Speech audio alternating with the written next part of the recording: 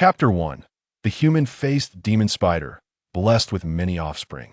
In the realm of Douluo Continent, within the Stardow Forest, an unusual spider perched upon a precipice, its 8 complex compound eyes fixated on its sinister human visage, lost in contemplation. This was the human-faced demon spider.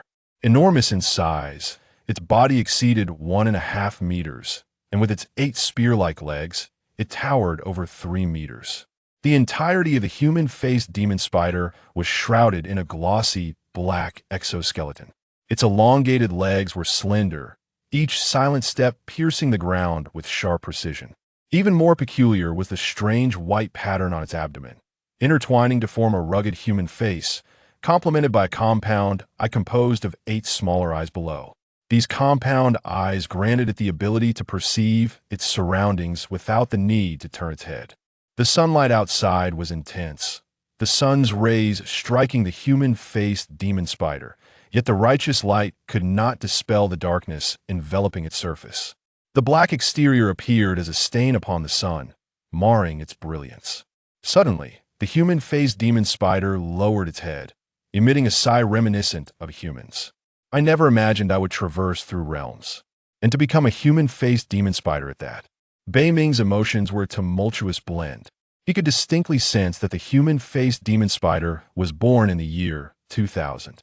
If memory served him correctly, Tang San's 3rd spirit ring was indeed the human-faced demon spider, also from the year 2000. Could it be that I have not only transformed into the human-faced demon spider, but have also become Tang San's 3rd spirit ring?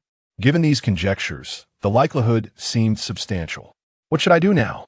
Soon, Tang San, the fortunate child of destiny, would come seeking to hunt me down, not only to absorb my spirit ring, but also to strip away my spirit bone. The thought of this sent Beiming into a spiral of despair. While other transmigrators enjoyed a fortuitous start, he found himself in a hellish predicament. Having directly transformed into Tang San's 3rd spirit ring wasn't that tantamount to an early demise. I have only just arrived in Douluo Continent. My splendid life has yet to commence. How can I avoid becoming Tang San's spirit ring? Ding! Sensing the host's reluctance, the multi-offspring blessing system initiated its binding process. Binding successful. Beiming's eyes instantly illuminated upon hearing this. A system, the standard equipment for transmigrators. As a devoted fan of Douluo, having perused countless fanfictions and the original work, he was well aware of the significance of a system. With a system, there lay an opportunity for a turnaround. What capabilities do you possess, system? This system is the multi-offspring blessing system. As the name suggests, with each additional offspring, the host experiences significant cultivation growth. Furthermore, it triggers critical hit rewards. Upon hearing the system's explanation, Beiming comprehended everything. The essence of the multi-offspring blessing system was indeed to bear many children and reap great rewards. If utilized effectively, the human-faced demon spider's lineage would undoubtedly flourish, potentially leading to dominion over the entire Stardow Forest or even swallowing the divine realm. System, as Tang San's 3rd spirit ring, he will soon come to hunt me down. Is there a beginner's gift pack? In order to assist the host's growth and navigate the initial challenges, a special beginner's gift pack has been dispatched. Congratulations to the host for receiving Transformation Pill X1. Congratulations to the host for receiving Charm Blessing. Those bestowed with this blessing possess extraordinary charm, making it easy to win the hearts of beautiful women. Congratulations to the host for receiving Offspring Fortuity Blessing. Each descendant of the host will possess exceptional talent, experiencing 1,000-fold cultivation speed. Moreover, each promotion of the host's offspring will yield cultivation feedback to the host. Congratulations to the host for receiving Offspring Growth Blessing. Every descendant of the host will gain the system's blessing, with growth speed enhanced tenfold. All tangible rewards have been stored in the system space and can be retrieved at any time. All blessings have fused with the host. Upon examining the beginner's gift pack, Beiming paused momentarily before erupting in joy. He had just been pondering how the human-faced demon spider could be blessed with many offspring. Was it in comparison to other human-faced demon spiders? or perhaps against other spirit beasts. As a transmigrator, Beiming felt indifferent towards these spirit beasts. Surely, he must aim to be blessed with many offspring alongside the goddesses of Douluo. Now, with the transformation pill granted by the system, all these dilemmas were effortlessly resolved. As long as he could transform, he could seek blessings of many offspring with the likes of Bibi, Qian Renshua, Guyuna, Xiao Wu, and Zhu Zukenjicha, a paragon of beauty. The system truly understood him. Aside from the transformation pill, the gift pack contained 3 additional blessings: Charm Blessing, Fortuity Blessing, and Growth Blessing. The first enhances personal charm, while the latter 2 promote the growth rate of his descendants. How splendid! Armed with these 3 blessings, Beiming need not fret about women fearing his transformation into a lovesick fool, nor should he worry about his offspring's growth. With 1,000-fold cultivation speed, combined with 10-fold growth acceleration, his descendants would ascend to remarkable heights. Moreover, he would receive feedback from their advancements. The stronger his descendants grew, the stronger he would become. Marvelous! These blessings were nothing short of miraculous. The divine realm, the oceans, the lands? I shall unleash upon you the terror of being subjugated by my descendants. Beiming retrieved the transformation pill from the system space and swallowed whole. The pill dissolved upon contact, flooding Beiming's body with pure energy that coursed through his limbs. His form began to transform. First, his limbs morphed into human shape, followed by his torso, and finally his head. As the last vestiges of the pill's power took effect, Beiming fully transformed into a complete human. He gently descended from the air, revealing an extraordinarily handsome young man. With bronze skin, striking features, and a flawless face, he exuded an air of confidence. His deep brown eyes seemed to speak, concealing a hint of dominance and allure, while his nose stood proud. In comparison, he appeared infinitely more attractive than any past incarnation. Approaching a nearby puddle, which served as a makeshift mirror, Beiming gazed at his handsome visage.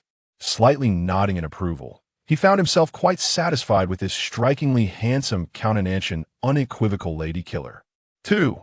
Tang San arrives. I desire Xiao Wu to bear my children. Beiming adjusted his system panel, revealing his current attributes. Host Beiming. Race, human-faced demon spider. Special abilities, multi-offspring blessing, charm blessing, cultivation blessing, growth blessing. Current state, human form. Offspring, 0.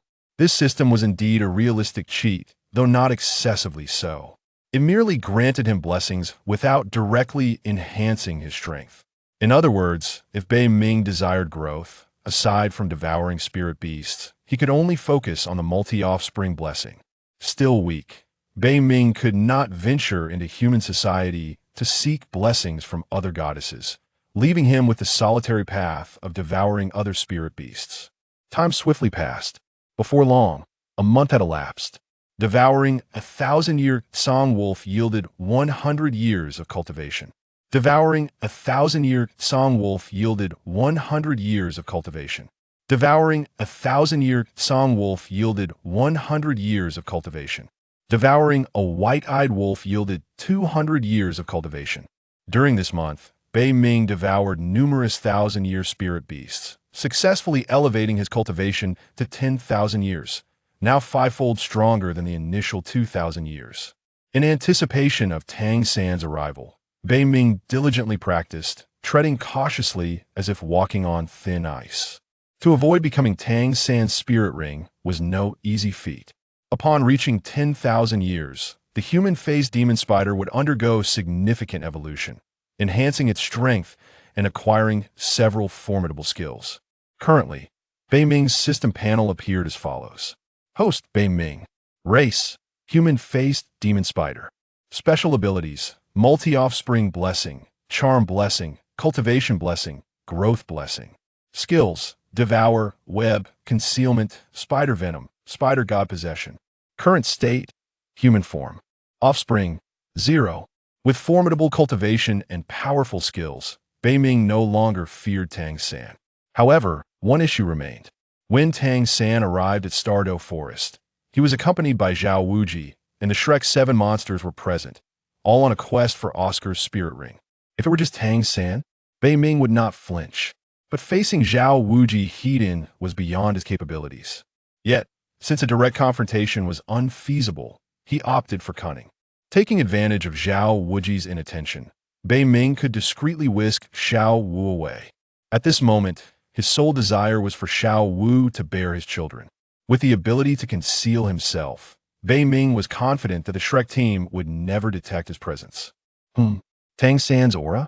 While resting in his cave, Beiming suddenly sensed several unfamiliar human auras encroaching upon his vicinity. After elevating his cultivation to 10,000 years, both his mental acuity and speed had seen significant enhancement. Moreover, he deliberately excavated a cave along the path that Tang San and his companions would inevitably traverse upon entering the Stardow Forest. Consequently, as soon as Tang San and his party set foot in the Stardow Forest, they were promptly discovered by him. Beiming activated his concealment abilities and cautiously approached Tang San. After traversing a short distance, he halted, and his gaze fell upon the Shrek's 7 monsters, alongside Xiao Wujing, who was concealed amidst the trees. At this moment, Tang San and his companions had just entered the Stardow Forest, yet had not yet encountered the phoenix-tailed chicken-crowned serpent, nor had the Titan giant ape abducted Xiao Wu. Beiming still had an opportunity. As long as he could see Xiao Wu before the Titan giant ape appeared, taking advantage of Xiao Wujing's inattention, he could make her bear his offspring. This was undoubtedly feasible. Although it posed certain challenges, Beiming was unwilling to wait any longer. He dreamt of having descendants with Xiao Wu, desiring prosperity through numerous children. The path of devouring other spirit beasts to enhance his cultivation felt exceedingly trivial to him. He sought a shortcut. At that moment, he overheard the conversation among Tang San and his companions. Zhu Qing exclaimed, "It seems a large creature is flying towards us from the sky." Tang San replied, "I see it too. It appears to be flying low, as if injured." Xiao Wujing remarked, "Xiao Ao, it seems your spirit ring has a promising prospect. The spirit beast approaching us is the mutated phoenix-tailed chicken-crowned serpent. Furthermore, both its age and attributes are exceptionally suitable for you." Oscar responded, "That's splendid news." Xiao Wujing cautioned, "Stay alert. I will bring down that creature from the sky." Xiao Ao, "Prepare to absorb the spirit ring." Oscar affirmed, "Understood." Tang San declared, "Prepare for battle." As the phoenix-tailed chicken-crowned serpent drew nearer, Tang San first unleashed blue-silver bind, transforming the blue-silver vines into a vast net to obstruct the creature's path. Upon witnessing this, Xiao Wujing was instantly elated, manifesting 7 spirit rings around him as he bellowed. 4th soul skill, target tracking. 5th soul skill, gravity compression. Much like in the original narrative, Xiao Wujing utilized his 4th and 5th soul skills, swiftly bringing the phoenix-tailed chicken-crowned serpent crashing down from the sky. The Shrek 7 monsters felt a surge of joy at this sight. As long as they could bring the phoenix-tailed chicken-crowned serpent down from the air, the outcome was already predetermined. With all attention focused on the serpent, none noticed the sudden emergence of a faceless spider behind them. "Now is the moment," Beiming murmured, seizing the opportunity as Xiao Wujing was preoccupied with the phoenix-tailed chicken-crowned serpent. He unleashed a webbing laced with neurotoxin toward Xiao Wu, moving with remarkable speed. Before Xiao Wu could react, she was ensnared in the web. Now, Beiming possessed a cultivation level of 10,000 years. His strength, toxins, and webbing had all significantly increased. Xiao Wu, merely a great soul master, had no capacity to resist upon being struck by the web. She felt a sharp pain as the neurotoxin coursed through her body. The neurotoxin acted swiftly, clouding Xiao Wu's consciousness. Just as she attempted to call for her companions, it was too late. Her mind swirled, and her eyelids fluttered before she succumbed to unconsciousness. Success! A slight smile graced Beiming's lips as he enveloped Xiao Wu in the web and swiftly faded from view, making his escape. At that moment, Xiao Wujing seemed to sense something amiss and abruptly turned his head towards Xiao Wu's direction, his eyes widening in horror. "Xiao Wu!" Hearing Xiao Wujing's anguished cry, Tang San's expression shifted drastically. He could no longer afford to focus on the phoenix-tailed chicken-crowned serpent and turned to look in Xiao Wu's direction. What he beheld was a massive spider gradually vanishing from sight, dragging Xiao Wu, who was unconscious and ensnared in the web, away from their view. Ah, no! Release Xiao Wu. Watching Xiao Wu fall into the clutches of the faceless spider, Tang San's eyes filled with fury. Xiao Wu was not only his sister, but also the object of his youthful infatuation. Dare you harm my Xiao Wu? You have sealed your fate. With a sudden burst of energy, Tang San propelled himself off the ground, leaping towards the faceless spider with astonishing speed. His hands moved like lightning through his spatial soul guide, producing 10 concealed weapons. His hands gleamed like white jade, and 10 rays of cold light flashed as Tang San's hidden weapons hurtled towards the 8 compound eyes of the faceless spider. However, Tang San was ultimately a moment too late. In response to Tang San's projectiles, Beiming wore a disdainful smile, swiftly evading, shifting slightly to the left as the weapons veered off course, clattering harmlessly against a shell before falling to the ground. Unsuccessful. As the saying goes, the eyes are the windows to the soul. From the gaze of the faceless spider, Tang San discerned much. It bore a look of lewd triumph and malicious intent. What kind of gaze is this? What are you planning to do to Xiao Wu? A strong sense of unease gripped Tang San. You are courting death. Fueled by rage, he emanated a powerful killing intent and rapidly pursued the direction of the faceless spider. At this juncture, Zhao Wujing had also concluded his battle with the phoenix-tailed chicken-crowned serpent, landing back on the ground, equally furious. This faceless spider had dared to ambush his student during his moment of inattention. Indeed, it is utterly infuriating. At this juncture, how could Zhao Wujia possibly hold back? With 7 soul rings adorning his being, the formidable essence of a soul sage erupted forth. Transforming into his martial spirit, Zhao Wujia assumed the guise of a great bear, pursuing the human-faced demon spider. Alas, the creature had completely concealed itself, leaving him to rely solely on instinct to strike. One by one, his soul skills surged forth, targeting the direction in which the human-faced demon spider had vanished, hoping that by sheer luck, he might land a blow on the creature that had already eluded him. Boom. Boom. Boom. Countless trees were severed at the trunk, rendering the desolate land as though it had been plowed. Yet, all of this proved utterly futile. The North Sea has long departed from this region. Zhao Wujie cannot accept the fate of Xiao Wu being taken by the man-faced demon spider. Her whereabouts now shrouded in uncertainty. Tang San finds it even more unbearable, although they have yet to unveil their true feelings for one another. He is acutely aware of his deep affection for Xiao Wu. He cannot reconcile himself to this outcome. In the next moment, Tang San approaches Oscar, speaking in a hushed tone that only the two of them can hear. Oscar, if you still consider me your friend, please discreetly give me a mushroom sausage. In contrast to the original narrative, Oscar has already acquired the mushroom sausage as his second spirit ring. And the phoenix-tailed coxcomb snake has received a brand new spirit ring. Oscar moves his lips, seemingly on the verge of speaking, yet ultimately remains silent. The pain of Xiao Wu's abduction weighs heavily on him as well. However, the man-faced demon spider has vanished. How can one possibly track it down?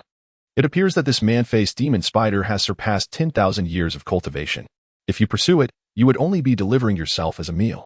At that moment, Tang San's calm voice resonated again. Oscar, Xiao Wu is my sister. I must retrieve her, even if it means recovering her remains. I implore you, assist me by giving me a mushroom sausage, and I shall forever remember your kindness. Imagine if it were your sister who had been taken. Would you remain indifferent? Perhaps Tang San's words struck a chord within Oscar. He stirred slightly, maintaining an outward composure while secretly slipping a mushroom sausage to Tang San. The mushroom sausage possesses transient flight capabilities, enabling Tang San to ascend into the air. Very well, take it. Go save Xiao Wu. I hope to see you return alive. This declaration resonated like celestial music, illuminating Tang San's gaze instantly. He accepted the mushroom sausage from Oscar, swallowing it whole, and 6 ethereal wings sprouted from his back. Tang San soared into the sky. The situation mirrors the original tale, where the Titan Great Ape abducts Xiao Wu, and Tang San recklessly rushes to her rescue. Now, it is the man-faced demon spider that has taken her, and Tang San will stop at nothing to save her. On the other side, in the depths of the northern underworld, he returned to his lair, effortlessly sensing the frantic search of Tang San soaring through the skies in pursuit of his elusive figure. Yet, alas, I am no longer your third spirit ring. I am the formidable faceless demon spider, possessing a millennium of cultivation. Unless I choose to dispel my cloaking effect, you shall never uncover my presence. Beiming is well aware of Tang San. Xiao Wu is indeed his Achilles heel. If he were unable to locate Xiao Wu, he would not retreat. Should Tang San persist in his search within this realm, there remains a slim chance he might discover my presence. However, this likelihood is exceedingly low. To entertain a hypothetical scenario, even if Tang San were alone and managed to find me, what would it matter? Should he provoke my wrath, I would swiftly send him to the netherworld. Presently, Beiming is preoccupied with thoughts of nothing else but siring offspring with Xiao Wu. Beiming cast Xiao Wu into his cavern and reverted to his human form, revealing a handsome visage. It was then that he took the time to appraise Xiao Wu. She sported scorpion braids, her delicate face radiating a rosy hue. Clad in a form-fitting red dress, her alluring figure was accentuated, with a waist that could be grasped with a single hand. Now, Xiao Wu had blossomed into a stunning beauty, possessing flawless, fair skin and eyes that sparkled with an almost sentient liveliness, a testament to her nature as a 10,000-year-old soft-boned rabbit, imbued with a unique aura. A rabbit maiden? This presented an unimaginable allure to Beiming. Truly, she was a paragon of beauty. The moment he laid eyes on her, Beiming resolved to enlist her assistance in bearing his offspring. At that moment, Xiao Wu's eyelashes fluttered slightly as she abruptly opened her eyes. Having freed her from the web that ensnared her, Beiming watched as she sprang to her feet, retreating to a corner of the cave, her gaze wary and fixed upon him. "Why, you are that human-faced demon spider?" "Indeed," Beiming replied with a smile. "But just a moment ago, you were in the form of a human-faced demon spider. Now, how have you transformed back into a human? That is my secret, and I am not obliged to divulge it to you." As he spoke, Beiming took a step forward, gradually closing the distance between them. What do you intend to do?" Xiao Wu retreated further into the corner, her eyes filled with helplessness. Faced with a formidable and enigmatic human-faced demon spider, she felt utterly powerless, an overwhelming sense of despair rising within her.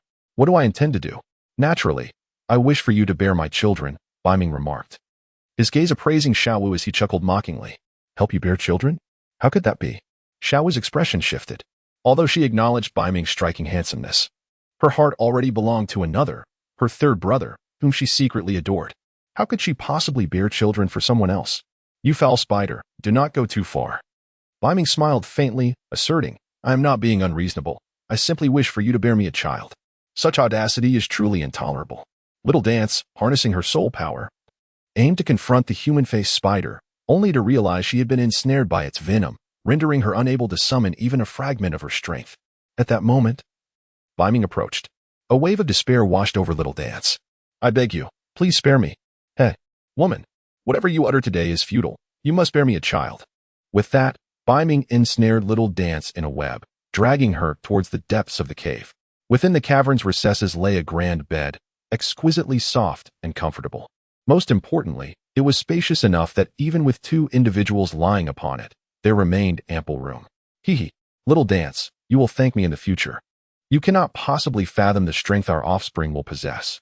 A subtle, sinister smile played at the corners of Beiming's lips. The first offspring was born, my daughter, Bibi. That very night, Beiming was consumed by madness.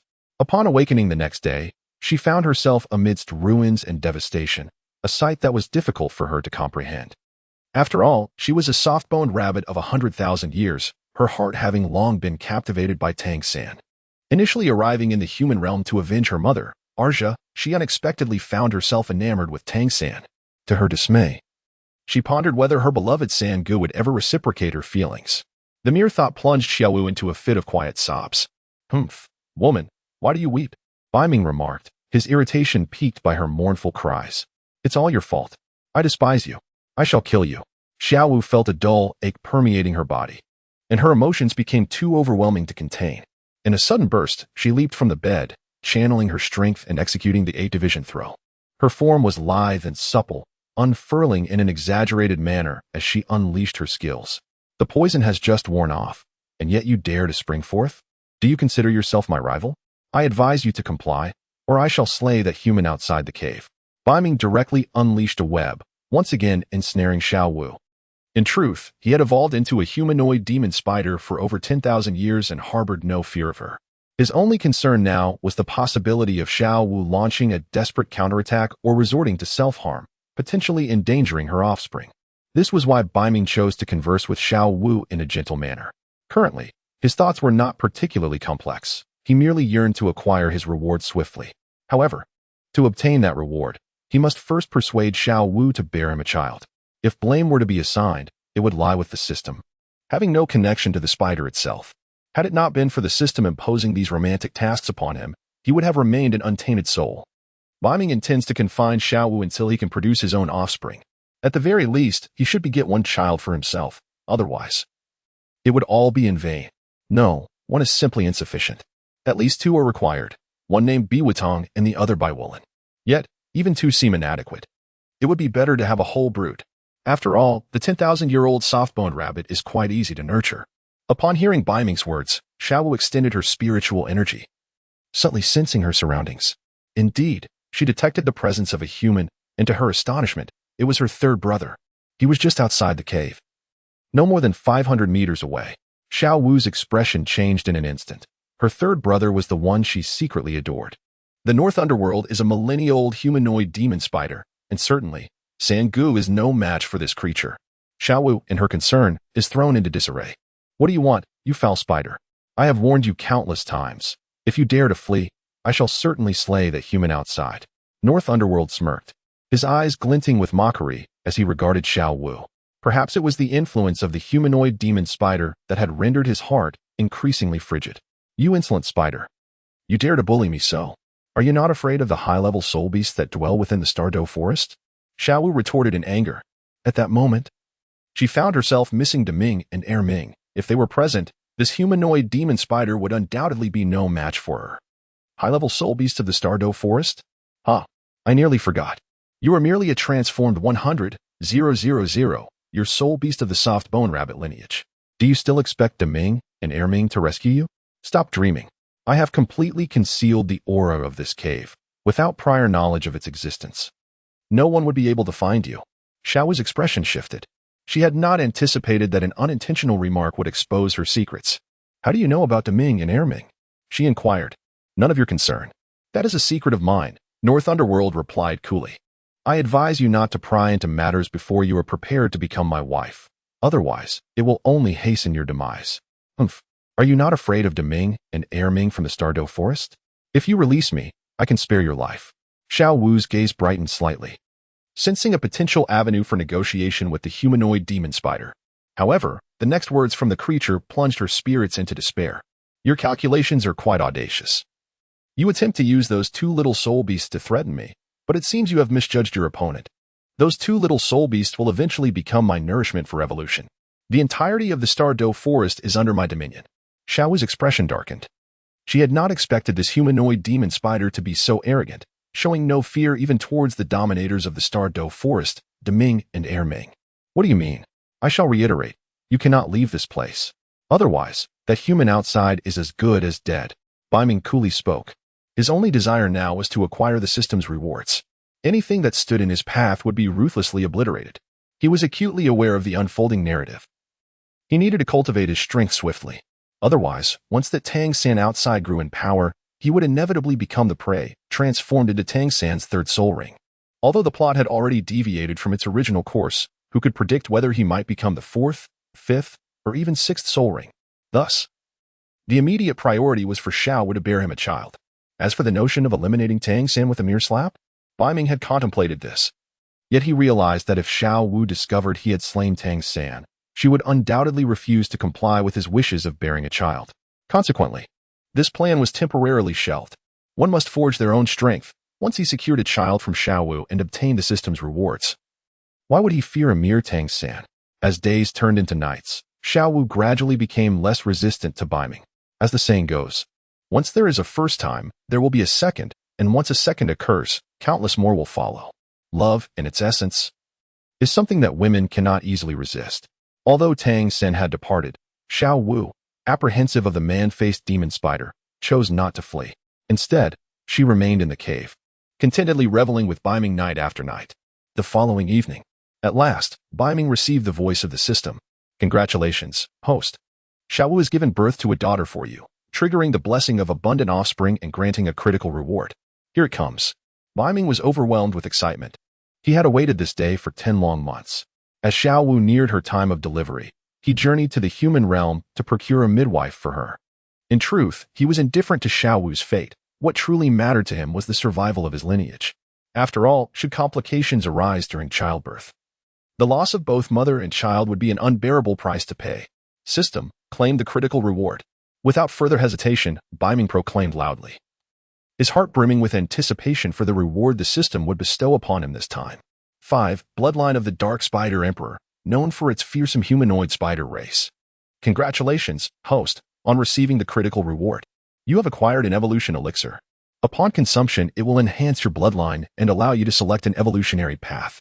Congratulations, host, on gaining 10,000 years of cultivation. You have also obtained 1 unit of Heartbreak Red. All tangible rewards have been securely stored within the system space, and the host may retrieve them at any time. All enhancements to abilities have been integrated with the host.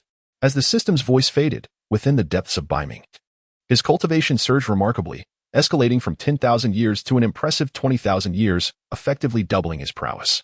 Although his strength still corresponded to that of a soul king among humans, there exists a variance in combat abilities even within the same realm. If we consider Beiming's previous 10,000 years of cultivation as representative of a lower-tier Soul King, then his newfound 20,000 years elevates him to a mid-tier Soul King. Moreover, as a demonic spider with a human visage, he embodies the essence of a malevolent slayer, typically exhibiting combat capabilities that surpass those of ordinary soul beasts. Consequently, Beiming is now likely capable of contending with the Soul Emperor among humans in a test of strength. The power of the North Sea has surged dramatically. The surrounding low-tier soul beasts, unable to withstand its overwhelming presence, have scattered in disarray. The northern underworld has claimed dominion over a territory spanning 1,000 meters. Soul beasts weaker than the face demon spider dare not venture into this realm. Beiming felt an overwhelming surge of power within himself, and his heart brimmed with joy. Indeed, absorbing the essence of other soul beasts to enhance his soul power was an exceedingly sluggish process. It was far more practical to procreate. As long as he continued to be blessed with numerous offspring, fortune would undoubtedly follow. In the northern wilderness, one can ascend to the position of the Lord of the Starry Forest, taking Emperor Tian as a subordinate and Ancient Moon Na as a spouse, completing the system's tasks. The primary duty is to procreate. The rewards from the system, apart from the enhancement of one's cultivation, consist solely of evolution pills and the Heartbreak Red flower. Beiming prepared to present the Heartbreak Red to Xiao Wu. Xiao Wu, having endured both the labor and trials of bearing a child, deserved a well-earned recompense. As for the evolution pill, naturally, it was intended for her own use. System, what is the meaning of the option to choose an evolutionary path with this evolution pill? Beiming inquired softly. Host, as the name implies, this evolution pill allows for the selection of an evolutionary route. What pathways do I have to choose from? Beiming pressed on eagerly. Conventional evolutionary path. Human-faced demon spider, human-faced demon spider king, human-faced demon spider emperor spider deity. Hidden evolutionary path. Human-faced demon spider, dark spider emperor, devouring god, demon spider, hell spider god, undying evil spider god, creation deity level. Upon seeing the system's provided hints, Beiming contemplated deeply. Suddenly, Beiming hesitated. The disparity between the two evolutionary paths was so pronounced that there was little need for personal choice. Clearly, the path of hidden evolution was the superior option. Merely the name of this concealed evolutionary route surpassed that of the conventional one. The ultimate form could transform into the undying evil spider deity. The mere mention of the word undying is impressive enough, and the addition of deity elevates it further. Moreover, it pertains to a divine entity of the creation level. Such a route is undeniably remarkable. If one could evolve into a creator deity, the 4 sovereigns of the divine realm would be but younger brothers to him. Could the system provide an introduction to the hidden evolutionary path? Due to the host's current frailty, only the introduction to the Dark Spider Emperor is displayed. Dark Spider Emperor transforms all internal power into dark attribute energy, developing dark wings that enable flight. Furthermore, it possesses the ability to summon the human-faced demon spider swarm. The description of the Dark Spider Emperor is brief, yet Beiming perceives the formidable nature of its bloodline. Merely evolving once grants the power of dark attribute energy and flight, along with the capacity to command the human-faced demon spider swarm. In comparison to the human-faced demon spiders, this is indeed impressive. Not only does it enhance personal combat prowess, flight capability, and overall strength, but it also allows for the summoning of one's own species. In other words, once Beiming evolves into the Dark Spider Emperor, He will no longer be an individual but rather a collective, capable of commanding the human-faced demon spider swarm for his own purposes. This evolutionary path is extraordinarily potent. Beiming was equally enamored. Without a moment's hesitation, he opted for the concealed evolutionary path and promptly consumed the evolution elixir. In an instant, he sensed a transformation within his being, unconsciously shifting from a human form to that of a human-faced demon spider. He instantly morphed into a colossal creature, 3 meters tall and 2 meters wide. With 8 legs resembling spears, razor-sharp and glistening with a cold sheen, they plunged into the ground with formidable force, presenting a formidable sight. A powerful aura emanated from him, causing lower-tier soul beasts within a radius of several thousand meters to tremble in fear, instinctively retreating from the territory of the human-faced demon spider.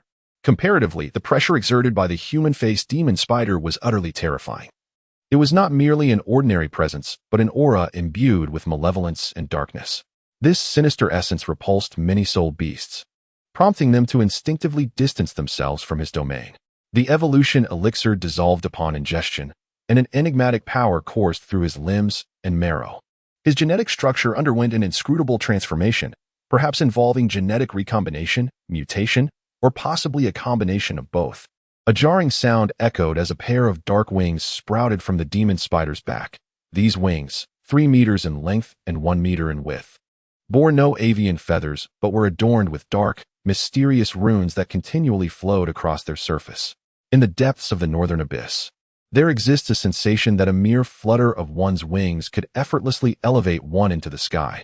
However, as this realm is a cavern, he resolutely suppresses the impulse to ascend.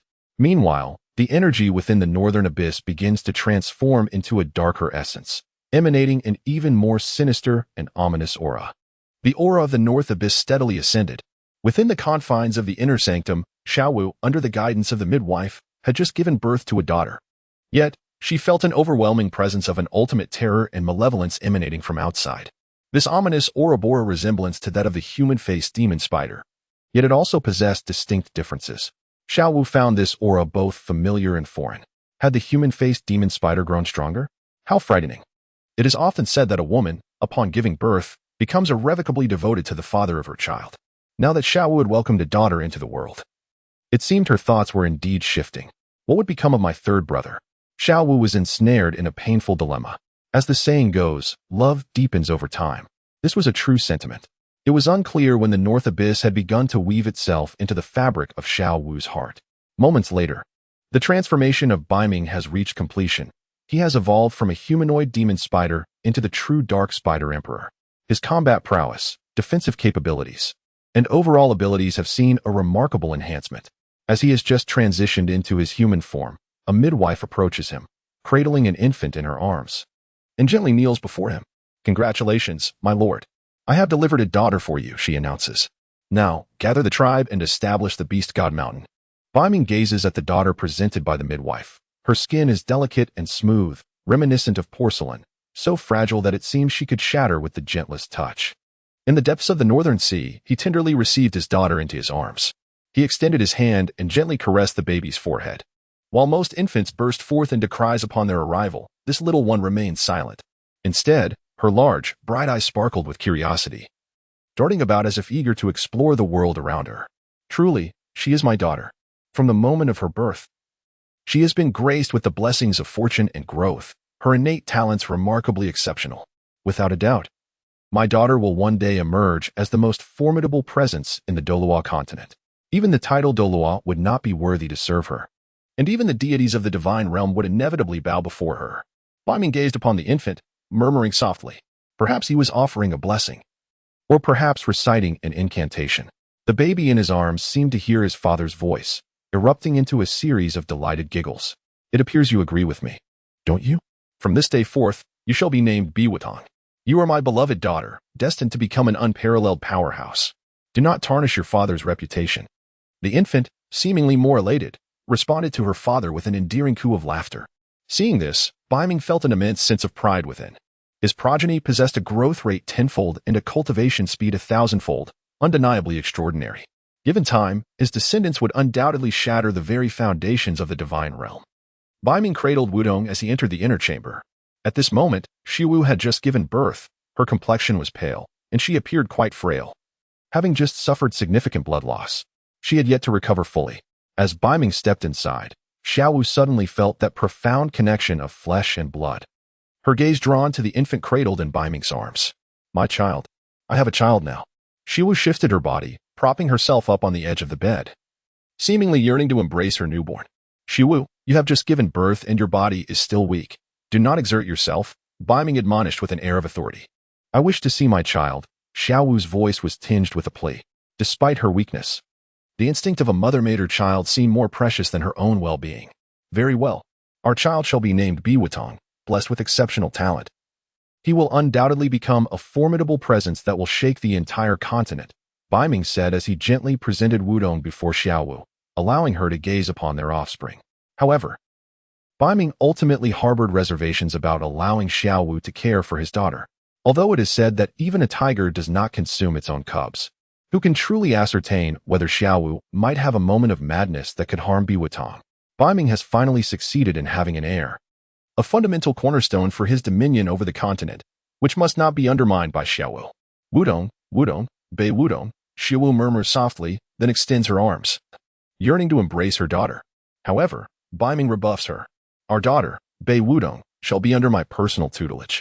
You should focus on recuperating after childbirth. The northern underworld offered no explanation for his actions. As a man-faced demon spider, he lived a life devoid of justification. Upon hearing this, Xiao Wu's body suddenly stiffened, and she opened her mouth as if to utter something, yet in the end, no words escaped her lips. For she comprehended the truth, this man would not acquiesce. As Beiming held Wudong, intending to depart, he seemed to be suddenly struck by a thought. From the depths of the system space, he retrieved a celestial herb known as the Heartbreak Red, casting it before the young dancer. This was a plant I had inadvertently acquired, named Heartbreak Red. It possesses the miraculous ability to resurrect the living from the dead and restore flesh to bone. Keeping it close should aid in your physical recovery. Beiming uttered these words before departing. With the arrival of his offspring, he had the responsibility of nurturing Wudong and unifying the entire tribe of the human-faced demon spider, leaving him rather occupied. He had no time to engage in lengthy conversations with Xiao Wu. Meanwhile, Xiao Wu gazed at the Qiangxi Duanchang flower abandoned by the bedside. It was a crimson blossom, roughly the size of a palm, resembling a peony, devoid of leaves, its stem connected to a large stone known as Wujue. Mysterious runes adorned the flower, radiating a dazzling red light that intertwined, indicating its extraordinary nature. Is this the gift bestowed upon me by that man? My very first gift is a flower? Initially, she believed it to be merely a peculiar bloom. However, upon grasping the Qiangxi Duanchang, her gaze sharpened in an instant, unable to conceal the astonishment within her heart. As Xiao Wu held the Qiangxi Duanchang, the flow of soul power within her surged dramatically, and the weakness brought on by childbirth dissipated instantly. What was even more astonishing was the subtle impulse within her soul power, hinting at a potential breakthrough. Xiao Wu realized at once that this flower, named Qiangxi Duanchang, was indeed a remarkable treasure. A warmth enveloped her heart. Despite Beiming's occasional roughness, he still possessed a considerate nature. Xiao Wu had resided in this cave for nearly 10 months. Beiming did not subject her to any grievances. Rather, it enveloped her in a warmth reminiscent of home. Oh, North Sea, how is it that you treat me with such kindness? If you continue to shower me with your generosity, I fear I shall find it difficult to part ways. Even Xiao Wu herself is unaware of this transformation within her heart. At this moment, her feelings for the brother she once secretly adored have begun to wane. For another man has forcefully entered her soul, firmly occupying the chambers of her heart. On the other side, as Beiming emerged into the heart of the cave, he beheld the midwife still kneeling upon the ground, her body trembling slightly, as if in fear of some unseen presence. Why do you linger here after the delivery is complete? Beiming inquired, bewildered, with the nourishment of beast milk. There was no need for a wet nurse for Bei Wudong. I shall take my leave at once, the midwife replied, her voice tinged with surprise. Trembling, she cautiously stepped out from the depths of the cave. In truth, it was not her desire to remain, but rather the absence of Beiming's consent that held her in place. Just as the midwife reached the cave's entrance, a glinting blade pierced through her heart in an instant. Her eyes widened in horror, refusing to close. Now that you have discovered my secret, you shall not depart. Beiming let out a cold laugh. If this midwife were to leave, it would undoubtedly cause him trouble. To avoid such complications, he had no choice but to send her on her way. Do not hold it against me. I am merely a humanoid demonic spider, devoid of any moral compass. He then placed Wudong aside and opened the system panel. Host, Beiming race, Dark Spider Emperor special abilities, Offspring blessing, Charm blessing, Cultivation blessing, Growth blessing, Flight capability, Dark attribute energy, command. Current status, humanoid. Offspring, 1. At last. He had evolved into the Dark Spider Emperor. The command skill, was it not the ability unique to the humanoid demonic spider race? Northming murmured softly. And upon opening his eyes, he confirmed his suspicions. Without further hesitation, he invoked the skill of command. The unique resonance belonging to the Dark Spider Emperor radiated outward. Thus, he established the Beast God Mountain, a nascent embodiment of a formidable power. The skill of command was an innate ability of the Dark Spider Emperor, granting dominion over the fearsome, human-faced demon spider clan. As Northming extended his aura, he summoned the human-faced demon spiders. In his eyes, this clan was one that even deities feared, capable of incessant growth through consumption, with no limits imposed on their ascension. They merely needed to feast daily to become stronger. And with sufficient sustenance, even gods would tremble before them. Had the human-faced demon spiders not been so reviled, indiscriminately devouring anything within reach, rendering themselves the sworn enemies of humanity and spirit beasts, they would have thrived without restraint. As the aura of the Dark Spider Emperor permeated the surroundings, the human-faced demon spider clan, within 1,000 miles, sensed Northming's presence. Is it the Spider Emperor? The Dark Spider Emperor has been born. Is the Spider Emperor summoning us? This aura seems to emanate from the east. Let us hasten to pay homage to the Spider Emperor. The Stardow forest stretched endlessly, its expanse far exceeding 1,000 miles. However, Northming's command skill could only rally those within this limited radius. Thus, the assembly of the human-faced demon spider clan consisted of merely 3,000 members. The following morning, Xiao Wu had fully recovered. She emerged from her inner sanctum into the grand hall. After briefly sensing the external circumstances, she suddenly furrowed her brow. Beiming has summoned a legion of humanoid demonic spiders, growing even more formidable. Initially, Xiao Wu may have entertained thoughts of escape, but now those thoughts have been entirely extinguished. For within her mental perception, she senses that the exterior of the cave, and indeed, the entirety of the mountain range, is teeming with the humanoid demonic spider clan. These creatures are prostrate upon the ground, facing Beiming, demonstrating their allegiance and submission to him. It is evident that the members of this clan have unequivocally yielded to Beiming. How did Beiming accomplish this? Is it not true that the man-faced demon spider clan has always been solitary in nature? Is it truly possible for Beiming to command his entire clan? This notion is utterly astonishing. Xiao Wu cannot conceal the shock within her heart. Simultaneously, witnessing the formidable strength of her beloved, she experiences a quiet sense of joy. Initially, Xiao Wu ventured into the human realm solely to avenge her mother. However, upon her arrival, she became acutely aware of Bibi Dong's immense power. Realizing that with her current capabilities, vengeance was an unattainable aspiration. Consequently, she placed her hopes upon Tang San, wishing that once he ascended to the rank of title Douluo, he would assist her in avenging her mother. Yet, she never anticipated that she would inadvertently become Beiming's woman, although this was not by her own volition. The birth of their child significantly diminished her resistance. Now, as she observes Beiming's extraordinary talents and mysterious origins, her mindset gradually shifts from initial reluctance to a state of indifference, although she cannot yet claim to feel affection. Xiao Wu stepped out of the cave and approached its entrance, intending to venture further when she was abruptly halted by two humanoid magic spiders. These two spiders, each a millennium old, were rather slow-witted and yet fully aware of their mission, to monitor Xiao Wu and prevent her escape. Xiao Wu, cognizant of their intentions, smiled and reassured them, "Do not worry. I have no intention of fleeing. I merely wish to enjoy the scenery outside the cave." The two magic spiders lowered their guard slightly, yet continued to follow her closely, ready to seize her should she attempt to flee. Xiao Wu lifted her gaze towards the mountaintop, momentarily lost in thought, as she beheld a strikingly handsome and charismatic figure. Atop the summit stood Beiming, beneath which lay the half-mountain tribe of the faceless spider people, each one regarding Beiming with profound reverence. This scene was indeed awe-inspiring. Suddenly, Xiao Wu's gaze faltered as she beheld a faceless spider towering beside Beiming, measuring 5 meters in height and 3 meters in width.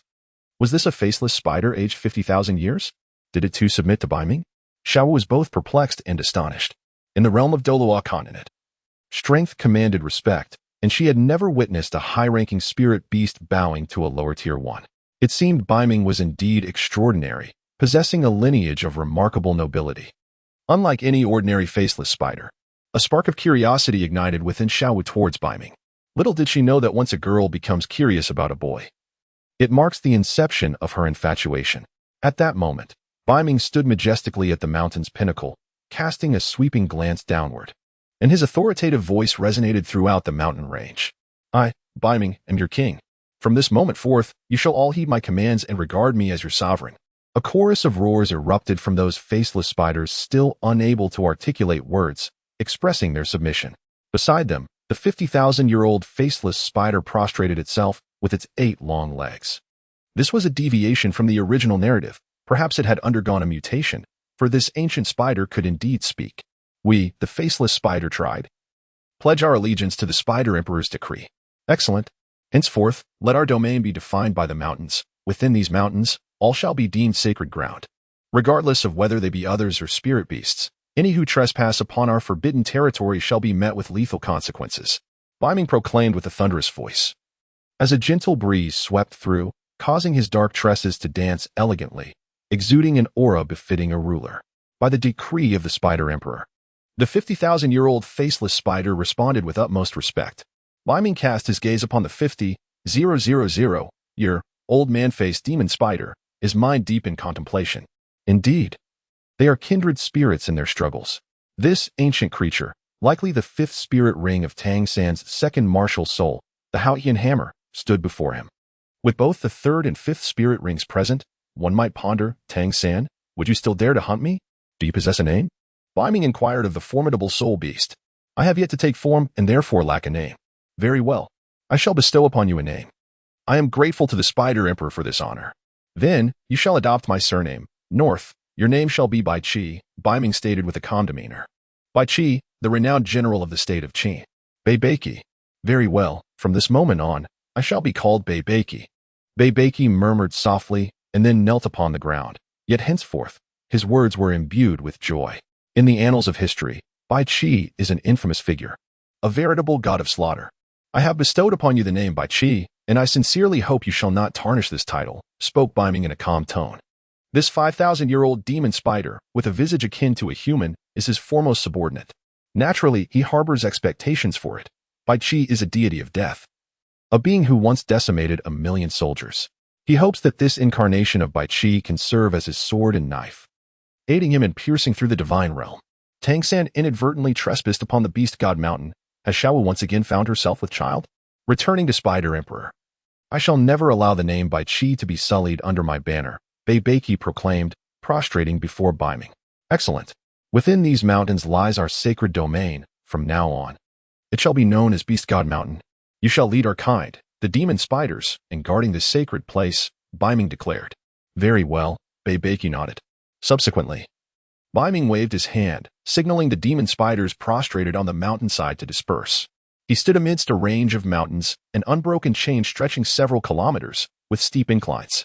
It comprises 9 peaks in total, with the main peak at the center, surrounded by 8 others, resembling the 8 trigrams of an array.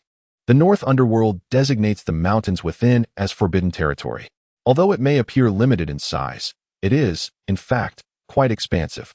9 mountain ranges stretch endlessly, encompassing an area of 10 kilometers in every direction as his domain. Moreover, with the advancement of the human-faced demon spider race, he is poised to further expand his territory. The dark wings of Beiming unfurled, stirring gently, lifting him into the air. Shadows of black mist enveloped his form, adding to his enchanting allure. With a graceful extension and retraction of his wings, he descended from the mountain peak to the hillside in an instant, wrapping his arms around the delicate, boneless waist of Xiao Wu, a wicked smile playing upon his lips. Human, have you emerged from your cave in a bid to flee? I harbor no intention of fleeing. I merely heard the noises from outside the mountain and sought to breathe in the fresh air. Since you are not contemplating escape, does that mean you are yearning for your husband? You shameless wretch. Feeling the firm grip on her waist, which seemed to grow increasingly restless, Xiao Wu's face flushed crimson as she struggled slightly, attempting to free herself from Beiming's embrace. What of it if I am shameless? Come now, let us bear a second child together. Beiming grasped Xiao Wu's hand, leading her towards the grand bed within. Having tasted the joys of abundant progeny, he was acutely aware of his intentions. Naturally, he intended to pamper Xiao Wu, indulging her thoroughly until she bore him a second child. Meanwhile, 3 kilometers away from the Beast God Mountain, a master and disciple stood amidst the starry forest, honing their skills. The surrounding woods loomed tall and dense, with ancient trees rising to obscure the sky, blocking the sunlight and casting the forest into a shadowy gloom. Tang San unsheathed a hidden weapon, striking down a 300-year-old leopard soul beast with precision. Yet, within him resided no trace of elation. Instead, he was engulfed in sorrow. This location was not far from where Xiao Wu had been abducted by the faceless spider. Each time he ventured into the starry forest, he would come here, hoping for a miracle that would lead him to Xiao Wu. It had been 10 months since her disappearance, almost a year. Time had not dulled his anguish, rather. His longing for Xiao Wu had intensified, to the point of losing his appetite. Xiao San, do you miss Xiao Wu again? Yu Xiaojing lifted his gaze to Tang San. Clad in a black robe, his eyes sparkled with vitality. Since taking Tang San as his prized disciple, he had become invigorated. Yes, I find it hard to accept. One must see the living, and the dead must be identified. But why has she vanished? Tang San murmured, a hint of sorrow evident in his voice. Xiao San, some things you ought to let go. Nearly a year has passed. It is likely that Xiao Wu's fate is dire. Yu Xiaojing intended to console Tang San. But before he could finish, Tang San erupted in a furious shout. Be quiet. Xiao Wu is my sister. If your sister were missing, could you let it go? Let go? I will never let go. Not ever. Yu Xiaojing felt as though he had ignited a powder keg, unleashing Tang San's pin-up yearning for Xiao Wu. His voice resonated through the forest, causing the trees to tremble and echoes to reverberate. There was something Tang San had yet to express, that he was deeply in love with Xiao Wu. When she was still present, he had not comprehended his feelings. It was only after her disappearance that he recognized their bond was not merely familial but romantic. He was profoundly in love with her.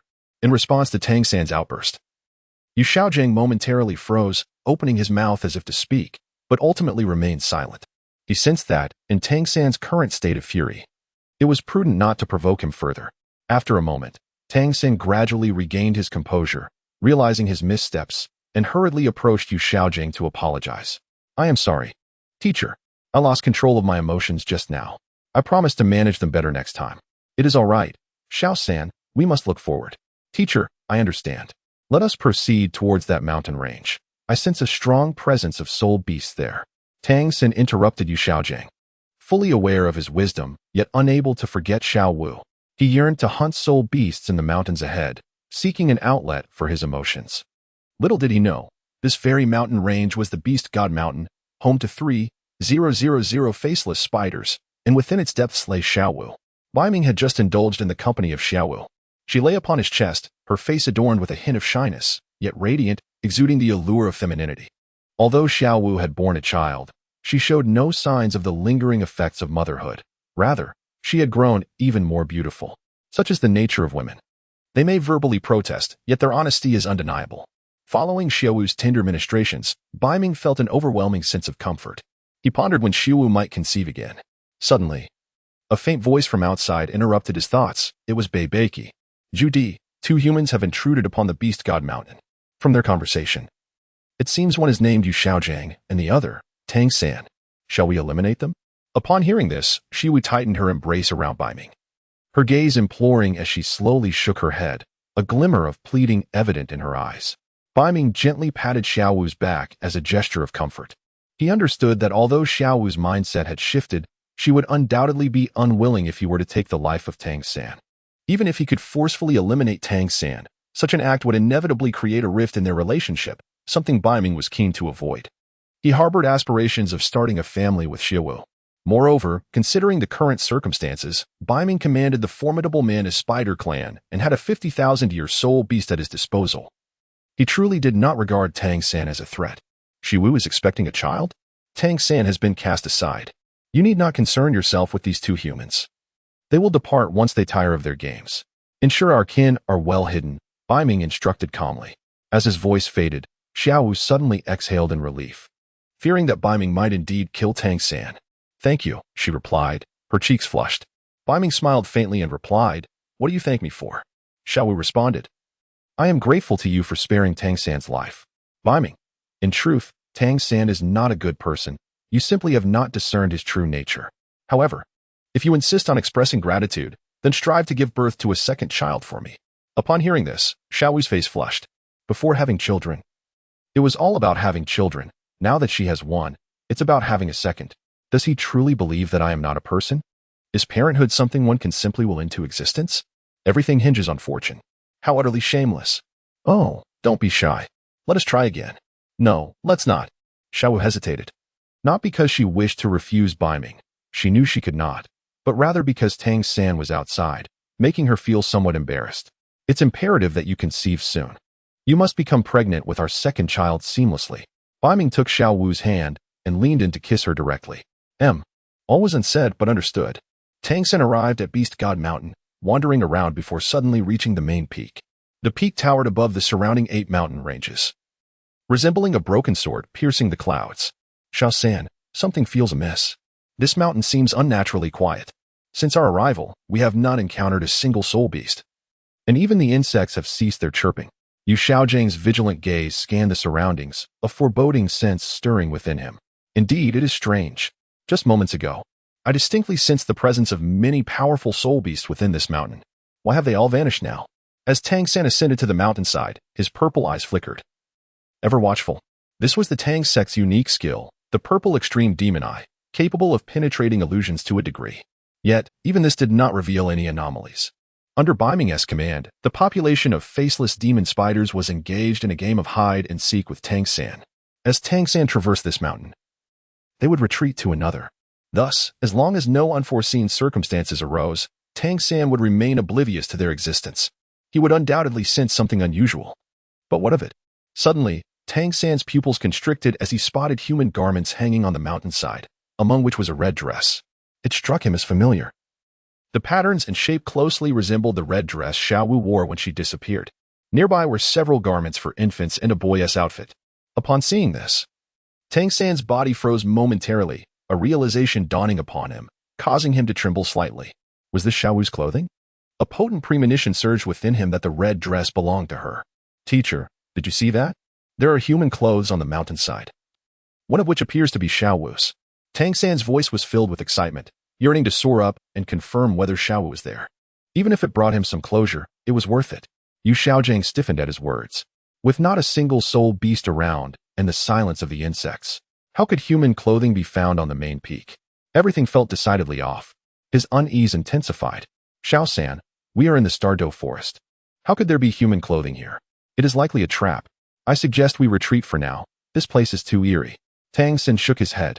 He had seen what might be Xiao Wu's clothing, and to withdraw now would be unsatisfactory. I must see her. Whether alive or dead, I need to know. What if Xiao Wu is waiting for me to rescue her? If I leave now, I may regret it for the rest of my life. Teacher, although I too sense something is amiss, I must go and take a look. If I do not, I will not be at peace. If you are afraid, you may wait here for me. Tang San spoke to Yu Xiaojing with a calm demeanor. Hearing this, Yu Xiaojing felt a sense of helplessness. He could not abandon his student and reluctantly followed. The main peak was steep. Tang San exerted considerable effort to climb to the mountainside near the summit, where the altitude exceeded 8,000 meters, causing some altitude sickness. Breathing heavily and struggling, he eventually overcame it, hastening to the spot where he had seen the hanging clothes. He grasped the red dress, his gaze fixated upon it. Suddenly, his entire being quaked with excitement. Xiao Wu, this is her clothing. Tang San could not be mistaken. The dress bore a lotus patch identical to the one he had sewn onto her dress himself. He had a vivid memory of it. There was no possibility of error. This was indeed Xiao Wu's attire. Xiao Wu, where are you? Your brother is here. Tang San cupped his hands around his mouth and, channeling his soul power, shouted into the vastness around him. The mountains echoed back his cries, yet apart from the reverberation, there was no other response. Suddenly, he turned his gaze to the infant's clothing nearby, a shiver coursing through him as an inexplicable discomfort surged within. Was this infant clothing a sign that Xiao Wu was already with child? Or was it something else? Xiao San, there is a cave nearby.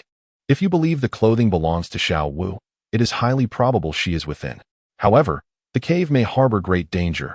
I advise against entering for now. Let us return to Shrek Academy and summon Zhao Wujia and Dean Flander. Yu Xiaojing surveyed the area. The cave was the most opulent feature at that elevation.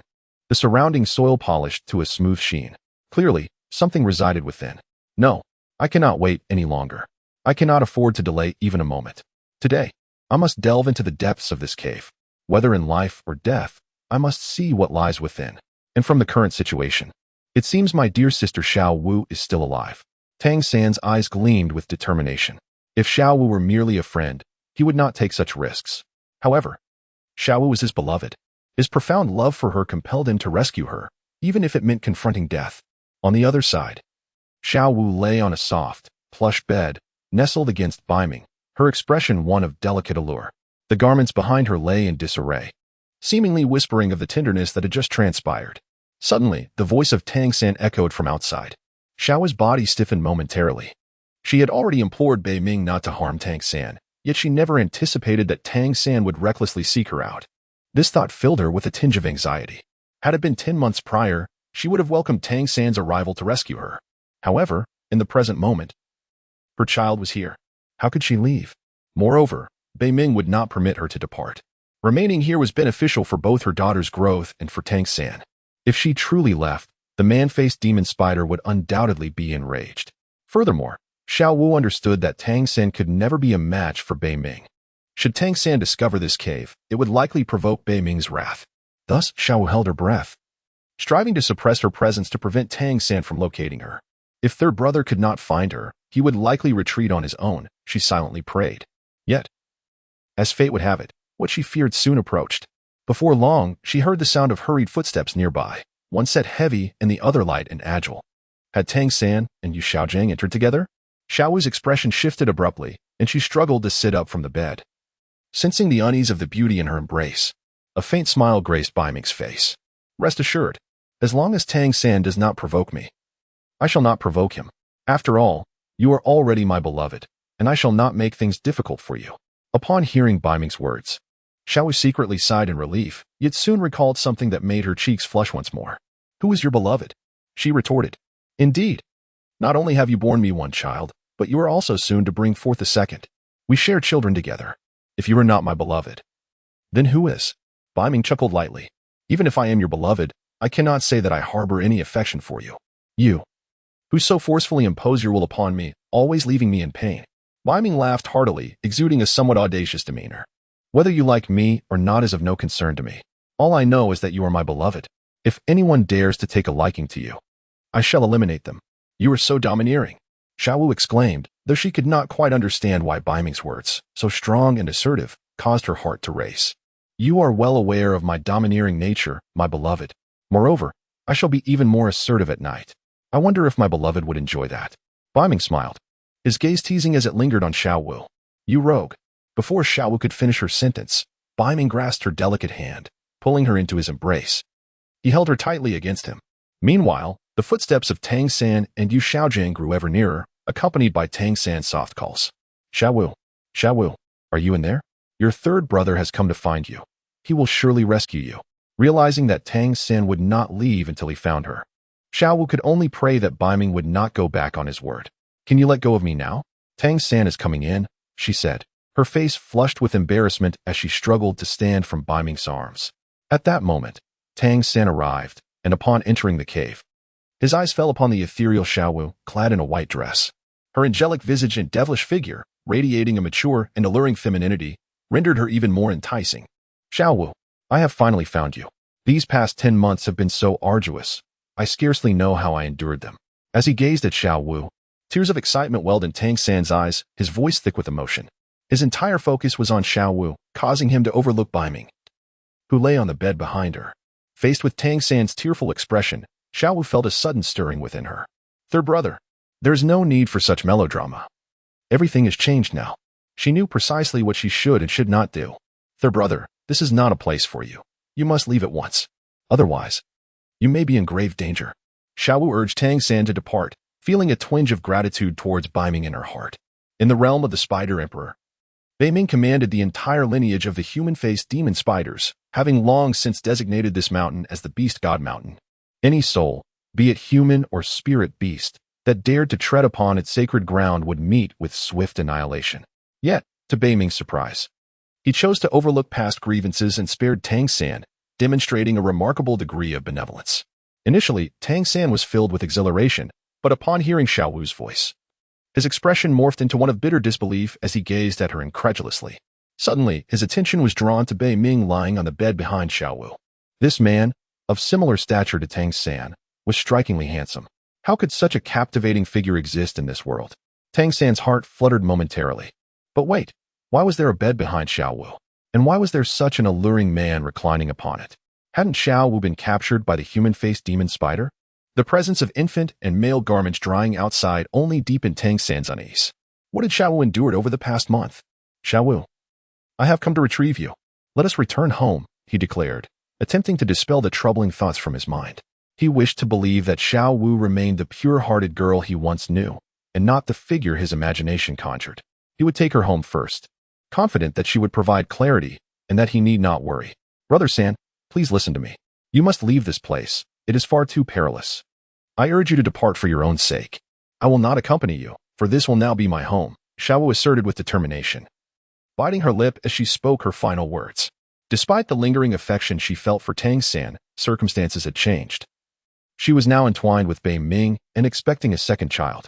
Xiao Wu recognized her fate, to follow the path dictated by her new life. Yet, was there truly no bond left between herself and Tang San? Initially, their connection was merely one of mutual affection, not romantic love. Why then, did Tang San's expression grow cold? No reason, she insisted. Just know that you must depart from here and never set foot in the Douluo forest again. The depths of this place are unfathomable, beyond your grasp. A cold laugh escaped Tang San's lips. Is it because of that man behind you? He had waited 10 long months for Xiao Wu, only to confront this disheartening reality, devoid of any explanation from her. Brother San, you must trust me. I would never harm you. Please heed my words and leave Beast God Mountain for now. So much has transpired over these 10 months that cannot be summarized in mere sentences. I promise to explain everything when the opportunity arises, Xiao Wu implored. But before Tang San could respond, a wailing cry emanated from the infant crib behind her. The baby is crying. Please attend to her, Beiming said gently. Casting a fleeting glance at Tang San, his eyes conveying depths of meaning. The gaze of a human is a window to the soul, revealing much more than mere words could express. Upon meeting Beiming's eyes, Tang San's countenance shifted dramatically. It was the same gaze that had captured Xiao Wu 10 months prior. The very essence of the human-faced demon spider he would never forget. It was indeed the Spider Emperor himself. Beiming smiled softly. Suddenly, he noticed a hint of concern in Xiao Wu's eyes, and he offered her a reassuring glance. This gesture eased her worry significantly. She truly feared that Beiming might harm Tang San. She then approached the crib, cradling her daughter, comforting her little one. In truth, Beiming held little interest in Tang San. His sole desire was to have a second child with Xiao Wu, with no other thoughts occupying his mind. However, he realized that he must provoke Tang San a bit. He needed Tang San to bring the Shrek 7 devils over. Shrek Academy boasted more than just Xiao Wu's beauty. Alongside her were Zhu Shuqing and Ning Rongrong. Zhu Shuqing was indeed a rare gem, and Ning Rongrong was not without her merits. Although many criticized Ning Rongrong, labeling her as a troublesome figure, Beiming found himself only wanting to have children with her. As for whether Ning Rongrong deserved such criticism, it was of no concern to him. Have you tainted Xiao Wu? Tang San inquired coldly. No, my love for Xiao Wu is genuine, Beiming replied. A gentle smile gracing his face, exuding an air of calmness. Tang San furrowed his brow, disbelieving the words of this man-faced demon spider. He had witnessed the creature abduct Xiao Wu firsthand. Was that infant just now your child? Indeed, that is my daughter, named Bibi, Beiming continued, maintaining his soft smile. For reasons unknown, upon hearing the name Bibi, Tang San felt an inexplicable familiarity, as if his future daughter might bear that name. A surge of anger welled up within him. How peculiar it was. He and Xiao Wu were not a couple. Yet the sight of her carrying another's child filled him with sorrow, particularly regarding the name Bibi. Tang San suddenly considered that had this man-faced demon spider not taken Xiao Wu away, their daughter would have indeed been named Bibi. It was a mysterious sensation he could not quite comprehend. How strange it was that his daughter bore another's surname. As these thoughts swirled in his mind, he found himself overwhelmed. Xiao Wu, did you not have feelings for your third brother? How have you changed your heart? He pondered. Perhaps there was an underlying truth he was unaware of. Perhaps Xiao Wu had been coerced by the man-faced demon spider into uttering such words. Yes, that must be it. Therefore, if he eliminated this man-faced demon spider, Xiao Wu would surely return to him. Tang San murmured to himself, blinded by love. heedless of why the man-faced demon spider appeared human or whether he could contend with such a foe. Life and death were trivial concerns to him. He would act without hesitation. With a swift motion, he drew 10 hidden weapons from his waist. Employing hidden weapons against such a formidable opponent would undoubtedly be the most effective strategy. Just as he prepared to act recklessly, he was suddenly halted by Yu Xiaojang. In hushed tone, Yu Xiaojang leaned close to Tang San's ear and said, "Tang San, the last time we encountered this man-faced demon spider, it possessed a cultivation level of around 10,000 years. Now it has transformed into human form. It may not be an ordinary man-faced demon spider. We must exercise caution. Perhaps we should withdraw and plan our next move. No, if anyone is to leave, it shall be you." "I am determined to rescue Xiao Wu," Tang San replied, ignoring his teacher's counsel. In a flash of cold light, the 10 hidden weapons shot toward Beiming's vital points, catching him unawares. Tang San had complete confidence in his hidden weapons, and he struck without hesitation. 10 months prior, Beiming had been in his original form as a man-faced demon spider, encased in a thick shell that rendered Tang San's hidden weapons ineffective. But now, the northern underworld takes on a humanoid form, yet it is replete with vulnerabilities. Furthermore, Tang San has significantly enhanced his cultivation. He firmly believes that this assault will yield remarkable results. Little does he know, Beiming, as the Dark Spider Emperor, wields the formidable power of darkness, commanding the fearsome Myanmar spider clan. His mental prowess is beyond the comprehension of mere mortals. Every move made by Tang San is meticulously observed by Beiming. Roar. With a thunderous roar, Beiming transformed into the Dark Spider Emperor. Transitioning from his human form to that of the Dark Spider Emperor, a magnificent figure towering over 5 meters suddenly materialized. His 8 elongated legs, resembling spears, pierced the rock-solid ground with an imposing force. An aura of darkness radiated from his being, while the array of seductive black compound eyes of the Dark Spider Emperor fixated coldly upon Tang San, devoid of any emotion, icy, sinister, and utterly malevolent. His gaze settled on Tang San as if he were merely observing a lifeless corpse. The overwhelming dark energy emanating from the Dark Spider Emperor struck Tang San, causing his countenance to shift as an insurmountable dread washed over him, prompting him to retreat 5 steps in haste. He then witnessed his 10-thrown projectile strike futilely against the carapace of the human-faced demon spider, yielding no effect whatsoever. How could this be? How could such a seemingly youthful being, merely around 10,000 years old, possess such formidable strength? Tang San found himself at a loss, unable to fathom the extent of Beiming's power. The very darkness surrounding Beiming exuded an aura of invincibility, an essence that seemed to devour all in its path.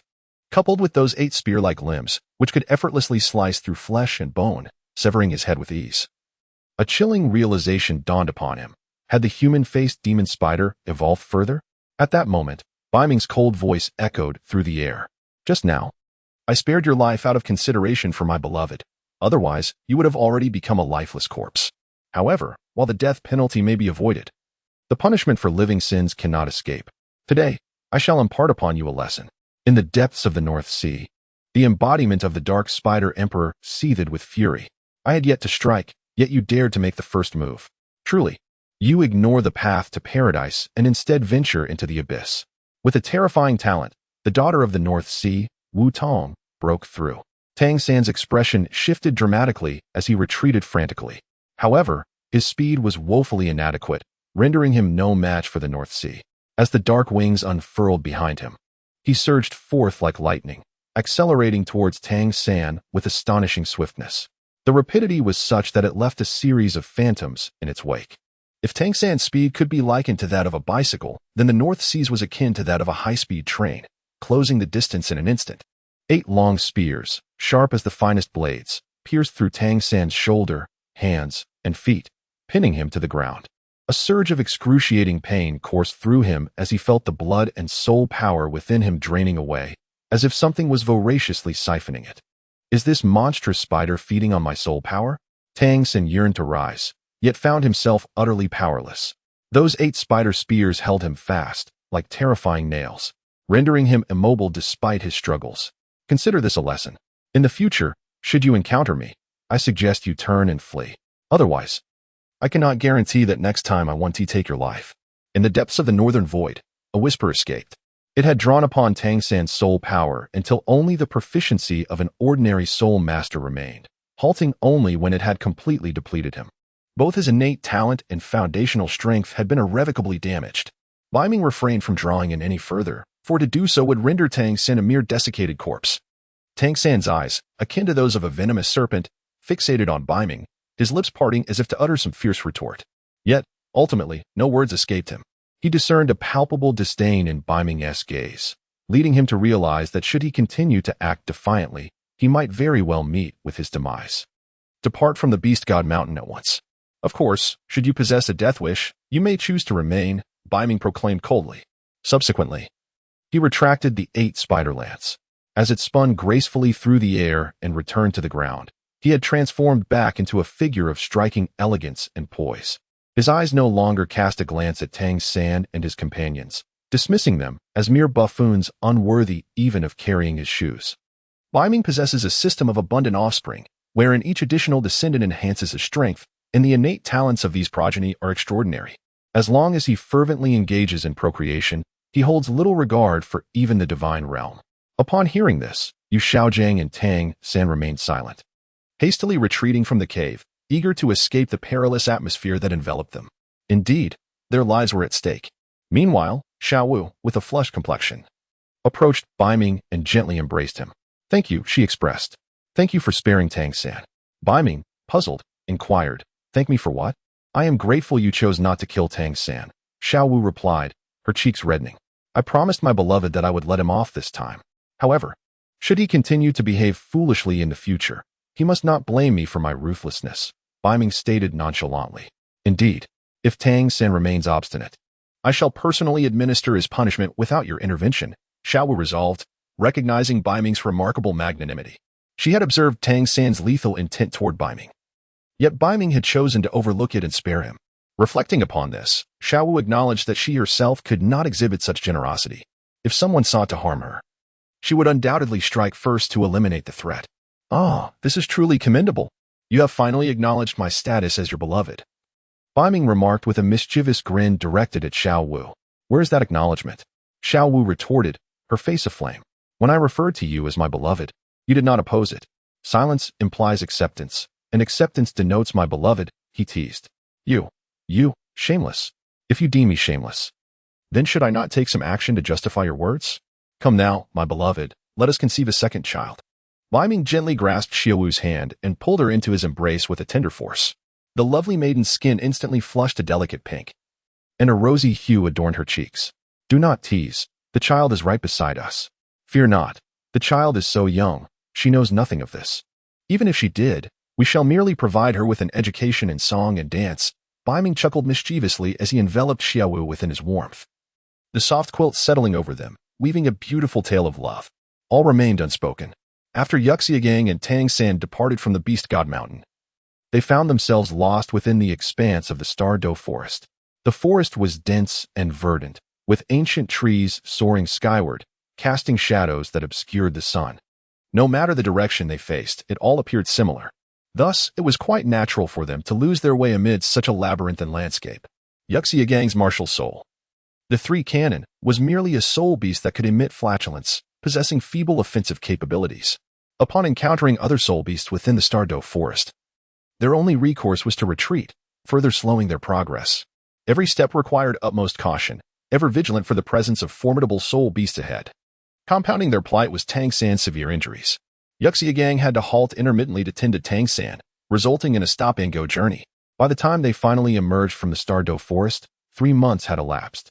Upon returning to Shrek Academy, Tang San's injuries had deteriorated significantly due to the lack of timely treatment. Subsequently, Flender summoned the finest healing soul masters. However, the lingering power of the Dark Spider Emperor on his wounds rendered their healing efforts minimal. After enduring for 3 more months, Tang San's injuries eventually healed. Struggling, he finally rose from his sickbed. It was the first time in half a year that he set foot on the ground. Tang San paused momentarily. Suddenly, he sensed something amiss. His expression shifted dramatically. "Where is my cultivation level? How has it vanished entirely? I've fallen from the rank of Great Soul Master to Soul Master? Even my soul power has been drained?" This realization left him in despair. He abruptly recognized that his soul power had been entirely siphoned away by the faceless spider. This was a bitter pill to swallow. Why has this happened? The more he pondered, the deeper his resentment towards the faceless spider grew. Had it not been for that creature, he would not have met such a fate, nor would Xiao Wu have been reduced to another's wife. Consumed by his thoughts, Tang San relayed the tale of the faceless spider to Flinder and Master Zhao Wujia, urging them to lead a team back into the Stardow Forest to exact vengeance. With Flinder and Zhao Wujia's support, Flinder resolved that Shrek Academy would mobilize entirely, entering the Stardow Forest not only to hunt the faceless spider but also to hone the skills of the Shrek 7. As for the notion that Shrek Academy might fall to the faceless spider, Flinder and Zhao Wujia had never entertained such a thought. The faceless spider was merely a 10,000-year-old being, comparable at most to a human soul king. Even if the faceless spider clan was relatively strong, it would not exceed the level of a human soul emperor. Flinder was a soul sage, as was Zhao Wujia. With the deployment of 2 powerful soul sages, defeating the faceless spider should be a straightforward task. Beiming has successfully engendered a second child with Xiao Wu, who is now 6 months along, her belly round with the promise of new life. The youthful innocence has faded from her visage, transforming her into a beautiful matron, yet her allure remains undiminished. My husband, what shall we name our second child? Xiao Wu gently inquires, nestled in Beiming's embrace. As half a year has passed, she finds herself completely captivated by him. Since the birth of their first child, her heart has gradually become intertwined with Beiming's. Now, with another on the way, despite her lingering reluctance, she has no choice but to acknowledge Beiming as her husband. If it is a boy, we shall name him Bibi. But if it is a girl, I have yet to decide. Beiming responds with a smile. Bibi, that would pair nicely with our daughter Bibi, wouldn't it? Xiao Wu asks. Indeed. I have a strong premonition that this child will certainly be a boy, Beiming replies nonchalantly. Is that mere boastfulness? Isn't the probability for a boy or girl merely 50-50? You can't be certain it will be a boy, Xiao Wu retorts playfully. If I say it is a boy, then it shall be so. If you doubt my certainty, let us wager, Beiming proposes, a teasing glint in his eye as he gazes at Xiao Wu. Humph, a wager it is, I fear not. What shall we stake? Xiao Wu places her hands on her hips, her eyes sparkling with mischief, exuding a commanding presence reminiscent of a headstrong leader. Quite simple. If I win, you shall bear me a third child, Beiming chuckles. And if you lose? Xiao Wu queries, her cheeks flushed, realizing that Beiming's insatiable desires know no bounds. You are already blessed with one child. And now another on the way. Aren't you satisfied? Do you truly wish for a third? I cannot possibly lose. What if you do? There is no what if, but. Should you lose, you must take me to the human world for a visit. Xiao Wu bites her lip, yearning for a breath of fresh air after her long stay on Beast God Mountain, and she finds herself nostalgic for the delicacies of the human realm. We shall discuss that once you win, Beiming replies, clicking his tongue, his words laced with ambiguity, refraining from directly acquiescing to Xiao Wu's wish. Why does she wish to venture into the human world? That does not bode well. The human realm is fraught with peril. Beiming is not yet prepared to venture forth. At present, he has yet to comprehend the intricacies of the Stardow Forest. What purpose would there be in entering the realm of humanity? Would that not invite unnecessary suffering? In Beiming's grand design, the initial step must be to conquer the Stardow Forest, establishing himself as its sovereign. Only then shall he gather a multitude of soul beasts, numbering in the millions, before launching an offensive against humanity to demand accountability. What significance does the slaughter of our soul beasts hold? The North Underworld faintly recalls that the soul beasts were nearly driven to extinction by humanity, a reality he cannot abide. Since establishing the Beast God Mountain, he has regarded himself as the sovereign of the Stardow Forest. The hunting of soul beasts by humans is tantamount to a declaration of enmity against him. My Lord Beiming, I have returned from the human realm with the soul awakening stone. We can now awaken Wu Tong's martial soul. Came the respectful voice of Babe Baichi from outside the door. Baichi, still in the form of a human-faced demon spider, faced significant challenges in acquiring the awakening stone from the human world, even resorting to the slaughter of a feeble village. Very well, I shall come at once, Beiming replied. Filled with excitement, he had sent Bei Baichi to the human world in search of the awakening stone. For his daughter was now the age to awaken her martial soul. Although merely 6 months had passed, Wu Tong possessed a growth blessing, enabling her to grow at 10 times the rate of an ordinary human. She was now equivalent to a human of over 5 years, approaching 6 in her virtual age, making her perfectly poised to awaken her martial soul. The Northern Abyss has not forgotten its own capabilities.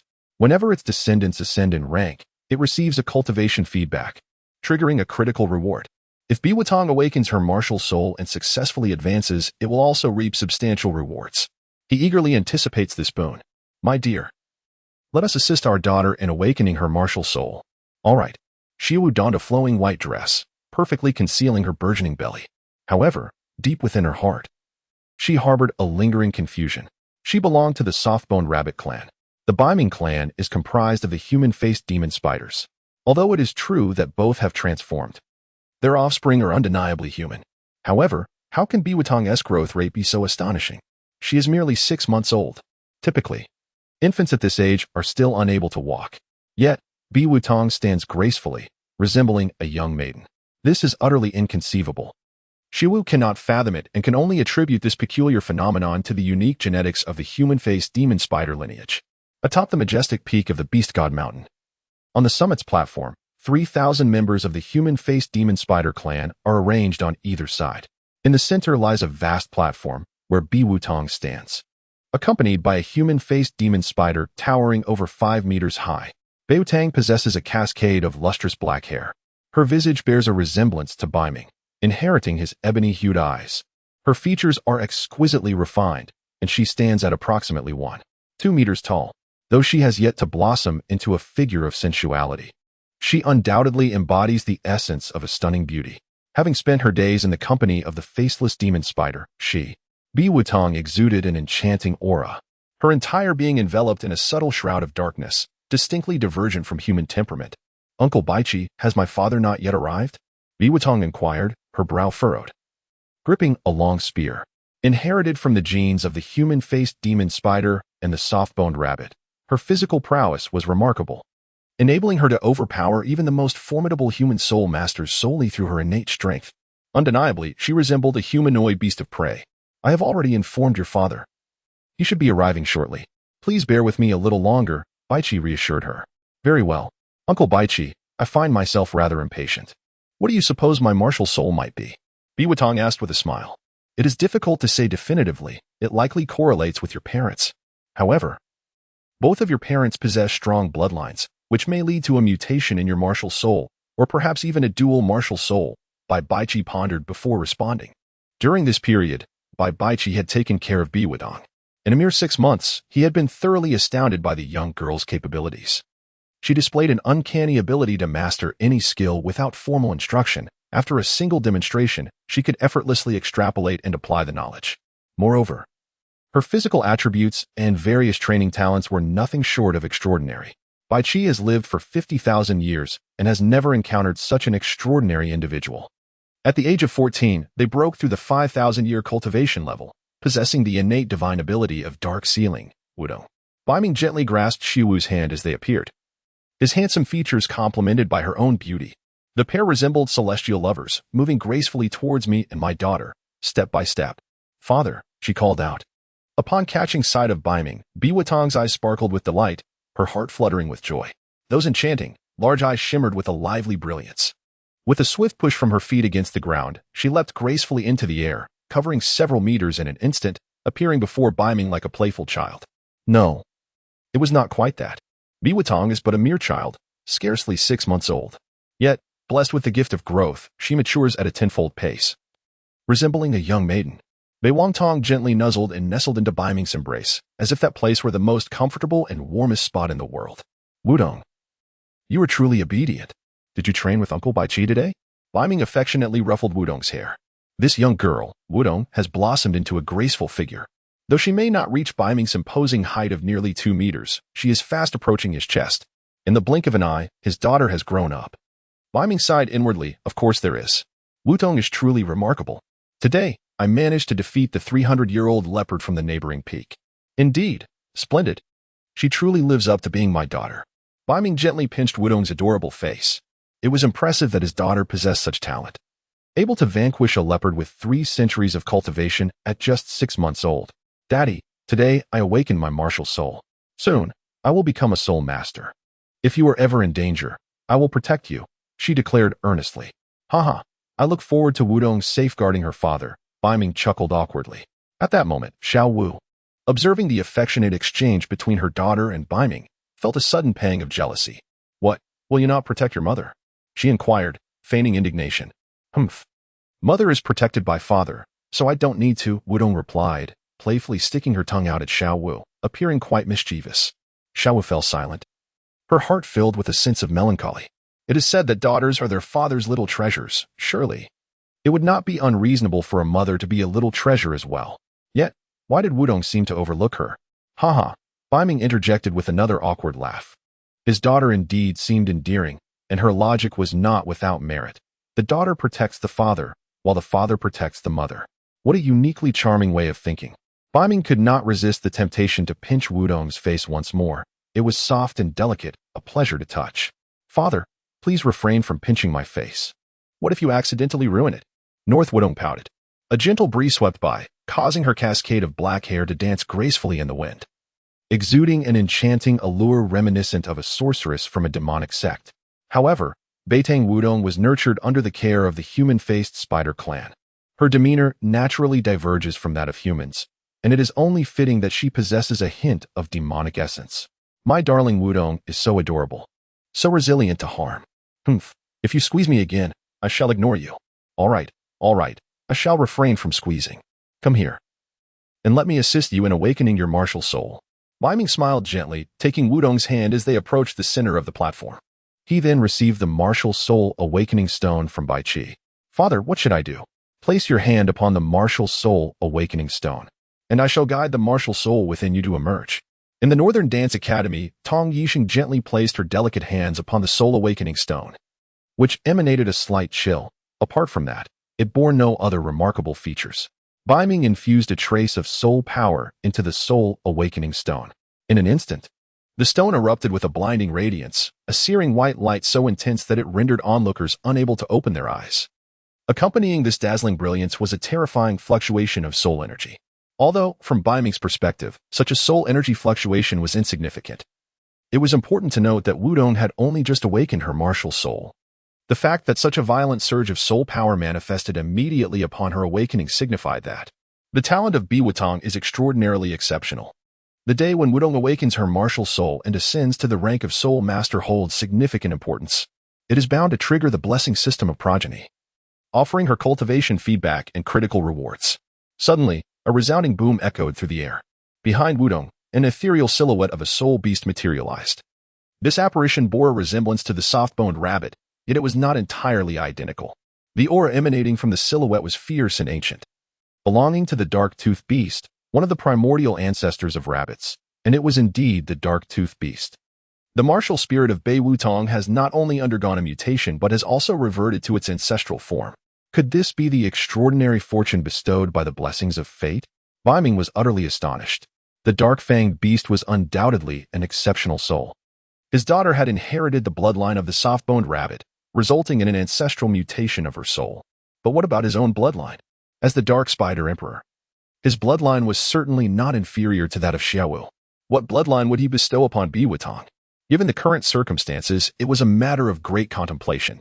Beitang Tong undoubtedly possesses a twin martial soul. However, the identity of the second martial soul remains a mystery. The Northern Abyss swiftly intensified its soul power output, causing the soul awakening stone to instantly transform from a brilliant white light into an ominous darkness, as if the shadows devoured the surrounding radiance. A more terrifying force emanated forth, imbued with a potent aura of darkness, reminiscent of the presence of a humanoid demonic spider. Suddenly, in Bei Wutong's hand emerged a spear, enveloped entirely in darkness. Measuring 1.8 meters in length, it bore terrifying dark runes that swirled across its surface. The Dark Divine Spear. The second martial soul of Bei Wutong is the Dark Divine Spear. As it unfolds, the awakening of Bei Wutong's second martial soul resulted in an instantaneous surge of soul power within her. Under the observation of Beiming, her initial soul power was recorded at a remarkable level of 20, indicating an innate strength of the same measure. Following the awakening of her martial soul, her power ascended steadily, reaching levels of 21, 22, 23, and finally culminating at 25. The revelation that my daughter possesses dual martial souls, both of the highest caliber, is truly astonishing. Her potential surpasses that of her mother significantly. Princess Wudong is indeed extraordinary, achieving the rank of Great Soul Master in the blink of an eye, an accomplishment equivalent to a century of cultivation with soul beasts. It is evident that Princess Wudong is a prodigy. Her physical prowess alone could rival that of a 300-year-old leopard. The talent exhibited by Wudong is nothing short of exceptional. Xiao Wu by Qi and the others from the Spider clan gazed in disbelief at the figure of Wudong standing proudly at the center. Meanwhile, within the depths of the northern abyss, the multi-fortune system also responded with feedback. A melodious sound resonated in his mind. Ding detection reveals that the host's daughter has ascended to the rank of Grand Soul Master, triggering a critical reward. Congratulations to the host for acquiring 3 transformation pills. Congratulations to the host for obtaining the innate skill of Dark Seal. Congratulations to the host for gaining 30,000 years of cultivation. Congratulations to the host for receiving the skill Distance Bridged. Congratulations to the host for acquiring the Xiantian technique, suitable for distribution among subordinates. 15. The fearsome Northern Abyss seeks recommendations. Here it comes. The long-awaited system rewards for Beiming have finally arrived. This time, the system has bestowed 5 items: transformation pills, dark seals, the distance of 1,000 miles, and the Xiantian technique, which can be gifted to others, along with 30,000 years of cultivation. 3 transformation pills, 2 skills, 1 technique, and 30,000 years of cultivation. The transformation pills hold no value for Beiming, as he has already transformed. His daughter was born in human form, thus rendering the pills unnecessary for her as well. However, they could indeed be utilized by Bai Qi and the other humanoid demon spiders. What follows next is, Beiming began to examine these 2 skills. The first skill is Dark Seal. Dark Seal is a unique ability of the Dark Spider Emperor, capable of completely sealing entities of the same rank with absolute certainty. It also possesses a 30% chance of sealing entities of a higher rank. This skill can seal soul rings, spirit power, as well as physical bodies, offering boundless utility. Beiming smacked his lips. This seal possesses remarkable qualities. Not only is it invincible against opponents of the same level, but it also boasts a 30% chance of sealing entities 1 level higher than itself. This is undoubtedly a supreme skill of the highest order. Beiming holds a profound admiration for the Dark Seal, which not only binds the physical body, but also encompasses the martial soul and soul power. The cultivation system within the Douluo world is rather rudimentary. Practitioners are limited to simplistic methods of cultivation. They possess scant knowledge of even the most basic techniques, let alone the intricate ones, and are utterly ignorant of unsealing. Thus, should Beiming employ the Dark Seal to confine an opponent's soul power and martial soul, the adversary would find it impossible to unravel the Dark Seal. When next encountering Tang San, he shall have the opportunity to test the efficacy of this dark sealing skill. Will he restrain Tang San's soul power, his martial soul, or perhaps his physical form? With this ability, Tang San would find himself incapacitated. Furthermore, should he encounter an exquisite beauty, Beiming could similarly seal her away, reclaiming her to serve as the matriarch of Beast God Mountain. This skill is nothing short of divine, harmonizing splendidly with the system of abundance. However, caution is advised when employing this divine technique on a fairy. While a forcibly obtained fruit may quench thirst, Beiming prefers not to resort to coercion unless absolutely necessary. As he continues to ponder, he encounters the skill known as Close Yet Distant. This ability allows the host to safeguard their descendants. Regardless of the location of his progeny, the host possesses an innate connection, enabling him to sense any impending danger that may threaten them. Moreover, under any circumstance, the host may selectively activate the Close Yet Distant skill, facilitating an instantaneous teleportation to the side of his descendants. This serves as both a danger warning and a teleportation ability, provided that his lineage is numerous. The entirety of the Douluo Continent transforms into his hunting ground, allowing him to traverse from one location to another in an instant, a truly exhilarating prospect. Nevertheless, for Beiming, the primary function of this skill lies in the protection of his offspring. He has no intention of departing from the Stardow Forest for the time being. After all, the notion of abundance is indeed appealing. The greater the strength of his descendants, the stronger he shall become. The North Sea does not require hunting nor competition with others. It merely seeks to multiply blessings through progeny. After all, his descendants possess extraordinary talents and experience remarkable growth. He merely needs to fulfill his role as a devoted parent, allowing his offspring to strive for their aspirations while he manages the grand foundation. Furthermore, he has been bestowed with the Xiantian skill, which is the core technique of Tang San, granting him numerous advantages. This divine skill, however, holds little significance for the North Sea. The benefits of devouring and multiplying blessings far surpass any enhancement provided by the Xiantian skill system, Assist me in merging 30,000 years of cultivation. After clarifying the rewards granted by the system, the North Sea murmured to himself. He then felt his cultivation level rising steadily. Initially, he possessed around 20,000 years of cultivation. Now, it surged instantaneously to 50,000 years, reaching the same level as Bai Qi. A terrifying aura radiated outward, capturing the attention of those nearby. Has our Spider Emperor broken through? The expression of the human-faced demon spider clan shifted, gazing at the North Sea with incredulity. Little Dance's eyes widened in astonishment. Bai Qi's eyes were equally wide, as were Wutong's. This was merely to assist Princess Wutong in awakening her martial soul. What was this breakthrough about? Was it his time to advance? It seemed an audacious act. This should have been a moment of glory for his daughter. Why was he, as a father, intruding upon this occasion? Even if a breakthrough were warranted, it should have been Princess Wutong who advanced first. Nonetheless, in an instant, Beiming transcended to a cultivation level surpassing 50,000 years, leaving them utterly astounded. Initially, they believed that Bi Wutong's talent was already extraordinary, yet it now appeared that Beiming, as the father, was even more remarkable. How could one achieve such a monumental breakthrough while standing still? Bai Qi felt a profound sense of defeat within. Please, be human. Conversely, Xiao Wu remained unfazed. Having spent the most time with Beiming and sharing a close bond with him, she was already well aware of his enigma. Over the past 6 months, she had witnessed countless miracles emanating from Beiming, rendering her almost numb to the spectacle. Upon witnessing Beiming's breakthrough, she felt an innate sense of inevitability. If he had failed to advance, it would have seemed rather peculiar to her. The young girl, Bi Wutong, awakened her dual martial souls, showcasing an extraordinary talent that initially filled her with joy. However, her elation quickly waned upon witnessing her father's cultivation level also surpassing its previous limits, reaching an astonishing 5,000 years of advancement. The magnitude of his breakthrough far exceeded her own. This realization dampened Bi Wutong's smile, leaving her perplexed by her father's formidable strength. Determined, she resolved to intensify her training, vowing to surpass her father. She understood that only by exceeding him could she ensure his protection in the future. In the enchanting gaze of Tongna from the Beijing Dance Academy, a glimmer of stubbornness suddenly emerged. Upon emerging from the confines of the system space, Beiming returned to consciousness. Suddenly, he noticed the astonished gazes of those around him, their eyes wide with disbelief. A hint of confusion crossed his face. Does the Spider Emperor bear any flowers upon his visage? Why do they all regard me thus?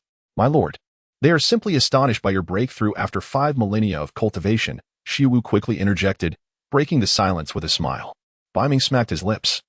What is so strange about it? It's merely a breakthrough of 50,000 years in cultivation, not 100,000.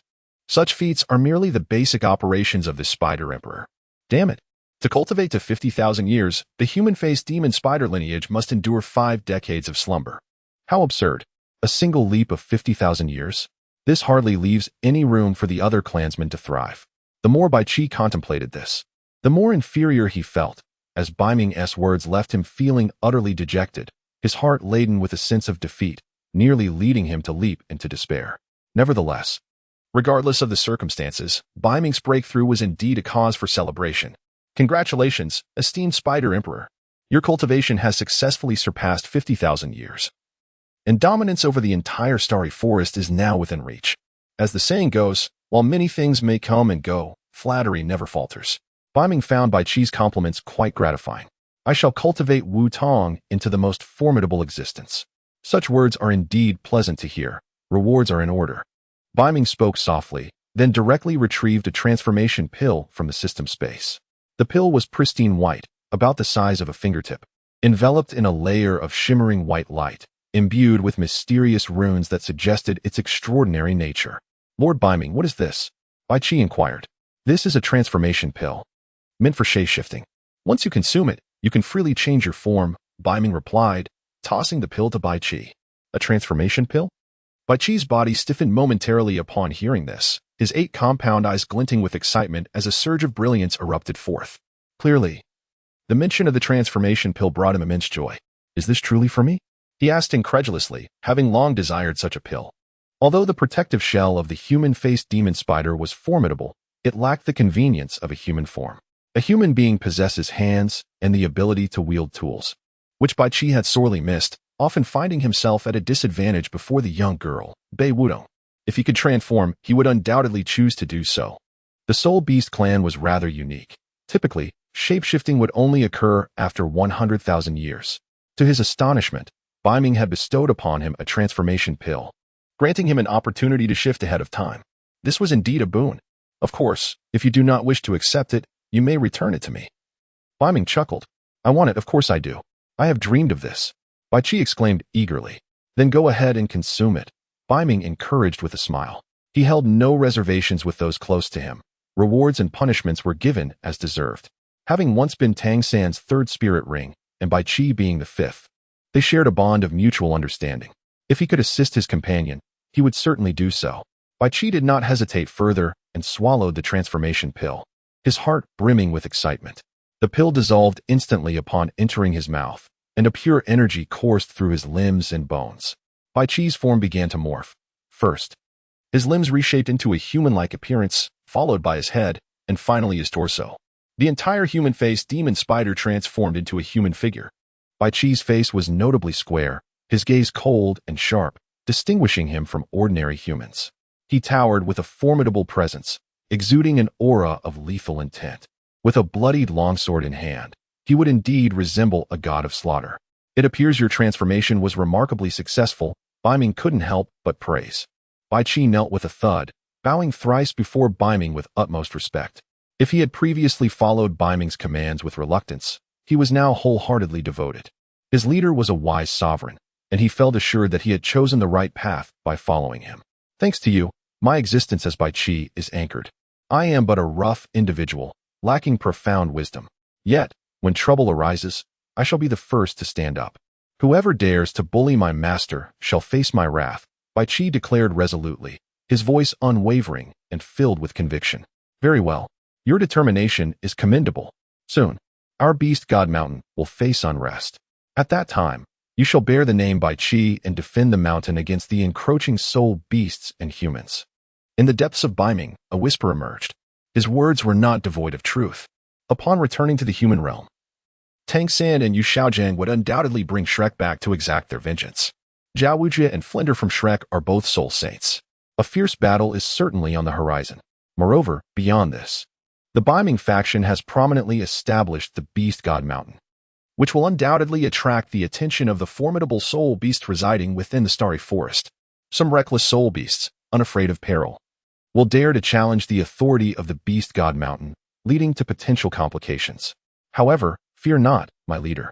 As long as I, Bai Qi, remain, the Beast God Mountain shall endure. Even in the absence of my presence, the legacy of the Beast God Mountain will persist. At this point, Bai Qi chuckled innocently. Ha ha. With a hearty laugh, Beiming exclaimed, You are bound to the fate of the Beast God Mountain. Quite remarkable indeed. It is fortunate to have a kin such as you. The northern abyss can indeed rest easier, especially the final words, even in my absence. The Beast God Mountain shall endure. How profound is such a level of enlightenment? Beiming felt that he himself was incapable of achieving such feats. At that moment, Bei Wu Tong, observing her father engrossed in conversation with Uncle Bai Qi, pouted her lips in quiet discontent. Perhaps the young girl felt neglected, her eyes glistening with a hint of sorrow. Father, what about me? I too can protect the Beast God Mountain. Bei Wang Tong smiled as she leaped onto Beiming's body, gently pushing Uncle Bai Qi to the side. She wrapped her arms around Beiming's neck, claiming the most significant position of her father. Her large eyes sparkled with brilliance. Within her somewhat commanding tone, there lingered a hint of unwavering determination. Well done. My dear daughter not only knows how to protect her father, but also the Beast God Mountain. That's truly remarkable. Beiming chuckled softly. Bi Wutong nodded earnestly in agreement. That is my father. I am the most obedient. I want a hug, a kiss, and to be lifted high.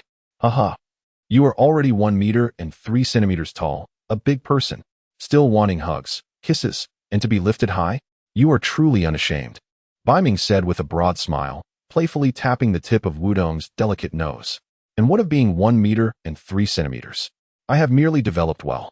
In truth, I am still just a child of 6 months. Of course I want hugs. My father's embrace is so warm, and I adore it. But I want to be held for a lifetime. Very well, then, your father shall hold you for a lifetime, Beiming replied with a gentle smile. Nearby, Xiao Wu listened, her heart heavy with unspoken resentment. A beast? That is your daughter. Observing the affectionate interaction between Wudong and Beiming, Xiao Wu felt an overwhelming jealousy. Other children were typically closer to their mothers, yet Wudong seemed to favor her father. Was I, as her mother, merely a means to pay the phone bill? In a manner reminiscent of magic, Beiming retrieved an ancient black tome from his own spatial realm, its surface adorned with peculiar engravings. Wudong. Here lies a technique known as Xiantian Gong, a formidable practice capable of accelerating the cultivation of soul power. Should you master this art, it will not only elevate your abilities but also enhance your innate talents. It is an exceptional method for cultivation. I shall impart Xiantian Gong to you, and I will personally guide your training, nurturing you into the most fearsome being in this world. That sounds wonderful.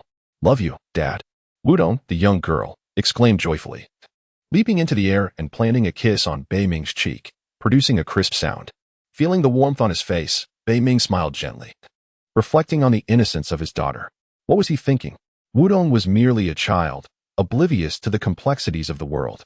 Yet, Beiming harbored great anticipation.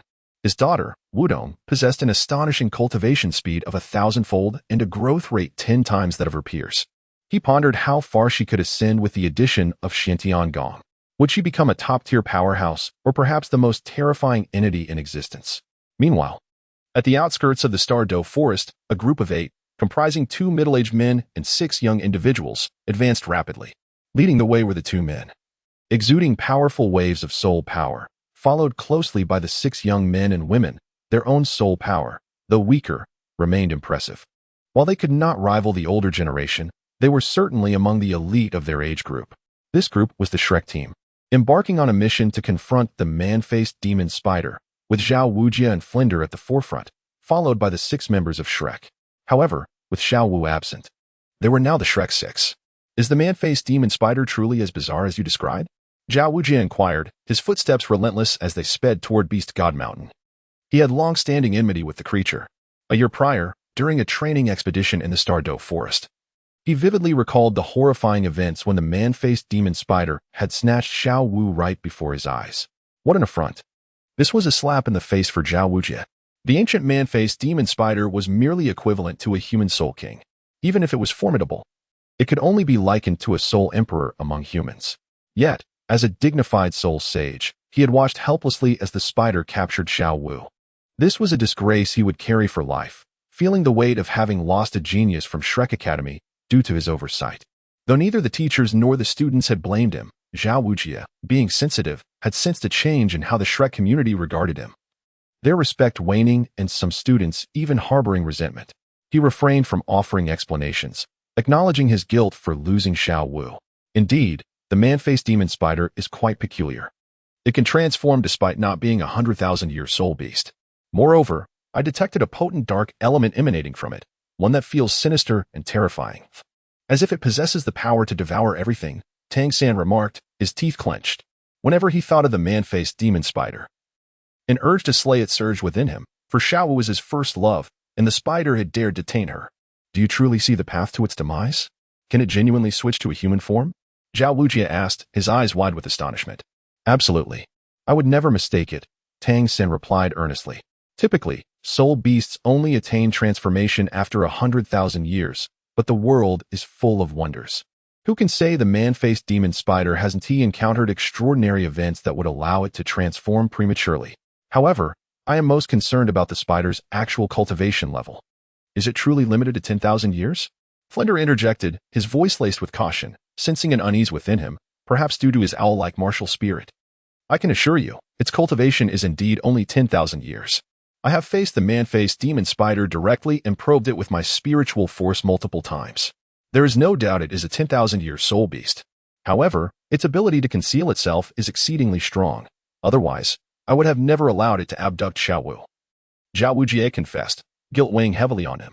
Flinder raised his gaze to Xiao Wu. Wu, you need not dwell in guilt. We all understand that the fault does not lie with you. Trust that Tang San and Xiao Wu do not harbor resentment toward you. Upon hearing this, Xiao Wu paused, directing his gaze toward Tang San, seemingly seeking affirmation. Unfortunately, Tang San acted as if he were oblivious, not even glancing in his direction. Very well. Though they verbally claimed not to blame him, their actions spoke otherwise. They still could not forgive him, could they?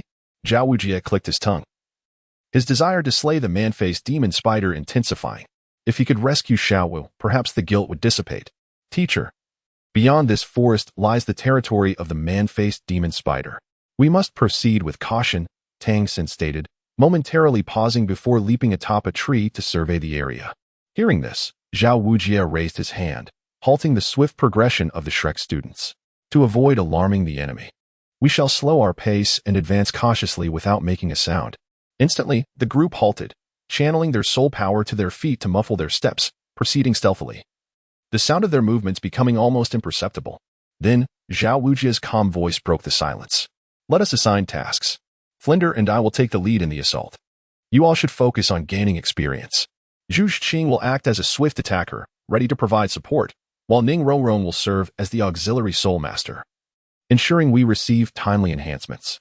Understood, teacher. Ning Rongrong and Zhu Zhuqing spoke in unison, as Tang San led the members of Shrek through the dense, sun-dappled forest. A sudden beam of sunlight pierced through the canopy, striking their faces with an almost blinding intensity. Yet, it imparted a sensation that time had elapsed significantly, as if they had traversed into another world. Ahead lay 9 towering peaks, with 8 surrounding the central summit in a formation reminiscent of the Bagua. It was said that the North Sea was concealed within the main peak. Zhao Wujie's gaze ascended, piercing through the rugged terrain, and upon beholding the 9 peaks, he stood transfixed. Was this merely a single human-faced spider? No, the entire mountain range was teeming with them. Little San. You refer to this as a human-faced spider soul beast? Zhao Wujie exclaimed, his eyes wide with disbelief. Before them, the 8 peaks swarmed with human-faced spiders, densely clustered, layer upon layer, encircling them. Some of these creatures had existed for hundreds, thousands, even tens of thousands of years, though the latter were rare. Nevertheless, the sight was enough to leave Xiao Wujie in shock. The sheer number of human-faced spiders appeared to be in the thousands. Good heavens. Thank goodness I didn't lead the charge directly into them. Otherwise, who would have known who would have perished? Thousands of human-faced spiders? How could they possibly combat that? It was no exaggeration to say that such an assembly could incite a minor beast tide. As the saying goes, many ants can kill an elephant. Even with the combined strength of himself and Flander, they could not hope to contend against thousands of human-faced spiders. When Tang San discerned the swarm of human-faced spiders atop the Beast God Mountain, he too felt a surge of terror. Why was it like this? Just a few days prior, it hadn't been this way. I don't understand. It was certainly not like this before. Tang San's eyes reflected profound dread. At that moment, Dean Flander approached Zhao Wujie and Tang San, his expression grave, a hint of fear lacing his voice. Little San, given the current circumstances, we must retreat immediately. None of us here stand a chance against the human-faced spiders. We must withdraw quickly, or we may very well perish here. I concur. Let us retreat at once. Zhao Wujie nodded slightly, and the Shrek students echoed his agreement. However, upon hearing this command, Tang San felt a deep discontent, yearning to slay the human-faced spiders and rescue Xiao Wu. With their objective still unfulfilled, his frustration was palpable. Though reluctant, Tang San understood they had no choice but to withdraw. Otherwise, their entire group would be doomed. Let us move swiftly. As the Shrek team hastily retreated, a thunderous voice erupted from the peaks. Since you have come, why the haste to leave? Beast God Mountain is not a place you can enter and exit at will. Zhao Wujie's expression shifted sharply upon hearing this. Soon after, he watched as the surrounding human-faced spiders erupted into chaos, each one roaring atop the peaks, a tremendous wave of sound crashing upon them. The 8 multifaceted eyes beneath their sinister visages fixed intently on the Shrek members, glimmering with an eerie light. From a distance, they resembled a swirling mass of black flames, flickering ominously like will-o'-the-wisps. If this was already alarming, what followed was even more terrifying. Unbeknownst to them, the human-faced spider-kin had encircled them from behind, forming an impenetrable barrier, sealing off all avenues of escape. Zhao Wujie felt a moment of panic, but he forced himself to regain composure as he surveyed the overwhelming number of human-faced spiders, estimating their ranks to be in the thousands. A towering man stood before the swarm, exuding a fierce demeanor, his face radiating a murderous aura. It was clear he was no benevolent figure. Could this be the humanoid human-faced spider Tang San had mentioned? Zhao Wujie fell silent, overwhelmed by the oppressive aura radiating from the creature. This was no mere 10,000-year human-faced spider. It appeared to be at least 50,000 years old. What a formidable adversary. Perhaps it had concealed its true power when it had abducted Xiao Wu. What were they to do now, completely encircled by the human-faced spiders? Noble human-faced spider, we mean no harm. We simply stumbled into this place and humbly request passage to leave Beast God Mountain, Xiao Wu spoke, contemplating the precarious situation. That is of no concern. You must speak with our leader, Bai Qi retorted, gesturing for the human-faced spiderkin to tighten their encirclement around the Shrek team. He found it perplexing. These humans were weak, akin to insects, and he alone could easily dispatch them. Why then was he ordered to surround them? Are you not the leader here? Xiao Wujia's expression darkened, akin to someone suffering from constipation. The humanoid human-faced spider was overwhelmingly powerful, and to learn that it was not even the strongest of its kind was even more troubling. Certainly not. My cultivation is insufficient to lead the human-faced spider clan. Bai Qi replied coolly, brandishing a long spear, one end planted firmly on the ground, the other held aloft. His piercing gaze bore down on them like a hawk, an almost tangible aura of malice emanating from him. The Shrek members had no doubt that any sign of rebellion would result in a violent onslaught from this humanoid spider. And your leader is? Zhao Wujia's voice trembled. Wait and see. Do not even think of escaping, should I catch wind of your flight. I will not hesitate to annihilate you all, Bai Qi declared, disinterested in idle chatter. If a problem could be resolved with force, he saw no need for intellect. Had it not been for his leader's orders to encircle these humans, he would have already dispatched them with a mere swipe of his hand. Zhao Wujia stood frozen, taken aback. He was known as the unmovable King Zhao Wujia, a formidable name in the Soul Master realm. Yet this was the first time anyone had dared to speak to him in such a manner. The most disheartening part was that he could not overpower this adversary. Little San, did you not say there was only one human-faced spider in this mountain range?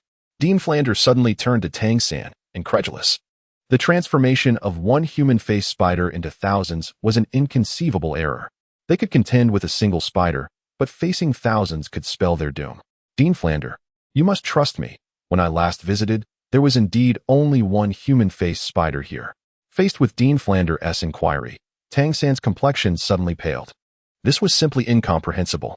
One human-faced demon spider had transformed into thousands. The magnitude of this discrepancy was utterly beyond explanation. The crux of the matter was that when he had initially arrived, there had indeed been only one human-faced demon spider. How could he elucidate this? Enough, Flander. Do not place the blame on Tang San. I firmly believe that he is a good child who would never lead us into peril. There must be some underlying circumstances. Let us first resolve the immediate crisis. Zhao Wujin's words warmed Tang San's heart. Were it not for teacher Zhao Wujin advocating on his behalf, he would have found himself at a loss. A grave error had occurred, one that could potentially lead to the annihilation of the Shrek Academy's team. He could scarcely bear such a burden. Ning Rongrong spoke. Zhu Qing, what shall we do? These human-faced demon spiders do not appear to be benevolent. Will they consume us? Zhu Qing reassured her. Rongrong, let us not succumb to fear. We must trust in teacher Zhao Wujin and Dean Flander. They will undoubtedly guide us safely out of the Stardow forest. But I am frightened. Ning Rongrong confessed. I will share a secret with you. My father is Ning Fengji, the master of the 7-treasure glazed tile school, and my grandfather is the Swordbone Elder. They are both titled Douluos. I, Ning Rongrong, still have a splendid life ahead of me. I do not wish to perish here. If danger truly arises, will you protect me? I, Rongrong, vow that if I can escape safely, I will repay you in the future. Zhu Shiqing approached Ning Rongrong and enveloped her in a warm embrace. Do not worry. We will all be fine. I will protect you. And so will Zhao Wujin and Dean Flander. Ning Rongrong lamented. It's all Tang San's fault. He is the one who brought us here to hunt human-faced demon spiders. Otherwise, we would not be in this dire predicament. At that moment, a tremendous rush of air resonated from the heavens as a dark spider emperor, with a wingspan exceeding 10 meters, soared rapidly from the main peak, sweeping through the sky. In an instant, it magnified before the eyes of the crowd, a sense of terror and oppressive force weighing heavily upon the Shrek 7 monsters, rendering them breathless. What was that? Was it a supreme predator of the skies? The voices of the Shrek 7 monsters trembled with fear. In stark contrast to the trepidation of the Shrek 7 monsters, Zhao Wujin and Flanders' eyes suddenly gleamed with intensity upon witnessing the soul beast in the sky. This celestial soul beast appeared even more formidable than the human-faced demon spider Bai Qi. If a conflict were to erupt between this aerial soul beast and the human-faced demon spiders, would that not present us with a chance to flee? However, their hearts plummeted when they heard the resounding call of the human-faced demon spider clan. Welcome, boss. We have been personally trained by Wudong. What? Zhao Wujin and Flanders' eyes widened in disbelief. They had not anticipated that the soul beast soaring through the sky was, in fact, the human-faced Spider King.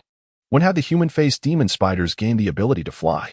In their moment of terror as the dark wings of the North Underworld folded, they descended into the midst of the crowd, 8 spider spears piercing the ground like sharpened blades. A resounding thud echoed through the air. A towering, 5-meter-tall humanoid spider with a menacing visage landed heavily, its imposing form and malevolent countenance instilling a sense of dread. Fortunately, at the moment of impact, the creature underwent a transformation, shifting from a spider to a strikingly handsome man. His black eyes gleamed with an alluring malevolence, exuding an air of superiority overall. With the arrival of the North Underworld, his daughter, Bei Wudong, also made her entrance, shielded by her kin. As for Xiao Wu, Beiming did not summon Xiao Wu. Previously, Xiao Wu was a member of the Shrek 7 monsters, and bringing her here would inevitably evoke certain emotions. Emotions can be toxic, rendering one vulnerable. What if Xiao Wu's heart falters in such a scenario? Father, why have these humans intruded upon our beast god mountain? The young girl, Bi Wutong, stood gracefully beside Beiming, wielding the dark divine spear. Her enchanting visage bore an air of elegance. A gentle breeze swept by, causing her long hair to flow, rendering her both beautiful and valiant. It is because they wish to abduct your mother, Beiming replied with a wry smile. Bi Wutong is his daughter, whom he personally brought here to observe and learn combat experience. As the saying goes, no matter how rich one's theoretical knowledge may be, practical experience holds greater significance. A wealth of practical experience is the foundation of a powerful soul master. What? Father, are you saying they intend to capture Xiao Wu's mother? Upon hearing this, Bi Wutong's body stiffened momentarily. Then, her dark eyes suddenly turned cold, and a faint aura of darkness enveloped her. Indeed, Beiming remarked with a smile. Then they deserve to perish. Bi Wutong declared with icy resolve. Haha, my daughter is becoming quite perceptive. However, for now, it is sufficient that your father protects your mother. Pay close attention as I teach these foes a lesson, and learn from it. In the future, you shall protect me, all right? Yes, father. Xiao Wujie trembled upon overhearing Beiming and Bi Wutong's exchange. An intangible dread surged from the depths of his heart to his mind, rendering his entire being chilled. Unbeknownst to him, his clothes became soaked with perspiration. The moment Beiming appeared, a profound fear gripped him. Although Beiming did not exude the same overwhelming murderous aura as Bai Qi, he emanated a far more terrifying presence. Beiming appeared rather unremarkable, his soul power unmanifested. As the saying goes, simplicity is the ultimate sophistication. It is not always the one with the strongest fluctuations of soul power who is truly formidable. At times, a person with restrained soul energy can be far more terrifying. Now, upon overhearing the conversation between Beiming and Wudong, Xiao Wujie felt an even deeper sense of dread. Although his intention was indeed to rescue Xiao Wu, he dared not admit it. Not only did he refrain from acknowledging it, but he also felt compelled to deny it vehemently. Otherwise, he would be doomed. Great Lord of the man-faced demon spider, we have merely stumbled into this place and have no intention of taking Xiao Wu. I implore you, allow us to leave. Xiao Wujie said, forcing a calm demeanor. Haha. Wish to depart? Very well. In our tribe of soul beasts, we prefer to let our fists do the talking. If you manage to defeat me, I shall grant you passage. Otherwise, you must leave something behind for the Beast God Mountain. After all, this is not a place one can simply come and go as they please, Beiming replied with a smirk, casting a mocking glance at Xiao Wujie. He had just ascended to a 50,000-year soul beast, equivalent to a human soul sage, yet he had never engaged in battle with a human before. He remained unaware of his own limits. Beiming intended to use Xiao Wujie's as his sharpening stone. Is this truly the case? If I defeat you, are you genuinely willing to let us go? Xiao Wujie's eyes suddenly brightened. He understood that this was their last glimmer of hope from Shrek Academy. He had no grounds to refuse, nor could he. The Spider Emperor had always spoken with unwavering certainty. As long as you defeat me, I shall certainly allow you to leave. Beiming chuckled. You wish to depart? You must rely on your own strength. Very well. I accept your terms. Xiao Wujie fell silent for a moment. Then, as if coming to a realization, he nodded vigorously. Truly, he was the unmoved King Xiao Wujie, possessing extraordinary courage. However, do you comprehend what you are agreeing to? Once you lose, it signifies the end of your life. Beiming maintained his faint smile, unhurried and indifferent, seemingly embodying a carefree demeanor. I am aware. Yet, someone must undertake such a task, mustn't they? Xiao Wujie smacked his lips. Although he was reluctant, there was no alternative. Shrek Academy still required Flinder's leadership. Moreover, Flinder's owl spirit seemed less formidable than his own formidable bear spirit. Very well, since you seek death, I shall oblige. Please unleash your spirit, otherwise you shall have no chance at all. Beiming smirked mockingly. Upon hearing this, Xiao Wuji ceased his hesitation. With a surge of soul power, he summoned 7 spirit rings. Yellow, yellow, purple, purple, black, black, black. His already imposing figure, with muscles like steel and shoulders like mountains, became even more formidable as he summoned his spirit, brown fur sprouting from his body. 7th spirit ability, true spirit manifestation. Xiao Wuji's bellowed and directly activated his true spirit manifestation. Only by doing so did he possess a sliver of hope. Once his spirit manifested, his entire being was enveloped in a layer of brown fur. His body began to grow, muscles bulging, and his large hands became exceedingly heavy, resembling the claws of a great bear. As his form continued to morph, he quickly transformed into a true giant bear, an aura of terror radiating around him. Wuji's. A deep voice suddenly resonated from behind, belonging to Flinder, tinged with emotion. He had intended to say something, but ultimately, he remained silent. As Xiao Wuji's had articulated, such matters inevitably required someone to undertake them. Xiao Wuji's turned to Flinder with a smile, then redirected his gaze back to Beiming. This battle was undoubtedly the most arduous he had ever faced. He had to give it his all. Xiao Wuji's prepared to strike first, his hands morphing into bear claws. A glimmer of cold light flashing as he swiped towards Beiming. Just in time. In response to Xiao Wuji's massive paw, Beiming's lips curled into a smirk. His true form was that of the Dark Spider Emperor, inherently possessing formidable defensive capabilities. Now, after transforming, this robust physique not only persisted but also enhanced to a degree. It could be said that he had now become a humanoid beast of ferocity. Beiming had indeed transformed into a humanoid beast. Beiming paused momentarily, then unleashed a thunderous punch, neither dodging nor evading, directly meeting Xiao Wuji's massive paw with his own. I am eager to witness which is superior, the formidable physique of the human-faced demon spider, or that of your mighty Vidra bear. Beiming let out a cold snort, retracting his elbow as his fist momentarily paused, perhaps gathering strength, before striking out with lightning speed. He chose to confront the formidable Xiao Wuji, who had already unleashed his martial soul. Did I see that correctly? That monstrous face spider actually dared to clash head-on with Master Xiao Wuji's bear claw? Such audacity is truly astounding. Master Xiao Wuji's martial soul is the mighty golden bear, renowned for its exceptional defensive capabilities and resilience against attacks. Hence, he is revered as the immutable king, Xiao Wuji. What does this title signify? To put it simply, it implies that one could strike him while he stands firm, yet remain utterly ineffective. This face spider has chosen to engage Master Xiao Wuji directly? Is it not courting disaster? It seems likely that it will face dire consequences. But should one concern themselves with the spider's fate? As long as Master Xiao Wuji emerges victorious, that is all that matters. I am counting on him to lead us home. Master Xiao Wuji will undoubtedly prevail. In that moment, the members of Shrek Academy were abuzz with discussion. The palm of Beiming surged forward with lightning speed, gently meeting the bare paw of Xiao Wuji. Upon their contact, a muted thud resonated. A shockwave radiated from the point where their fists collided. Contrary to the expectations of the Shrek's 7 monsters, the immovable king, Xiao Wuji, was not the true embodiment of immobility. As their fists clashed, Xiao Wuji's formidable bear paw, renowned for its exceptional defense, appeared to succumb to an unseen force. It merely held for half a second before bending, and then his entire arm suddenly shattered, twisting backward like a piece of crumpled metal, ultimately transforming into a disc-like shape. The two withdrew from each other immediately, each taking 3 steps back. Beiming remained unscathed, his countenance still adorned with a light-hearted smile, seemingly untouched by the turmoil. On the other hand, Xiao Wuji found himself in dire straits. His right hand lay incapacitated, his arm grotesquely twisted backward like crumpled iron, contorted up to his shoulder.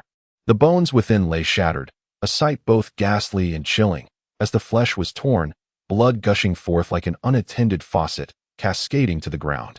How could this be possible? Xiao Wuji gazed at his right hand with disbelief, his face paling in horror. A wave of dread surged from the depths of his heart. As the one directly affected, he bore the brunt of that punch, understanding its terrifying power far more than onlookers could fathom. It was an overwhelming force, insurmountable. The Shrek 7 monsters, witnessing this scene, felt their pupils constrict, disbelief flickering across their eyes. Teacher Xiao Wu, the indomitable king of unmoving, whose defensive prowess rendered him impervious to harm. How could he be so grievously wounded by that monstrous human-faced spider? Teacher Xiao, muster your strength. Our lives depend upon you. At that moment, Beiming's calm voice drifted over. If this is the extent of your capabilities, you might as well concede, for you stand no chance against me. Humph. How can one know without a trial? I acknowledge your strength, yet sheer might is not the sole determinant of victory. As long as I can best you in soul skills, I will ultimately prevail. Xiao Wujie retorted with a cold snort, channeling his soul power to his right hand to temporarily seal the wound, stanching the blood flow to prevent further deterioration. Very well. Let me see what you are truly capable of, Beiming chuckled. Humph. Watch as I teach you a lesson. Xiao Wujie replied with a disdainful snort. Activating 3 soul rings in succession. Third soul skill, gravity enhancement. Upon invoking this skill, Beiming felt the surrounding space thicken, as though he were mired in a bog, even movement becoming a challenge. However, the dark elements within him stirred slightly, rendering the impediment utterly ineffective, or rather, completely inconsequential to him. Fourth soul skill, gravity tracking. Fifth soul skill, gravity compression. Second soul skill, mighty Vajra palm. Xiao Wujie unleashed a flurry of combined soul skills, first ensnaring Beiming in the quagmire of gravity enhancement, then following up with gravity compression and the mighty Vajra palm for a ferocious assault.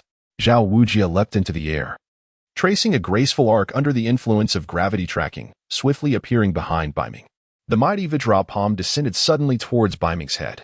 Xiao Wujie felt immense confidence in his combination of soul skills. While uncertain if he could vanquish the human-faced spider, he was certain of delivering a significant blow.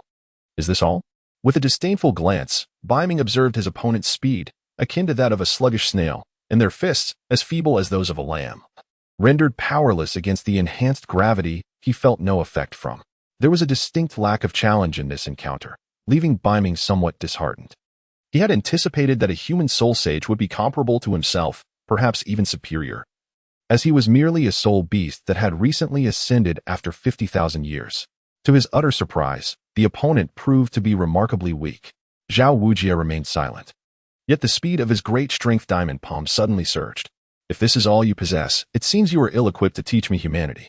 Allow me to demonstrate how one ought to be human, Beiming mused, his earlier fervor for battle extinguished upon realizing the human soul sage's frailty. He yearned to conclude the skirmish swiftly and claim his spoils. Beiming cast a discerning glance at Ning Rongrong and Zhu Zhuqing, only to swiftly retract his gaze. These 2 young ladies would soon become his cherished consorts. In due time, little Wu would no longer need to exert herself so tirelessly. As his skills and capabilities flourished, his progeny would multiply, and his strength would continue to grow exponentially. With a swift kick backward, Beiming unexpectedly struck first, landing a blow to Xiao Wujie's head. The force was not particularly strong, yet it left Xiao Wujie dazed and disoriented. This unforeseen distraction caused his original attack, the formidable diamond palm, to veer off course. Coupled with Beiming's evasive maneuver, he deftly avoided Xiao Wujie's flurry of strikes. How could this be possible? Witnessing Beiming evade his assault, Xiao Wujie's expression shifted dramatically. He was perplexed as to how his opponent had evaded the gravitational tracking and why the force of gravity had seemingly failed to affect him. There was no conceivable explanation. If there were, it could only be that he was simply too weak. Beiming chuckled mockingly. Now, he was even more ruthless in his ascendancy. As his limbs moved in a tempestuous flurry, left fist, left kick, right kick. Like a storm, he relentlessly assaulted Xiao Wujie, thoroughly illustrating the essence of a humanoid beast of prey. A humanoid beast of prey, savage, brutal, unmatched in offense and defense, possessing an extraordinary physique that rivals the ancient ferocious creatures.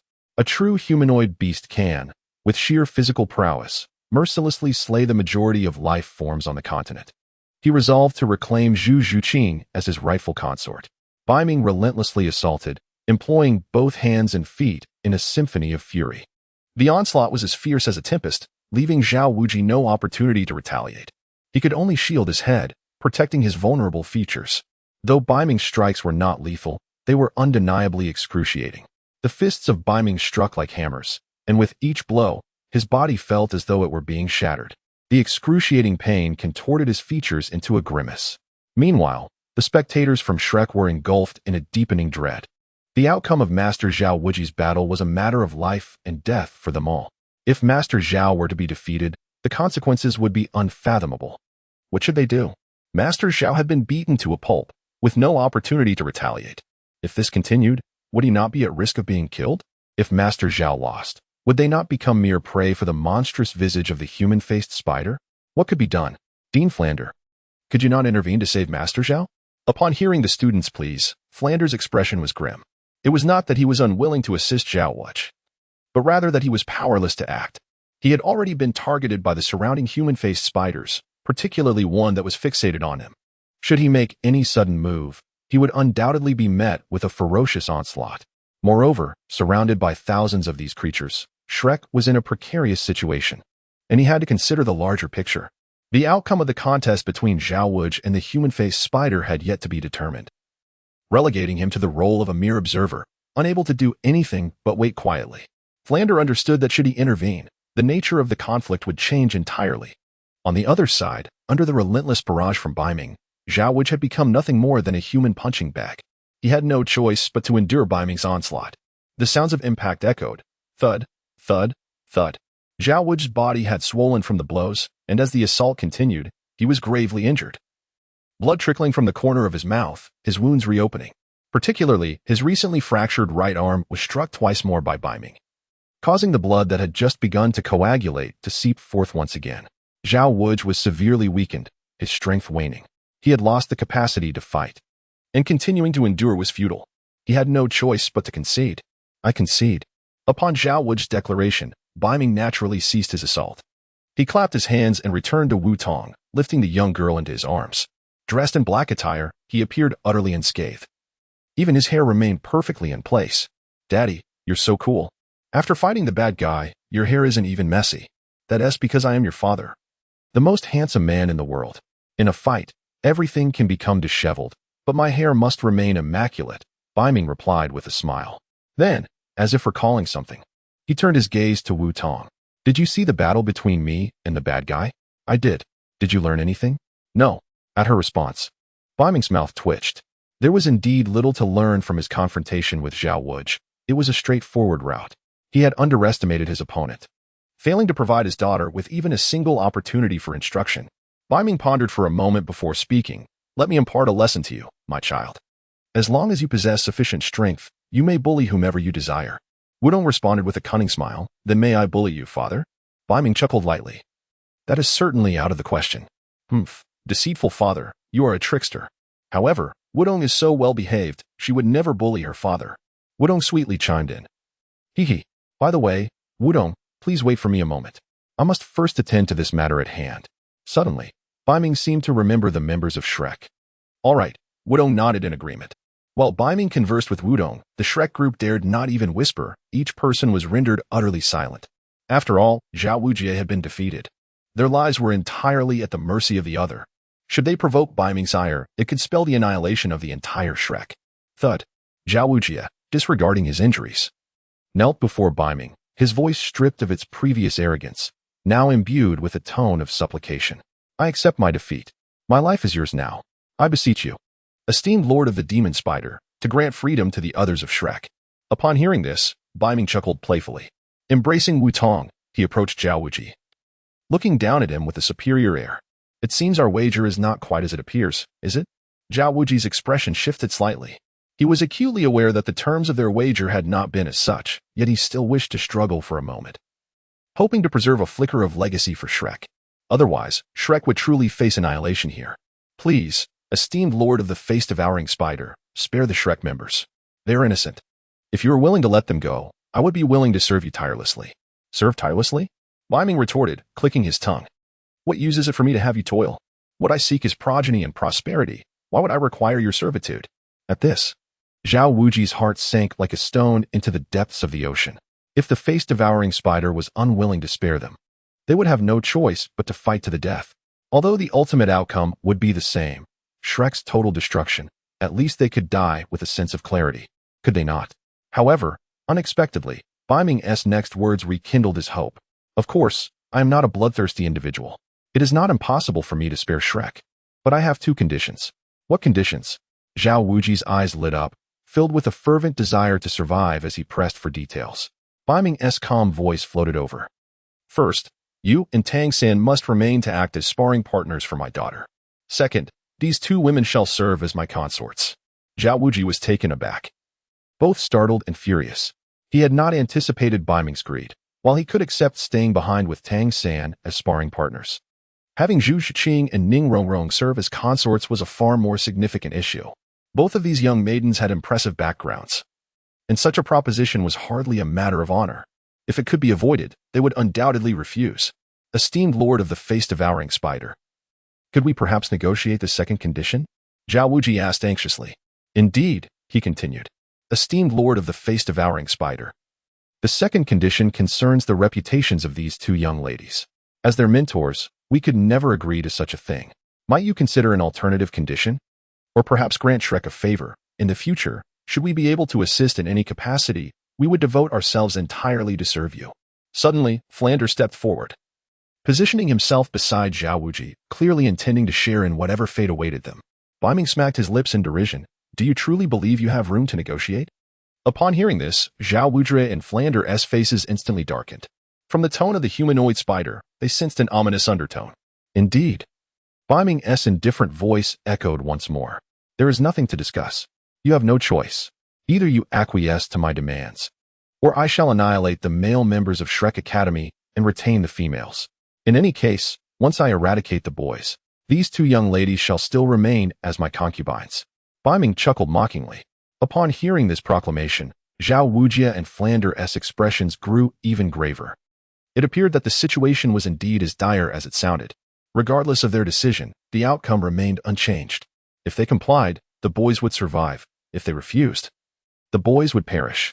No matter their choice, Zhu Zhuqing and Ning Rongrong would still be the concubines of that humanoid spider. There was simply no option available. It seemed they would have to reluctantly concede to Zhu Zhuqing and Ning Rongrong's plight. After a prolonged silence, Flander and Xiao Wuji exchanged a glance. As if silently coming to an agreement, and with a resigned sigh, Flander uttered, I agree. In that moment, Flander felt an immense weight settle on his shoulders, akin to bearing a shackle, filled with remorse. Abandoning his teammates and students was a deeply disgraceful act that would haunt him for a lifetime. Perhaps recalling something, Flander suddenly paused and continued, however, you must ensure their safety. Otherwise, even if I were to risk my own life, I will make your kind pay dearly. Beiming smiled faintly. As long as they obediently comply, this spider emperor holds no desire to slay them. However, I wonder if you grasp a certain truth? Flinder inquired languidly. What truth? Their safety hinges upon you. If upon returning to Shrek, you conduct yourself with decorum, as if none of this ever transpired, then they shall remain safe. Conversely, should you engage in actions unbefitting or utter words that ought not to be spoken, they will not witness the dawn of another day. Upon hearing this, Flinder's countenance shifted through various shades, as if he struggled to articulate a response, yet ultimately refrained from voicing his thoughts. The words of the humanoid demon spider resonated within him. He was acutely aware of what ought to be said and what ought to remain unspoken. It was simply a matter of not revealing the existence of Beast God Mountain, nor rallying humanity to assault it. I understand what must be done. I hope you treat them kindly, Flinder remarked after a moment of silence, letting out a deep sigh. He then turned, casting a lingering gaze upon the members of Shrek, as though he wished to etch their images indelibly in his mind. Very well.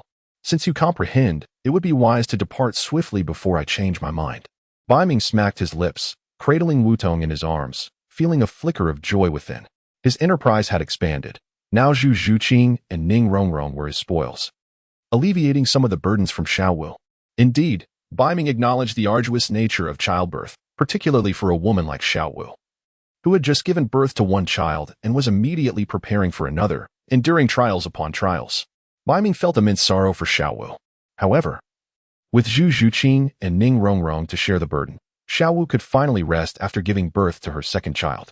Upon hearing this, Flinder hesitated no longer and led Dai Mubai, Ma Hongjun, and Oscar away. The unpredictable human-faced demon spider loomed before them, leaving everyone uncertain of its next move. When they arrived, there had been 8 of them, but now only 4 remained, as the others stayed behind on Beast God Mountain. Yet, despite their narrow escape, their faces bore no trace of joy, especially Dai Mubai, who erupted in anger. Surrounded by the human-faced demon spider, he had felt compelled to remain silent.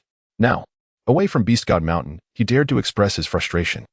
A wave of unbridled rage surged within him at the thought of Zhu Shiqing being taken by the demon spider as its consort. How could he accept that his fiancée was to become someone else's wife? Was he not made a fool of? Infuriated, he struck a nearby ancient tree with his fists, creating a deep dent and ultimately breaking it in half, which crashed to the ground, raising clouds of dust. Teacher, I cannot accept this. I cannot bear the thought of Zhu Shiqing being the consort of that demon spider. Do you think I can simply acquiesce? He exclaimed, his voice laced with anguish. My friend Xiao Wujia and my students are trapped in there too. I share your pain. Flinder responded calmly. You must come to terms with it, unless you wish for Zhu Shiqing's demise.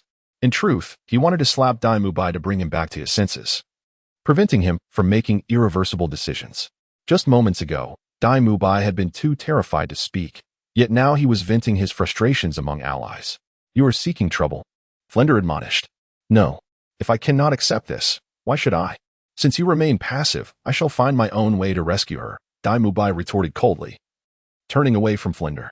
Zhu Shiqing was his fiancée and his future wife. He could not bear the thought of her being taken by a soul beast. Dai Mubai. Stop. Are you intent on bringing harm to Zhu Shiqing? The demon spider has made its threats clear. If we utter a word we shouldn't or take actions we must not, it will kill them all, Flinder warned, attempting to dissuade him. Yet, Dai Mubai, in his stubbornness, refused to heed the counsel. Teacher, rest assured, I know what I am doing. I will not act recklessly. With that, he disregarded Flinder's protests and vanished swiftly. Sighing, Flinder watched Dai Mubai's silhouette fade into the distance, understanding the depth of his anguish. He knew well the bond between Dai Mubai and Zhu Shiqing. If his own fiancée had been taken, he too would be inconsolable. Thus, it was entirely reasonable for Dai Mubai to react as he did. Beiming smiled. After dismissing Flinder, he finally had the opportunity to admire the two captivating beauties, Zhu Shiqing and Ning Rongrong. They embodied entirely different styles. Zhu Shiqing donned a form-fitting black leather outfit, her figure exuding an alluring sensuality, yet an air of coldness surrounded her. The fusion of seduction and frosty demeanor rendered her even more enticing. Zhu Shiqing epitomized the archetype of an ice-cold beauty. In contrast, Ning Rongrong wore a white dress. Though she lacked the sultriness of Zhu Shiqing, she possessed a budding allure, complemented by her refined demeanor, evoking the essence of a noble lady. Ning Rongrong embodied the spirited charm of a pampered princess. Beiming found himself enchanted by both styles, although his ultimate aspiration was merely to attain a prosperous lineage. He acknowledged that an unappealing appearance could indeed diminish one's appetite. Thus, Beiming had long set forth his own standards. He would not accept those who were exceedingly unattractive or of lowly lineage. For one to share in his fortune and blessings, it was essential to possess both striking beauty and noble blood, ensuring that his progeny would be formidable. Leader, what shall we do with these humans? A voice suddenly broke through, awakening Beiming from his reverie. Take these two men and have them don servant attire, then confine them until I give further instructions. As for the two women, they are my spoils. You need not concern yourself with them. 22. Xiao Wu? How is it that you are with child? Beiming regarded Ning Rongrong and Zhu Shiqing with a hint of amusement, his gaze sweeping over them with an audacious boldness, his eyes revealing an unabashedly domineering and aggressive glint. Zhu Shiqing, possessing a rather cold demeanor and being reticent by nature, felt uncomfortable under Beiming's scrutiny, yet ultimately chose silence, presenting an air of aloofness. However, few were privy to the truth that Zhu Shiqing's frigid exterior was merely a fade, a protective guise. In reality, she was not as resolute as one might assume. While Zhu Shiqing managed to endure Beiming's gaze, Ning Rongrong could not. As the princess of the Seven Treasure Glazed Tile School, she had been accustomed to receiving boundless affection, treated with utmost delicacy as if she were a precious jewel that could shatter at a mere touch. Never had anyone dared to gaze at her with such lecherous intent, and an inexplicable blend of anger and embarrassment surged from within her. What are you staring at? She retorted fiercely. I advise you to release me at once, lest you find yourself regretting this encounter. Let me make it clear. I am the daughter of Ning Fengji, the head of the Seven Treasure Glazed Tile School. My grandfathers are the Sword Douluo and the Bone Douluo. Should you dare to mistreat me, they will not hesitate to deal with you. With her hands firmly planted on her hips, she resembled a tempestuous shrew. Despite her current predicament, as a headstrong princess, she would not concede until the very end. Oblivious to the gravity of the situation, Beiming paid no heed to Ning Rongrong, perceiving her merely as a capricious little princess. Even in her current predicament, she remained unyielding. Yet, Her naivety was palpable. Did she truly believe that her affiliation with the Seven Treasure Glazed Tile sect would instill fear in everyone? My ability to bestow blessings is formidable. Once I have filled her with child, the die will be cast. What could Ning Fengxi, Sword Douluo, and Bone Douluo possibly say then? Once the deed is done, they would have no choice but to acknowledge me as their son-in-law. At that juncture, Ning Fengxi would become my father-in-law, and Sword Douluo and Bone Douluo would be my grandfathers. Having secured my position within the Seven Treasure Glazed Tile sect, what could they do to me? Surely they would not wish for the child within Ning Rongrong to be born without a father. They would not want her to become a single mother, would they? Ning Rongrong's naivety is her greatest folly, unbeknownst to her. The means possessed by Beiming are beyond the imagination of this young girl. To take a step back, even if we were to consider a hypothetical scenario, the strength of Beiming is also continuously advancing, experiencing significant growth each day. Moreover, with Xiao Wu soon expecting her second child, Wudong's cultivation will swiftly reach new heights. His power is on the verge of a tremendous surge. As long as his cultivation progresses rapidly and robustly, few would dare to bully the beast god mountain. Furthermore, in the realm of the Northern Abyss, there exists Xiao Wu. Should the beast god mountain encounter peril, Northern Abyss may seek the assistance of his brother-in-law, enlisting the Titan Great Ape and the Sky Blue Bull Python to guard the gates. These two sovereigns of the Stardow Forest are beholden to Xiao Wu. And at present, Xiao Wu is loyal to me. This implies that both Deming and Air Ming are under my influence. While Northern Abyss may not command Deming and Air Ming, it is unlikely that they would disregard the safety of their brother-in-law in times of danger. As long as the Beast God Mountain is threatened, in the depths of the North Sea, there are indeed means to summon the aid of the Great Ming. When Ning Rongrong observed that Beiming remained silent, she mistakenly believed her opponent to be intimidated and let out a sigh of relief. As long as she could intimidate him, everything would be fine. What she truly feared was encountering someone utterly oblivious, someone who couldn't even recognize the Seven Treasures Glazed Tile School. That would present a genuine predicament for her. Let me assure you, I, Ning Rongrong, am not unreasonable. If you are willing to release me, I can overlook the previous matters, she added with a smile. How exasperating. If you wish to retain your life, then silence yourself, Beiming remarked, clicking his tongue, his eyes glinting with coldness. He then extended his powerful Kirin arm, seizing Ning Rongrong by the neck as effortlessly as an eagle captures its prey, lifting her into the air. You wretched spider. What are you intending to do? Ning Rongrong's body stiffened, a sudden tremor coursing through her.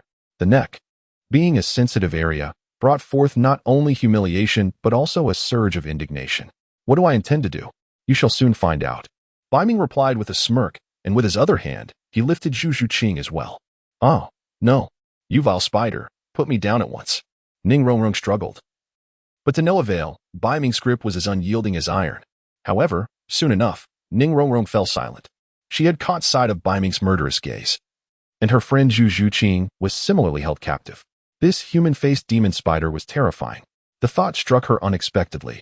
If she provoked him, he might genuinely be capable of killing her. Beiming effortlessly lifted Ning Rongrong with his left hand and Zhu Zhuqing with his right, unfurling his dark wings behind him as he soared into the sky. His speed was akin to that of a lightning bolt.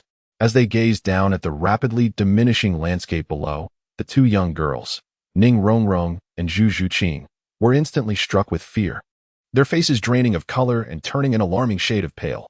They were merely grand soul masters, devoid of any flying capabilities, and had never traversed the skies before. Now, suddenly whisked away by a soul beast, witnessing the ground recede beneath them while the biting wind howled around them, how could they not be terrified? Zhu Zhuqing and Ning Rongrong instinctively clutched Beiming's hands, their faces paling even further. Fortunately, the summit was not particularly high, and in an instant, they found themselves elevated. The Northern Abyss appeared before her cave, or else they could not guarantee they would not faint. With a swift closure of her wings, Beiming directly flew into the cave and unceremoniously tossed Ning Rongrong and Zhu Zhuqing onto the ground. Perhaps due to the impact, the expressions of the two women shifted slightly, their brows furrowing and their lips pouting. Ning Rongrong and Zhu Zhuqing brushed off the dust from their clothes and gradually rose to their feet. Suddenly, their eyes fell upon a familiar figure ahead. Was that Xiao Wu? She was clad in a loose nightgown, her belly round and adorned with stretch marks, clearly nearing the time of her delivery. A look of astonishment flickered in Zhu Zhuqing and Ning Rongrong's eyes. While they were aware of Xiao Wu's presence, they had not anticipated her pregnancy. Xiao Wu, how did you come to be with child? Ning Rongrong inquired, her voice laced with shock. On the other hand, Zhu Qing remained silent but gazed at Xiao Wu with a look of confusion, evidently eager for an explanation. As Xiao Wu's classmates, they had long recognized the innocent affection between Tang San and her. The revelation of Xiao Wu's pregnancy raised unsettling questions. Did this imply that Sango had been unfaithful? It suddenly made sense why Tang San had hesitated to speak when they had inquired about Xiao Wu upon his return to Shrek Academy. He had been embarrassed to admit the truth. Wait a moment. The two women appeared to have made a sudden realization. Could it be that Xiao Wu was now the wife of a bandit leader? If this were the case, did it not suggest that a similar fate awaited them? Perhaps having come to this conclusion, Zhu Zhuqing and Ning Rongrong froze momentarily, their gazes towards Beiming growing increasingly fearful. What is with your expressions? Why the surprise? Shouldn't you be happy for me upon discovering my pregnancy? Xiao Wu blushed slightly, speaking openly about her condition. For this child was the fruit of her union with Beiming. Nay, that is not our intent. Xiao Wu, we recall that you once had feelings for Tang San. How is it that you now carry another's child? Surely this child cannot belong to the spirit spider? Ning Rongrong blurted out, oblivious to the rudeness of her words. Indeed. You are correct, Rongrong. This child is Beiming's. However, Beiming is now my husband, and you must refrain from mentioning Tang San in my presence henceforth. As that is a matter of the past, Xiao Wu stated firmly, her expression slightly displeased. Ning Rongrong's eyes widened in disbelief at her words. She reminisced about the fondness shared between Sange and Xiao Wu. How had everything changed so drastically? It truly pained her for her dear Sange, who had been wronged and now found himself training another's child. At that moment, Beiming's cold voice interjected, Xiao Wu, these two young ladies are now your responsibility. You must enlighten them about their duties during the day and night. Very well, my husband, Xiao Wu replied, her cheeks flushed, accepting the task without hesitation. Only she understood the extent of Beiming's strength. Each night, she endured torment beyond comprehension. If she did not assist Beiming in expanding his circle, she would find herself overwhelmed. Zhu Zhuqing and Ning Rongrong were indeed her close friends, their bloodlines commendable. Zhu Zhuqing from the Zhu family of the Star Luo Empire, and Ning Rongrong from the Seven Treasure Glazed Tile School. Both were worthy of her husband. By guiding them well, they could help alleviate her burdens at night. These two women are now entrusted to you. I shall first check on Tang San and Zhao Wujia, Beiming remarked, smacking his lips. While one might say that a forced union bears no sweetness, it could nonetheless quench thirst. He hoped that Xiao Wu would successfully convey the necessary understanding to the two girls. Otherwise, he would have to resort to traditional methods, entering the carriage first and purchasing the ticket later. After all, women, by nature, were often more truthful with their bodies than with their words. Once they bore a child, they would essentially belong to him. Upon reaching the summit platform of the main peak, Beiming gazed out to see Tang San and Zhao Wuji clad in pristine white servant attire, standing at the edge of the platform. Bai Qi's efficiency remained impressively high. If the opportunity arises, he must be generously rewarded. The young girl, Wu Tong, upon spotting Beiming, suddenly brightened with excitement and rushed over, embracing him tightly. Daddy, she exclaimed with a smile, you've brought me 2 toys. That should keep me entertained for a while. Beiming chuckled softly, his gaze shifting to Tang San and Zhao Wuji as he held Wu Tong close and approached them. Are they as formidable as Uncle Bai Qi? Wu Tong inquired, tilting her head to glance at Zhao Wuji and Tang San, her eyes reflecting a hint of disdain. Of course not. What if I were to defeat them? A flicker of menace crossed her delicate features. Ever since her father mentioned that they were here to seize her mother, she had resolved to settle this feud. If they are defeated, it is simply due to their lack of skill. It is not our fault, she asserted. Beiming smiled at her words. Wu Tong, contemplating the implications, nodded slightly. Her gaze fixated on Tang San, seemingly plotting some mischievous scheme in her mind. Beiming cradled Wu Tong as he approached Tang San and Zhao Wujing. Before he could utter a word, Zhao Wujing's voice resonated first. Lord of the man-faced demon spider, he spoke, his tone tinged with uncertainty. Despite being the unmoving king, Zhao Wujing felt diminished ever since the moment he faced defeat. He could never hold his head high before Beiming. As for Tang San, his expression remained dark, silent, and his eyes fixated on Beiming like a venomous serpent. It is often said that a barking dog does not bite. Yet Tang San's demeanor suggested a far greater peril than Zhao Wujing's. However, Beiming showed little concern. This is the Beast God Mountain, where even Tang San, no matter how formidable, must kneel. From this moment onward, you shall serve as my daughter's training partners. Once her cultivation surpasses yours and you become utterly obsolete, you may leave at your discretion. Beiming spoke calmly, offering a glimmer of hope to the others, allowing them to perceive a chance for survival. In doing so, he not only prevented them from resorting to desperate measures, but also ignited their will to thrive, thereby averting any inclination towards lethargy in their duties. Beiming possesses remarkable skills in manipulating others. Upon hearing this, Xiao Wujia's eyes suddenly sparkled with intrigue. My lord, the human-faced demon spider, is what you say truly authentic? Will you genuinely allow us to depart? Indeed, it is true, Beiming affirmed, silently adding a caveat in his mind, provided, of course, that my daughter does not end your lives first. Very well. We shall wholeheartedly undertake the role of sparring partners. Xiao Wujia eagerly nodded in agreement. Meanwhile, Tang San remained silent, his expression dark. Wudong is the child of Xiao Wu. 6 months prior, he had inadvertently stumbled into the Beast God Mountain, where Wudong was but an infant swaddled in a cradle. How could she have grown so much in such a brief span? Gazing at the graceful figure of Wudong, now around 1 meter tall, Tang San was engulfed by confusion. 6 months? That equates to 6 years of growth. How could this be? Is the bloodline of the human-faced demon spider truly so potent? Wudong's rate of maturation is astonishing. Unbeknownst to him, Tang San suddenly felt that had Xiao Wu not been taken by the human-faced demon spider, he too might have had a daughter resembling Wudong. Noticing Tang San's lack of reaction, Xiao Wujia swiftly prodded his arm. Tang San. Oh, yes, teacher. I'm fine. Tang San snapped back to reality, momentarily mistaking Wudong for his own daughter. What is happening? Why do I keep envisioning Wudong as my daughter? How peculiar. At that moment, Beiming's calm voice resounded. Let us commence with Tang San. You shall first spar with my daughter. Tang San's expression soured. He wished to refuse. After recuperation, he had regained his strength to level 18, though he had yet to reach the Grandmaster stage. Nevertheless, he possessed a second spirit ring, which rendered his overall power comparable to that of a Grandmaster. Furthermore, with his hidden weapons and the techniques from his previous life as a member of the Tang sect, he felt a profound confidence, even without utilizing his spirit master abilities. He believed he could contend against a Grandmaster. Wudong was merely a 6-month-old child. No matter how formidable, how could she possibly rival him? He did not wish to bully the child. Yet, inexplicably, Tang San sensed that if he were to strike at Wudong, it would feel akin to harming his own flesh and blood. What? Do you harbor objections? Beiming inquired, observing Tang San with a detached demeanor. I refuse. Tang San shook his head.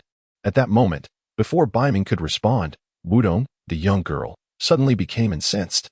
With a swift motion, she leaped from Beiming's embrace, her expression turning icy. Do you look down upon me? Tang San, struck by her words, felt a wave of dismay wash over him. You underestimate me? Wudong exclaimed, leaping down and wielding the Dark Divine Spear, her spirit weapon. The spear, shrouded in an ominous aura, radiated an intimidating power.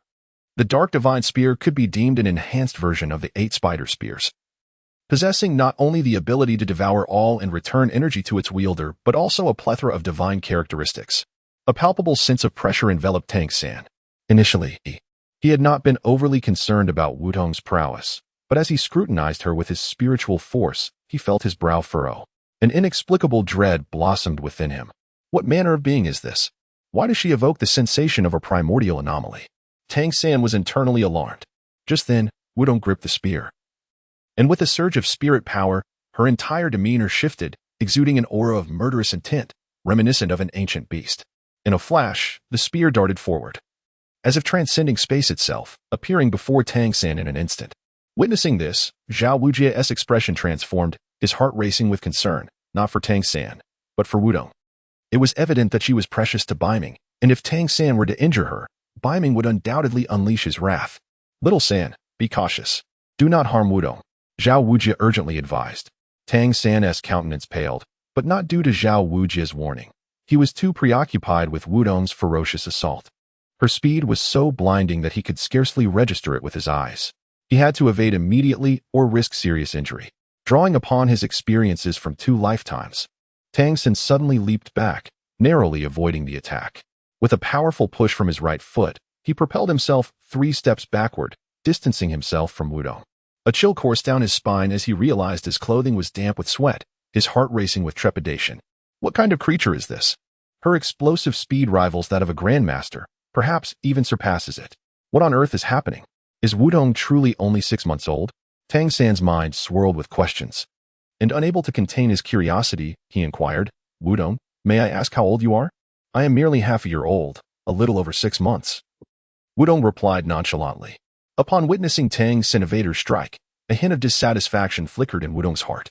She clenched her right hand, summoning the dark divine spear back to her grasp, swiftly preparing for another attack. Is she really not yet 6 years old? Tang San gasped in disbelief.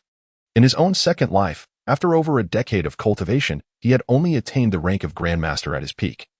And following the absorption of his powers by the 8 Spider Spear, he had only recently returned to level 18, after years of effort and the advantage of rebirth. He could not surpass Wudong's mere 6 months of training? What a monstrous offspring has resulted from the union of the human-faced demon spider and Xiao Wu. Realizing Wudong's true capabilities, Tang San no longer dared to underestimate her, suppressing any lingering thoughts of belittling the child. He had no desire to perish at the hands of an infant, regardless of how much she resembled his daughter. He repeated to himself in his mind, "She is not my daughter." Wudong's dark divine spear swept toward him with even greater velocity than before. As fate would have it, his blue-silver bind spirit ring suddenly illuminated, causing blue-silver grass to sprout rapidly from the ground, akin to an invasive plant species. In mere moments, the area was blanketed with blue-silver grass. The vine stealthily crept toward Wudong's ankles from behind, barbed with thorns containing neurotoxic venom. Once ensnared, the toxin would inevitably infiltrate the enemy's system, leading to a swift conclusion of the battle. 2 tendrils lunged for Wudong's ankles with lightning speed. Caught off guard, Wudong reacted too late, or perhaps, due to her lack of experience, she fell victim to Tang San's ambush. Both of Tang San's feet were ensnared by the blue-silver grass, forcing the dark spear, which had been aimed at him, to come to an abrupt halt. A sudden sigh of relief escaped Tang San's lips. Unexplainably, a sense of fear began to creep over him, fear of the young girl before him. She exuded an aura that suggested if the battle were to continue, defeat would surely be his. However, what transpired next astonished him. It appeared that Wutong, feeling her feet constricted, furrowed her brows in disdain and uttered, "A mere parlor trick." With a fierce stomp, the ground beneath her fractured as though it were a spider's web, unleashing an unparalleled force that shattered the entangling blue-silver vines. Fragments of the blue-silver grass flew through the air, presenting an image of a human-like beast, brimming with violence and invincibility. Humph, if this is all you can muster, prepare to be vanquished. It seemed that Tang San's earlier entanglement had provoked Wutong, as her expression turned icy. The dark spear in her hand emitted a sinister glow, with mysterious runes that seemed to writhe and pulse with life. Darkness Overlay, the first soul skill of Wutong's dark spear, allowed her to condense the power of darkness upon the weapon, enabling it to unleash a staggering 300% of its potential. Faced with this formidable assault, Tang San's composure faltered. Having lost a significant portion of his soul power to Beiming previously, he had only managed to recover to level 18. He assessed that even if he activated his second soul skill, he would still be no match for Wutong. What should he do? Was it time to reveal his trump card? The techniques and hidden weapons of the Tang sect were Tang San's greatest secret in this life, and he was loath to expose them unless absolutely necessary. Yet now, it seemed he had no other choice. Without hesitation, he rolled up his sleeves, revealing the concealed sleeve arrows. These portable Tang sect weapons were known for their instantaneous firing capability, akin to the Zhuge Divine crossbow, albeit with significantly less lethality. He pressed the mechanism thrice, and 3 glimmering arrows shot forth in a formation towards Wutong, specifically targeting her shoulders, vulnerable yet non-lethal areas. Wutong's eyes flickered. She noticed the sleeve arrows but felt no fear. As a qualified beast, her body was her most formidable weapon. She was utterly unfazed by such trivial attacks. Clang, clang, clang. The sound of steel colliding rang out as Tang San's arrows struck Wutong, producing sparks akin to striking a block of refined gold, before they fell harmlessly to the ground. How could this be?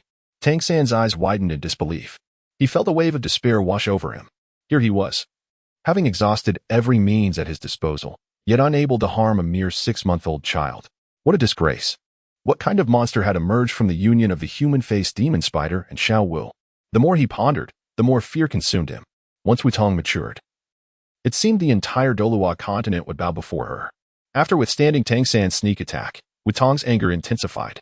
How dare he attempt to steal her mother from her and resort to such despicable tactics? She thought him truly loathsome. Thankfully, her robust constitution had spared her from harm. Had it been anyone else, they would have certainly fallen to Tang San's cunning devices. Tang San was indeed despicable. with a fierce determination. Wutong's brows knitted together as she summoned the dark spear, enveloped in a dark aura. Aiming it directly at Tang San's forehead with a fierce speed that left no room for response. Tang San's face paled in despair. What could he do? He was caught in a liminal state where his old strength had waned, yet his new strength had yet to manifest. There was no escaping this attack, and he had already exhausted all his options. The dark spear seemed to lock onto him, rendering evasion impossible. Was he to perish? In utter hopelessness. Tang San shut his eyes, resigned to his fate. Xiao San, be careful, Xiao Wu bellowed, sensing Tang San's peril. Without a moment's hesitation, he channeled his potent yellow attribute soul power. In his haste, he transformed his right hand into that of a bear, swiftly reaching for Wutong's dark spear in an attempt to intercept her attack. Upon seeing Xiao Wujia's intervention, Wutong's gaze flashed with disdain. She forcefully pressed her hands downward, amplifying her strike. If you seek death, then so be it. My dark spear possesses an indomitable nature, one that your insignificant bare paw cannot hope to withstand. A resounding impact echoed as Xiao Wujia's transformed paw was pierced through, the lingering dark aura of the spear corroding his flesh like concentrated sulfuric acid, causing the wound to fester and expand. With a sharp tug, Wutong retracted the dark spear, its razor-sharp edge glinting ominously as it sliced through Xiao Wujia's hand as effortlessly as cutting through tofu. A cry of agony erupted from Xiao Wujia, yet he stifled the urge to retaliate. This was the Beast God Mountain. Striking back would mean certain death. Tang San, you are utterly weak. Had it not been for Xiao Wujia's intervention just now, you would have been slain. Wutong's cold voice echoed as she withdrew her dark spear. You? Tang San's chest swelled with indignation at her words. He felt a deep sense of frustration. Was it truly his weakness, or her overwhelming strength? Yet, he was not entirely oblivious to his own shortcomings. He recognized that it was prudent to remain silent lest he provoke Wutong further. Then, Wutong's voice rang out once more. I shall return tomorrow at this hour to duel with you, until you are defeated. Furthermore, from tomorrow onwards, Xiao Wujia is forbidden from intervening. Otherwise, I will have my father annihilate the entire Shrek. In the delicate features of Wutong, an intangible aura of lethal intent emanated, sending shivers down the spine. Xiao Wujia and Tang San, upon hearing this, were shrouded in a veil of gloom. The little girl, Wutong, exuded an overwhelming ferocity, capable of extinguishing the Shrek Academy at a whim. This realization deepened their trepidation, particularly for Tang San, who felt tears welling up. Wutong was an enigma, a creature beyond his capacity to contend with. What would he do tomorrow? Was he truly destined to be vanquished by this young girl? No. There remained a glimmer of hope. He was not alone in facing these trials. There was also his teacher, Xiao Wujia. Surely, Xiao Wujia would come to his aid. Tang San clung to the spirit of perseverance to console himself. Meanwhile, after her triumph, Wutong joyfully dashed to Beiming's side and nestled into his embrace. Daddy, these two toys are so weak, she remarked. None can compare to Uncle Baichi's prowess. Beiming cradled Wutong in his arms, gently tousling her hair with affection. Uncle Baichi is your father's foremost general, undoubtedly formidable. However, Uncle Baichi has other responsibilities, so henceforth, Tang San and Xiao Wujia will accompany you in your training. What is Uncle Baichi going to do? Wutong inquired with curiosity. Naturally, he is tasked with the expansion of the Beast God Mountain. Your father has established the Beast God Mountain for some time now. It is time to extend our reach towards the Stardow Forest. Does that mean Uncle Baichi is assisting my father in conquering the Stardow Forest? Wutong lifted her head to ask. Indeed, Uncle Baichi is exceptionally skilled. If he can subdue the entire Stardow Forest and unify it, no one will dare to bully our Soul Beast clan any longer. I see. The little girl, Wutong, furrowed her brow for a moment before gradually relaxing it. She then spoke softly, so, while Uncle Baichi is responsible for conquering the Stardow Forest, when I grow up, I will help my father in the human world. I shall conquer the entire human realm and present it to my father. Wutong nestled into Beiming's embrace, nuzzling against him, her face devoid of any malice, replaced instead by a gentle warmth. Haha. Upon hearing this, Beiming could not help but let out a hearty laugh. Truly, a tiger begets no dog.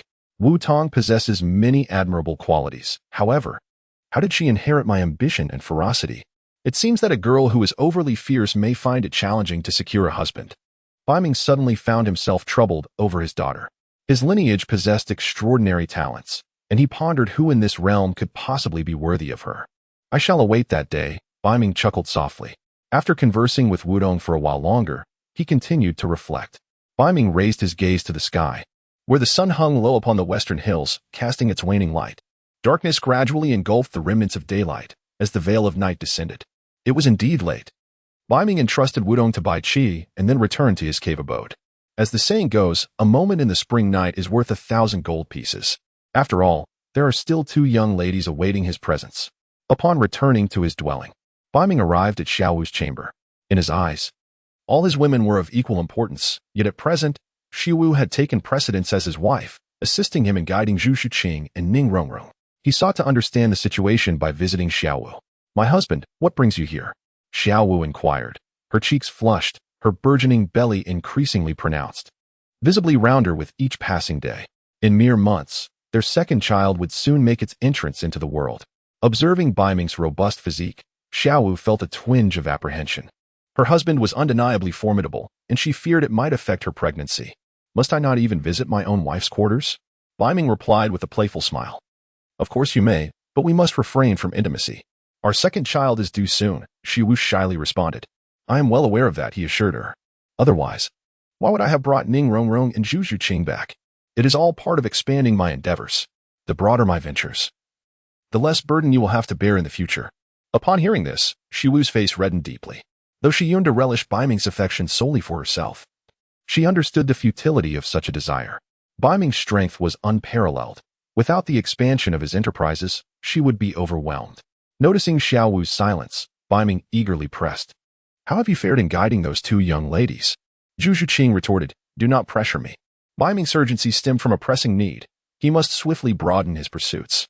The more ventures he engaged in, the greater the blessings of progeny would be bestowed upon him. Thus, his ambition soared. Only the northern underworld can confront the impending crisis. Ever since the capture of Ning Rongrong and Zhu Shuqing, an overwhelming sense of foreboding has settled in his heart, as if he has inadvertently provoked some troublesome calamity. With danger looming ever closer, Beiming was eager to upgrade. Let us first speak of Zhu Shuqing. Zhu Shuqing hails from the Star Luo Empire and is the betrothed of Dai Mubai. Both the Zhu family and the Dai family are prominent clans that wield significant power within the Star Luo Empire, with the Dai family being of royal lineage. Dai Mubai himself is a prince. Both families are formidable and not to be trifled with. Fortunately, the Star Luo Empire is situated a considerable distance from the Beast God Mountain, separated by thousands of kilometers. Even if the Zhu and Dai families sought to cause him trouble, their reach would be limited. Moreover, Dai Mubai, being a fallen prince within the Star Luo Empire, possesses little influence. Therefore, the likelihood of the Star Luo Empire troubling him is quite low. Aside from Zhu Shuqing, the only other individual capable of posing a threat is Ning Rongrong. Ning Rongrong is the daughter of the 7 Treasure Glazed Tile School's patriarch, her father being the leader of the sect and her grandfather being 2 titled Douluos. Given the tempers of the Sword Douluo and the Bone Douluo, if they were to discover that he had captured Ning Rongrong, they would undoubtedly come to exact retribution. Thus, Beiming must grasp both sides with equal strength. On one hand, he should first ensure that Ning Rongrong is with child, thus securing his position as the son-in-law of the 7 Treasure Glazed Tile School. This way, Ning Fingxi, Sword Douluo, and Bone Douluo will hesitate to take action against their son-in-law, for they would not wish for Ning Rongrong's child to be born without a father. On the other hand, it is imperative to diligently enhance his own strength. Balancing both endeavors is essential. When the time comes for Sword Douluo and Bone Douluo to confront him, Beiming will truly be unafraid of anything. It is rather mediocre. I have expressed all that needed to be said, yet they still seem rather reluctant, Xiao Wu said indifferently. Having said that is sufficient. This spider cares not for their opinions. I typically board first and pay later, Beiming chuckled as he spoke.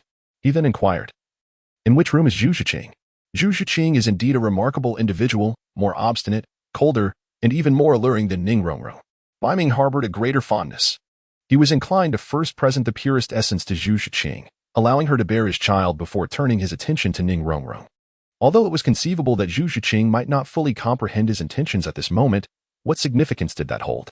As long as the firstborn could be brought into the world, Zhu Shuqing would gradually come to understand. In the eastern chamber, Xiao Wu extended her finger and pointed. "Very well, my husband shall proceed first. Today, I shall accompany Zhu Shuqing. Once you have welcomed our second child, I will return to your side." With a beguiling smile, Beiming sauntered towards the eastern chamber. He possessed a charm that enchanted all who crossed his path, There was not a single girl who would not fall utterly for him. Now, my lord, do take care. After all, this is Zhu Juqing's first experience. Do not subject her to undue torment, Xiao Wu implored Beiming. Her concern for Zhu Juqing evident, for Beiming's prowess was indeed formidable. Rest assured, my heart is well aware. I shall strive to achieve a swift and profound connection, and I will avoid any unnecessary suffering. Beiming let out a dry chuckle as he arrived at the entrance of the eastern chamber. His abode resembled a cave, devoid of any elaborate doors, with only a few rudimentary curtains serving as barriers. Beiming gently lifted the curtain and stepped inside, immediately catching sight of Zhu Juqing nestled in the corner of the bed. She was adorned in a snug black leather outfit that accentuated her alluring figure. Her skin was as fair and smooth as milk, complemented by a face that exuded an angelic beauty. Before Beiming could approach Zhu Juqing, he was met with an icy wave of chill. Truly, she was the epitome of an ice-cold beauty, exuding an aura of frigidness and elegance. This only heightened Beiming's excitement. He was particularly drawn to such a feline spirit, both frosty and defiant, yet undeniably alluring. His gaze descended, revealing a pair of long, slender legs clad in black silk, their smoothness mesmerizing and inviting. Beiming could not help but slightly part his lips. As the saying goes, the black silk is a complete set, with boundless magical power.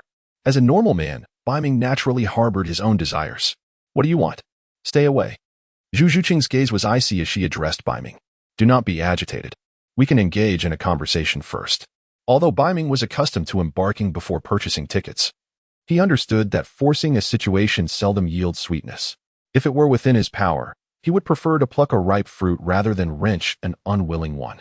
Upon hearing his words, Zhu Juqing's emotions stabilized considerably, yet her eyes remained vigilant, her demeanor growing ever colder, resembling an unyielding iceberg.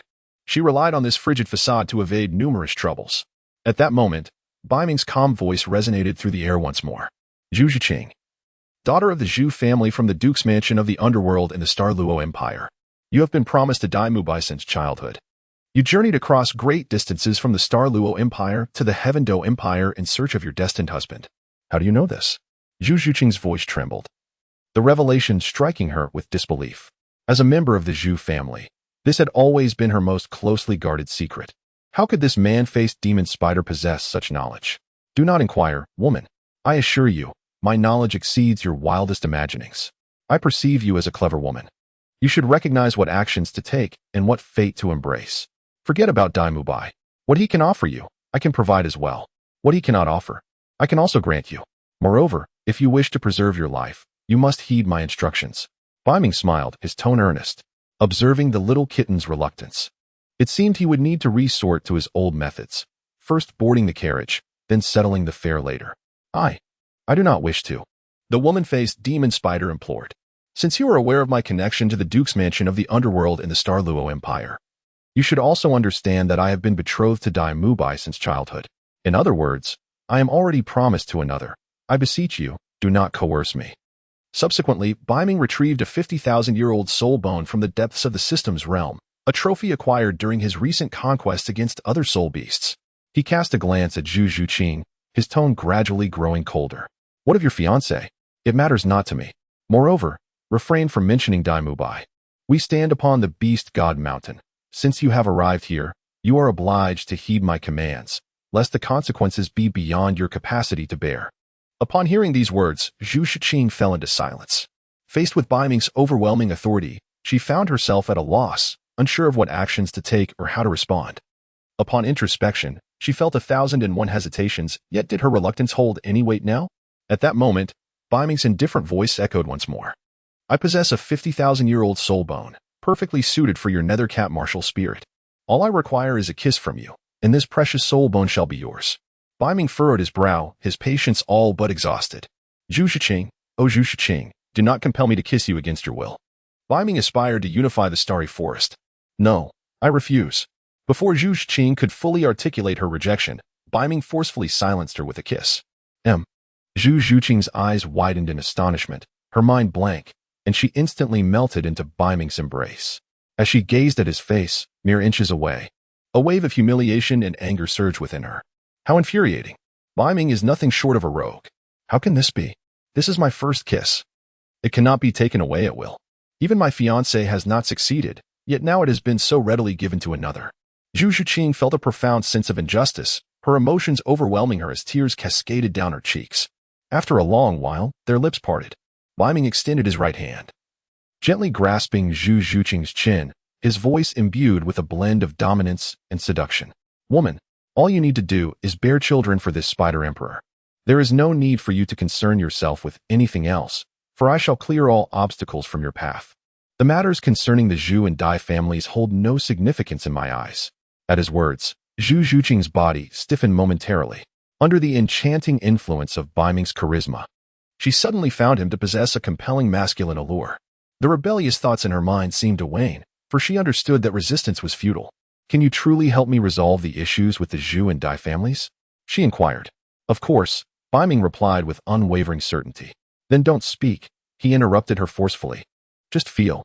What followed was a series of actions that were both direct and unrefined. In the northern underworld, it is customary to board the vehicle first and purchase the ticket later. There is nothing in life that cannot be resolved by the arrival of a child. If there is, then one should simply have 2 children.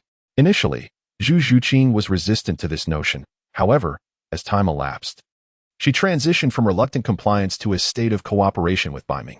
Zhu Zhuqing gradually forgot everything that had transpired. Beiming, who had no intention of further tormenting her, found himself unable to halt the course of events at will. In the dead of night, Xiao Wu heard Zhu Zhuqing's anguished cries and rushed over to investigate. Yet, rather than rescuing Zhu Zhuqing, she inadvertently became ensnared in the situation herself. The next morning dawned with a sense of foreboding. Beiming gradually regained consciousness, lying beside the alluring Zhu Zhuqing. Last night, the young lady Zhu Zhuqing had endured considerable torment. She remained in a deep slumber even now. Meanwhile, Xiao Wu had gone to prepare breakfast for them.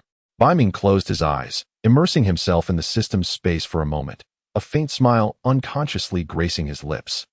Zhu Zhuqing was indeed pregnant, with 10 months remaining until the child's arrival. Perhaps his prayers had borne fruit, as Beiming had truly succeeded in enabling Zhu Zhuqing's pregnancy. However, the child had yet to be born. The northern abyss has yet to yield rewards. The system of abundant offspring primarily emphasizes the importance of procreation. Only by increasing one's progeny can one attain rewards. One's gaze shifts downward. He casually observed Xiao Wu's condition. Xiao Wu is currently expecting her second child, with 3 months remaining until her due date. The host is advised to ensure that Xiao Wu maintains her health when the second child arrives. A critical reward will be triggered. There is also a critical reward? That seems acceptable. Xiao Wu has indeed been enduring quite a lot during this period. Not only must she prepare for the arrival of her second child, but she also needs to care for herself and engage in nightly revelries. In the depths of his heart, Beiming felt a surge of compassion, silently vowing to make amends to Xiao Wu in the future. Just as he was about to exit the system space, a faint prompt from the system echoed through the air. Congratulations, host. Wu Tong has successfully transcended to the Soul Sovereign Realm, triggering a critical reward. Congratulations, host, for receiving the blessing of the race. Congratulations, host, for acquiring the blessing of evolution. Congratulations, host, for obtaining the distribution map of soul beasts in the Douluo Forest.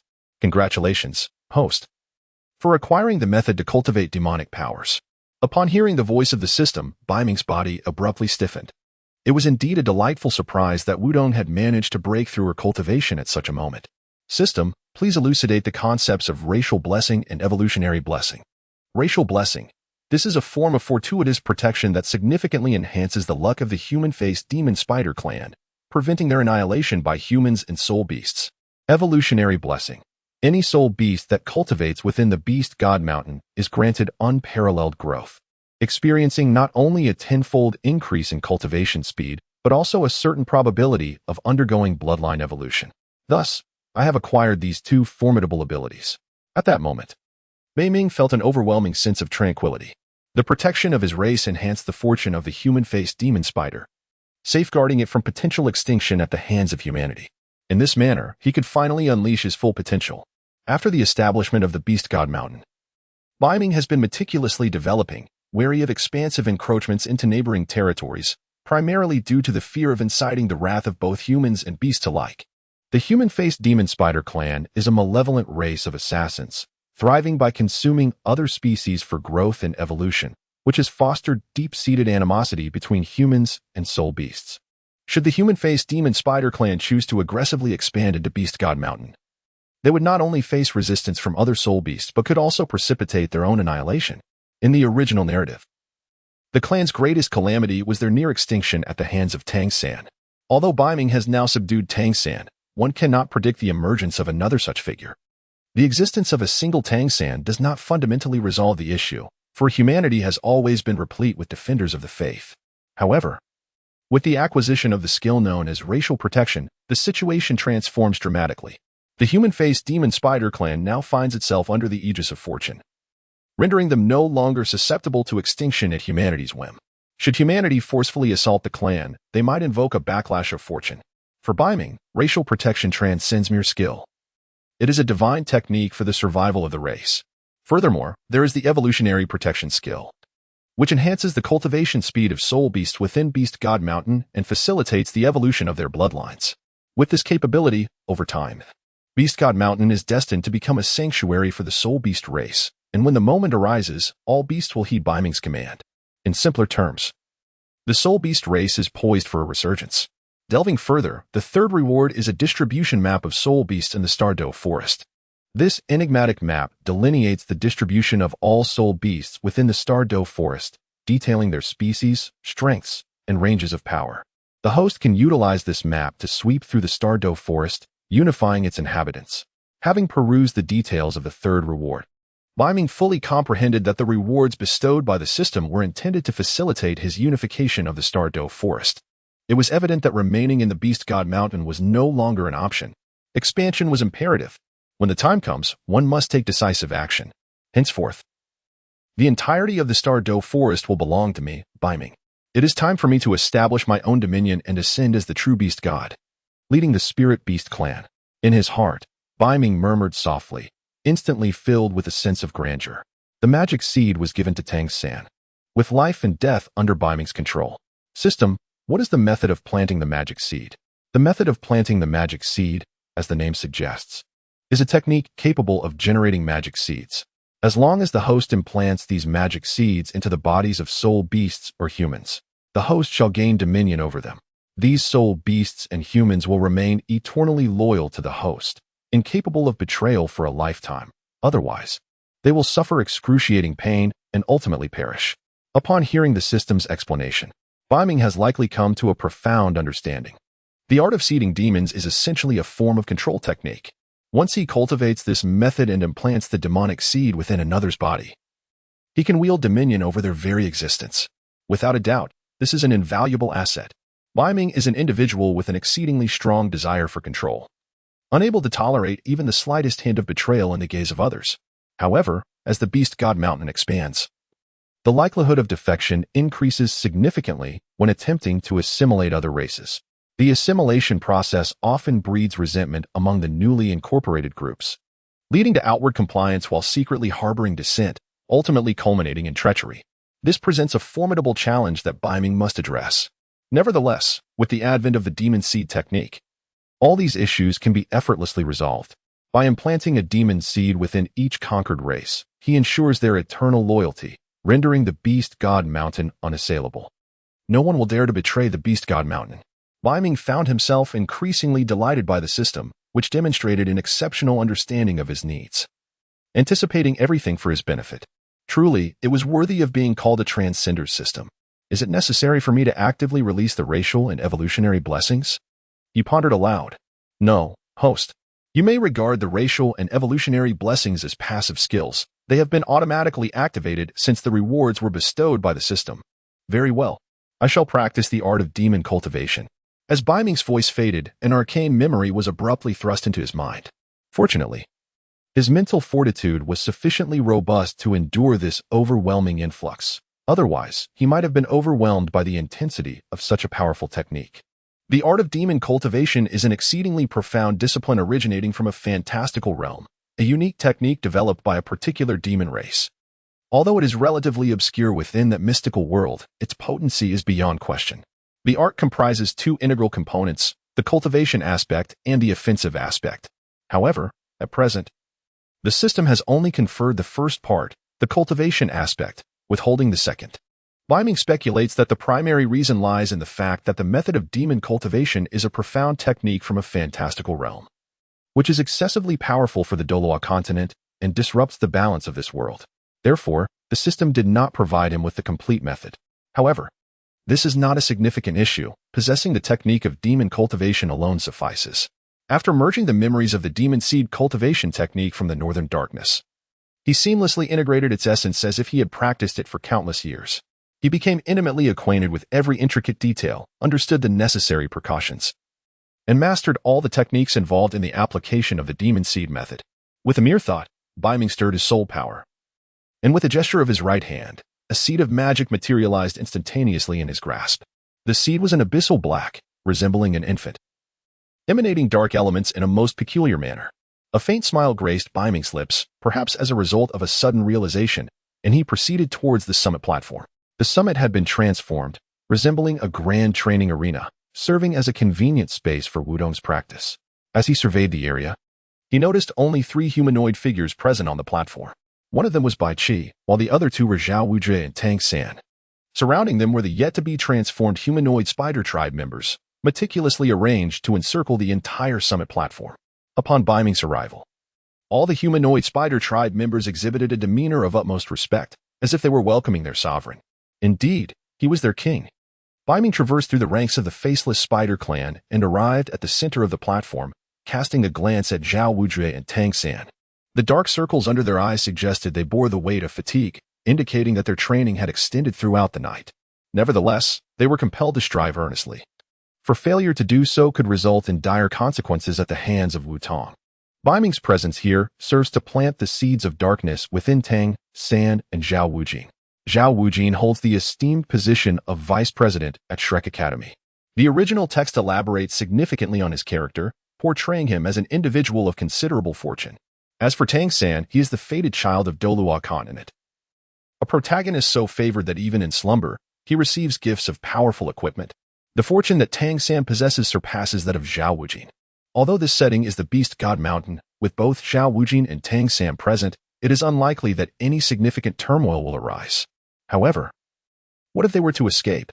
The Northern Underworld is on the verge of expanding into the Beast God Mountain, and inevitably, a significant portion of the human-faced demon spider's kin will be taken to wage war across the lands. He simply lacks the time to keep a vigilant eye on Xiao Wu and Tang San. However, should they manage to escape, it would present a considerable dilemma. Thus, to avert such complications, the Northern Underworld had no choice but to implant demonic seeds within Xiao Wu and Tang San. Come here, Xiao Wu, Tang San, he beckoned. Upon hearing this, Xiao Wu approached slowly, a sense of foreboding suddenly taking root within him. It felt as though something ominous was about to transpire. Yet, despite his reluctance, Xiao Wu found himself unable to refuse the Northern Underworld, for defiance would mean death. Tang San, initially unwilling to approach, harbored the belief that the human-faced demon spider's summons could only spell trouble. Nevertheless, he was compelled forward by Xiao Wu's insistence. Your Excellency, the human-faced demon spider, what is it that you wish to command us? Xiao Wu inquired softly. You will soon find out, the Northern Underworld replied with a smile. Seizing the opportunity while Xiao Wu and Tang San were momentarily distracted, 2 tendrils of dark soul power surged forth with astonishing speed, leaving them no chance to evade. With a swift, piercing sound, they felt a subtle yet painful incision upon their foreheads. With a flick of his wrists, Beiming sent 2 demonic seeds ricocheting towards the foreheads of Xiao Wu and Tang San. The moment the seeds made contact with blood, they seemed to come to life, swiftly burrowing into the foreheads of both men. Their expressions shifted dramatically as they instinctively reached for their wounds, only to discover that the injuries had astonishingly healed. What was happening? What had transpired moments ago? What had this human-faced demon spider done to them? Xiao Wu and Tang San scanned their bodies with their spiritual energy, yet found nothing amiss. Nevertheless, they were certain that the demon spider had meddled with their bodies. What have you done to me? Tang San asked, his voice trembling with fear. Nothing of consequence, Beiming replied casually. I merely implanted the demonic seeds within you. It's a minor technique of this spider emperor. As long as you do not betray me, there will be no issues. In fact, these seeds will assist you in your cultivation, enhancing your innate talents. However, should you choose treachery, in an instant, I can extinguish both your forms and spirits. Upon hearing Beiming's words, Xiao Wu and Tang San truly felt a chill of dread. What sort of power was this? The ability to control humans?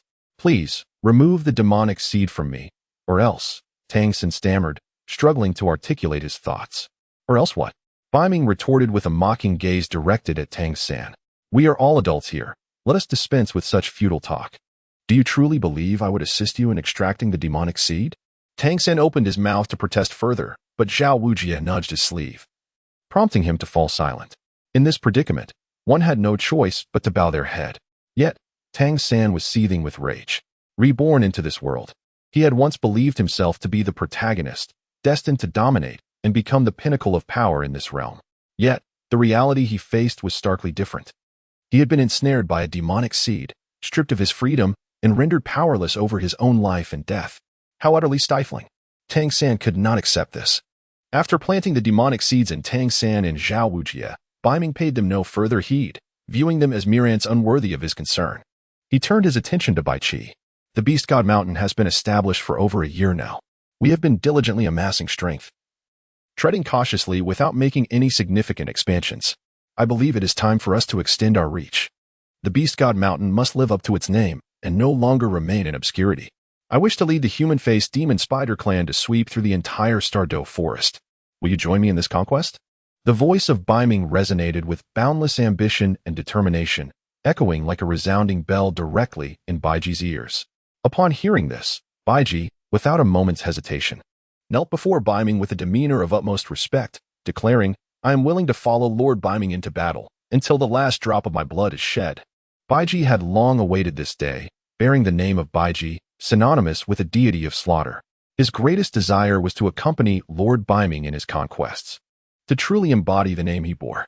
As the Beast God Mountain grew stronger, so too would his stature as the second-in-command rise in tandem. The onlookers, members of the Faced Demon Spider tribe, were irresistibly drawn toward the central platform upon overhearing the exchange between Beiming and Biji, akin to pilgrims drawn to a sacred site. 3,000 of these beings knelt before Beiming, reverently proclaiming, We are willing to fight for Lord Beiming, shedding the last drop of our blood. Though they could not yet articulate their thoughts in human speech, their collective spiritual energy conveyed their fervent resolve. Their roars reverberated, overwhelming the atmosphere with a display of raw power. Xiao Wu found himself momentarily intimidated by this formidable presence, a wave of fear surging through him. He had never anticipated that the solitary faced demon spider tribe would unite so fervently under Beiming's call. The Beast God Mountain boasted two formidable soul beasts, Beiming and Biji, both exceeding 50,000 years in age, their power rivaling that of soul beasts aged 60 to 70,000 years. Combined with the 3,000 members of the faced demon spider tribe, this alliance was a force to be reckoned with, both in the human realm and within the Douluo Great Forest. Was the Douluo Great Forest on the cusp of a transformation? As a soul saint, Xiao Wu was acutely sensitive to the fluctuations of soul energy around him. Just moments ago, he sensed a mysterious change enveloping the Beast God Mountain, with the spiritual essence growing denser and his own soul power stirring as if on the verge of a breakthrough. He understood the implications of this. The forces of fate were favoring the Beast God Mountain, heralding its unstoppable rise. The Faced Demon Spider tribe knelt before Beiming, arrayed in 4 directions, facing him with utmost reverence. Yet, Xiao Wu and Tang San remained foolishly standing, feeling out of place. Why do you not kneel? Biji turned his gaze toward Xiao Wu, his murderous aura palpable, his eyes piercing through to Xiao's very soul. A suffocating sensation enveloped Xiao Wu, causing him to tremble with fear. His legs weakened, and he could not resist kneeling. I too am willing to follow Lord Beiming in conquering the world. Observing his mentor Xiao Wu kneeling, Tang San's body stiffened for a moment, a wave of disdain washing over him. Master Xiao Wu, how can you kneel before a soul beast? In the course of life, one may kneel to heaven and earth, to parents. But never had he heard of a human kneeling to a soul beast. Oh, Master Xiao, please do not let me look down upon you. Tang San thought to himself, resolute in his refusal to kneel. However, his defiance crumbled within mere seconds, overwhelmed by Biji's almost tangible aura of menace. Tang San's countenance shifted dramatically, losing the calmness he had previously held. What to do? If he did not kneel, he might truly perish. Perhaps kneeling just once? After all, it was only himself and Master Xiao here. No one else would know. It would merely be a reluctant act, one that could be forgiven. Tang San felt a mix of frustration and helplessness, yet with no alternative to ensure his survival, he begrudgingly knelt before Beiming, his spirit aflame with indignation. Beiming observed Biji's performance with immense satisfaction. As the second-in-command of Beast God Mountain, Bai Qi had truly become increasingly perceptive. Initially, Beiming was contemplating ways to compel Xiao Wu and Tang San to kneel. After all the members of the human-faced demon spider had submitted in reverence. If Xiao Wu and Tang San were to refuse to kneel, it would undoubtedly reflect poorly on him. Moreover, the northern underworld cannot express itself just yet. For doing so would be too embarrassing. Unexpectedly, Bai Qi directly manifested his thoughts, compelling Xiao Wu and Tang San to kneel and sing conquer. This was truly exhilarating. Bai Qi, better to act today than to wait for tomorrow. Now, summon the people of the Demon Spider clan. We shall swiftly expand around the Beast God Mountain. Understood. Bai Qi replied respectfully. Subsequently, Beiming unfurled the Soul Beast distribution map of the Starry Forest, placing it before the stone table. Revealing a clear depiction of the Soul Beast distribution. Centered around the Beast God Mountain, he surveyed the surroundings. His objective was to seek out Soul Beast populations that were over 10,000 years old. He held no interest in those younger than that, as they were too feeble, and subduing them would offer no advantage to the Beast God Mountain. After a sweeping gaze, Beiming's focus settled upon the race of the Abyssal Demon Spiders. Their territory lies a mere dozen kilometers from Beast God Mountain. Yet, he had never before perceived the existence of these enigmatic creatures. The primary reason for this oversight is that the Abyssal Demon Spiders dwell deep underground, exhibiting an extraordinary ability to conceal themselves. Had it not been for Beiming's possession of the Soul Beast distribution map of the Starry Forest, he would have remained oblivious to this colony of Abyssal Demon Spiders. The population of this colony is estimated to consist of around 500 individuals, the majority of which are several millennia old soul beasts. In addition, there is a formidable Abyssal Demon Spider monarch aged 50,000 years, a 4,000-year-old Abyssal Demon Spider, 3 Abyssal Demon Spiders aged 30,000 years, and 10 Abyssal Demon Spiders aged 10,000 years. The overall strength of the Abyssal Demon Spider colony is commendable. However, Beiming ultimately decided to first subdue the population of the Abyssal Demon Spiders. Although this course of action may seem somewhat perilous, how could one allow others to slumber peacefully beside their lair? If blame is to be assigned, let it be directed at your proximity to the Beast God Mountain. Beiming had already made up his mind. At that moment, the calm voice of Bai Qi reached him. Lord Beiming, the assembly of the human-faced demon spider clan is complete. We shall advance with 2,000 of our kin, while 1,000 will remain to guard the Beast God Mountain stronghold. This is excellent, Beiming replied. We must not delay. Let us depart at once. With a decisive wave of his hand, Beiming took the lead toward the territory of the cavernous demon spiders. 30. Conquer the cavernous demon spiders. Those who resist shall meet their demise. The northern underworld led the tribe of faceless spiders, directly heading towards the lair of the abyssal spiders. 2,000 members of the faceless spider clan advanced like a swarm of locusts, their presence formidable as they marched towards their destination. Along the journey, a terrifying aura reverberated throughout the surroundings. The lesser spirit beasts, upon witnessing the procession of the faceless spider tribe, hastily retreated. Some, unable to escape in time or unwilling to do so, remained in place. When traversing the northern abyss, he casually subdued his adversaries. However, these spirit beasts were rather feeble, typically ranging from several hundred to a few thousand years in age, with none exceeding 10,000 years. Beiming is also open to all comers. His ambition is to conquer the entire Douluo forest, establishing himself as its sovereign. Naturally, he will not forsake the lower-ranked spirit beasts. While he typically refrains from engaging directly, he would not hesitate to intervene if the opportunity arises. Although these spirit beasts are of a lower echelon and possess feeble combat abilities, they can serve as effective scouts. After all, lower-ranked spirit beasts inherently exude a certain deceptive quality. No one takes them seriously, resulting in a diminished sense of vigilance. Provided there are enough of these lower-ranked spirit beasts, it is akin to having an army of scouts at his disposal throughout the Douluo forest. Any stirrings within the forest will be promptly relayed to Beiming. At this stage, however, Beiming's primary focus lies in subduing the spirit beast on the periphery of the Douluo forest, particularly the 2 dominant rulers, the Titan giant ape and the sky blue bull python. Beiming is not yet prepared to act. After all, that is his esteemed brother-in-law, the greatest asset of Beast God Mountain. When the opportune moment arises, Beiming intends to command Xiao Wu to directly order the Titan giant ape and the sky blue bull python to guard the gates of Beast God Mountain. As for the ferocious beasts lurking within the course circle, the North Underworld has yet to acquire the capability to act. The formidable beasts within the course circle have endured several tribulations, possessing hundreds of thousands of years of cultivation. Among them, the Black Dragon King, Emperor Tian, stands as a peer to the human level 99 ultimate Douluo, verging on the realm of demigods. This being is undeniably terrifying. However, he is not the most fearsome presence within the core circle. The true terror resides in the sole beast sovereign of the Stardow Forest, Guyuna, whom the Black Dragon King protects.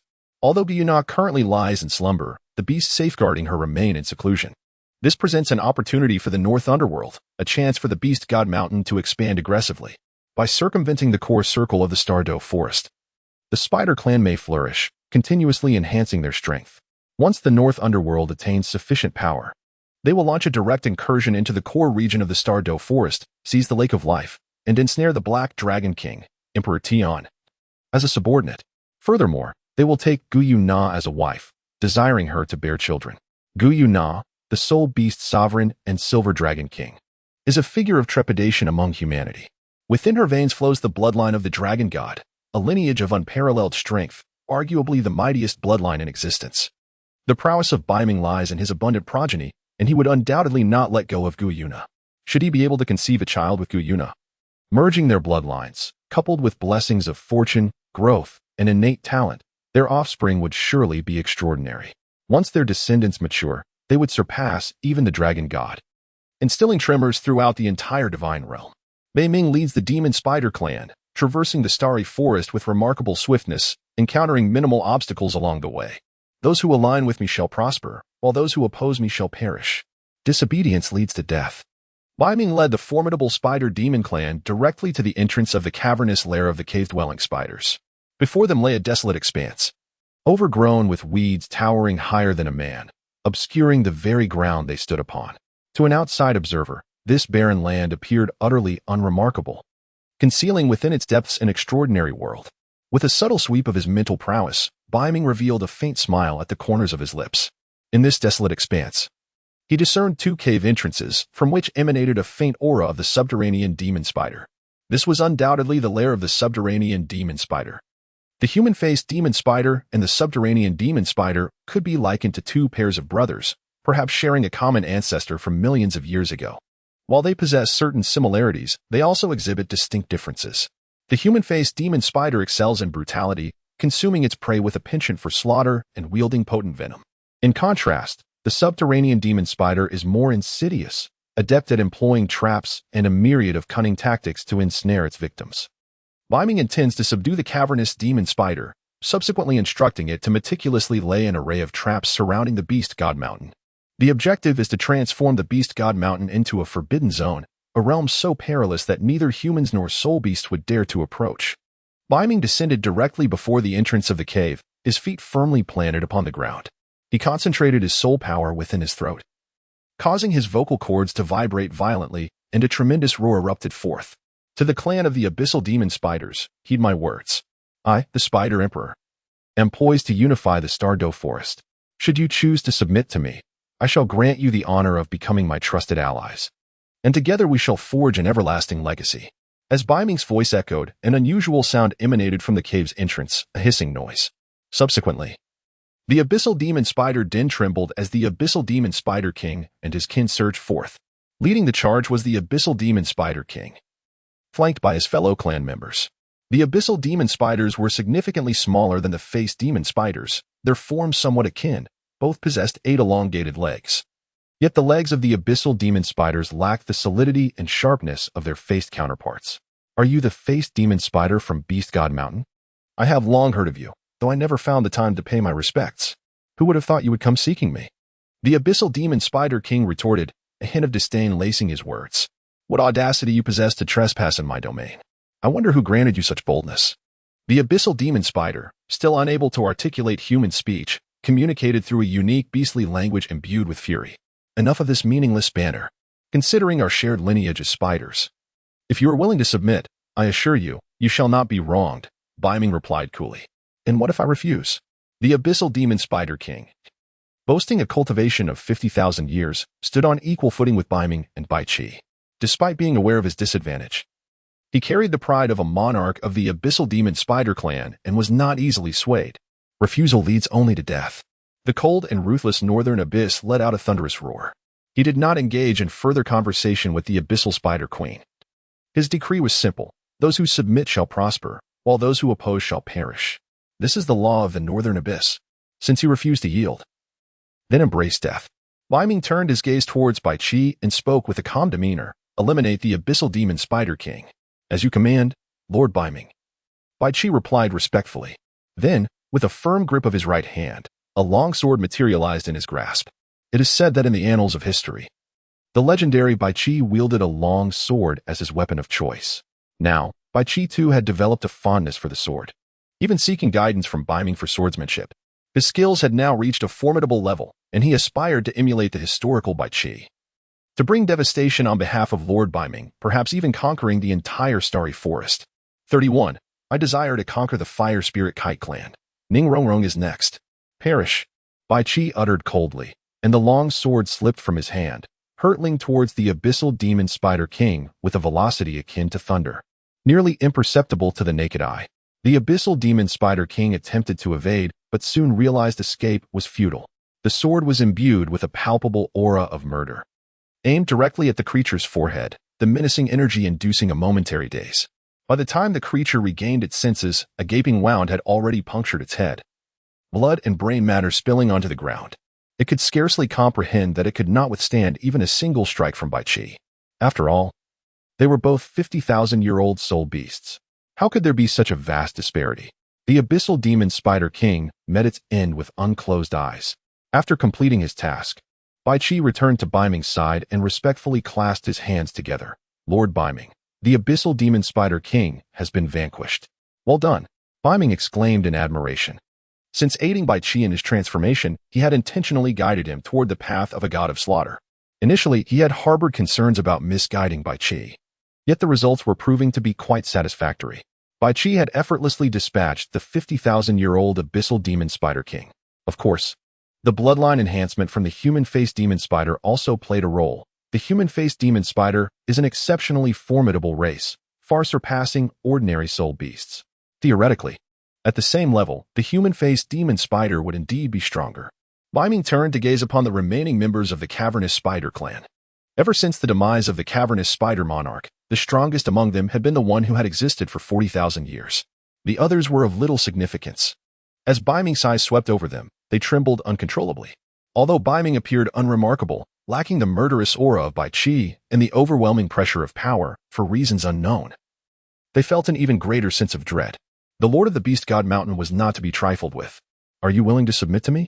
Shall we forge a grand enterprise together? Beiming spoke softly to the remaining members of the subterranean spider clan. This was the final opportunity for the subterranean spider lineage. Should they still refuse to submit, the consequences would be dire. The Northern Abyss had no choice but to eliminate them all. A disobedient race held no significance whatsoever for the Beast God Mountain. The North Abyss requires a compliant race, only then will it bestow upon them the magical essence, granting this race a superior opportunity for growth. We are willing to submit.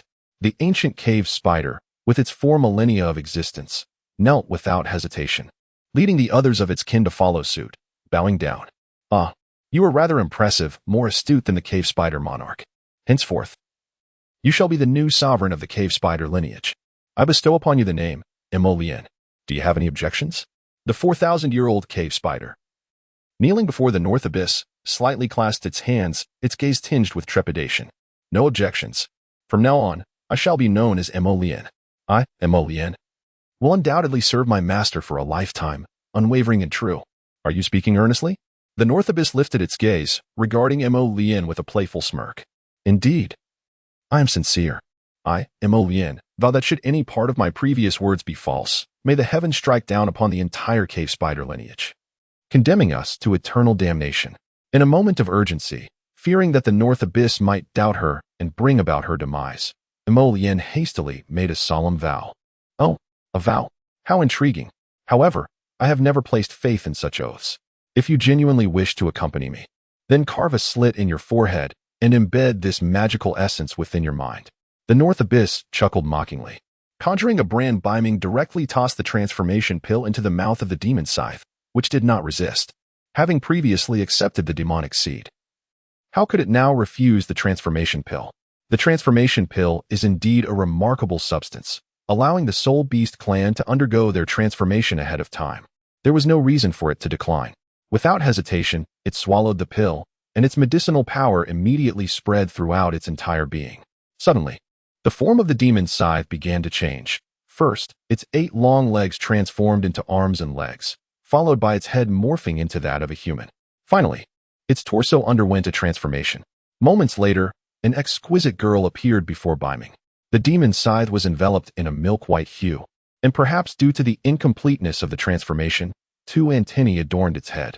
Its arms and legs were remarkably elongated, resembling the sharp blades of a mantis. Setting aside these peculiarities, the demon scythe was undeniably extraordinary, rivaling any girl Beiming had ever encountered. As a beauty transformed from the abyssal demon spider, she exuded an aura of coldness, allure, and otherworldly charm. In essence, she presented herself as a captivating and icy enchantress, with an unparalleled figure and visage. Though her temperament set her apart, Beiming was momentarily astonished. He had never anticipated that the demon scythe was, in fact, a female, and upon transforming, she became remarkably beautiful. Beiming harbors a profound admiration for this particular temperament. He is yet to encounter a girl who embodies such an essence. However, he is not so desperate as to pounce like a famished dog. Beiming is preparing to give his most pure and refined essence to Ning Rongrong, intending for her to bear his offspring. As for the Mo Lien, it may as well form a queue. Furthermore, the Mo Lien is merely a 40,000-year-old cave-dwelling demon spider, and it is not of royal lineage, rendering its bloodline rather inferior. This is also a reason why Beiming is still contemplating the matter. However, should the bloodline of Mo Lien evolve in the future, Beiming might consider taking her into his harem. Mo Lien, sensing her transformation, was filled with joy and knelt before Beiming, expressing her gratitude. "Thank you, Master, for aiding my transformation. I shall undoubtedly remain loyal and dedicated to you." Striving to contribute to the Beast God Mountain. "Enough," Beiming interjected, waving his hand to interrupt her. "There is no need for such formalities. Accompany me as we sweep through the surrounding spirit beast clans."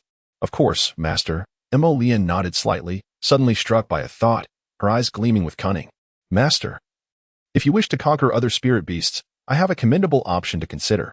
Would you like to hear it?" "Oh, do tell." Beiming responded with a hint of curiosity. At that moment, Mo Lien's voice emerged, calm and measured. 10 kilometers to the east, there resides a clan of fire spirit birds. These spirit beasts possess formidable cultivation and carry a degree of phoenix bloodline. They are undoubtedly a highly promising race. If Master could subdue them and bring them under the banner of Beast God Mountain, it would significantly bolster our strength. Mo Lien smiled. Now that the cave-dwelling demon spider clan has submitted to the Beast God Mountain, how could the fire spirit bird clan, as their arch-rivals, not yield as well? They must submit, and they shall do so in an orderly fashion. No one shall be left behind. Mo Lien, with resolute determination, reported her adversaries. The fire spirit bird clan, to Beiming. The Beast God Mountain is set to expand further, subjugating the fire spirit bird lineage. Upon hearing this, Beiming fell into a momentary silence. If his memory served him correctly, there was an elder in the spirit hall known as the spirit kite Douluo. The spirit kite Douluo possessed the spirit kite as his martial soul, a formidable entity with a powerful affinity for fire. Alas, he had perished rather prematurely. To his astonishment, he had now encountered the fire spirit kite soul beast. However, he pondered whether the fire spirit kite soul beast bore any resemblance to the martial soul of the spirit kite Douluo. Beiming hesitated momentarily before opening the soul beast distribution map of the Stardow Forest. Following the coordinates provided by the demon scythe, he searched for a while and indeed discovered the fire spirit kite clan. Species: fire spirit kite bloodline. Advanced. This lineage is deeply connected to the ancestral phoenix and possesses the ability to revert to its true form through ancestral blood. Peak combat power: fire spirit kite king. With an impressive cultivation of 50,000 years. Number of clan members: 300. The fire spirit kite clan is truly a remarkable entity, with its mastery over fire elements. It boasts formidable offensive capabilities, and being a close relative of the phoenix, it can revert to that majestic form. Merely this aspect underscores the immense potential of the fire spirit kite clan. Beiming has always welcomed high bloodline soul beasts with open arms. He intends to transform Beast God Mountain into a sanctuary for soul beasts, making the acquisition of those with advanced bloodlines indispensable. Only with a sufficient number of high bloodline soul beasts can Beast God Mountain evolve into a true sanctuary. At that time, myriad beasts shall come to pay homage. At his command, he will summon the entire soul beast population of the Star Doe Forest to march towards the Tiando Empire and the Xinghua Empire, even aiming to establish unparalleled achievements in the divine realm. This is a modest ambition of Beiming, one he has never disclosed to anyone. For he is a person of humility, shunning ostentation. As the sovereign of Beast God Mountain, Beiming is naturally capable of discerning the shortcomings of his domain. On land, Beast God Mountain is home to the humanoid demon spider. In the depths, it harbors the cavernous demon spider. Yet, in the skies, Beast God Mountain is devoid of any formidable power. Should the Fire Spirit Kite clan be subjugated, it would effectively remedy the deficiencies of Beast God Mountain, rendering it even more invulnerable. As Beiming contemplated, his spirits soared, and he turned to gaze at Mo Lian, a faint smile gracing his lips.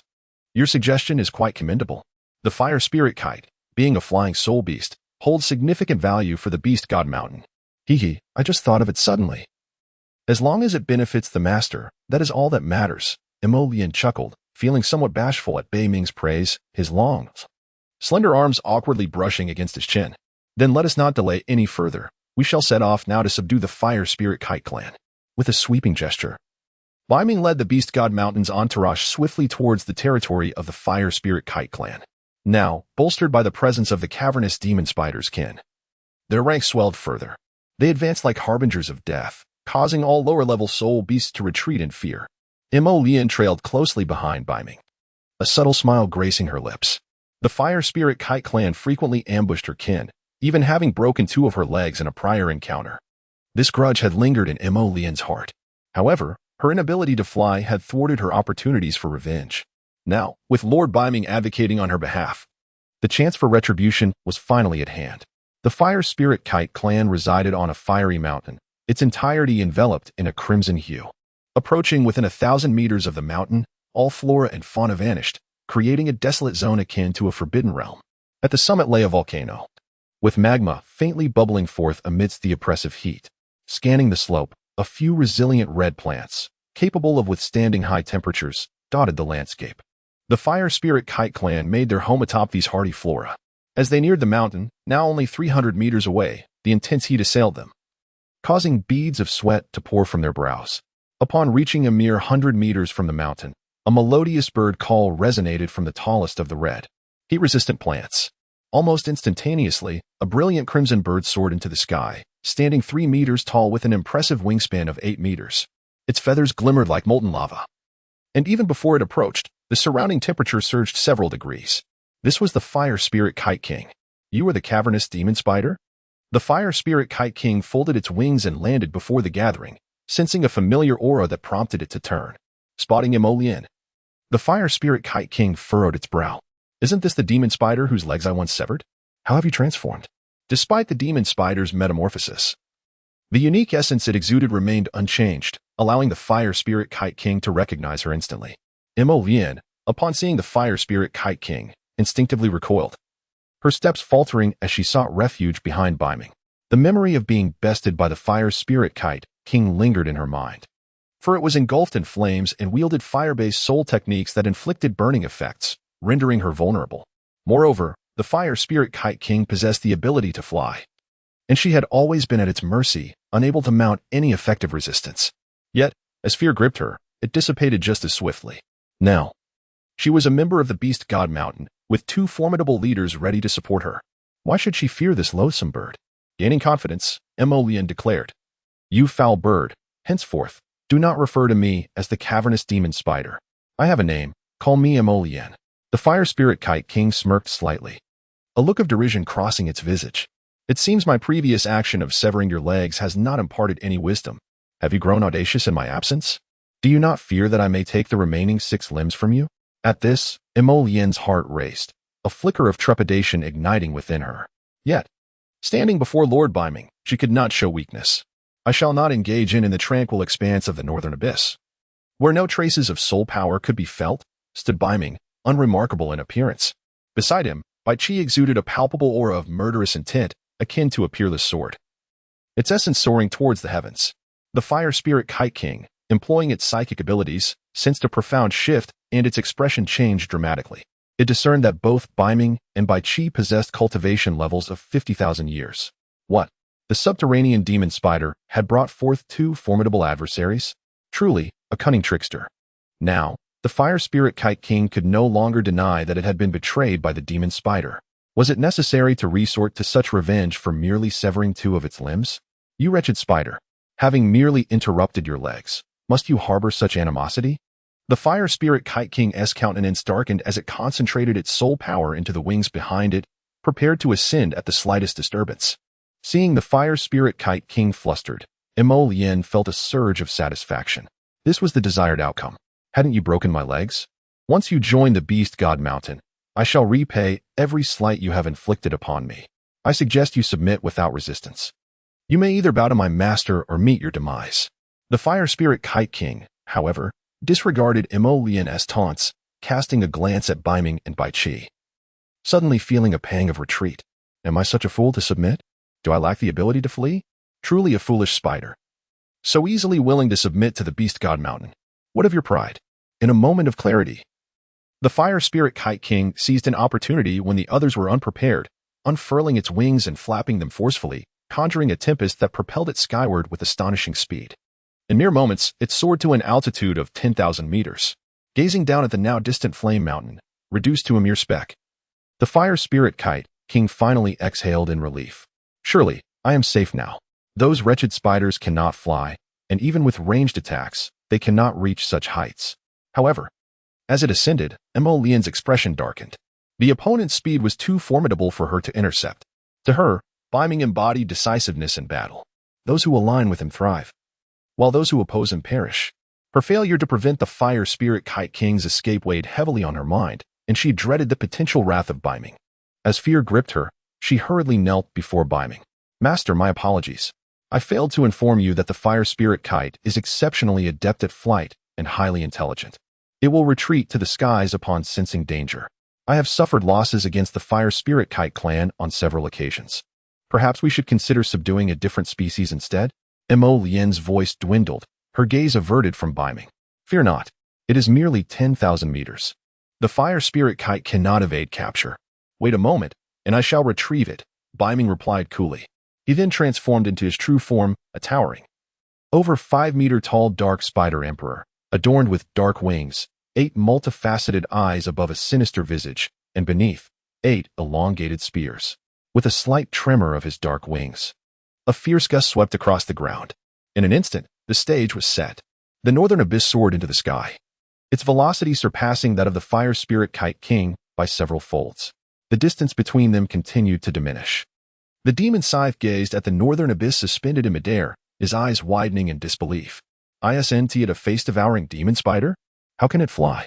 Beside him, Bibi clicked his tongue and replied, if it were merely an ordinary face-devouring demon spider, it wouldn't be capable of flight. But who told you our leader is just a common face-devouring demon spider? Our leader is the Dark Spider Emperor, and the Dark Spider Emperor can certainly soar through the skies. The Spider Emperor? The demon scythe felt a jolt within. Although he was unaware of what a Spider Emperor entailed, he understood that only 2 possibilities could justify such a title, either possessing a noble lineage or being a royal from the Soul Beast clan. Regardless of the case, to become a Spider Emperor was to transcend the realm of ordinary soul beasts. Meanwhile, the fire spirit Kite King, witnessing the northern abyss ascend, felt a drastic change in expression as the dark wings unfurled, rapidly closing the gap between them. Alarm surged within as it realized that despite flying at an altitude of 10,000 meters, it was anything but safe. It had never anticipated that the face-devouring demon spider could also take to the skies. Indeed, as the saying goes, extraordinary occurrences often herald the presence of the uncanny. Beiming is certainly no ordinary humanoid demon spider. Alarm bells rang in the heart of the fire spirit Kite King as its wings beat rapidly, desperately attempting to flee from this perilous situation. Alas, its speed was woefully insufficient. In mere moments, Beiming caught up with it. The fire spirit Kite King's expression shifted dramatically, and it unleashed a searing torrent of flame aimed at Beiming, hoping to diminish its speed through such means. A master of fire, the fire spirit Kite King wielded flames that possessed a burning effect, reaching temperatures in the thousands of degrees, extremely formidable. Even opponents of equal rank would wisely choose to retreat when faced with such intense heat, for the potency of the flames was overwhelming. Engaging directly would likely result in severe burns, an outcome not worth risking. Initially, the Fire Spirit Kite King presumed that Beiming would opt to evade the onslaught, thus revealing a flaw and granting it an opportunity to escape. However, what it never anticipated did not evade. Rather, it accelerated towards the impending collision. Was it reckless enough to disregard its own life? The Fire Spirit Kite King furrowed his brow, as collided with the searing flames. A momentary brilliance of dark elements enveloped it, devouring the intense fire entirely. During this process, Beiming, without a moment's pause, moved with unimpeded grace, swiftly closing the distance to the Fire Spirit Kite King in mere breaths. He unfurled his 8 long spears and charged directly at the Fire Spirit Kite King. With a resounding clash, the spears pierced through. Sensing the pain surging from behind, the Fire Spirit Kite King finally succumbed to fear. Unable to fight back or escape, it realized submission was its only option. Reluctantly, the Fire Spirit Kite King stammered, I am willing to submit. Yet, it was already too late. The northern void was soaring at an astonishing speed, a velocity so swift that it could not simply come to a halt. Upon colliding with the Fire Spirit Kite King, its massive form continued unabated, forcefully propelling the Fire Spirit Kite King down towards the ground. A thunderous roar ensued. The northern abyss forcefully propelled the Fire Spirit Kite King to the ground, bringing it crashing down.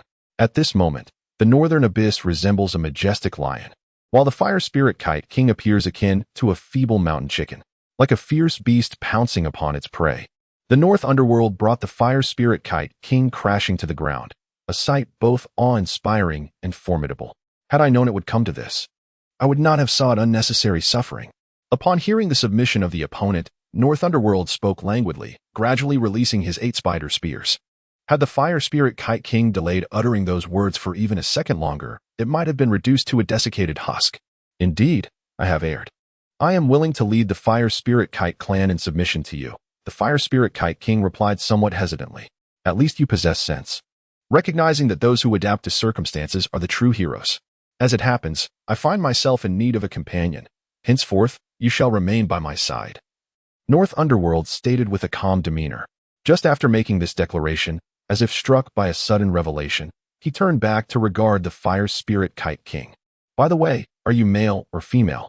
The Fire Spirit Kite King froze momentarily, perplexed by North Underworld's inquiry, yet responded truthfully.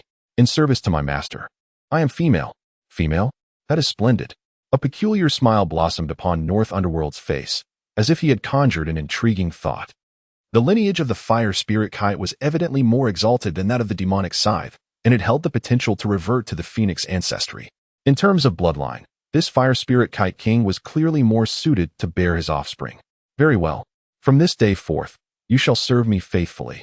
Upon our return to the Beast God Mountain, I shall find a way to assist you in reverting to your Phoenix lineage. Once you succeed in reclaiming that heritage, I shall bestow upon you the purest and most exquisite of my treasures, and in that moment, you shall surely express your gratitude. The purest and most exquisite of treasures? What could that possibly be? And how does it pertain to my being female? The Fire Spirit Kite King was bewildered and dared not inquire further. Nevertheless, she grasped the essence of North Underworld's words concerning aiding her lineage's return to its Phoenix roots. If such a reversion were indeed possible, it would be an immense blessing. Her eyes sparkled with newfound hope.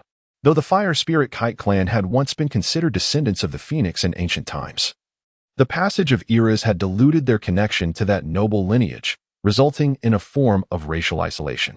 Over time, they had become increasingly distant from the Phoenix clan, and historically, few among the Fire Spirit Kite had successfully reverted to their ancestral form. Could this wretched spider truly possess such power? The Fire Spirit Kite King instinctively reacted with skepticism. However, if this creature could indeed assist her in reclaiming her Phoenix heritage, then perhaps being its companion would not be such a dire fate after all. Thank you, Master, the Fire Spirit Kite said, kneeling gracefully, her tone subdued yet respectful. Whether her sentiments were genuine remained uncertain, yet her diligence was evident. Rise. From now on, you shall not conduct yourself with such lack of dignity. No more incessantly referring to you as the Fire Spirit Kite King. I shall bestow upon you a name.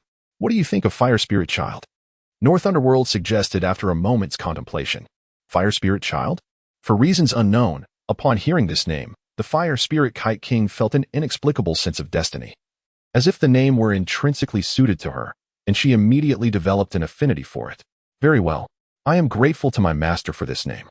Beiming raised his head and glanced at the sky. The sun hung low, casting its slanted rays, though twilight had yet to descend.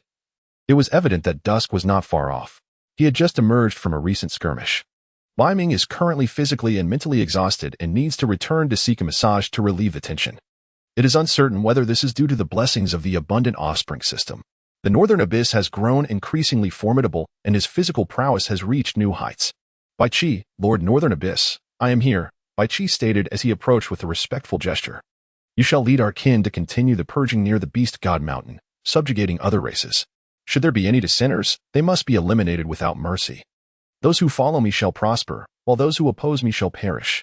Having reviewed the distribution map of soul beasts in the Stardow Forest, Northern Abyss noted that the soul beasts surrounding the Beast God Mountain were relatively weak, primarily around 40 to 50,000 years old. With Bai Qi and the demonic scythe dispatched to harvest them, this task would be sufficiently managed without the need for his direct involvement. As a king, one must understand the importance of judiciously utilizing one's subordinates. Once Bai Qi has subdued the soul beasts, he will merely need to implant the demonic seeds within them. Crucially, Northern Abyss had more pressing matters to attend to. As night fell, he was eager to return and bestow his most cherished gift upon Ning Rongrong. Understood. Bai Qi nodded in agreement, then led the team onward in their quest for conquest. Little did even Northern Abyss anticipate that since embarking on this path of domination, Bai Qi had gradually transformed into the god of death within the realm of soul beasts, conquering all in the name of slaughter. This notoriety instilled a profound sense of dread among the soul beasts of the Stardow Forest. Beiming paused for a moment, preparing to return to Beast God Mountain. Turning his head, he cast his gaze upon Huolinger, a faint smile gracing his lips. Why are you standing there in a daze? Come here and take me back to Beast God Mountain. Huolinger fell silent, momentarily unable to comprehend Beiming's intentions. At that moment, Beiming's calm voice reached her again. Come here. I want to ride you. Ride me? Am I even allowed to be ridden? Huolinger was taken aback. Her large face suddenly flushed with a deep crimson hue, a blend of her embarrassment and the fiery red of the magma feathers adorning her form. Master, what are you planning to do? Her voice quivered slightly. In the realm of soul beasts, the strong reign supreme, capable of doing as they please. Powerful soul beasts often displayed rampant affections, and many female soul beasts would willingly choose to follow mighty male soul beasts, bearing offspring with them.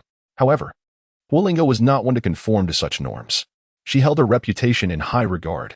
Unless the partner was one she recognized, she would rather perish than comply. With a hint of phoenix blood coursing through her veins, though not of the Phoenix clan, she inherited their fierce disposition. If she acknowledged a partner, she would stand by them through life and death. Yet, if they were unworthy in her eyes, she would resolutely refuse. Why do you ponder so much? I commanded you to come over. Do you dare to defy me? As Beiming's expression hardened, Huolinger trembled, increasingly terrified at the thought of disobeying him. I dare not. With trepidation, Huolinger approached Beiming, her voice tinged with fear. Quite good. You're obedient. I need you to do something for me. Kneel down. Beiming chuckled playfully. Kneel down? Why would I do that? Huolinger squirmed, contemplating whether to resist. Just then, Beiming's calm voice echoed again. What are you thinking? I merely wish for you to serve as my steed and carry me back to Beast God Mountain. So, I am simply to be a means of transportation.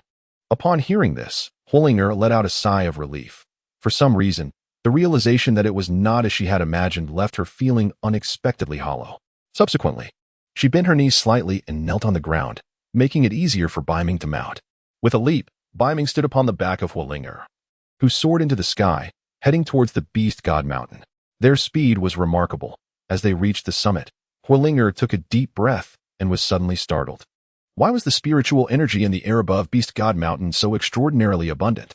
Just a single inhalation brought a sense of serenity and a noticeable increase in her internal soul power. Furthermore, Huolinger seemed to sense that the mountain possessed a unique force capable of aiding in the evolution of her bloodline. In that fleeting moment, she felt her bloodline had indeed been elevated. Her eyes widened in astonishment. Turning to Beiming, she bore a look of curiosity as if she wished to inquire about something. However, before she could speak, Beiming's voice reached her first. Have you sensed the extraordinary nature of Beast God Mountain? Do not be surprised or perplexed. For this is the mountain's marvel. The particulars will reveal themselves to you in due course. Huolinger paused, her eyes still wide. Is this the wonder of Beast God Mountain? Suddenly, a thought struck her. Could it be that Beast God Mountain was a paradise? A sanctuary that could expedite the cultivation and growth of soul beasts? If so, joining the Beast God Mountain might be quite advantageous. At that moment, Beiming's calm voice echoed again. Stay nearby for now. I shall have a person-faced demon spider serve as your guide. However, do not even contemplate escape. Unless you desire the annihilation of your Huolingkite clan. I wouldn't dare. Huolinger shook her head.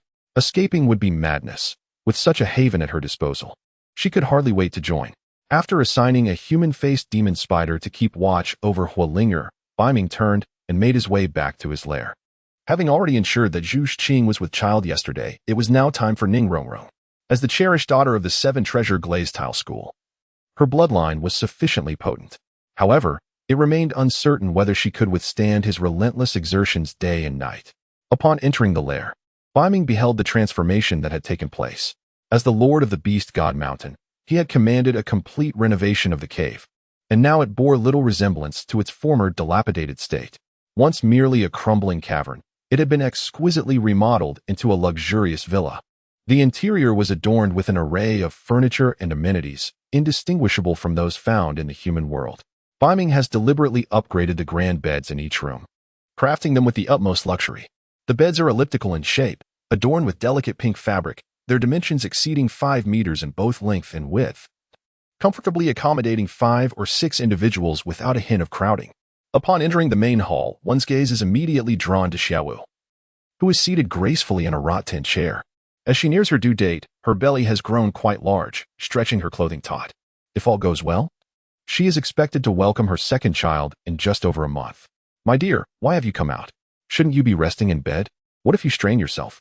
Beiming approaches, gently placing his hands on Xiao Wu, his voice imbued with tenderness. Suddenly, as if struck by a thought, he lowers his head, resting it against her belly, straining to listen for the sounds of their future child. From within her, he discerns 2 heartbeats, strong and rhythmic, echoing with vitality. One is surely Xiwu's, while the other belongs to their baby. Judging by the heartbeats, it appears that Xiwu's second child is developing healthily and robustly. It felt too stifling in the room, so I came out for a moment, Xiao Wu replies, gently running her fingers through Beiming's hair, her touch tender and soothing. Ever since the birth of Wudong, Beiming has become Xiaowu's entire world. Suddenly, a soft gurgling emanates from her belly. Beiming's gaze suddenly brightened. I believe I have heard our baby's voice. Indeed, I heard it too. Perhaps our little one is aware that Daddy is coming, and is deliberately making some noise to greet him. The baby is so small, what does he understand? It was probably just an accidental sound. Never mind that for now. Let us retreat to the room and rest. With a light chuckle, Beiming abruptly lifted Xiao Wu by the waist and carried her toward the chamber. My lord, what are you intending to do? This is not the right time. Feeling Beiming's warmth, Xiao Wu struggled with her hands and feet, her cheeks flushing a deep crimson. Especially as she contemplated Beiming's unique constitution, a sense of trepidation welled within her. Now that she was pregnant, she feared she could not withstand Beiming's passion. What if she were to miscarry? I am your husband. What else could I possibly mean? Beiming replied with a gentle smile. Do not feign innocence. Do not think I am unaware. If I hadn't mentioned your name earlier, who knows what might have transpired next? Xiao Wu blushed deeper, feeling a wave of shyness wash over her. Hee. Beiming chuckled awkwardly, rubbing his nose. Initially, he had intended to seek out Ning Rongrong, but upon seeing Xiao Wu's alluring demeanor, his intentions shifted. Nevertheless, he understood that he could no longer tease Xiao Wu. See?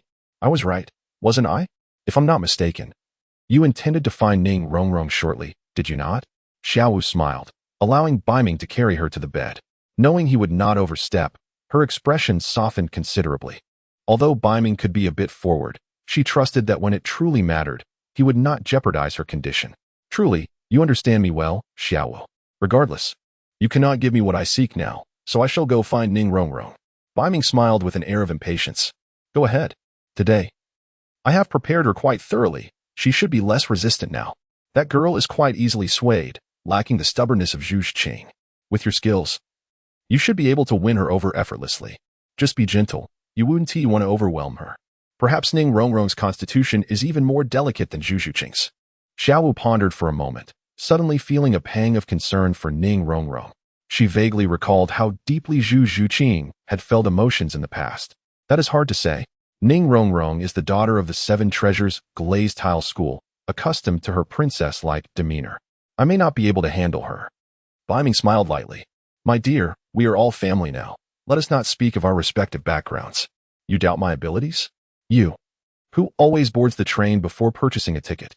Is there any woman you cannot win over? Xiao Wu clicked her tongue. Hee. Xiao Wu truly understands me. Boarding first and paying later is our Soul Beast clan's tradition, which is essential to uphold. Beiming smiled faintly and chose not to speak further. He then made his way toward Ning Rongrong's chamber, feeling a slight thirst that needed addressing. Upon arriving at the door of Ning Rongrong's room, he paused. Beiming directly pushed aside the curtain and entered. Although his dwelling had been renovated, certain superfluous elements remained uninstalled. For instance, a door. The northern abyss would never ensnare itself in a web of its own making.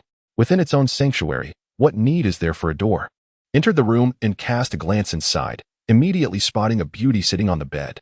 There sat Ning Rongrong, clad in a flowing white dress that exuded a sense of purity and grace.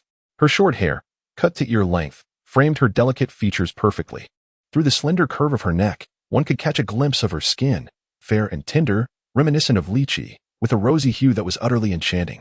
Below, her long, elegant legs added to her allure, creating an irresistible charm. From a distance, Ning Rongrong radiated an air of noble elegance, slightly ethereal. Why on earth have you come, you wretched spider?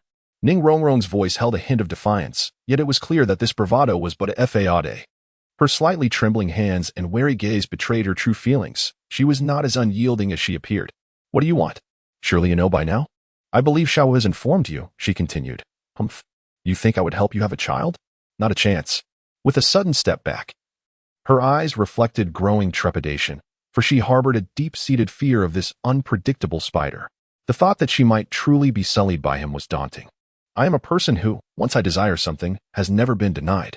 So, rest assured, you will bear my child. However, I am not one to relish forcibly obtained fruit. Thus, I propose a deal, he offered with a smile. What kind of deal? Ning Rongrong's eyes brightened momentarily. If there was room for negotiation, perhaps all was not lost.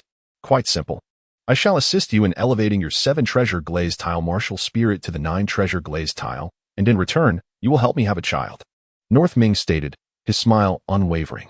As he spoke, a plan formed in his mind. If he could seize the ice and fire yin-yang eye before Tang San, and harvest the celestial herbs within, he could elevate Ning Rongrong's martial spirit from 7 to 9 treasures. Ning Rongrong trembled at his words. You would help me elevate my 7-treasure glazed tile to the 9-treasure? Surely you jest. The 7-treasure glazed tile was renowned as the foremost supportive martial spirit. Its power unquestionable. Yet, as fate would have it, with great gifts come great limitations. Those possessing the 7-treasure glazed tile could never transcend to the rank of Soul Douluo. Thus, even if Ning Rongrong honed her skills to perfection, she would be confined to merely 7 spirit rings. The disparity between possessing 7 spirit rings and 9 was stark, a perpetual source of anguish for the 7-treasure glazed sect. However, the story was different for the 9-treasure glazed tile. Legend had it that should the 7-treasure glazed tile evolve, it would transform into the 9-treasure glazed tile. With this transformation, one would be free from the aforementioned restrictions and could ascend to the rank of title Douluo, or even achieve divinity. Yet, this remained mere legend. Throughout history, no one had ever succeeded in this elevation. If this wretched spider could truly assist her in this transformation, then she, Ning Rongrong, would become the most illustrious member of the 7-treasure glazed sect. Her father, Ning Fingji, and grandfather Swordbone would be immensely proud. Contemplating this, Ning Rongrong felt a flicker of temptation. If this spider could indeed elevate her from 7 to 9 treasures, perhaps bearing his child was not entirely out of the question. After all, the offer was exceptionally generous. However, shaking her head abruptly, she dismissed the thought. What were the chances that this spider could actually help her achieve such a monumental transformation? The 7-treasure glazed sect had labored for generations without success. What could this spider possibly offer? Ning Rongrong saw through his fade. He was merely a deceiver, trying to coax her into bearing his child. No, I refuse. I will not bear a child for you, she declared, having seen through his schemes, unwilling to engage further. Your refusal is inconsequential, North Ming replied with a smirk. Whether you agree or not, I intend to have a child with you. So, I suggest you acquiesce. You are shameless. Did you not just claim to detest coercion? Ning Rongrong felt tears prick her eyes. The thought of being reduced to mere breeding was unbearable.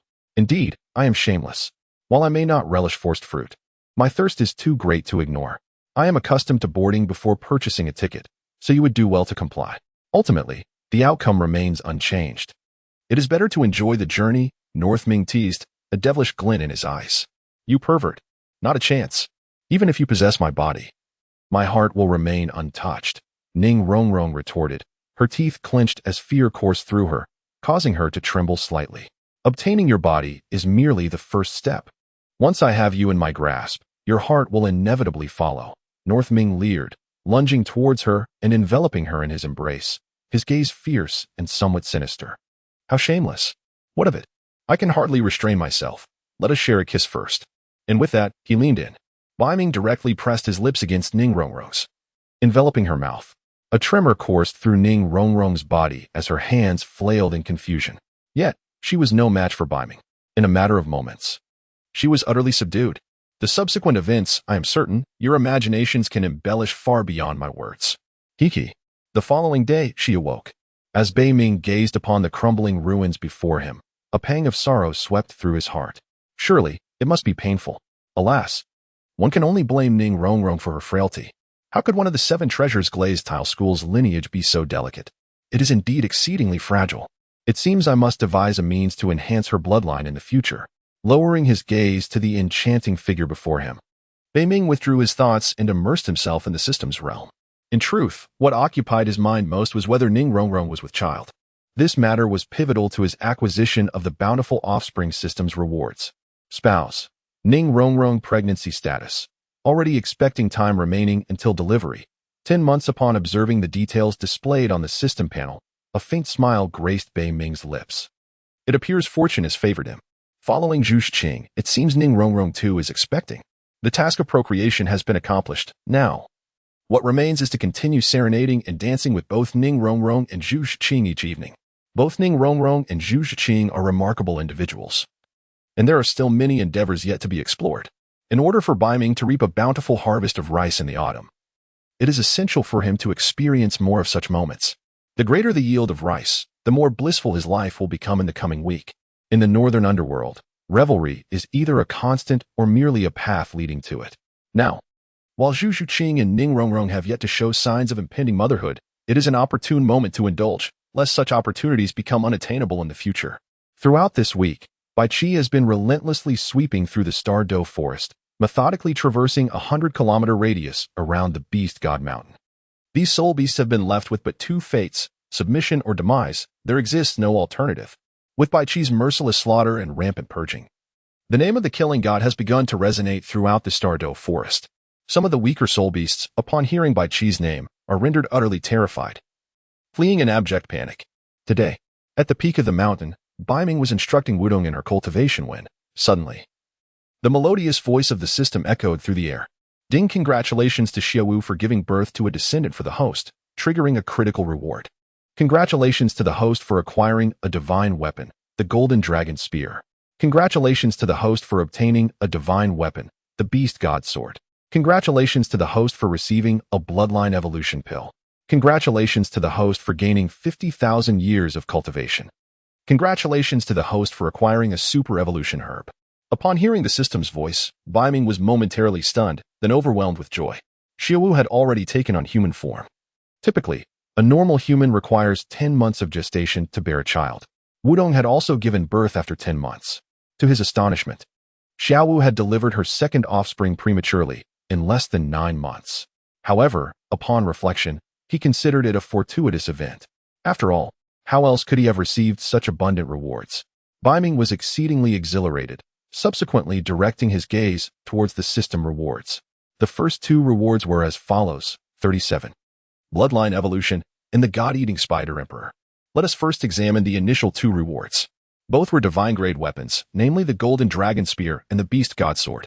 If Beiming's memory served him correctly in the original narrative, the Golden Dragon Spear was the weapon of Wudong, and this artifact bestowed immense support upon her. Undoubtedly, the Golden Dragon Spear is a remarkably potent artifact, possessing an extraordinarily formidable attack power.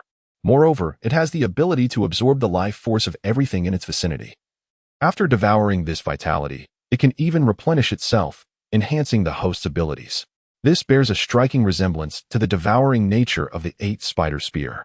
Wherever the golden dragon spear manifests, the surrounding area within 100 meters becomes utterly barren, as all life is completely consumed. Furthermore, there exists no means to shield against this absorption effect. Despite the immense power of the golden dragon spear, it is encumbered by a critical limitation. Only those with dragon lineage may wield it. This poses a significant complication. Upon first laying eyes on the golden dragon spear, Beiming felt an overwhelming desire to present this magnificent weapon to his daughter, Wudong. As a father, he had yet to bestow a gift upon her, and this seemed like the perfect opportunity to strengthen their bond. However, a sudden realization struck him. The current Wudong was not the same as the one depicted in the original tale. In that narrative, Wudong possessed the soul of the radiant dragon butterfly, which bore a connection to the dragon god, thereby granting her the ability to wield the golden dragon spear. Yet, his daughter now, Wudong, had a dual spirit, but lacked the radiant dragon butterfly. In other words, she did not possess the bloodline of the dragons. Without such a lineage, the use of the golden dragon spear was beyond her reach. As these thoughts swirled in his mind, Beiming suddenly furrowed his brow. It seems imperative to find an opportunity for Wudong's bloodline to undergo evolution. Ideally, a trace of the dragon lineage should be extracted for Wudong to absorb. Once Wudong integrates the bloodline of the dragon, she will be able to wield the golden dragon spear. With the enhancement of this divine artifact, my daughter Wudong shall become even more formidable. As for the other beast god sword, it is quite evident. The North Abyss is poised to wield it personally. The beast god sword represents the supreme authority of the Soul Beast clan. The bearer of the beast god sword possesses the ability to summon the Soul Beast clan to a certain extent and can suppress their fortune. The greater the strength of the wielder of the beast god sword, the more potent the fortune of the Soul Beast clan becomes. What a remarkable treasure! A sudden thrill coursed through Beiming's heart, and a faint smile unexpectedly graced his lips. The prowess of the beast god sword was truly remarkable. It not only summoned the spirit beast clan, but also suppressed their fortunes. Undoubtedly, it was a weapon of destiny. Moreover, as he grew stronger, the fortunes of the spirit beast clan would also amplify. This was indeed a splendid treasure. With a mere thought, Beiming summoned the beast god sword from the recesses of the system's domain. His gaze, ablaze with fervor, meticulously scrutinized the sword, his hands trembling slightly as he examined it from various angles. The blade, measuring 3 feet in length, featured a distinctive hooked tip, while intricate, enigmatic runes adorned its surface, revealing faintly visible images of the azure dragon, white tiger, vermilion bird, and black tortoise. The sword's entire form was enveloped in a deep, obsidian hue, exuding an aura of profound weight and a sense of ancient history. Weighing a staggering 180,000 pounds, the beast god sword possessed the remarkable ability to be wielded with the ease of a feather in the hands of Beiming, rendering its immense weight inconsequential to him. With a firm grasp of the beast god sword in his right hand, Beiming felt the surging power emanating from the blade, along with the unique fortune of the soul beast lineage. His eyes could not help but sparkle with brilliance, and an overwhelming joy filled his heart. The sword bore the intricate totems of the 4 divine beasts, the azure dragon, the white tiger, the vermilion bird, and the black tortoise. Truly, it lives up to the illustrious name of the beast god sword. From this moment onward, you shall accompany me, and I vow to shield you from any tarnish, ensuring that the name of the beast god remains unblemished. As Beiming's soft words fell, the sword trembled slightly, as if responding to his declaration. Beiming sensed a mysterious and extraordinary transformation in the beast god sword held in his hand, as if their bond had deepened, resulting in a newfound harmony in its usage. Akin to the natural fluidity of his own limbs, the beast god sword was Beiming's first true weapon. Prior to this, he had struggled to find a suitable armament, often resorting to battling in his original form, which proved to be quite inconvenient. However, with the advent of the beast god sword, everything changed. The Northern Abyss need not transform into its true form. Wielding the beast god sword alone can unleash remarkably potent damage. After a considerable passage of time, having calmed the tumultuous emotions within, Beiming proceeded to carefully stow away the beast god sword and turned his gaze towards the next reward. System. How precisely does one utilize this bloodline evolution pill for evolution? What are the various evolutionary paths available? Beiming had previously utilized a bloodline evolution elixir and possessed a profound understanding of its intricacies. Consequently, he refrained from engaging in unnecessary dialogue with the system and directly inquired about the evolution pathway.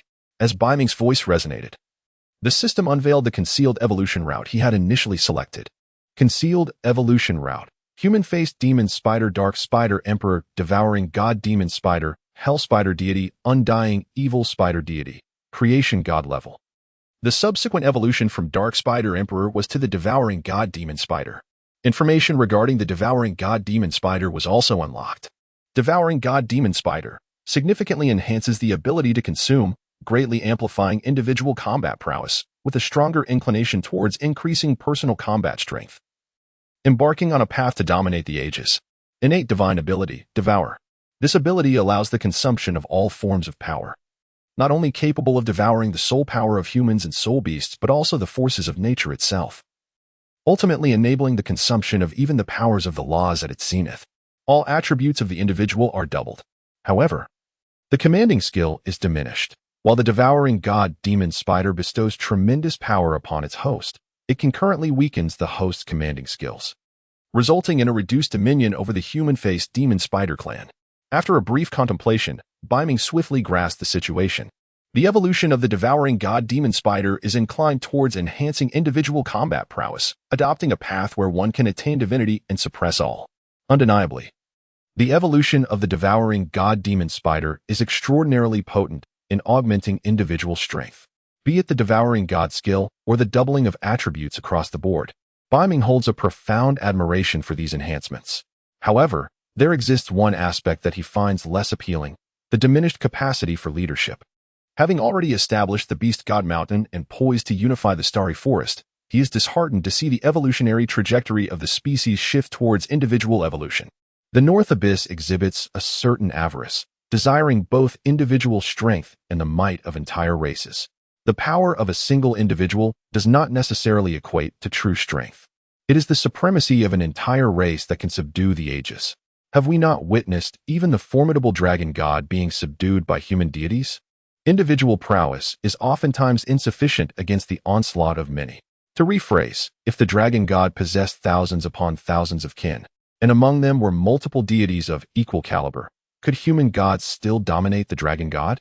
Provided that the progeny are numerous and the lineage robust, it remains uncertain who would ultimately subdue whom, just as the North Abyss pondered whether there were alternative evolutionary paths available. A fleeting glance revealed a plus sign adjacent to the evolution route of the God-eating demon spider. Could it be that within the hidden evolution of the God-eating demon spider, there exists yet another concealed evolution pathway? Suddenly, Beiming's eyes sparkled with enlightenment, and his right hand instinctively reached towards the plus sign, unveiling a hidden evolutionary pathway. The concealed branch, Dark Spider Emperor Devouring God Spider Emperor. This unique evolutionary entity harmonizes individual combat prowess with the advancement of its species. It possesses the innate skill of Devouring God, capable of consuming even deities at its peak evolution. The Devouring God Spider Emperor evolves further from the Dark Demon Spider, enhancing its sensory organs, fortifying its skeletal structure, expanding its meridians, and overall augmenting its physique. Additionally, it develops a special organ known as the Magic Eye. The Magic Eye, a unique organ born from the Devouring God evolutionary route. It is a psychic attribute organ that can serve as a distinct martial spirit. As the host's cultivation ascends, the Magic Eye undergoes evolution, ultimately enabling mastery over the principles of illusion and time-space, granting the ability to manipulate the laws of time and space to achieve divinity. Innate Divine Ability, Devouring God. This ability allows the consumption of all forms of power, capable of devouring the soul energy of both humans and soul beasts, as well as the forces of nature. In its final evolution, it can even consume the power of laws. Command Enhancement. The host not only commands the Demon Spider clan, but can also command other races with spider lineage. Upon reading this, Beiming paused momentarily, then was overwhelmed with joy. Had he not feared waking the enchanting Ning Rong Rong beside him, he would have leapt with delight. The Devouring God Spider Emperor truly lives up to its reputation as a concealed evolutionary path, far surpassing the Devouring Demon Spider and aligning more suitably with his own abilities. Fortuitously, his keen eyesight led him to this revelation. Otherwise, he would have missed this evolutionary route. System, I choose the Devouring God Spider Emperor route. After uttering this declaration, Beiming immediately consumed the Bloodline Evolution pill. His throat moved slightly, and the pill dissolved upon contact, swiftly transporting through his soul power to invigorate every limb and sinew. Beiming felt a peculiar itch coursing through his body, as if a process of genetic recombination and evolution were unfolding within him. Something was gestating and flourishing inside him. particularly around the area of his eyes, where the sensation was excruciatingly unbearable. It was as though new flesh was being birthed within, heralding the gradual emergence of an entirely new organ. The Northern Abyss is aware that evolution has commenced. Moreover, under the influence of the bloodline evolution pill, he experiences an overwhelming desire to transform into his true form. The evolutionary power within him is immensely potent. He yearns to embody his essence and unleash the force contained within. Beiming hesitated for a moment, desperately restraining himself from transforming into the grotesque human-faced spider. He had invested considerable time in constructing this sanctuary and had no desire to see it destroyed. With a powerful push of his right foot, he leaped from his bed and swiftly dashed outside, his speed creating a series of afterimages in his wake. However, Beiming's sudden movement startled Ningrongrong, who was resting nearby. Her eyelashes fluttered slightly before her eyes flew open, revealing a scene of shattered walls around her. The pain emanating from her wounds only intensified her sense of despair, and tears welled up in her eyes. It was gone. Her innocence had been stripped away. That foul spider was indeed a pervert, an extraordinary one at that. How could it treat her this way? Sobbing, Ningrongrong curled up at the head of the bed, hugging her knees tightly in a fit of anguish. This was her first experience of such torment, especially at the hands of a human-faced spider. A whirlwind of emotions engulfed her, feelings of injustice, resentment, and fury. Fortunately, Xiao Wu, who was in the adjacent room, heard Ningrongrong's cries and hurried over to console her. Otherwise, it was uncertain what might have transpired next. Beiming approached the entrance of the cave, unfurled his dark wings, and in an instant, soared into the sky, ascending gracefully to an altitude of 1,000 meters above the Beast God Mountain. Roar, roar, roar. The North Underworld manifested as a monstrous spider with a human face, soaring through the sky, ceaselessly unleashing the power within. Now, the true form of the North Underworld had grown larger, transforming into a dark spider emperor exceeding 6 meters in height, 3 meters in width, and with wings spanning over 10 meters. This dark spider emperor obscured the sunlight, casting an ominous shadow over the earth, evoking a palpable sense of darkness enveloping the land. An overwhelming and suffocating aura of darkness radiated from its vicinity, compelling the soul beasts surrounding Beast God Mountain to prostrate themselves on the ground. Bai Qi remarked, "Has Lord Beiming grown stronger once more? Alas, his talent is truly terrifying. It seems I am increasingly distanced from his prowess, unable to keep pace with his strides." Xiao Wu exclaimed, "Husband, you have grown stronger again. This is splendid. Please, hasten your cultivation, so that when you reach the level of a titled Douluo, you may help avenge my mother." Zhu Qing lamented, "This wretched spider has become even mightier. When shall I escape this torment? Lately, I have been plagued by a dreadful premonition, as if I am nurturing a new life within me. Could it be that I am bearing the child of that vile spider?" Ningrongrong wept quietly. Tang San, witnessing the monstrous spider circling the sky, casting a shadow over the sun, felt a surge of rage within him. His eyes glinted like venomous serpents, fixated upon the heavens, his fists clenched tightly. This spider, it has not only seized my beloved Xiao Wu, but has also brought me to this dire state. Each night, I am tormented by nightmares, either of being slain by Wu Tong or devoured by Beiming. When will this torment end? Today, I barely survived. Wu Tong, like a cat toying with a mouse, chose merely to wound me rather than kill. Though I have escaped by the skin of my teeth, I remain engulfed in fear, acutely aware that if this continues, my demise is inevitable. In the depths of his mind, a terrifying intuition struck Tang San. Beiming had taken his Xiao Wu and had a child with his future wife, a child bearing the name of his own future daughter. Curse it! I want you dead. The more he pondered, the angrier he became, a venomous resolve igniting within him. The demonic seed in his mind seemed to sense something. Abruptly opening its eyes, locking its gaze onto Tang San, and emanating a dark aura. In an instant, Tang San was besieged by excruciating pain. It hurt immensely. He felt as though his soul was floating away, his features contorted grotesquely. After a moment, as he dismissed the murderous thoughts against Beiming, the pain in his mind gradually subsided, and the demonic seed slowly closed its eyes again. How infuriating!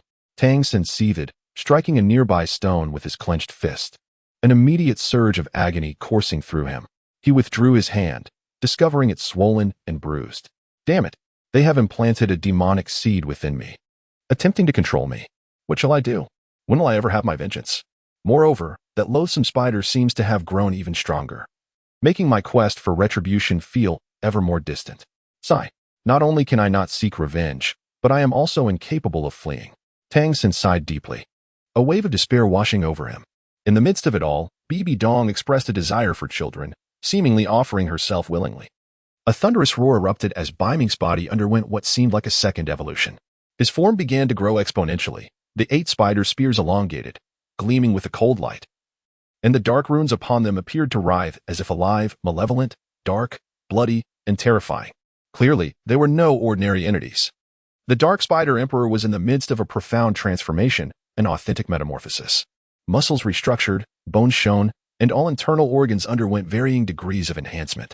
The elevation of his bloodline heralded a leap in the realm of life itself.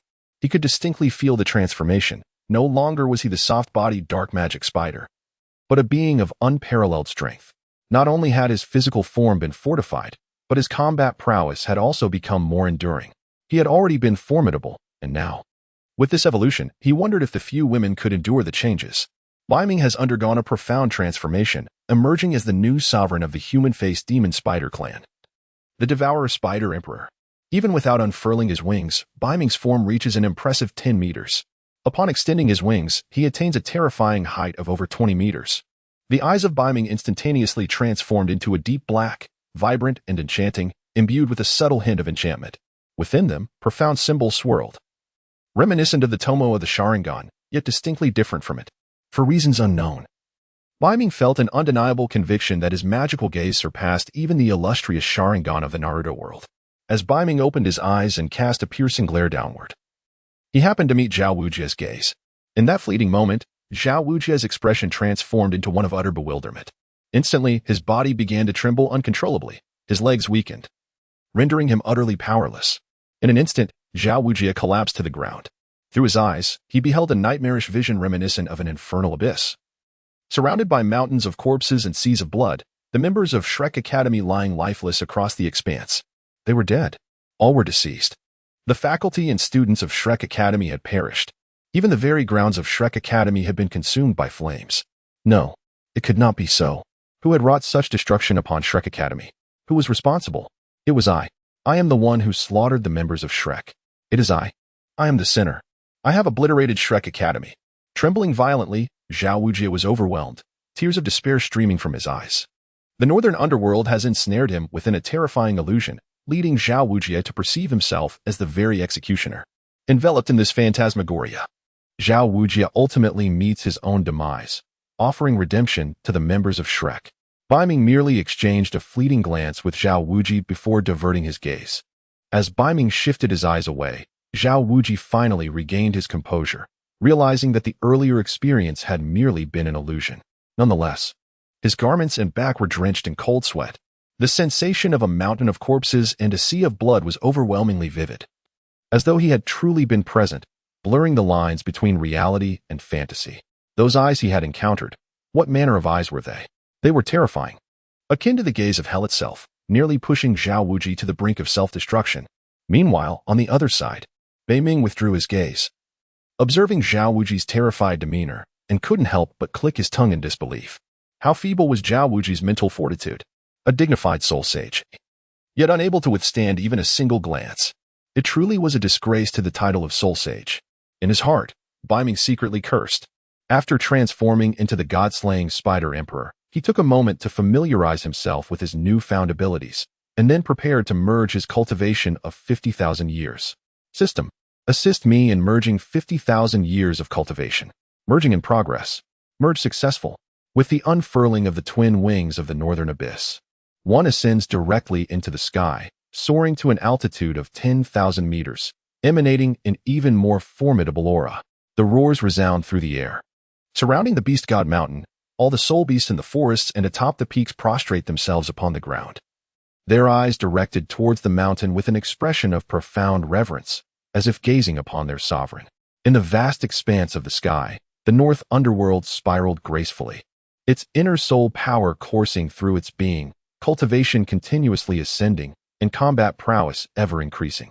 50,000 years, 60,000 years, 70,000 years, 80,000 years, 90,000 years, 100,000 years. Congratulations to the host on successfully advancing to a soul beast of 100,000 years. Congratulations to the host. as the first pioneer of the human-faced demon spider clan, for attaining the esteemed title of ancestor of the human-faced demon spiders. All members of the human-faced demon spider clan are under the host's protection, and the host shall enjoy the fortune of the human-faced demon spider clan. Those who receive the host's protection shall remain eternally loyal and united, never to betray. Roar, roar, roar.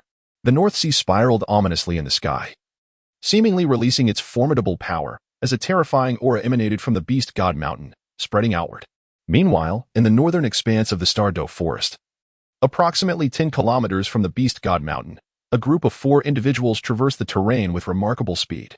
Leading the party was a strikingly beautiful woman. Her stature modest yet adorned in a resplendent golden gown that flowed elegantly from head to toe. Her figure, impeccably maintained, exuded both sensuality and authority.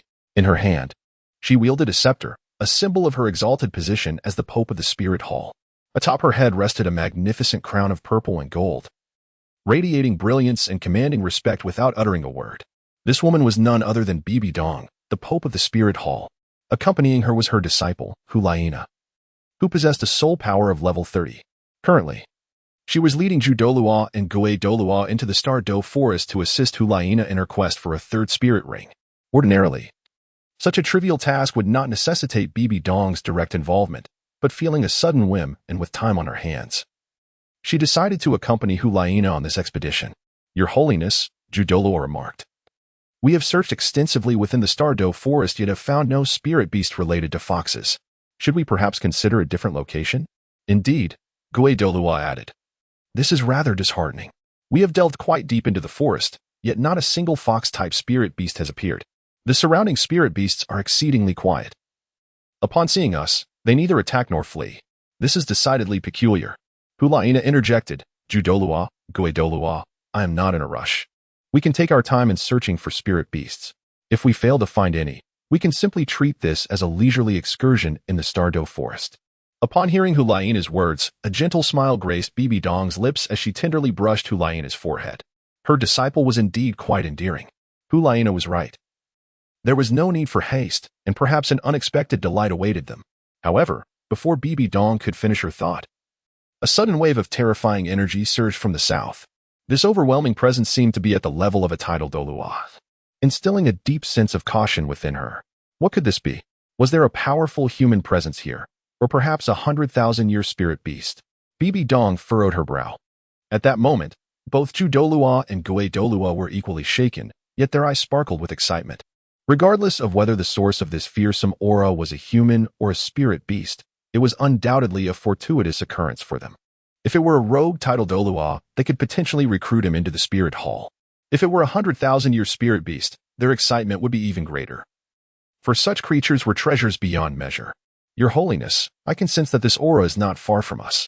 Shall we investigate? Douluo suggested eagerly. Yes. Douluo chimed in. Let us proceed. With 3 tidal Douluos among us, we have no cause for fear. This is the Douluo Forest. What if we encounter a newly emerged 100,000-year spirit beast? Bibi Dong hesitated for a moment, weighing her options. With 3 tidal Douluos on her side, and considering the fusion techniques available to Douluo and Douluo, they had little to fear. It would be prudent to investigate. Very well, she concluded. Let us proceed. But if the situation appears unfavorable, we will retreat immediately. Time passed swiftly. Bibi Dong, cradling Hulaina, deftly leapt from treetop to treetop with remarkable agility, reaching the vicinity of the Beast God Mountain in no time. As they approached, the oppressive aura intensified, even as tidal Douluos. They felt a profound discomfort in the presence of such strength. Suddenly, Bibi Dong halted, her gaze drawn skyward. There, looming above them, was a colossal, dark-winged face spider.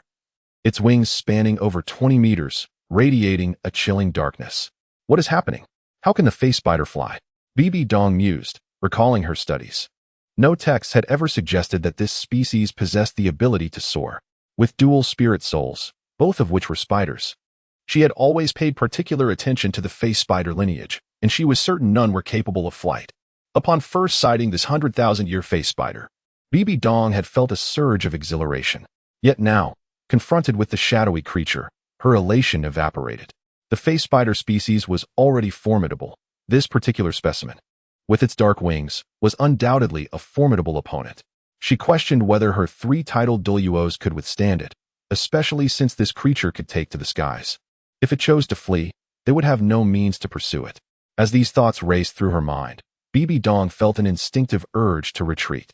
Old Jew, old Gue, we should withdraw. This face spider is a tough adversary that we cannot contend with. Douluo paused momentarily, then nodded vigorously in agreement.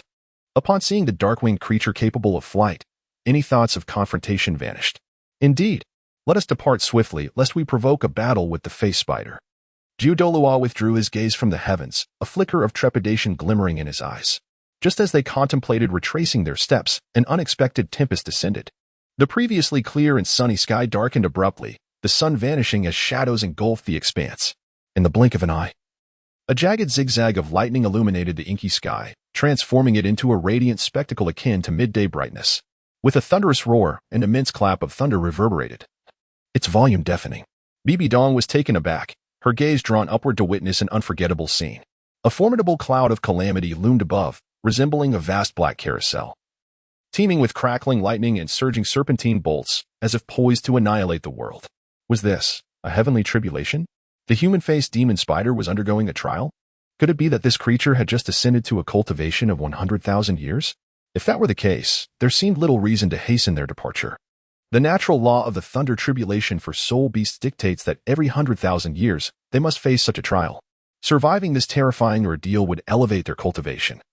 Yet failure meant instant demise. For soul beasts, the thunder tribulation is an overwhelmingly fearsome and lethal event. Most perish under its fury, while only a select few with exceptional gifts manage to survive, albeit often rendered weak and bereft of combat prowess.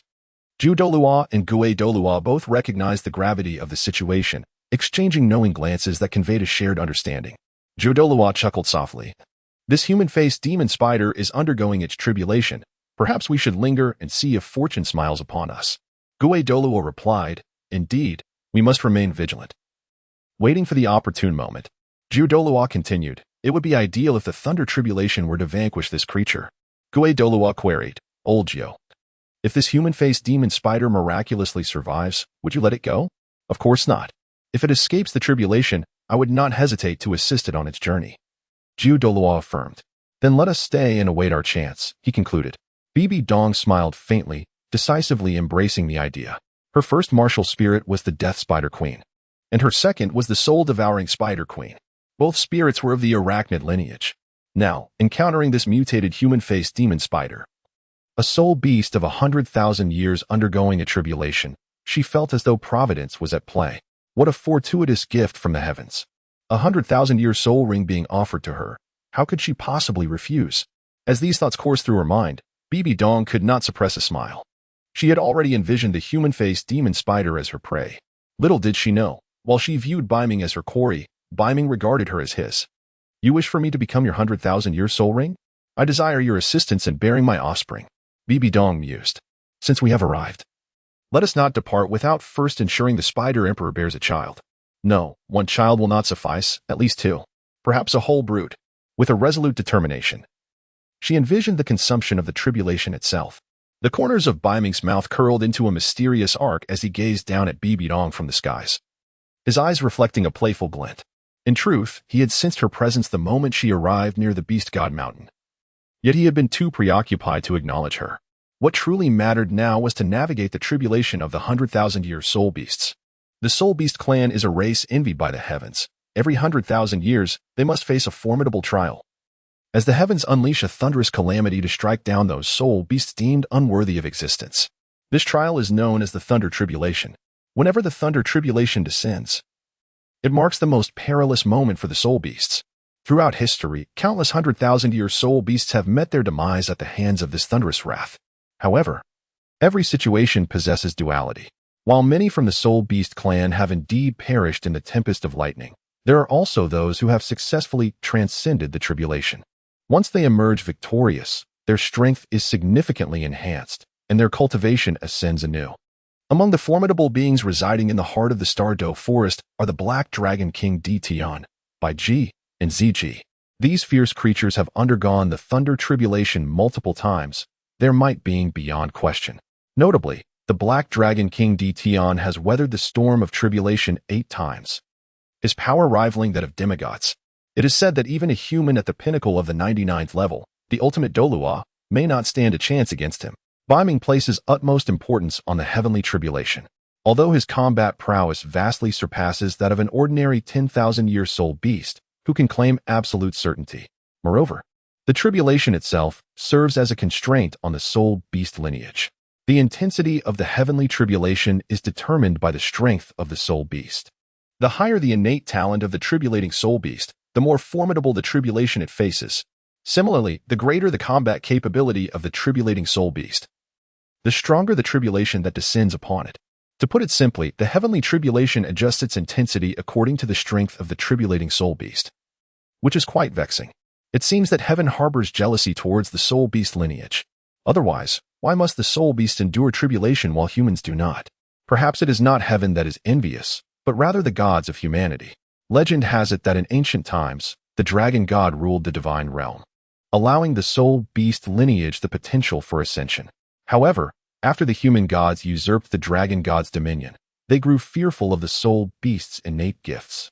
They then subtly altered the rules of the world with their divine power, rendering the soul beast lineage incapable of achieving divinity, effectively severing their path to godhood.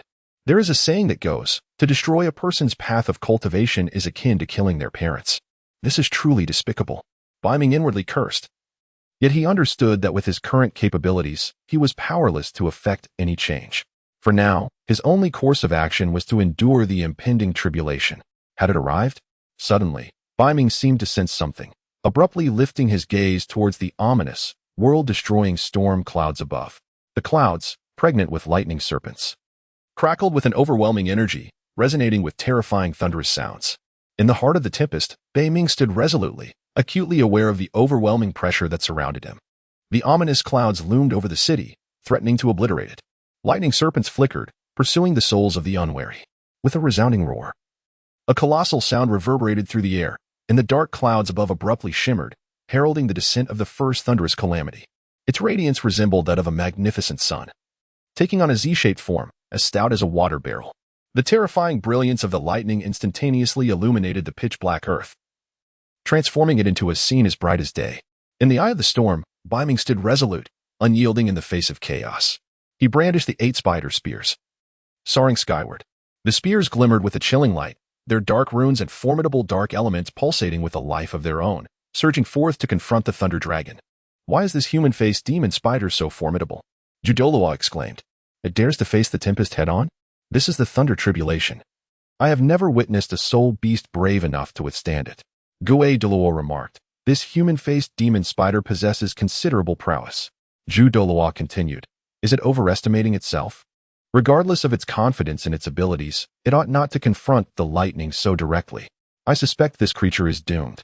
Once it is struck down by the lightning, we shall collect the spoils.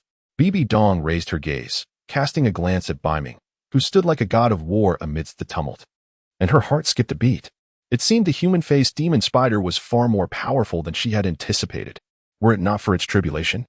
She feared that even the 3 titled Douluos on her side would prove no match for it. However, since it was currently undergoing its tribulation, it would be unwise for me to hold back my ruthlessness. Soul beasts are but resources for humanity. Given that the heavens have bestowed upon me a formidable 100,000-year soul ring, how could I refuse such a gift? Moreover, it is the creature's own folly to confront the lightning so boldly. Surviving this ordeal would be a remarkable feat for it. Truly, such arrogance in a human-faced demon spider is astounding. A resounding roar echoed once more. The 8 spider spears of the northern underworld met the thunderbolt, as thick as a barrel, head-on. In that instant, immense energy erupted, illuminating the entire expanse like a grand display of fireworks. Time and space seemed to freeze at that moment. The members of the Spirit Hall and those from Beast God Mountain stood atop their respective peaks, gazing in terror at the scene unfolding before them. Beneath the tempestuous storm, Beiming stood resolute, the 8 spider spears struck directly by a bolt of lightning, causing his body to momentarily stiffen. The ebony feathers of his dark wings became singed.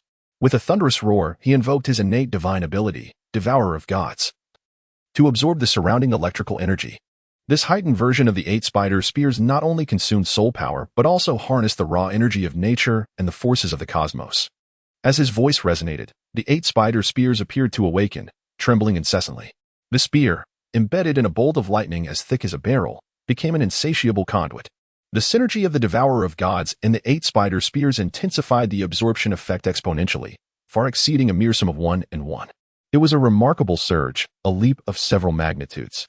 The 8 spider spears transformed into a fearsome predator, voraciously devouring the energy coursing through the lightning.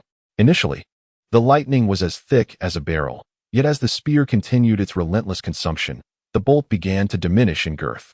In mere moments, the lightning shrank to the width of an arm. Crackling ominously, the lightning seemed to quiver in trepidation, writhing like an electric serpent, desperately attempting to evade the voracious grasp of the 8 spider spears.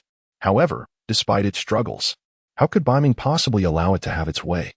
With a piercing gaze, he intensified his soul power output, causing the 8 spider lances to cling to the thunder serpent like a festering sore. No matter how the thunder serpent struggled, it could not escape the fate of being devoured. In but a brief moment, the first bolt of lightning was entirely absorbed by the 8 spider lances.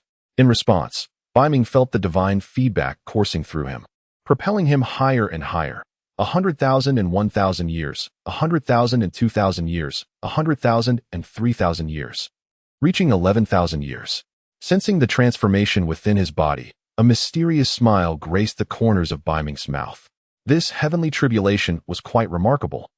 If the subsequent bolts of lightning maintained this intensity, it would be akin to a gift of experience bestowed upon him. Beiming raised his head and cast a glance at the ominous clouds above. The dark clouds gathered ominously, energy rapidly coalescing within them. He flicked his hand, a sense of anticipation stirring within him. 42, Bibi Dong, since you have arrived, do not depart. While Beiming was filled with excitement, the others, including Bibi Dong, were engulfed in fear.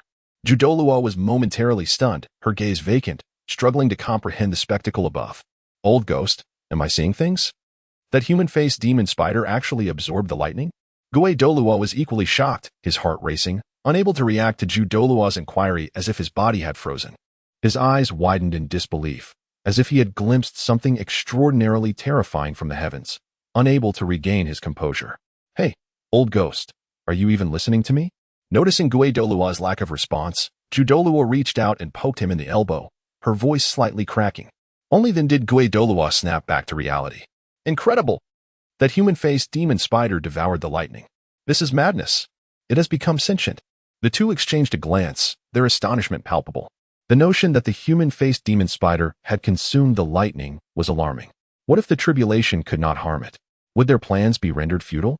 Nearby, Bibi Dong was equally astonished, yet she maintained a semblance of calm. She understood that the tribulations faced by soul beasts were not singular events, but rather contingent upon their strength. The mightier the beast, the more formidable the retribution. The initial lightning strike was merely an appetizer. The ensuing tribulation would be of paramount significance. It was premature to draw conclusions. Meanwhile, it seemed that Beiming's absorption of the lightning had provoked the wrath of the storm clouds, which roared and churned violently. Lightning flickered incessantly, and countless electric serpents crackled through the clouds. Upon closer inspection, one could discern the faint sound of dragon roars. Was this the roar of a dragon? Had the lightning transformed into a dragon? Beiming paused for a moment, utterly incredulous. He had thoroughly studied the original text. Yet this was the first instance he had encountered the concept of a thunder tribulation transforming into a dragon. Although he lacked clarity on what this transformation entailed, it was undoubtedly more formidable than a typical thunder tribulation. This thunder tribulation truly held me in esteem, even conjuring forth a thunder dragon. A tremendous roar echoed through the air, and amidst the clouds, a magnificent thunder dragon materialized. The dragon, resplendent in purple, was exceedingly powerful, exceeding a meter in size, and advanced menacingly towards Beiming, its claws poised to strike. The energy emanating from it surpassed the first thunder tribulation by at least tenfold. As the thunder dragon erupted from the tribulation clouds, it resonated as if connecting heaven and earth, radiating an ethereal light that illuminated the surroundings. My goodness, Beiming exclaimed, feeling the intensity of the thunder dragon's power, his brows furrowing in dismay as he couldn't help but curse. Was this intent on obliterating me? The second punishment of thunder was 10 times more potent than the first? Were they serious? Or was this a direct assault on me? Damn it. If the intensity of the first thunder tribulation had been bearable, the second was an entirely different matter, boasting a magnitude 10 times greater. Such a leap in power signified a profound transformation. Yet, As if struck by a sudden realization, Beiming's furrowed brow relaxed, and a glimmer of light sparkled in his eyes. Xiao Duo and Duo, witnessing the terrifying thunder tribulation descend from the clouds, felt a rush of excitement. This thunder tribulation was indeed tenfold more powerful. What a punishment! It seemed that even if they could not slay the human-faced demon spider, they could certainly inflict severe injury upon it. At that moment, they could collect soul rings and bones. Bibi, gazing at the thunder tribulation above, also wore a faint smile. Her deductions aligned closely with those of Douluo and Douluo, concluding that the human-faced demon spider could not withstand the second thunder tribulation. Even if it survived, it would surely be gravely wounded, presenting them with an opportunity. Meanwhile, Tang San, observing the ominous human-faced demon spider that obscured the sky, felt a wave of despair wash over him, accompanied by an overwhelming fear. Had that wretched spider grown stronger? Was it undergoing a heavenly tribulation? Only soul beasts of 100,000 years would face such trials. Could it be that this human-faced demon spider had reached the 100,000-year mark? If so, when would he ever have the chance for vengeance? The more he pondered, the deeper his despair grew, for he found himself in Beast God Mountain, devoid of any glimmer of hope. He vaguely recalled that when he first encountered the human-faced demon spider, it had only been at the 10,000-year level. How much time had passed? How had it ascended to a 100,000-year level? What kind of monstrous speed of advancement was this? The more he contemplated, the more despair enveloped him. Meanwhile, on another front, Bane could no longer afford to concern himself with them. He had to concentrate all his attention on confronting the impending thunder calamity. The violet lightning dragon appeared vividly, as if it were real, crackling with electric energy. Particularly striking were its eyes, radiant and piercing, as if they had come to life. Its gaze was fixed intently upon Bane, captivating his very soul. The lightning transformed into a dragon, heralding an extraordinarily terrifying tribulation. Beiming understood that he must exert every ounce of his strength, otherwise he might indeed face downfall. Moreover, on the opposing peak of Beast God Mountain, 3 titled Douluos lay in ambush, coveting his soul rings and soul bones. Humans are the most insidious creatures. Bibi, are you merely waiting for an opportunity? Very well. Once I have weathered the lightning tribulation, I shall enlist your assistance in bringing forth a brood of offspring. Just moments ago, Beiming conceived a strategy to confront the lightning tribulation, a notion both grand and perilous. Yet, if successful, it would not only elevate his cultivation but also eradicate the tribulation entirely. The plan involved swallowing the calamity clouds whole. Given the formidable nature of the lightning tribulation and the uncertainty of how many more bolts of punishment awaited, why not take action against the calamity clouds? Although the clouds appeared daunting, akin to a cataclysmic wheel of destruction, Beiming recognized them merely as vessels of condensed energy. If the clouds were prevented from accumulating energy, they would be nothing more than a hollow facade. What if he were to disperse the calamity clouds directly? Would that not render the lightning tribulation non-existent? Beiming found this idea remarkably feasible and swiftly put it into action. Before long, Bibi and the others witnessed an unforgettable spectacle. Beiming unfurled his dark wings and, in an instant, soared into the sky, his speed surpassing that of the thunder dragon by several degrees. His wings beat relentlessly as he maneuvered past the thunder dragon, heading straight for the calamity clouds. Bibidong's eyes widened in astonishment, her body frozen for a moment, grappling with disbelief. Douluo, is it possible to approach it this way? Douluo, what on earth are you doing rushing towards the calamity clouds instead of facing the tribulation? Neither Douluo nor Douluo could comprehend this. Bibi was equally perplexed. All were left in a state of bewilderment. However, it would not take long for them to understand. The North Underworld plunged headlong into the calamity-laden clouds, deftly weaving through them with remarkable speed, orchestrating an intricate transformation. Surrounding bolts of lightning crackled incessantly, perhaps attempting to expel this uninvited guest. Yet, the nascent serpents of electricity posed no real threat to the North Underworld. Thus, the god-eating spider emperor ascended after a span of 150,000 years. The actions of Beiming provoked the dragon-shaped thunder punishment. With a resounding dragon roar echoing through the air, the enraged thunder dragon pursued Beiming at a remarkable speed, slicing through the tempest like a sharpened blade. Swiftly plunging into the calamity clouds, the two engaged in a thrilling chase, weaving amidst one another, creating a lively spectacle. Yet, despite the thunder dragon's utmost exertion, it remained a fraction slower than Beiming, trailing behind and helplessly consuming the winds, watching as Beiming voraciously devoured the calamity clouds. If the thunder dragon possessed consciousness, it would undoubtedly be infuriated, thinking, if you possess the ability, then why run? Merely fleeing is no true skill.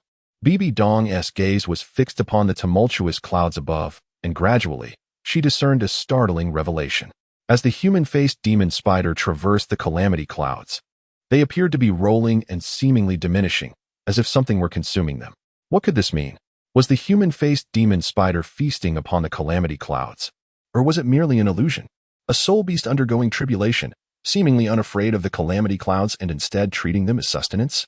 Such a notion was hard to fathom. Old chrysanthemum, I believe I see the calamity clouds shrinking above, as if devoured by something. Did you witness this? Or is it merely a figment of my imagination? Bibi Dong inquired softly. Chrysanthemum Douluo stared upward, disbelief etched on his face, as if time had frozen around him. After a moment, he replied calmly, Your Majesty, you are not mistaken. I have also witnessed it. That human-faced demon spider is indeed consuming the calamity clouds. Upon hearing Chrysanthemum Douluo's words, Bibi Dong's heart raced. It was an illusion? It was real? By all that is sacred. What sort of monstrosity is this human-faced demon spider that it can devour even the calamity clouds? The mere thought darkened Bibi Dong's expression, chilling her demeanor, as a powerful killing intent emanated from her. The innate talent of this human-faced demon spider was utterly terrifying. It must be eliminated, without a doubt. If allowed to mature, this creature would become a nightmare for humanity. Though Bibi Dong felt a deep dread regarding the demon spider's potential, she quickly subdued her murderous intent. Its talent was far beyond that of an ordinary 100,000-year soul beast, and the thunder tribulation posed no threat to it. Bibi Dong lacked confidence in subduing this peak human-faced demon spider. Should she return to the spirit hall to enlist the elders for a soul-hunting operation to eliminate this creature? As Bibi Dong pondered her course of action, Beiming had already consumed the last remnants of the calamity clouds. The 8 spider lances acted as a colossal vessel, absorbing the vast energy and also channeling a portion of it back to its host. Beiming suddenly sensed an influx of energy surging from the 8 spider spear within him, which subsequently fused with his soul power, prompting a gradual ascent in his cultivation. 110,000 years, 120,000 years, 150,000 years. Beiming's cultivation had ascended to an astonishing 150,000 years before it finally plateaued.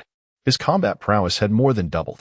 At this moment, he had truly become a soul beast of 150,000 years.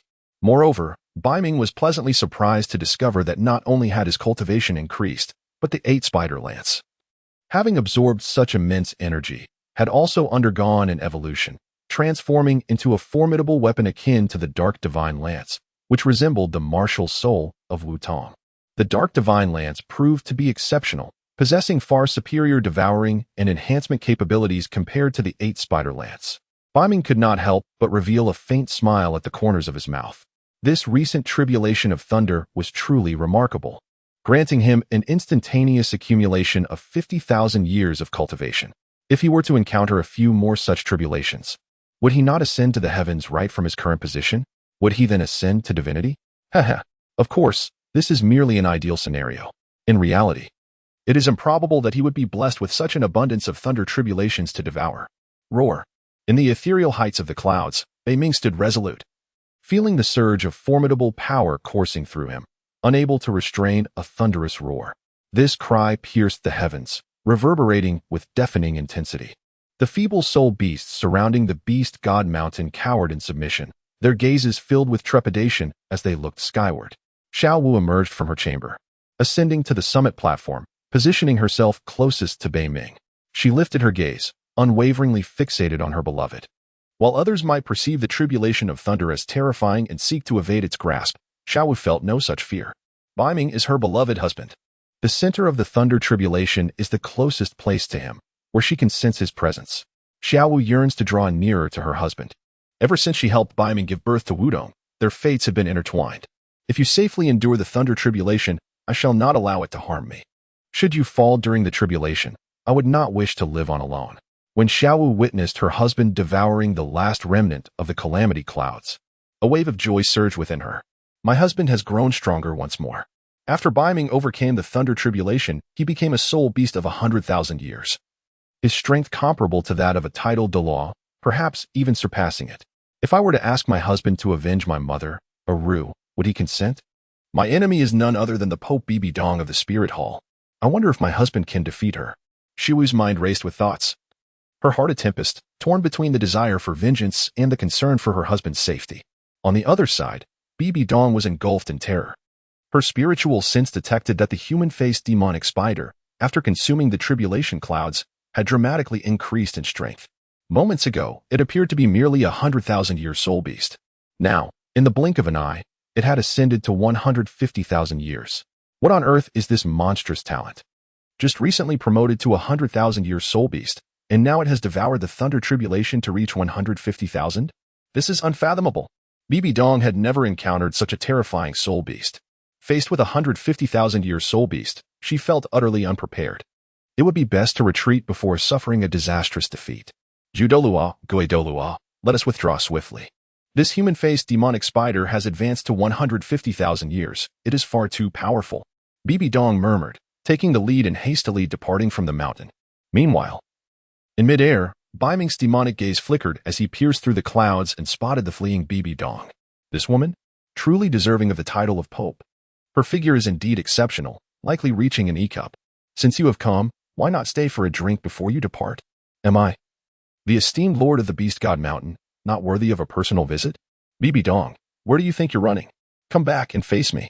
At that moment, on a mountaintop 3 kilometers from the Beast God Mountain, upon hearing Beiming's voice, Bibi Dong stumbled, nearly losing her footing. She could not fathom why, despite her utmost caution, she had still been discovered. It seemed that the human-faced demonic spider was far more formidable than she had anticipated. At this moment, Bibi Dong was still relatively weak. Perhaps at level 95 or 96, her strength somewhat divergent from the original narrative and further diminished by the temptations of the Rakshasa goddess avatar. Although she heard Beiming's voice, she chose not to respond and quickened her pace. Instead of flying, she utilized the dense forest and the complex terrain beneath her to escape rapidly, for humans cannot outpace flying soul beasts, and tidal Douluos cannot remain airborne for extended periods. However, Bibi Dong had still underestimated Beiming's speed. The dark wings of the northern abyss resemble a bloodline talent, possessing an astonishing speed that surpasses even the renowned speed of the foremost clan in the world by several folds, all in the span of a mere moment. Beiming swiftly caught up with Bibi Dong, the Pope. Why are you hurrying so? Are you afraid that I might devour you? The dark wings of the North Sea gently folded, descending before Bibi Dong. Immediately thereafter, the colossal form that obscured the sky began to diminish, ultimately transforming into a human figure.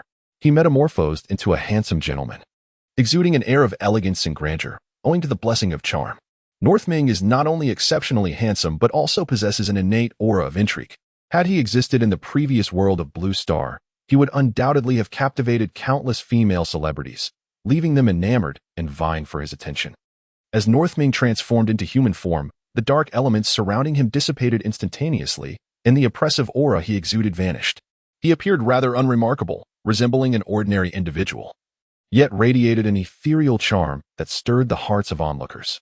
Blocked by Northming, Bibi Dong's expression shifted slightly. The speed of this human-faced demon spider exceeded her expectations.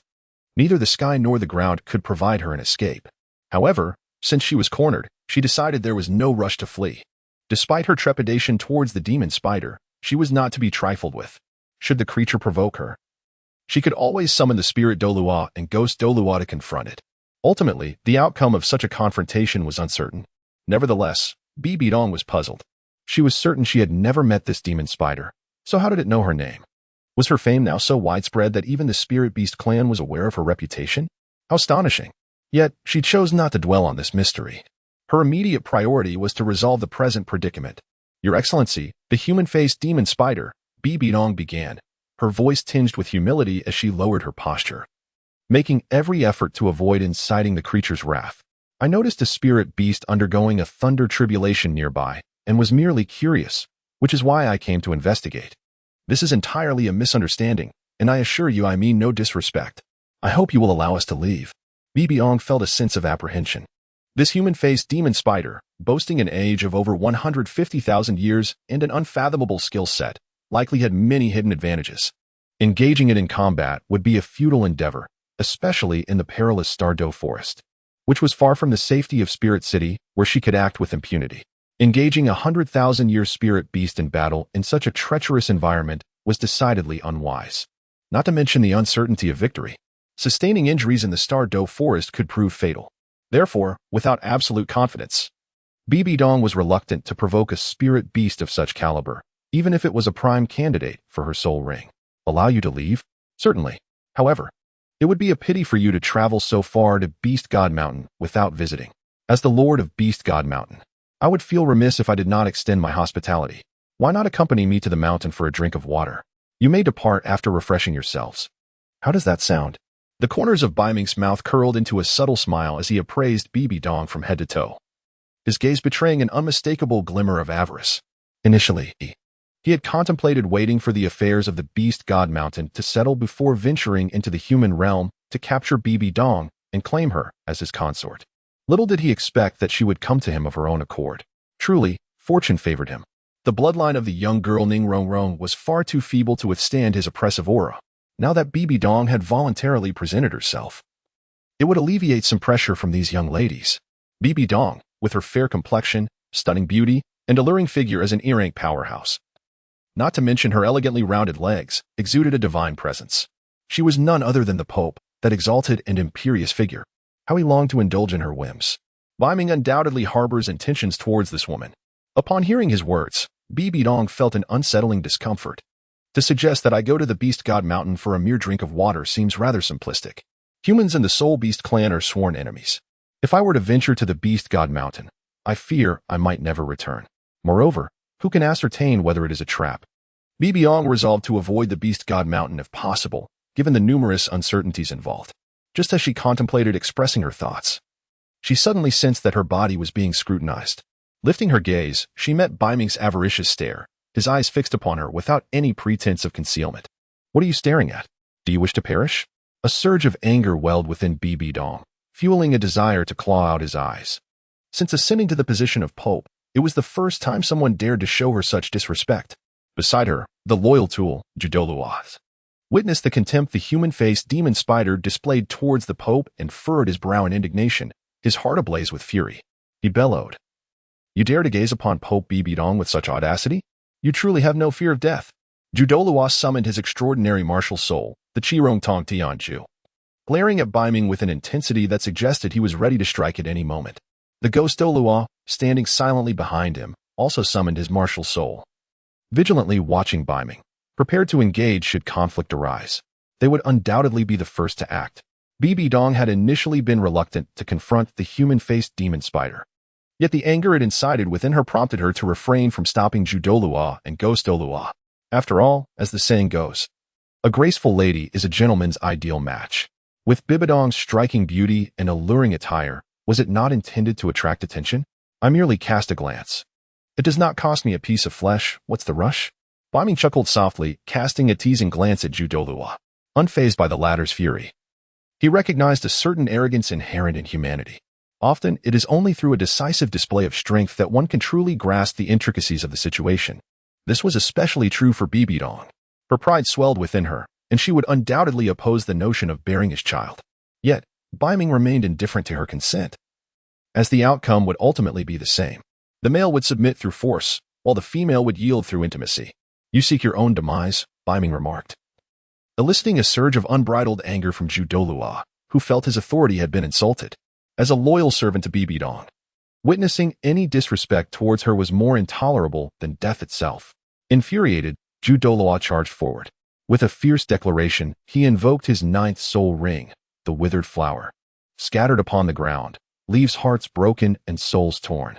As his words echoed, the colossal and surreal martial spirit of the celestial chrysanthemum transformed into a myriad of enigmatic petals, shimmering with a chilling light and pulsating with a fearsome aura of soul power.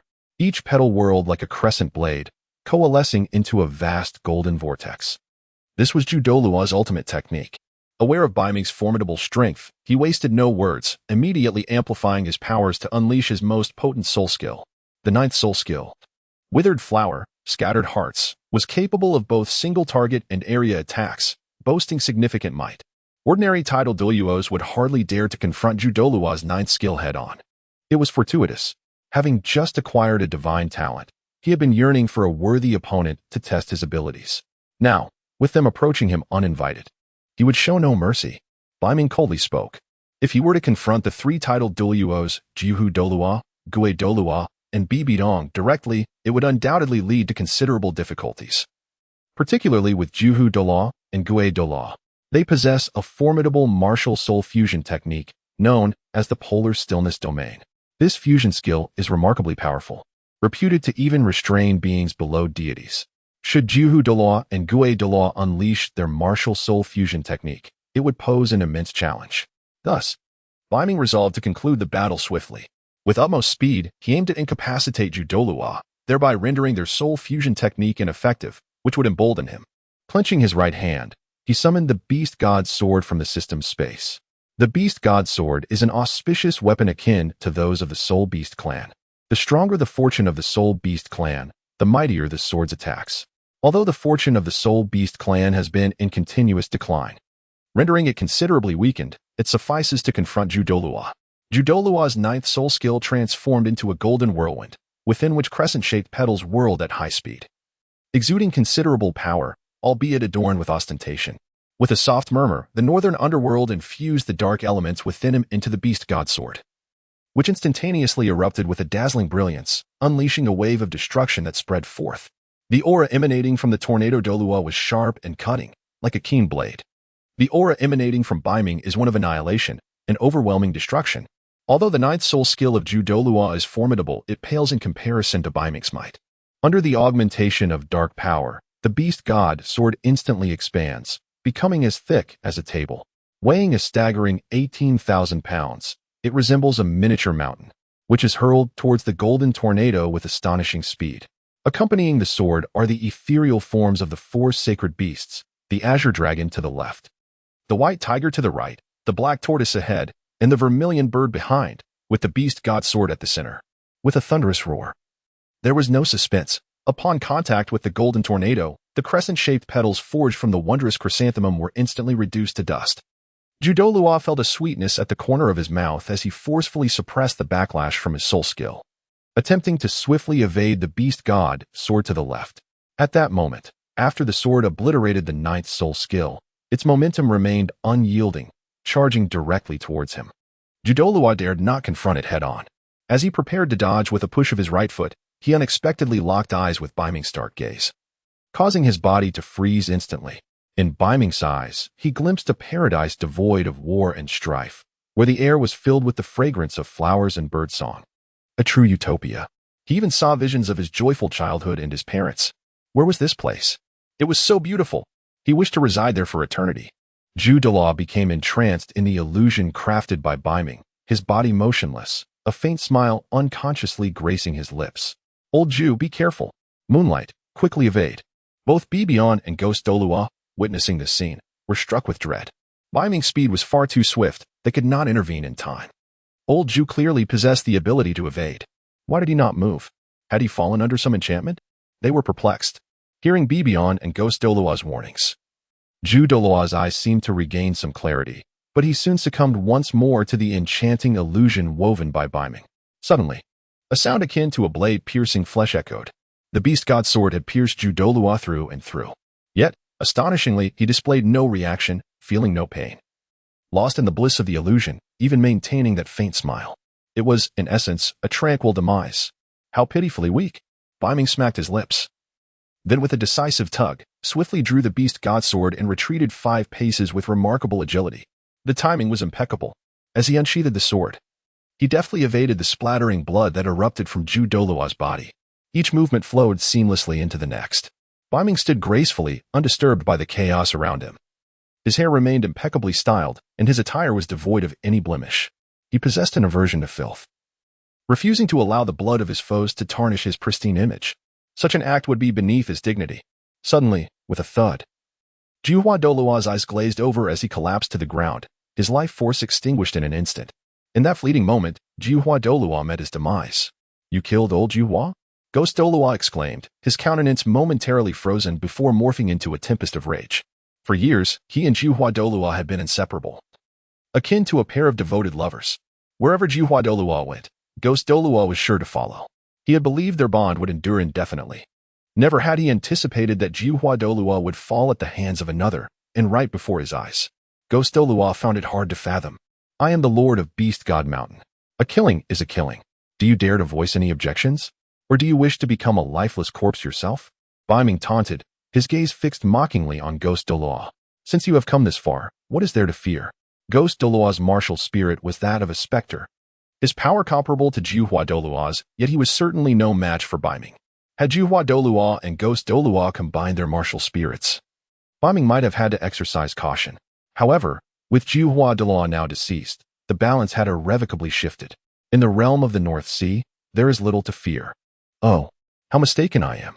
Aside from the formidable Ghost Douluo, there are also the two exquisite women, Bibi and Hulaina. However, these two are designated trophies, not adversaries. Upon hearing the words of the North Sea, Ghost Douluo's countenance darkened further. He was acutely aware of his own circumstances. He and Ju Douluo were merely two sides of the same coin. If Ju Douluo had been dispatched in a single strike, he knew he would not fare any better. Although he yearned to avenge Ju Douluo, such aspirations required commensurate strength. Meanwhile, Bibi Dong's pupils suddenly constricted, her heartbeat quickening noticeably. Though she had not been at the epicenter of the storm, she still sensed the terrifying aura of the North Sea. The beast god sword had emanated a destructive force akin to the laws of the cosmos, potent enough to obliterate anything in its path. In a moment of introspection, she questioned whether she would have any chance of withstanding such a blow if it were aimed at her. A wave of panic washed over her. The human-faced demon spider was far more formidable than she had anticipated. With a single strike, it had vanquished Ju Douluo, indicating its overwhelming combat prowess. How could she not be frightened? Your Excellency, the human-faced demon spider, I truly have no intention of opposing you.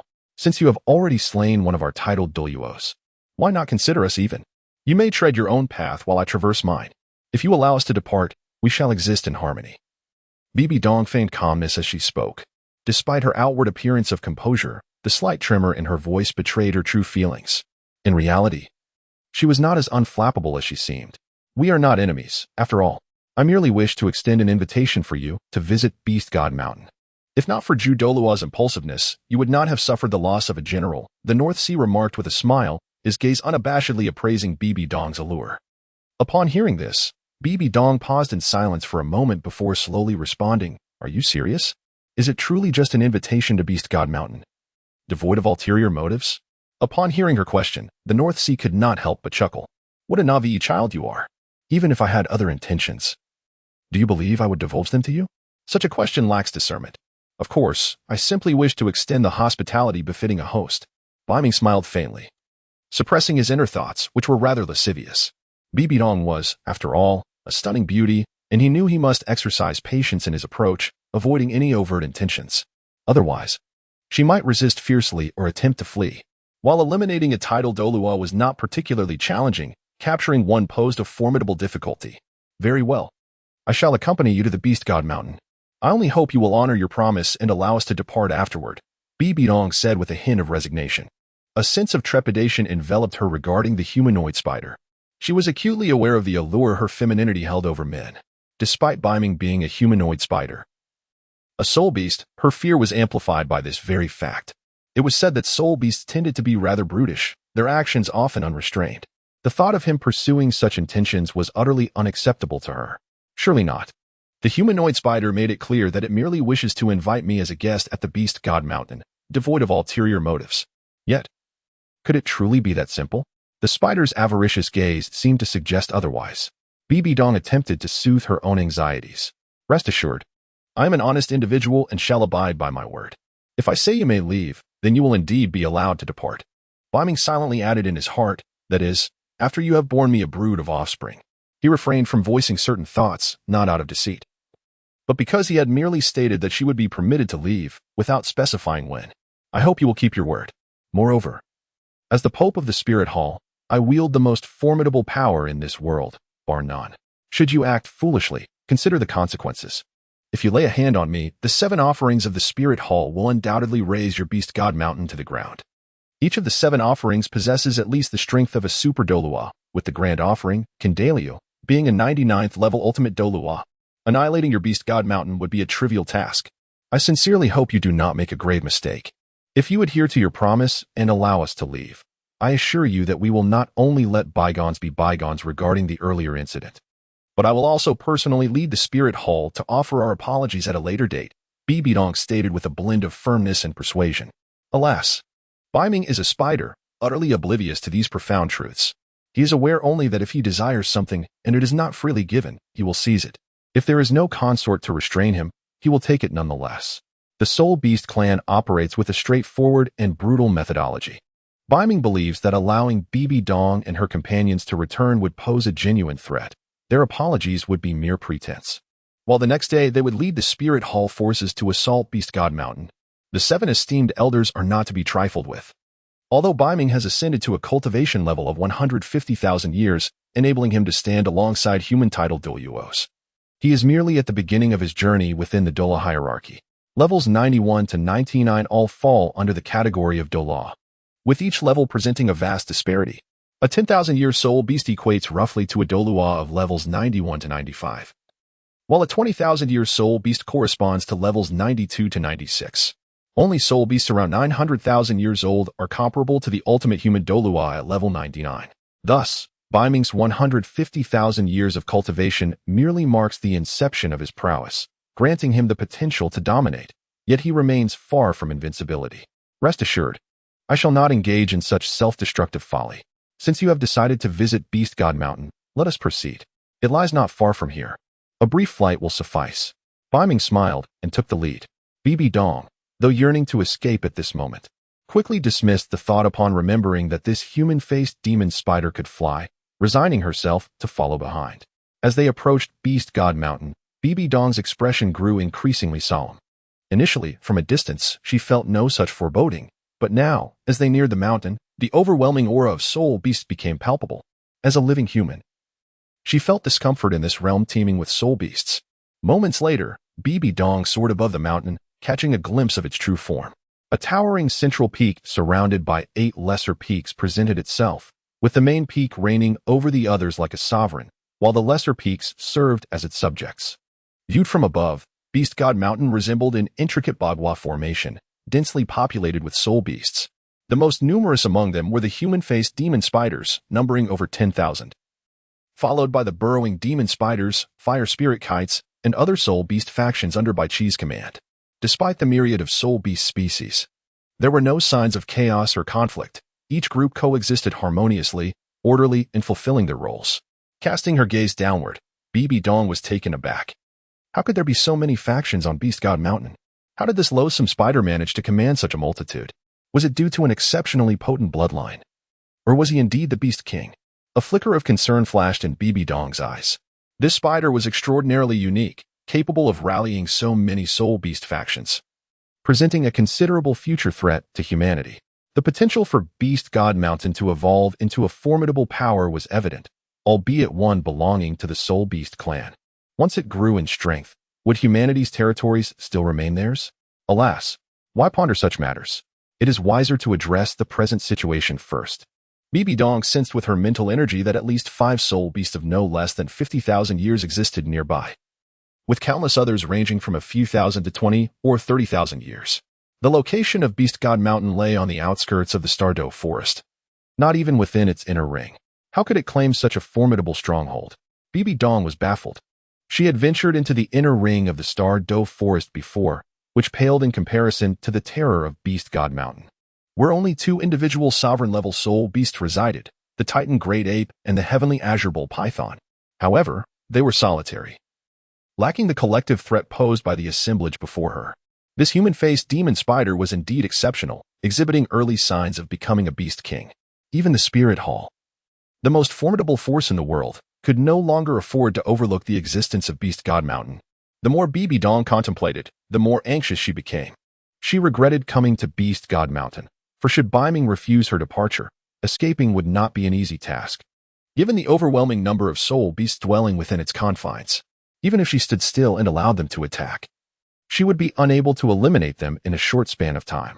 North Ming escorted Bibi to his cave, where 2 guards stood at the entrance. One was the Abyssal Demon Spider King, Mo Lien, and the other was the Fire Spirit Kite King, Walinger. 2 humanoid soul beasts?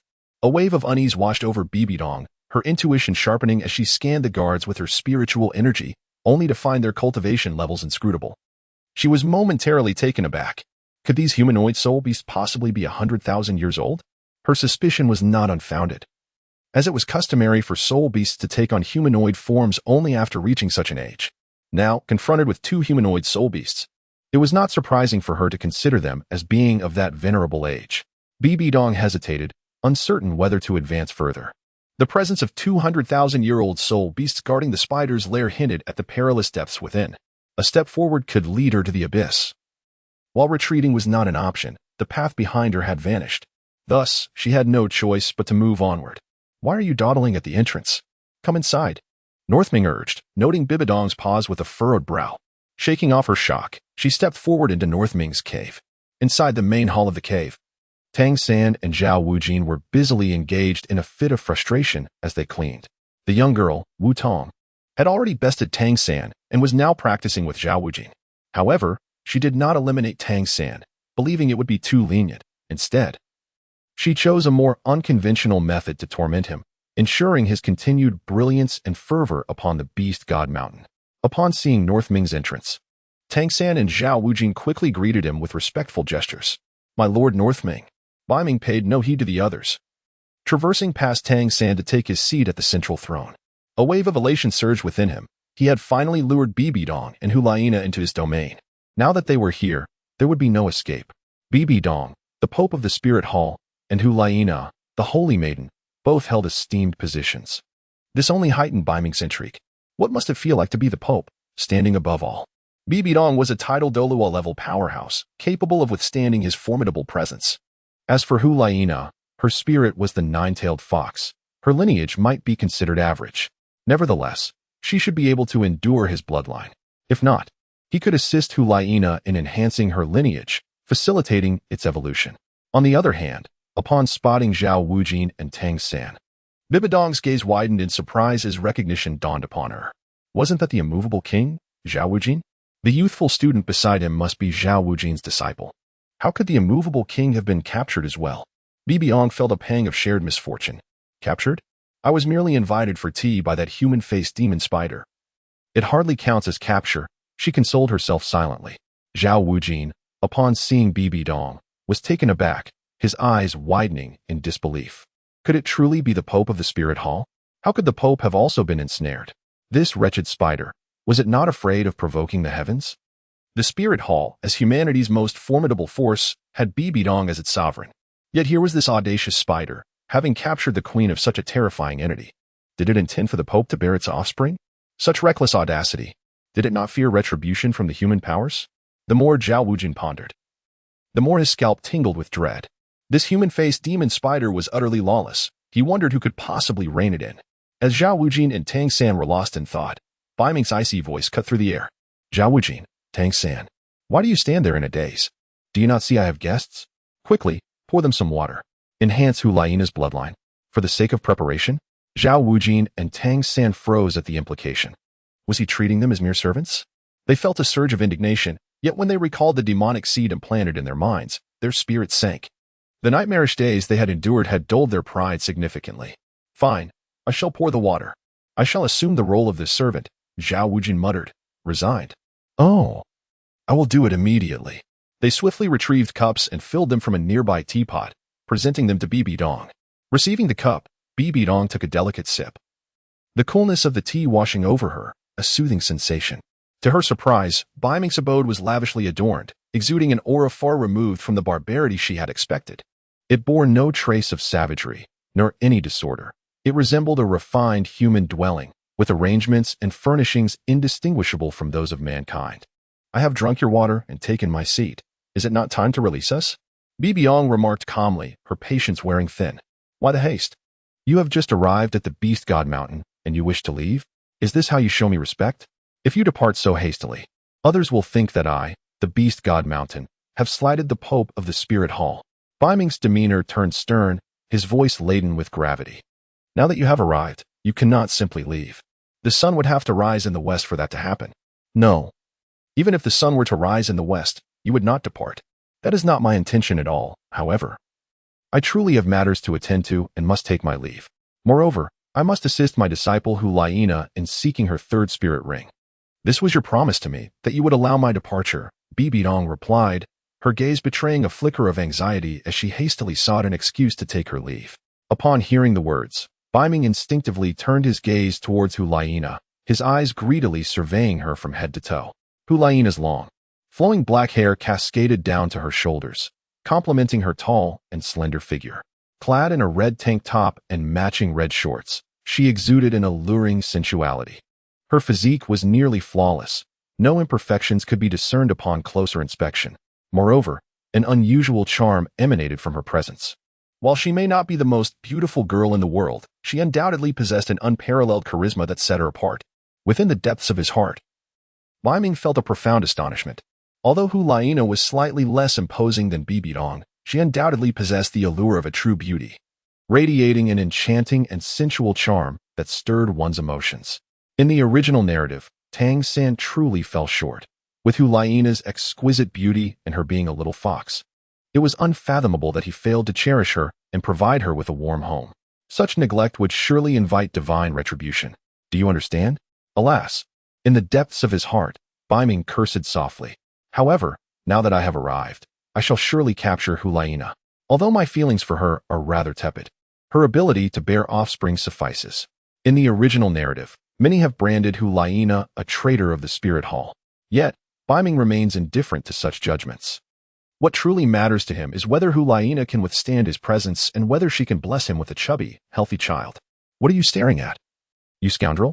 Hulaina retorted, a hint of anger flickering in her eyes at Beiming's unabashed gaze. Haha, how spirited. Beiming smiled gently, disregarding the little girl. The focus now lay on Bibi. As long as Bibi could be managed, Hulaina, this young girl, could play as she wished. Beiming turned his head and gazed at Bibi, a smile gracing his lips. So, this is your disciple? He inquired. Indeed, Bibi replied. She is quite beautiful, Beiming remarked with a chuckle. Bibi fell silent, and at that moment, Beiming's calm voice echoed again. How about this? I shall assist Hulaina in finding her soul ring, and I assure you will be content. You may remain at the Beast God Mountain without worry. I still wish to leave, Bibi said, her voice subdued, an unsettling feeling suddenly creeping into her heart. Leave? Leave where? You have only just arrived at the Beast God Mountain. You must allow me to extend my hospitality first. I already mentioned, Beiming continued. I will grant you permission to leave, but not at this moment. What is it that you fear? But I wish to depart soon. There are matters to attend to in the spirit hall. Bibi gaze remained fixed on Beiming, perhaps tinged with trepidation, before it quickly averted. Beiming cast a disdainful glance and abruptly interrupted Bibi words. There was no room for debate. The matter was settled just like that. Beiming decisively declared that this was the Beast God Mountain, not the Spirit Hall. Everything was under his command, regardless of Bibi agreement or disagreement. She was compelled to adhere to his wishes. The primary reason Beiming agreed to assist Hulaina in her quest for a soul ring was to seize the opportunity to enhance the bloodline of this little fox. Otherwise, given Hulaina's current bloodline strength, she might struggle to withstand his own lineage. Furthermore, by aiding Hulaina in her search for a soul ring, he could effectively silence Bibi, preventing her from finding any excuses to depart, as long as he could persuade Bibi to stay within the Beast God Mountain for a few days. Beiming possessed ample means to ensure that Bibi would conceive his offspring. No, it might not even take several days. A single day could suffice, provided the odds were in his favor. All right then, but we must agree on one condition. After you help Hulaina find the soul ring, you must ensure our departure. Bibi spoke resignedly. Of course, I am not one to impose undue hardship. If I say I will let you go, you can rest assured that I shall indeed grant you freedom, Beiming replied. Yet, he silently added in his heart, though I am not one to force others. When I do impose, it is beyond what mere mortals can endure. After all, I am but a humanoid demon spider. Do not expect me to possess lofty morals. He chuckled inwardly. Tonight is indeed a propitious occasion. Do remember to bathe this evening. Beiming chuckled inwardly, yet he refrained from voicing his true thoughts. After all, Bibi held the esteemed title of Douluo. If she were to uncover his genuine sentiments, her fiery temperament could become difficult to manage. Presently, Beiming pondered what pretext he could employ to seal Bibi's cultivation, facilitating his nocturnal endeavors. However, he struggled to devise a suitable excuse. Is it truly a matter of abundant offspring and blessings? Bibi was flustered. Just then, Wollinger entered, approaching Beiming and kneeling on one knee.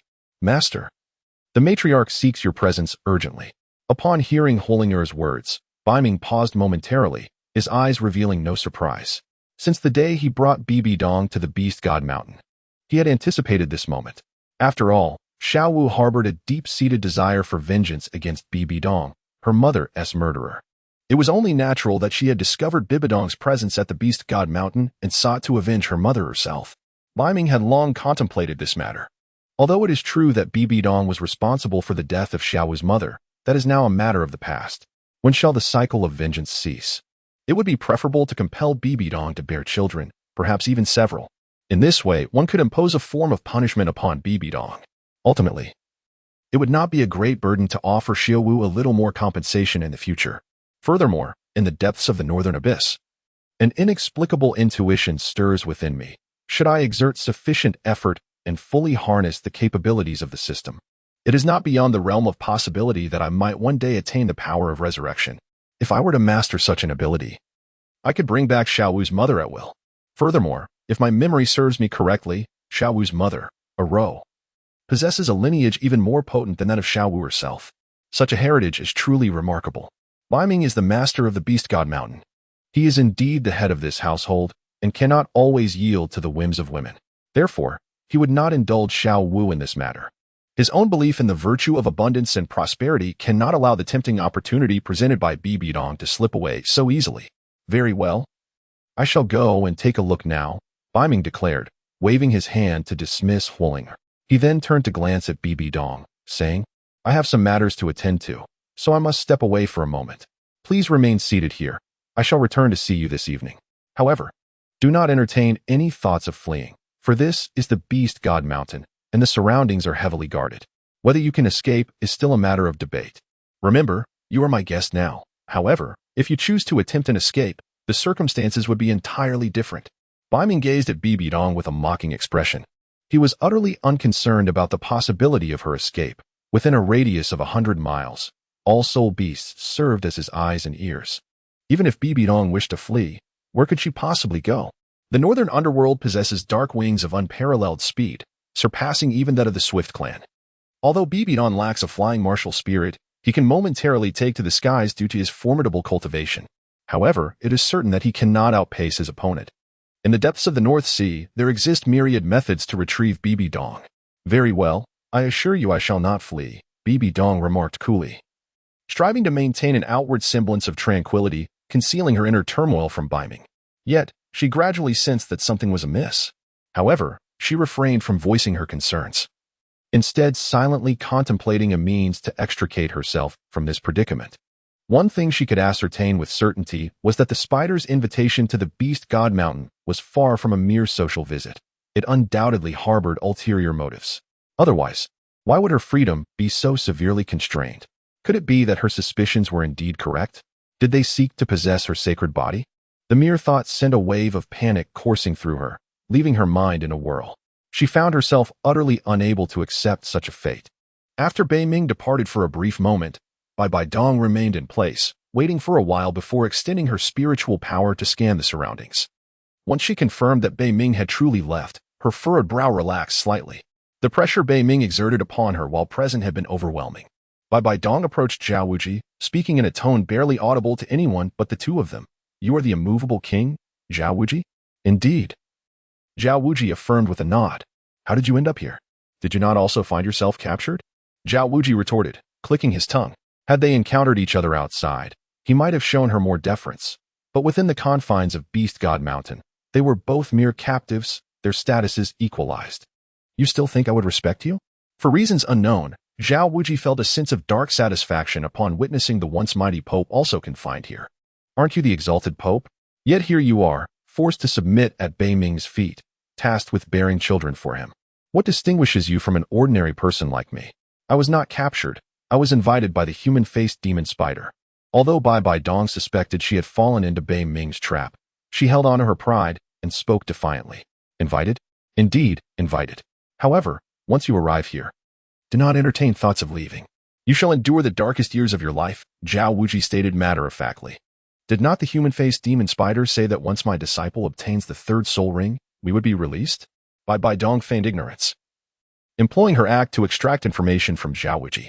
That is likely a deception. The morality of that human-faced demon spider is abysmally low. Do not expect him to honor his promises. Xiao Wuji had been at Beast God Mountain long enough to witness Beiming's tyrannical actions, first with Xiao Wu, then Zhu Shiqing, Ning Rongrong, and now Bai Dong. All his students had succumbed. For some inexplicable reason, he felt a perverse pleasure in this. If Bai Dong fell as well, it might seem fairer for his own students. How so? If you possess any information, I would appreciate your disclosure. Such kindness deserves no thanks, Bai Dong pressed, seeking to glean more from Xiao Wuji. As the adage goes, knowing oneself and one's enemy ensures victory in 100 battles. If she could ascertain Beiming's intentions in advance, she could prepare accordingly. Xiao Wuji hesitated, wrestling with his thoughts. It was not that he wished to remain silent. Rather, he feared the demon seed lurking in his mind. Although he believed that sharing a morsel of information did not equate to betrayal, he questioned what benefit he would gain, receiving only a vague promise of gratitude in return. Why should I divulge anything to you? Bai Dong, perceptive as she was, immediately sensed his reluctance and deduced the cause. Money can move mountains. If someone is unwilling to speak, it is surely due to insufficient incentives. Offer the right rewards, and even a ghost will open its mouth. Xiao Wuji, if you know anything, please share it with me. I am genuinely eager to learn. I assure you, once I return to the Wuhuan Hall, I will bestow upon you a grand gift and appoint you as an elder of the Wuhuan Hall. Furthermore, I will fully support the development of Shrek Academy, offering financial and material assistance. Xiao Wuji pondered for a moment, ultimately succumbing to temptation. Really? Indeed, Bai Dong nodded slightly. Then I shall impart some information to you. Please, I am all ears. Bai Dong nodded in anticipation. Xiao Wuji's voice, calm yet grave, reached her ears. Beiming is an aged lecher. He is not drawn to anything but the prospect of progeny. He lured women to Beast God Mountain for the sake of offspring. Therefore, you and your disciples' fates need not be elaborated upon. You are all exceptionally gifted women, and with your noble bloodlines, you may find yourselves in peril tonight. What? Bai Dong's countenance shifted dramatically. Though she had long suspected such a fate, the confirmation struck her like a blow, filling her with rage. How could I, the esteemed Pope of the Wuhuan Hall, be deceived into this place? And now you expect me to bear your children? Outrageous. No one has ever dared to treat me so. Do you know who I am?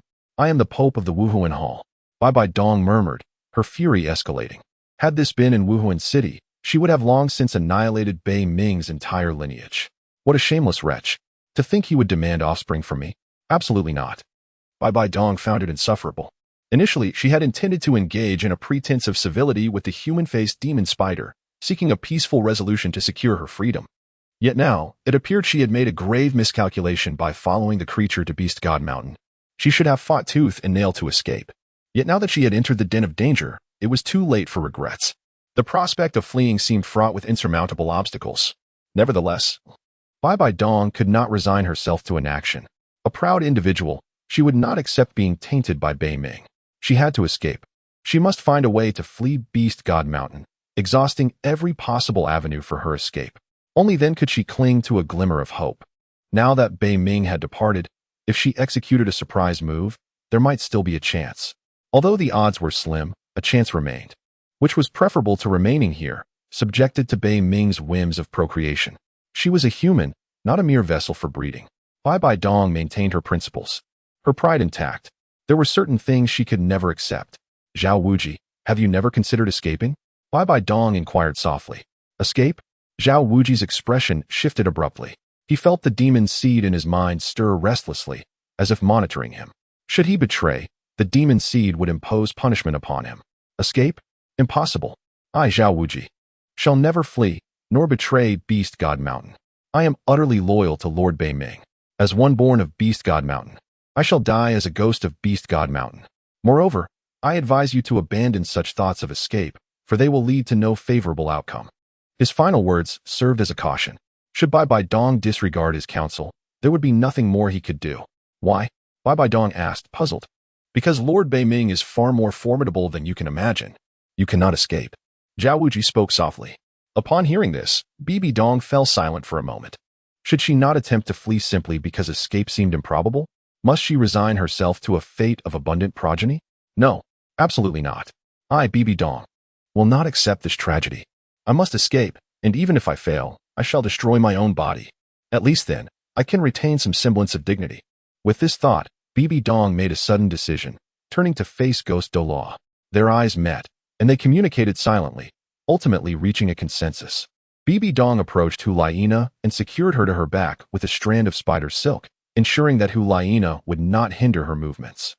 Given that both of Bibi Dong's martial spirits were spiders, it was entirely reasonable for her to produce a strand of silk. Old Ghost, you must stay behind and cover my escape. You must hold off that humanoid demonic spider.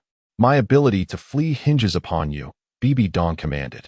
A woman of ruthless resolve, she had abandoned Old Chrysanthemum in the original tale, and now she was forsaking Old Ghost as well.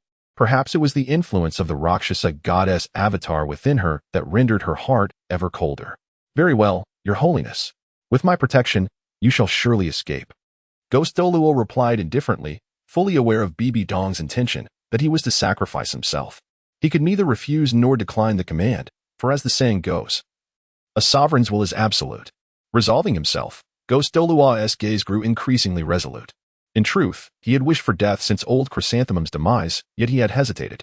Now, the act of shielding Bibi Dong's flight had become the most significant purpose of his life. Old Chrysanthemum, wait for me. I shall join you soon, he whispered.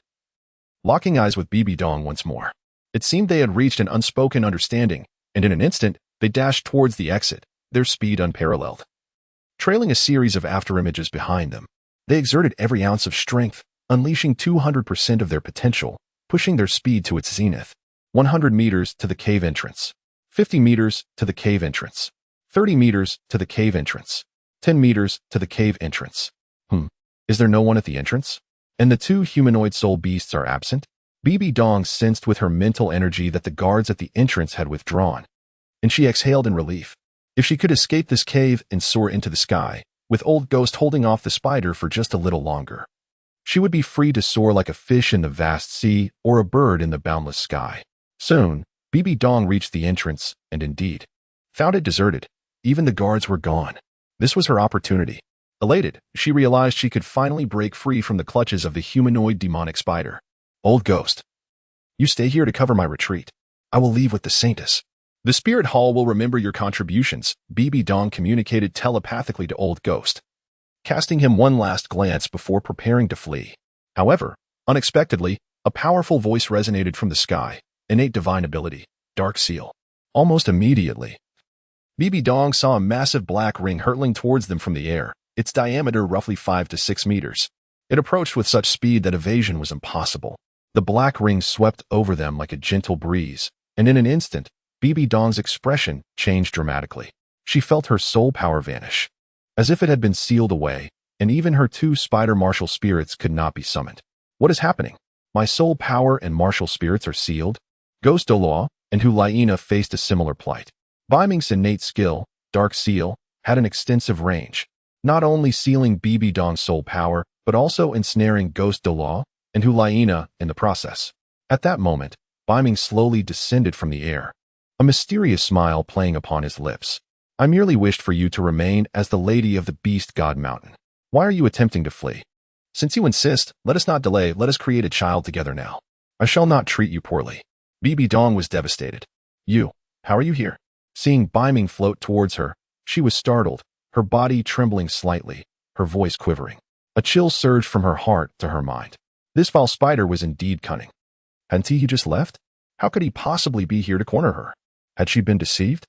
Had she been given a fleeting chance to escape only to be ensnared again? Despair overwhelmed her. This is my domain. I go where I please. Beiming's voice came with a hint of irritation. Bibi Dong was his prey, and now this prey had dared to attempt an escape. It was a grave affront to his pride. Did I not tell you not to run? Yet you insisted on fleeing. Since you have chosen this path, let us proceed to conceive a child, Beiming stated coldly. He understood that if a woman sought to escape, the solution was to ensure she bore his child, thus providing her a sense of belonging and stability. No matter how virtuous a woman might be, the moment she bears a child, she transforms into a devoted wife and mother. If one child were insufficient, then two would suffice.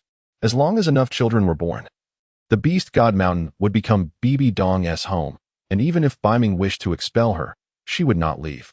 In truth, Beiming had been searching for Xiao Wu earlier, but out of concern for Bibi Dong's potential escape, he had maintained a watchful presence over the main hall. Unbeknownst to her, Bibi Dong was being monitored in every move she made. As Beiming evolved, his spiritual energy had become increasingly formidable, granting him the ability to see through walls and observe events hundreds or even thousands of meters away without detection. When he noted Bibi Dong's intent to flee, he hurriedly departed from Xiao Wu's quarters and concealed himself outside the cave. I refuse. Your true form is that of a spider, so go find your mother spider. Do not seek me. A wave of despair and coldness surged from the depths of Bibi Dong's heart, overwhelming her with fear. Even her entire being trembled slightly. Originally, Bibi Dong was a formidable tidal Douluo-level powerhouse, her greatest reliance being her own cultivation. This mastery instilled in her an indomitable spirit. However, suddenly, her powers had been sealed, leaving her bereft of her most significant support. How could she not be afraid? Not only was she fearful, but she was also consumed by dread. Coupled with the words spoken by Xiao Wujia earlier, do not expect any morality from that wretched spider. He merely deceived you into coming to Beast God Mountain for his own gain. Bibi Dong felt an overwhelming sense of despair. It was indeed as he said. He wants to take me. The more she contemplated, the more hopeless she became. No matter what you say today, it is of no consequence. You must bear children with me. With that, Beiming reached out his right hand, seizing Bibi Dong and preparing to drag her into the cave to fulfill his desires. A girl's defiance may be strong, but once she is in bed, her demeanor often transforms into one of utmost submission. You pervert. Let me go. Upon feeling her hand grasped, Bibi Dong's body stiffened momentarily, a jolt of electricity coursing through her. Her complexion abruptly shifted, her body trembling uncontrollably. Summoning all her strength, she endeavored to escape Beiming's grasp. Yet, having lost her soul power, she was akin to an ordinary person, lacking the strength to compete against Beiming. Letting you go is possible, but first, you must bear me a child, Beiming chuckled, forcefully dragging Bibi Dong inside. You pervert. Is that all you can think about? Can't you speak of anything other than having children? Bibi Dong was on the verge of collapse. Her hands were gripped tightly by Beiming, leaving red marks in their wake. A wave of pain surged through her, prompting tears to escape her eyes. She felt wronged and wanted to cry, but faced with this illogical and perverse spider, she was at a loss for what to do. At that moment, Hulina, the so-called wretched fox, witnessed her teacher being bullied and suddenly summoned the courage to stand before Beiming. With her hands on her hips and legs slightly trembling, she boldly confronted him. Bibi Dong was her mentor, and she could not bear to watch her teacher trapped in such a predicament. You wretched spider, release my teacher. If you have any grievances, come at me directly. Hulina pouted defiantly, suppressing her fear as she stood her ground against Beiming. At that moment, she resembled a tiny ant, while Beiming loomed like a colossal giant, capable of crushing her with a mere toe. Yet, this little ant, upon seeing the giant, felt no fear. Instead, she stood resolute, refusing to retreat even a single step. Beiming chuckled softly, smacking his lips as he spoke. Come at you? If I were to confront you, would you truly be able to withstand it? Your bloodline is far too frail. Strengthen it a bit, and I assure you, you will come to understand what true power entails. Upon hearing this, Hulaina's face flushed with color. Regardless, I shall not relent. You must release my teacher, or I shall fight you with all my might. Just you? Perhaps it would be prudent to reconsider. Step aside, or I shall deal with you as well. I will not. I have already stated, release my teacher. Hulaina's legs trembled incessantly, yet she steadfastly blocked Beiming's path. What a stubborn little girl she was. Setting aside other matters, this little fox exhibited a commendable loyalty to her teacher, daring to stand firm in a critical moment, a stark contrast to those treacherous individuals who, when faced with calamity, scatter to save themselves. How tiresome. Since you refuse to yield, I shall take care of both you and your teacher. With that, he continued. Beiming grasped Bibi Dong with his right hand, extending his left towards Hulaina. Although Hulaina's lineage was somewhat inferior, she could alleviate some of the pressure on Bibi Dong, which seemed quite advantageous. However, at that moment, Ghost Douluo suddenly approached, swiftly prying Beiming's hand away and embracing Hulaina to evade danger. Beiming paused momentarily. The old ghost is quite commendable. Despite being restricted in cultivation, he remains fiercely loyal to his master. However, it seems somewhat futile, merely the bravery of a common man. Do you refuse? I am not seeking your consent. A ghostly Douluo devoid of power. With a mere flick of the hand, one could extinguish the North Sea. If you wish to safeguard the Saintess, do keep a vigilant watch over her. Otherwise, I would not hesitate to ensure that the Saintess too is blessed with numerous offspring and fortune. Beiming coldly addressed Ghost Douluo. In truth, he had no intention of targeting Hulaina. It was merely her excessive arrogance that prompted him to consider addressing her as well. Now that Ghost Douluo had intervened to shield Hulaina, as long as it did not obstruct his own interests or those of Bibi, he remained indifferent. Beiming no longer cared for the little fox. The fox's bloodline was somewhat feeble. What if it were to explode? Ghost Douluo remained silent, his eyes glinting red. Akin to a venomous serpent fixated on Beiming. He harbored the desire to eliminate Beiming and rescue Bibi. Yet, his cultivation was sealed, rendering him incapable of contending with Beiming. Observing the crimson gaze of Ghost Douluo, Beiming suddenly grasped the gravity of the situation. Ghost Douluo now resembled a ticking time bomb, unpredictable in his potential to explode. It seemed imperative for Beiming to take precautionary measures. What if Ghost Douluo were to storm into the room shared by him and Bibi? Contemplating this, Beiming formulated a plan. I must restrain Ghost Douluo and Hulaina. They must not be allowed to disrupt my endeavors.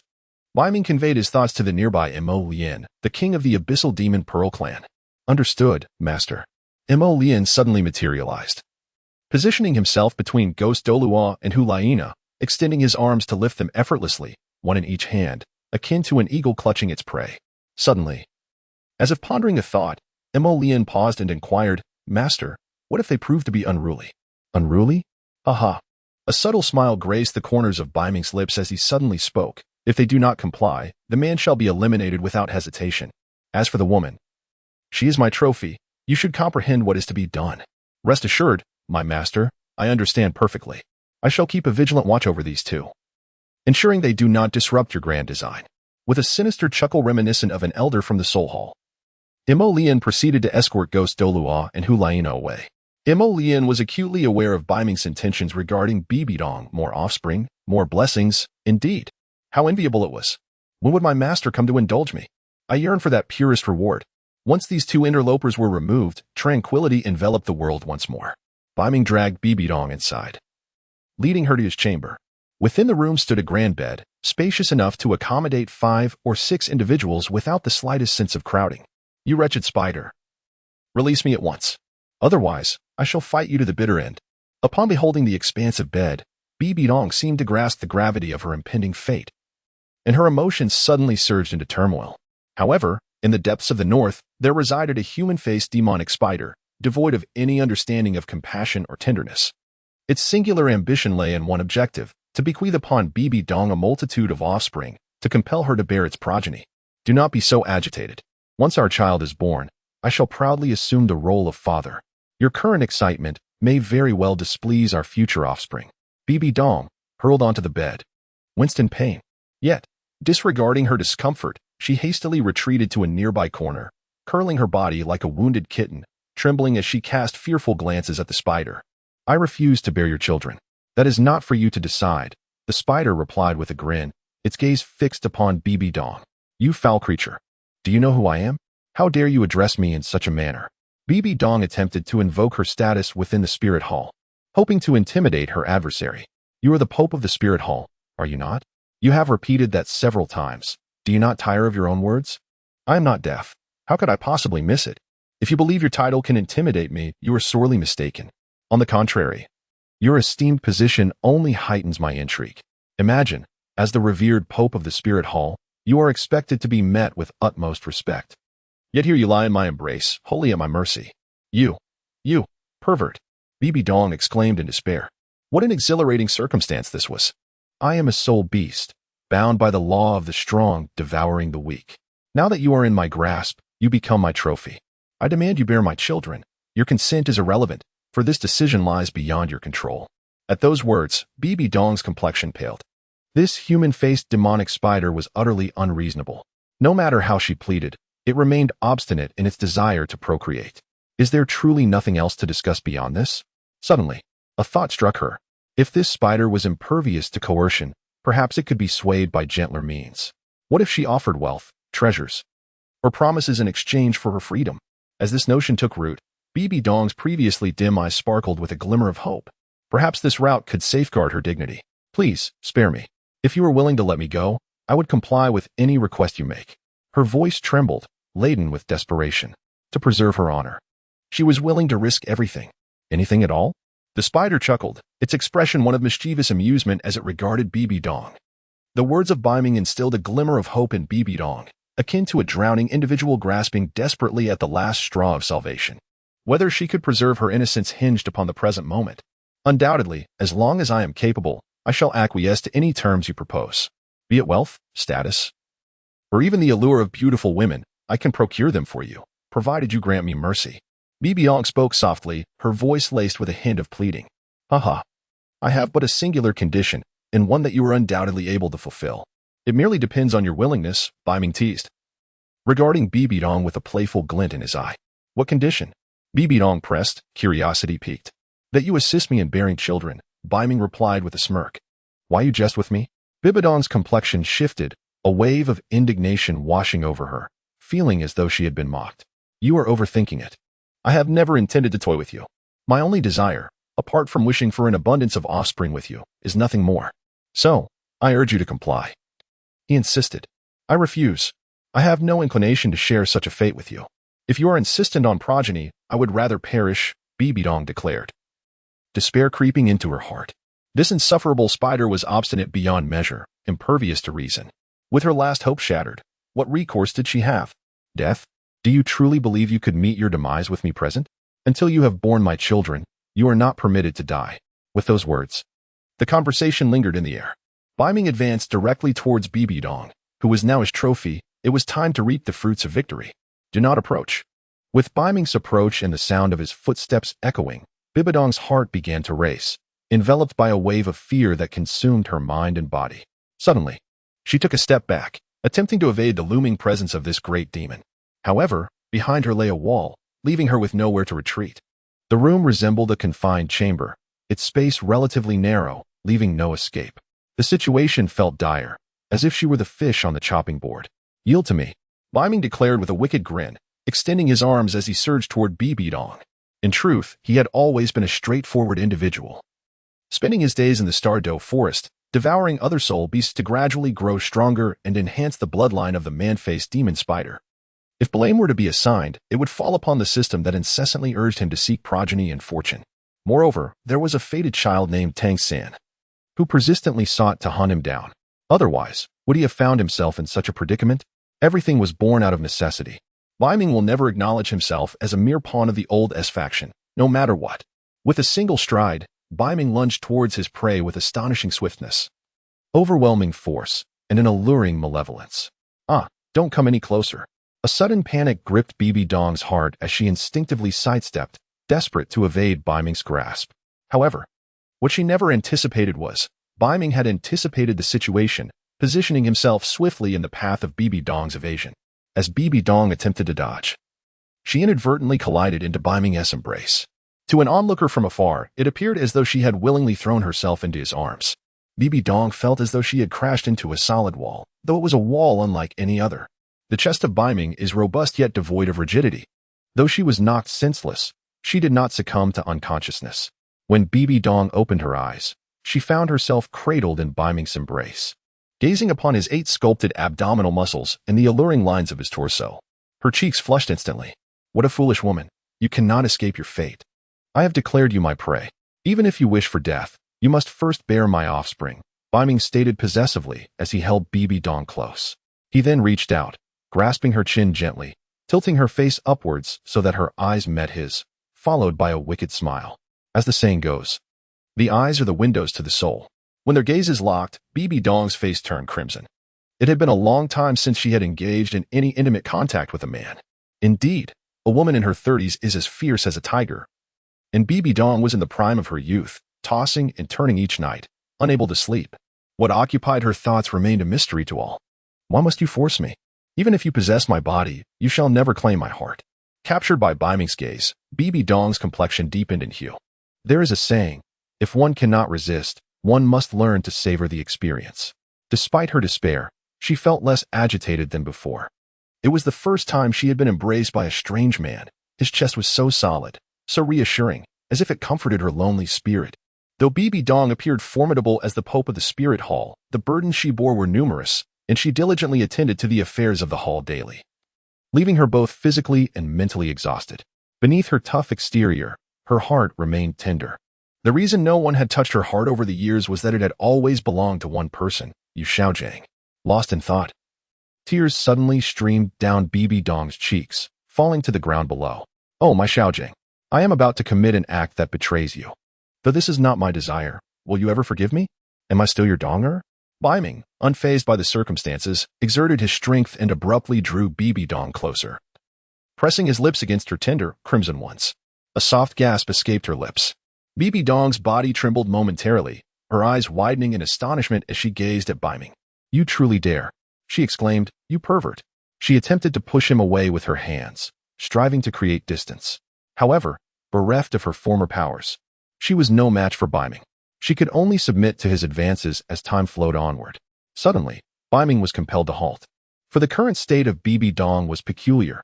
She was enveloped in a malevolent aura, which manifested as a gray halo surrounding her. Just moments ago, he had been repelled by this very gray circle. This halo, suffused with an aura of wickedness, or perhaps the essence of a Rakshasa, enveloped Bibi Dong, providing her with a formidable protection. What is happening? This sinister presence? From whence does it originate? Beiming paused for a moment, suddenly struck by a thought. Could it be that this is the incarnation of the Rakshasa deity? The incarnation of the Rakshasa deity is protecting Bibi Dong? How absurd. During the era of Qian Xuanji, you did not safeguard Bibi Dong, but instead seized the opportunity to invade her. And now you come to offer protection? Rakshasa deity, are you opposing me?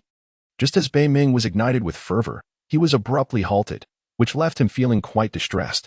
He vaguely recalled that in the original narrative, the Rakshasa deity's incarnation, or rather, its divine consciousness, invaded Bibi Dong after the events in Qian Xuanji's chamber, and thereafter did little of significance nor offered any assistance to her.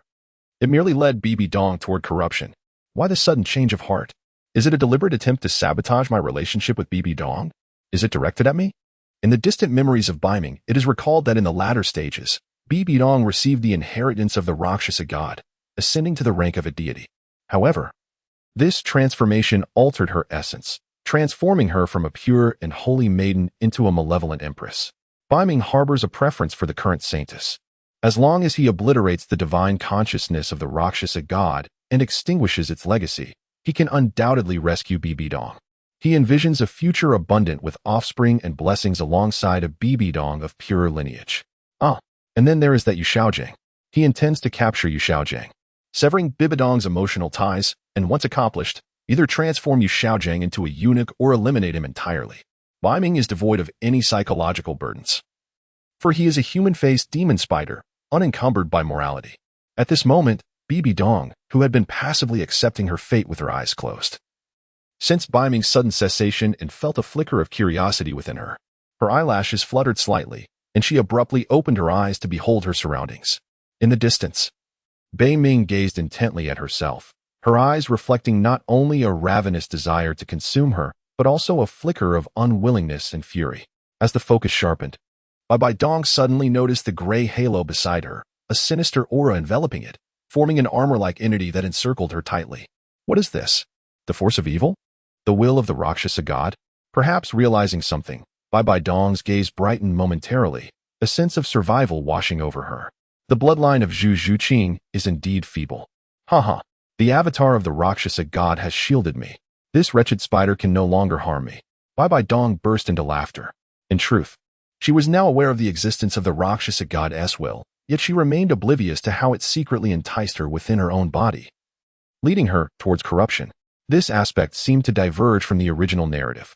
Bibi Dong's mental energy traversed the sea of consciousness, encountering a figure drenched in blood red, adorned with an evil crown and long, ominous antennae, the will of the Rakshasa god. This marked the first instance of the Rakshasa god's will actively responding to her. Bibi Dong felt a surge of delight. It is said that the essence of the Rakshasa god is a first-level deity. If she could enlist the aid of such a being, would she not be able to escape Beiming's grip? Aha, did you not desire me? Come then. Upon realizing that Beiming could not harm her, Bibi Dong's lips curled into a maniacal grin. Those who have survived calamities often find their mental state altered. At this moment, Bibi Dong was indeed unhinged. Beiming paid no heed to Bibi Dong's words, feeling the simmering heat within him, restless and eager. Curse it. It is all the fault of the Rakshasa god for thwarting my endeavors. What am I to do now? The situation is akin to an arrow drawn taut on the bowstring, and it must be released. In the depths of the North Sea, a murmured incantation escaped, followed by a firm grip of his right hand, coalescing the dense power of darkness into a sphere of shadowy light. After condensing the dark elements to their utmost, it suddenly surged forth, aimed directly at the gray halo. The outcome was somewhat unexpected. Upon contact, the dark wave vanished instantaneously, not even a ripple stirred. His esteemed title of Douluo proved ineffective, rendering him utterly powerless against the protective barrier conjured by the first-level divine consciousness. It was indeed a formidable shield. It seemed there was no immediate way to breach the will of the Rakshasa god. Haha, you pitiful spider, are you at a loss now? I advise you to release me promptly. Otherwise, when the spirit hall arrives, it will signify the end for your beast god mountain. Witnessing North Sea's futile attempt, Bibi erupted into laughter. As a dignified pope of the spirit hall, she had endured much and now finally found the courage to speak boldly.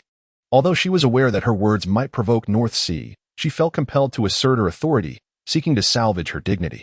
Truly, a naive woman. Do you genuinely believe that a mere fragment of divine consciousness can protect you? If my conjecture holds, the energy of this Rakshasa goddess consciousness is finite. Each use diminishes its potency significantly.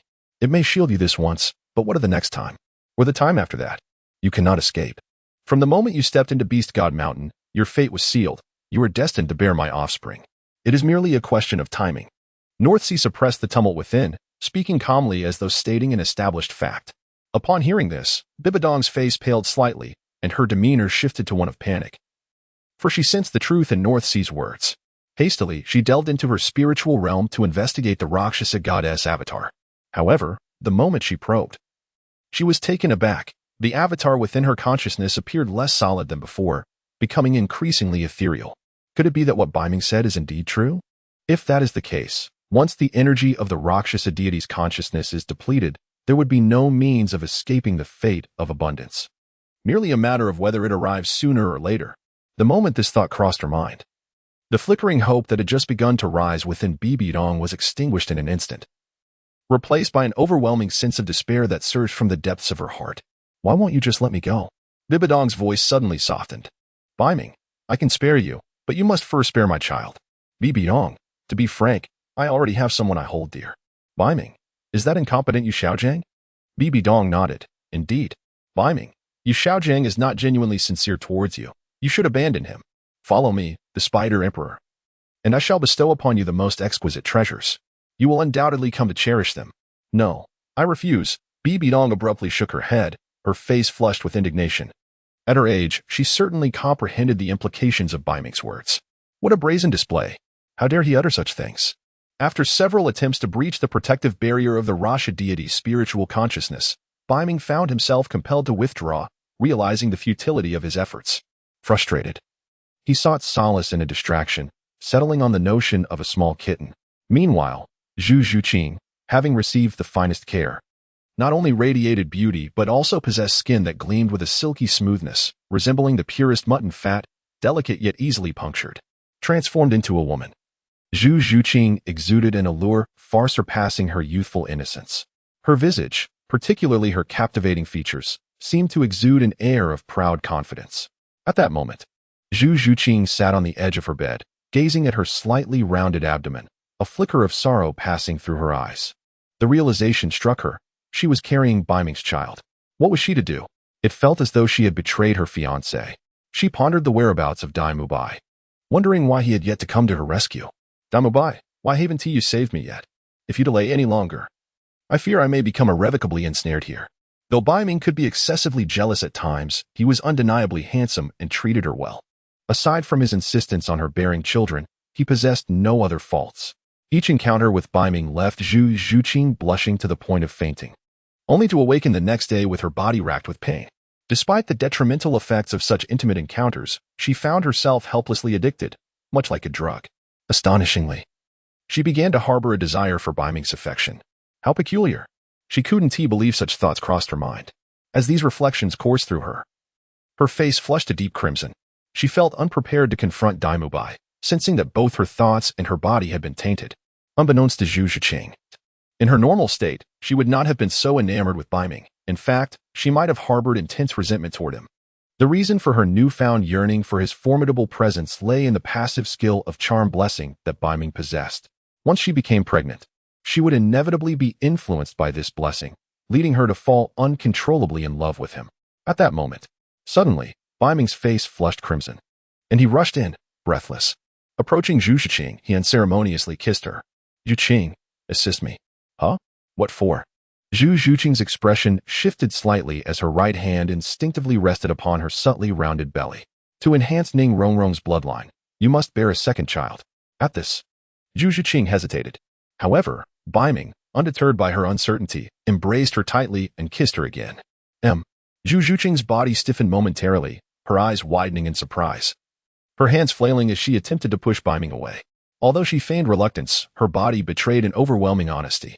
After a tumultuous whirlwind of emotions, Beiming finally composed himself, gazing at the unconscious beauty in his arms, a tender expression mingling with a sense of helplessness on his face. How could Zhu Zhiqing have fainted again? Her bloodline, after all, proved to be too frail. It seems that Zhu Zhiqing's lineage requires enhancement. With a gentle pull, Beiming covered Zhu Zhiqing with a blanket. Currently, Zhu Zhiqing's belly is still relatively small, allowing her to indulge for another 10 days or so.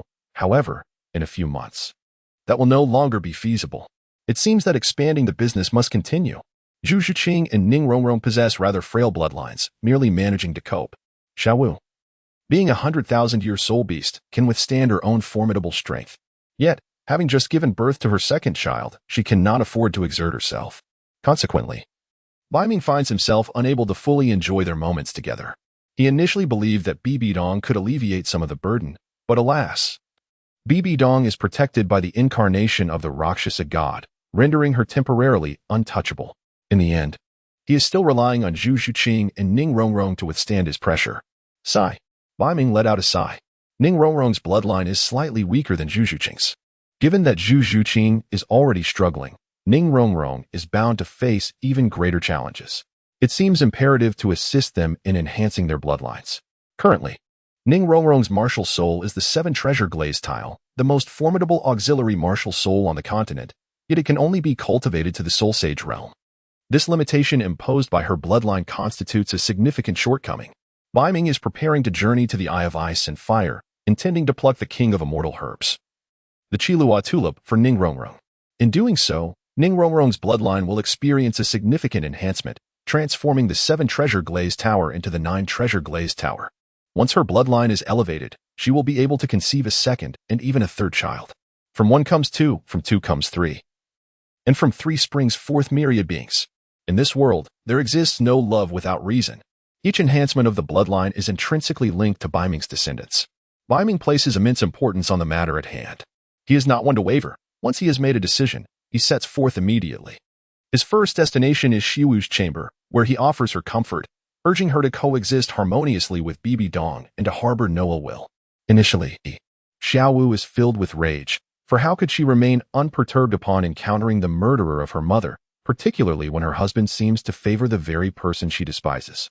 However, upon Beiming's promise to resurrect her mother, Aru, Xiao Wu's demeanor softens considerably. The desire to have her mother back far outweighs any wish for vengeance against Bibi.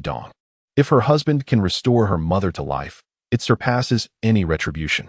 Xiao Wu possesses an understanding of her husband. Should Bibi fall into Beiming's hands, her fate would undoubtedly be dire. First, she would bear 1 child, then a second, a third, and ultimately become nothing more than a mere vessel for procreation. Furthermore, Bibi poses no threat to her, as Xiao Wu is the first woman to truly capture Beiming's heart, holding a significance that far exceeds that of a mere breeding tool. Subsequently, Beiming visits to see the second child Xiao Wu has born. The infant, plump and healthy, aligns with his expectations, a boy, aptly named Wulin. Thanks to the blessings of growth, fortune, and cultivation, Wulin's innate talents remain extraordinarily formidable.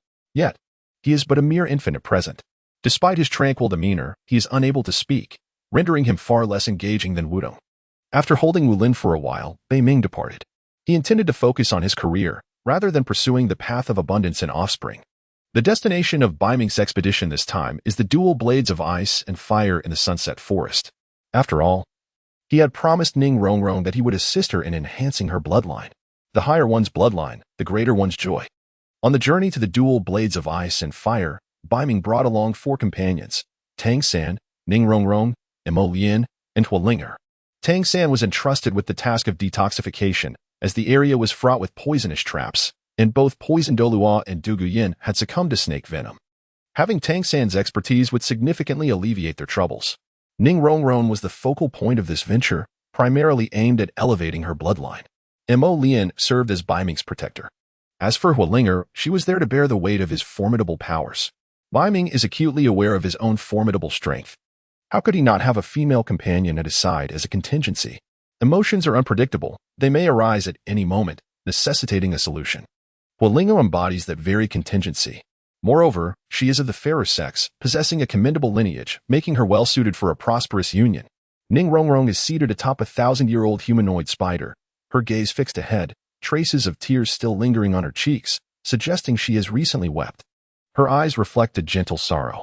This humanoid spider, upon which Ning Rongrong rests, boasts 8 legs, providing a remarkably smooth ride, devoid of any jostling.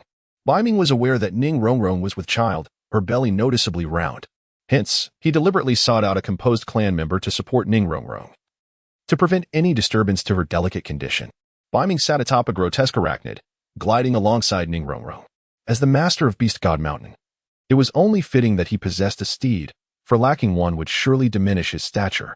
Pray tell, foul spider, can you truly transform me from 7 treasures into 9?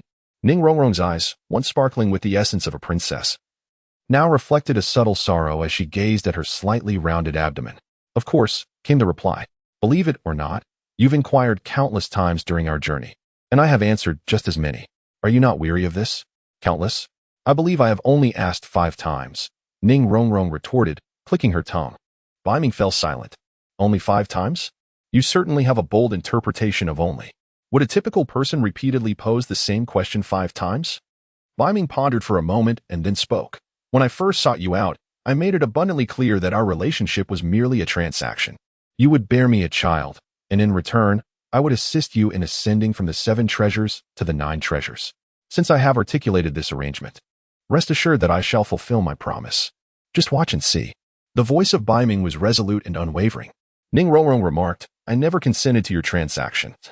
It was you who forcefully tainted me. Beiming fell silent, as if acknowledging the truth of her words. After a brief pause, the faint voice of Beiming resonated once more.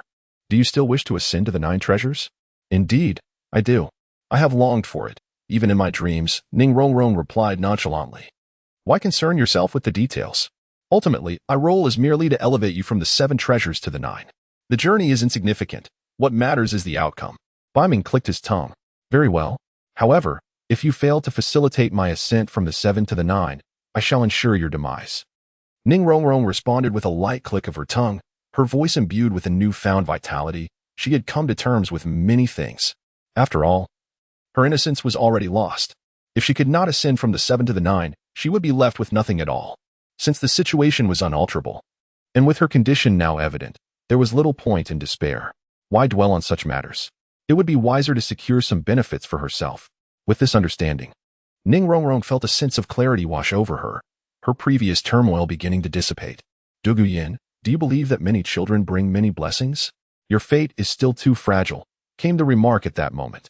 The northern darkness glanced momentarily, his eyes revealing a hint of amusement. Shall we engage in yet another transaction? What kind of transaction? Ning Rongrong inquired, her curiosity piqued. At that moment, the northern darkness's calm voice resonated again. I will assist you in ascending to the 9 treasures, and I shall also elevate your father, Ning Fengji, to the same rank. However, the condition is that you must bear my 2nd child. You're insane. You expect me to bear your 2nd child? Absolutely not. Ning Rongrong vehemently shook her head. She was acutely aware of the northern darkness's formidable power and had no desire to endure a life of being rendered unconscious daily, only to awaken in excruciating pain. I advise against rejecting my offer, the northern darkness stated, a faint smile gracing his lips. Internally, he chuckled softly. Did she think I was enhancing your bloodline for mere charity? In this world, there exists no love without reason. Every transaction entails a cost. My assistance in elevating your bloodline is solely to serve my interests better. Regardless of your refusal, you are obligated to bear my second child. Why? Ning Rongrong, bewildered, failed to grasp the underlying meaning of the Northern Darkness's words. Because refusal is futile, whether you consent to my proposal or not. You are required to bear my second child. Should you agree, your father will still have the opportunity to ascend to the 9 treasures. If you decline, it will be considered your forfeiture of that privilege, yet the second child must still be born, the Northern Darkness declared dominantly. You truly are tyrannical. Is this not a form of coercion? Ning Rongrong felt tears welling in her eyes. Confronted by such an unreasonable entity, her only fate was to bear children, first one, then another. This is simply my nature, the Northern Darkness remarked with a teasing smile, relishing Ning Rongrong's flustered demeanor, which presented a rare charm. Few had the privilege of witnessing such a side of her. You are utterly insane. Fine, I shall acquiesce, but you must occasionally feign weakness. You cannot always overpower me to the point of unconsciousness. I cannot endure that, Ning Rongrong exclaimed, her cheeks flushed. Now, she had come to terms with the situation. Beiming is truly a perverse individual. Do not entertain the notion of reasoning with him, for it is utterly futile. Likewise, do not attempt to refuse him, as such resistance bears no fruit. In light of the inevitability of submission, one might as well embrace the situation. However, this is unacceptable. My formidable prowess is well renowned. If you wish to alleviate your own discomfort, you might consider enlisting the aid of your close friends to share the burden. Beiming chuckled. You still desire my companions? What a depraved thought. Faced with Beiming's predatory words, Ning Rongrong's chest heaved with indignation, akin to an inflated balloon on the verge of bursting. You may torment me, but to expect me to deceive my friends into your clutches? Not a chance. Ning Rongrong would never betray her sisters. Yet, she could never have anticipated that a day would arrive when she would feel utterly overwhelmed and, astonishingly, take the initiative to assist Beiming in expanding his endeavors. Thank you for the compliment. I am a human-faced demon spider, capable of committing the most outrageous acts. It would be wise for you to heed my commands, or you shall truly comprehend the essence of perversion. Ning Rongrong seethed, her teeth clenched in frustration. Strangely, these past few days spent in Beiming's company have left her in a constant state of anger, yet she finds herself powerless to change her circumstances. Who can truly comprehend the pain, both psychological and physical, that she endures? The group from Beiming continued their journey towards the Eye of Ice and Fire. The surrounding trees grew increasingly lush, with countless ancient trees reaching skyward, while the underbrush thickened around them. The density of the forest here surpassed that near Beast God Mountain. As they traversed this verdant expanse, it felt akin to stepping into a primeval forest. Suddenly, Beiming paused momentarily, his footsteps coming to a halt as his gaze fixed upon the scene ahead. Before him, on the barren expanse, a girl with emerald green hair was engaged in a fierce struggle with a python. The serpent's cultivation had surpassed 2,000 years, while the girl's own mastery was merely at the level of a great soul master. The python writhed incessantly, its length exceeding 6 meters, rendering it a formidable behemoth in comparison to the petite girl. Coupled with the disparity in their cultivation levels, the girl was utterly outmatched. She fought valiantly, desperately evading the python's relentless attacks, her body teetering on the brink of peril, as if she were destined to meet her end within the serpent's jaws at any moment. Beiming's gaze fixated upon the girl. She had short, verdant hair and donned a green dress that exuded an air of spirited elegance. While she may not be conventionally stunning, there was an enchanting allure about her. Her peculiar green eyes possessed an uncanny quality that evoked a sense of intrigue. Is this not Duguyen? To his surprise, Beiming had not anticipated encountering Duguyen en route to the Ice and Fire Yin Yang Eye. This fortunate turn of events meant he could forego the lengthy search for directions and allow Duguyen to guide him instead. Duguyen, the granddaughter of the poisoned Douluo, held significant importance. Her grandfather had succumbed to his own venom and could only survive under the suppression of the Ice and Fire Yin Yang Eye. This location was a veritable treasure trove, akin to a cornucopia, teeming with numerous miraculous herbs of boundless utility. Among them was the enchanting Chiloa tulip, a supreme antidote known for its ability to neutralize all toxins. Although it did not directly detoxify, it possessed the remarkable ability to counteract poisons.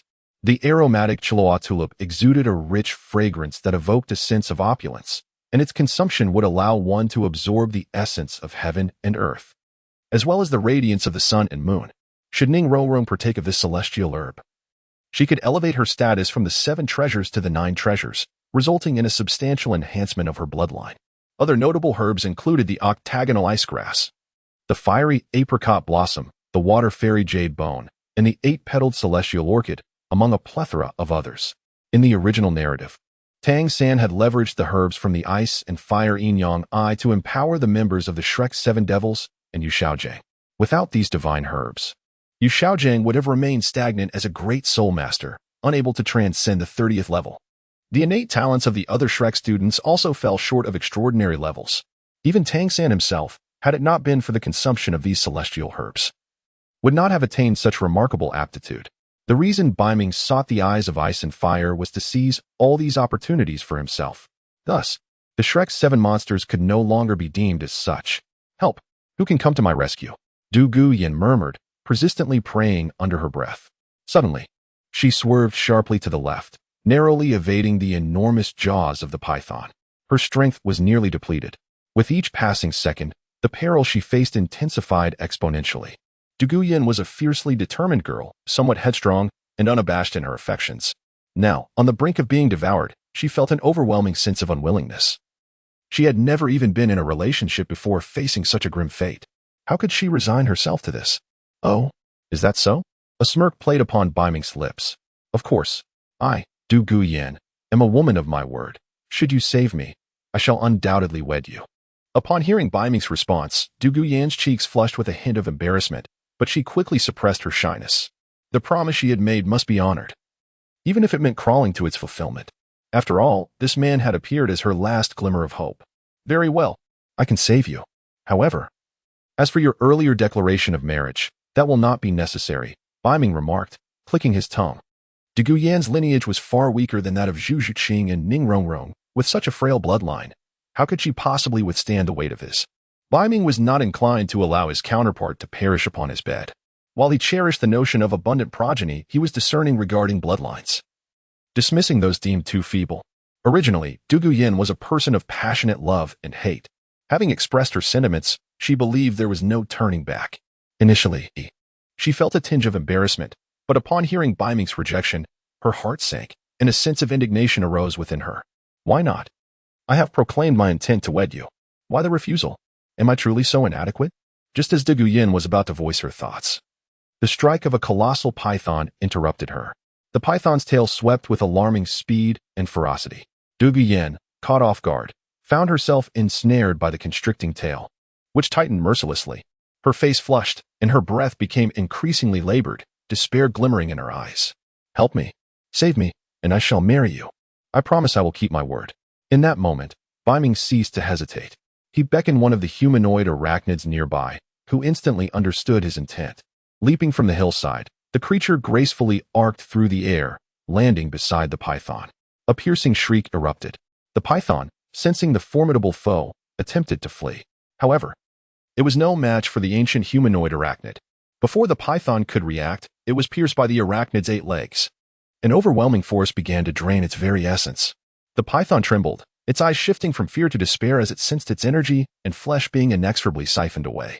If this continued, it would surely perish. With a hiss, the python lowered its head in submission before the arachnid. Yet, the arachnid was indifferent to such gestures. It obeyed only Beiming's command. As long as Beiming did not call for a halt, it would drain the life from the python. Before long, the once mighty serpent lay lifeless, its vitality and strength extracted, leaving behind a mere skin, a macabre sight. Meanwhile, Du Guyan, having narrowly escaped death, bent over, hands resting on her knees, exhaling a sigh of relief. Only those who have truly faced death can appreciate the value of life. After a moment, she regained her composure, suddenly recalling something that painted her cheeks with a rosy hue. Turning her gaze towards Beiming, she resolved to honor her promise. You saved me, and I, Du Guyan, am a woman of my word. Since you rescued me, I shall marry you. As she spoke, her cheeks reddened further, and she could not help but steal a glance at Beiming before quickly lowering her gaze. This man was extraordinarily handsome, with a tall, robust physique, a striking visage, and an aura of captivating dominance. He was irresistibly attractive to any woman. Du Guyan was particularly drawn to such qualities, having little patience for meek, submissive types. She preferred a man exuding vigor and strength. Presently, Beiming embodied all her ideals in a partner. The only lament was that he seemed disinclined to accept her offer. You need not feel obligated, Beiming reiterated.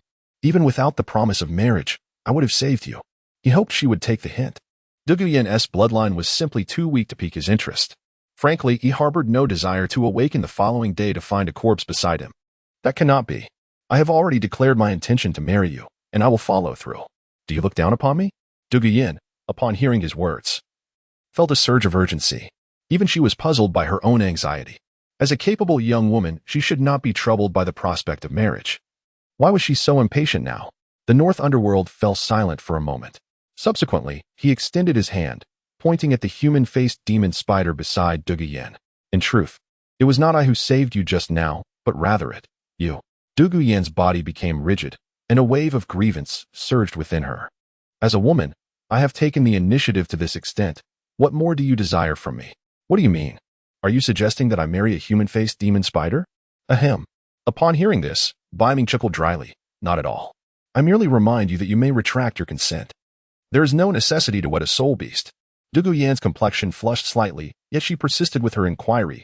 What if I insist on marrying you? That would depend on the resilience of your fate. Beiming replied with another hollow laugh. Although he perceived Duguyen's lineage as too frail and felt reluctant to bring her misfortune, he would not decline if she were to present herself willingly. After all, she could serve as a valuable asset. He could endure some discomfort. If one proved insufficient, there could always be more. As long as there were enough women to share the burden, it seemed feasible, albeit somewhat troublesome. What do you mean? Duguyen pondered inwardly, perplexed. She could not fathom why she would need to consider the strength of her fate in marrying him. Was there some peril involved in this union? You might inquire about that later with Ning Rongrong, he suggested, gesturing to the girl beside him.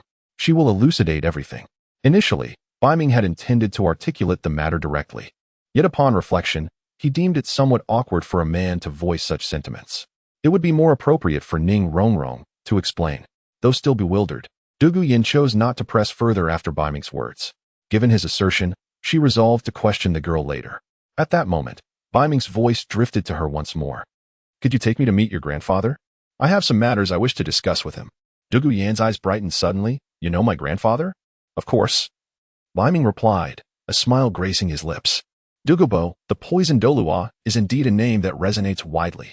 Absolutely, there is no hesitation on my part. Duguyen responded without a moment's pause. She already harbored a fondness for Beiming, and now that he appeared to be a close acquaintance of her grandfather, there was even less reason to refuse. At this moment, a bold notion took root in Duguyen's heart, to have her grandfather betroth her to Beiming, thus allowing her to offer herself entirely. Very well, let us set forth. With that, Beiming and his companions continued their journey towards the Eye of Ice and Fire. Guided by Duguyen, thanks to her direction, he need not worry about straying off course and began to travel at full speed. Approximately half a day later, Beiming accompanied Duguyen to the Eye of Ice and Fire, a vast basin characterized by a central area reminiscent of a pool, yet distinctly different. Above it, two springs emerged, one exuding an intense heat, while the other radiated a chilling cold. The clash of extreme warmth and frigidness intertwined, creating a magnificent treasure trove. Within this bountiful reservoir lay countless rare celestial herbs, many of which possessed the remarkable ability to restore life to the deceased, enhance innate talents, and significantly augment one's cultivation. Indeed, this is a land rich with celestial herbs, Beiming mused, overwhelmed by the grandeur of the site, which more than lived up to its reputation. He sensed the immense energy contained within both springs, instilling in him a sense of trepidation. His gaze swept across the springs, which were not stagnant pools, but vibrant sources of vitality, continuously erupting with energy that nourished the surrounding celestial flora. Though they were a considerable distance away, Beiming could already feel the stirrings of his soul power, igniting within him a compelling urge to plunge into the springs and bathe in the vast reservoir of energy. An instinctive premonition whispered to him that should he absorb the energy from the Eye of Ice and Fire, he could potentially elevate his cultivation by 50,000 years. Or even more. After such an enhancement, he would reach a milestone of 200,000 years, heralding the arrival of the second round of heavenly tribulation. However, after contemplating further, Beiming ultimately decided against it. The two springs represented the very essence of the duality of ice and fire. Should he deplete their energy entirely, it would be tantamount to obliterating the very core of the ice-fire duality. Such a reckless act of exhausting resources was indefensible. As the sovereign of the Beast God Mountain, it was only a matter of time before he unified the entire Soul Beast realm. He had long since regarded the ice-fire duality as his own possession. Rather than exhausting resources, he deemed it far wiser to pursue sustainable growth, ensuring a steady flow of benefits over time. Beiming intends to safeguard the Eye of Ice and Fire, cultivating the celestial herbs within for artificial propagation, transforming this mystical site into a genuine treasure trove for the Beast God Mountain. This location embodies the profound heritage of both the Beast God Mountain and the Soul Beast clan. With the aid of the celestial herbs from the Eye of Ice and Fire, the innate abilities of the Soul Beast clan will be further enhanced, accelerating their cultivation speed and narrowing the gap with human practitioners. Moreover, Beiming harbors a discreet ambition. He envisions that when he unifies the Star Doe Forest, it will also mark the commencement of a comprehensive conflict with humanity. Everyone is born equal. Why should the Soul Beast clan confine themselves within this primordial forest? In the depths of the Northern Sea, he rejects the fate imposed upon the Soul Beast clan. He yearns to lead the Soul Beast tribe to witness the splendors of the world. He aspires to be blessed with numerous offspring alongside the unparalleled beauties of humanity. Beiming scanned the surroundings with his spiritual energy but found no trace of Douluo. It seemed that the poison Douluo was not present. Perhaps he had gone to gather herbs or for some other reason. In his plans, capturing the poison Douluo was essential. The poison Douluo was a rare talent, perfectly suited to guard the ice and fire yin-yang eye. In the original narrative, Tang San successfully subdued the poison Douluo, who later unleashed his toxins during the battle at Jialing Pass, resulting in countless lives lost. Truly, one must be ruthless. After the northern underworld subdued the poison Douluo, if a war were to break out against humanity, it would allow them to truly comprehend the essence of a master of poison. Lost in such thoughts, Beiming repressed his thoughts, for the most pressing matter at hand was the gathering of the celestial herbs. To avert any complications, shortly after his arrival, he instructed the enchanted scythe to lead Douluo away for some playful diversion.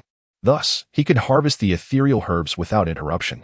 Beiming led the group to the vicinity of the Eye of Ice and Fire, a veritable treasure trove teeming with magnificent celestial herbs. As they drew nearer, their perceptions of the eye deepened. One side radiated an intense heat akin to fierce flames, while the other exuded a frigid chill reminiscent of eternal ice. Rong, do you see those celestial herbs before us? That particular one is called the Chiluo tulip. Upon consumption, it will elevate your martial soul to the 9 treasures. Beiming stated, extending a finger towards the striking Chiluo tulip nestled at the heart of the eye. His voice calm yet his heart stirred with excitement. His exhilaration stemmed from 2 primary reasons. First, he had successfully secured the Eye of Ice and Fire, thereby enriching the foundation of Beast God Mountain. Second, Ning Rongrong's lineage was poised for a significant enhancement, enabling her to withstand his formidable strength. Previously, her bloodline was too weak, causing her to faint midway during their encounters, which was exceedingly inconvenient. Such a bloodline exchange, heralding prosperity for both, was paramount. True joy lay in both individuals reaching their zenith together. A solitary pinnacle always felt lacking. Is that truly so? Ning Rongrong queried in disbelief, her gaze following Beiming's finger until it landed upon the extraordinary Chiluo tulip. The tulip exuded opulence, its delicate structure meticulously fashioned, with roots and leaves resembling a wisteria drapery. Atop it blossomed a golden tulip, its rich fragrance evoking a sense of grandeur and mystery, unmistakably signaling its extraordinary nature. Notably, there were not merely 1 but 5 Chiluo tulips flourishing, accompanied by several young sprouts, all exhibiting robust vitality. This detail diverged slightly from the original narrative. Indeed, it is genuine, Beiming affirmed confidently, refraining from further elaboration. In the realm of truth, actions speak far louder than words. As long as he could elevate Ning Rongrong to the 9 treasures and allow her to witness his true capabilities firsthand, such tangible proof would far surpass any ornate rhetoric. He then turned away. Beiming intended to send Tang San to gather the celestial herbs. As a skilled thief of the Tang sect, Tang San was well versed in the intricacies of flora, hidden weapons, and poisons. It was only fitting for him to undertake this task. Beiming's gaze fell upon Tang San, who momentarily appeared transfixed. His eyes were fixated on the ice and fire yin-yang eye, radiating an intense fervor, reminiscent of someone who had stumbled upon an extraordinary treasure. The scorching heat and biting cold emanated from the 2 extremes, akin to the duality of existence. Could this truly be the ice and fire yin-yang eye?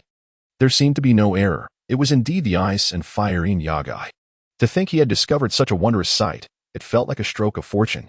Tang San's eyes sparkled with excitement, and he could not suppress a smile. Since his rebirth, this was the first time he had felt such unbridled joy.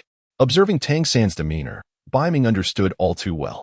It was evident that Tang San had recognized the ice and fire yin-yang eye and was coveting the herbs within.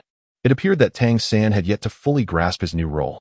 Did he still fancy himself as the destined child of Douluo Continent? He was mistaken. He was merely a pitiful male who had been cast aside. Even his beloved Xiao Wu had found happiness with another. And he had even appropriated the name of his future daughter. How tragic it was. And yet, he still dared to yearn for the herbs of the ice and fire yin-yang eye? Beiming chuckled, inquiring, "What are you doing, Tang San?" Tang San, upon hearing this, snapped back to reality. The audacious spider had recognized the Qilua tulip, which took him by surprise. He had presumed this creature to be merely an ordinary soul beast with nascent intelligence, devoid of any memories. How could it possess such knowledge? Could it be a soul beast of special lineage, endowed with ancestral memories? Nevertheless, even if the spider had inherited memories, it would not recognize all the celestial herbs. Tang San thought to himself that he might be able to deceive it into yielding a few herbs. He was not overly greedy. He merely wished for the 8-angled ice grass and the fire apricot herb.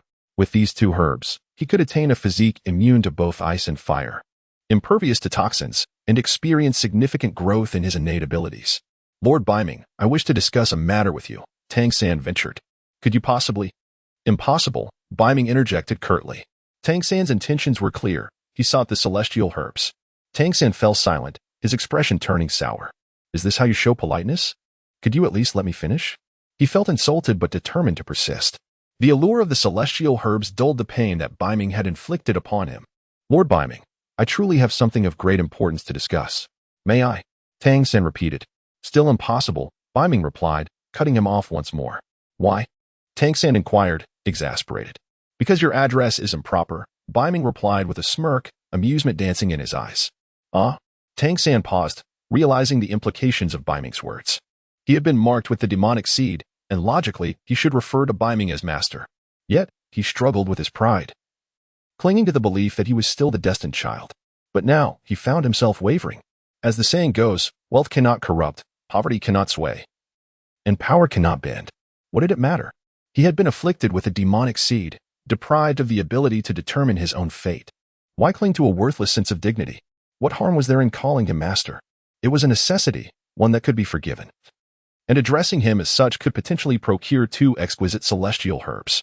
After a moment of intense inner conflict, Tang San finally succumbed to temptation and lowered his proud head.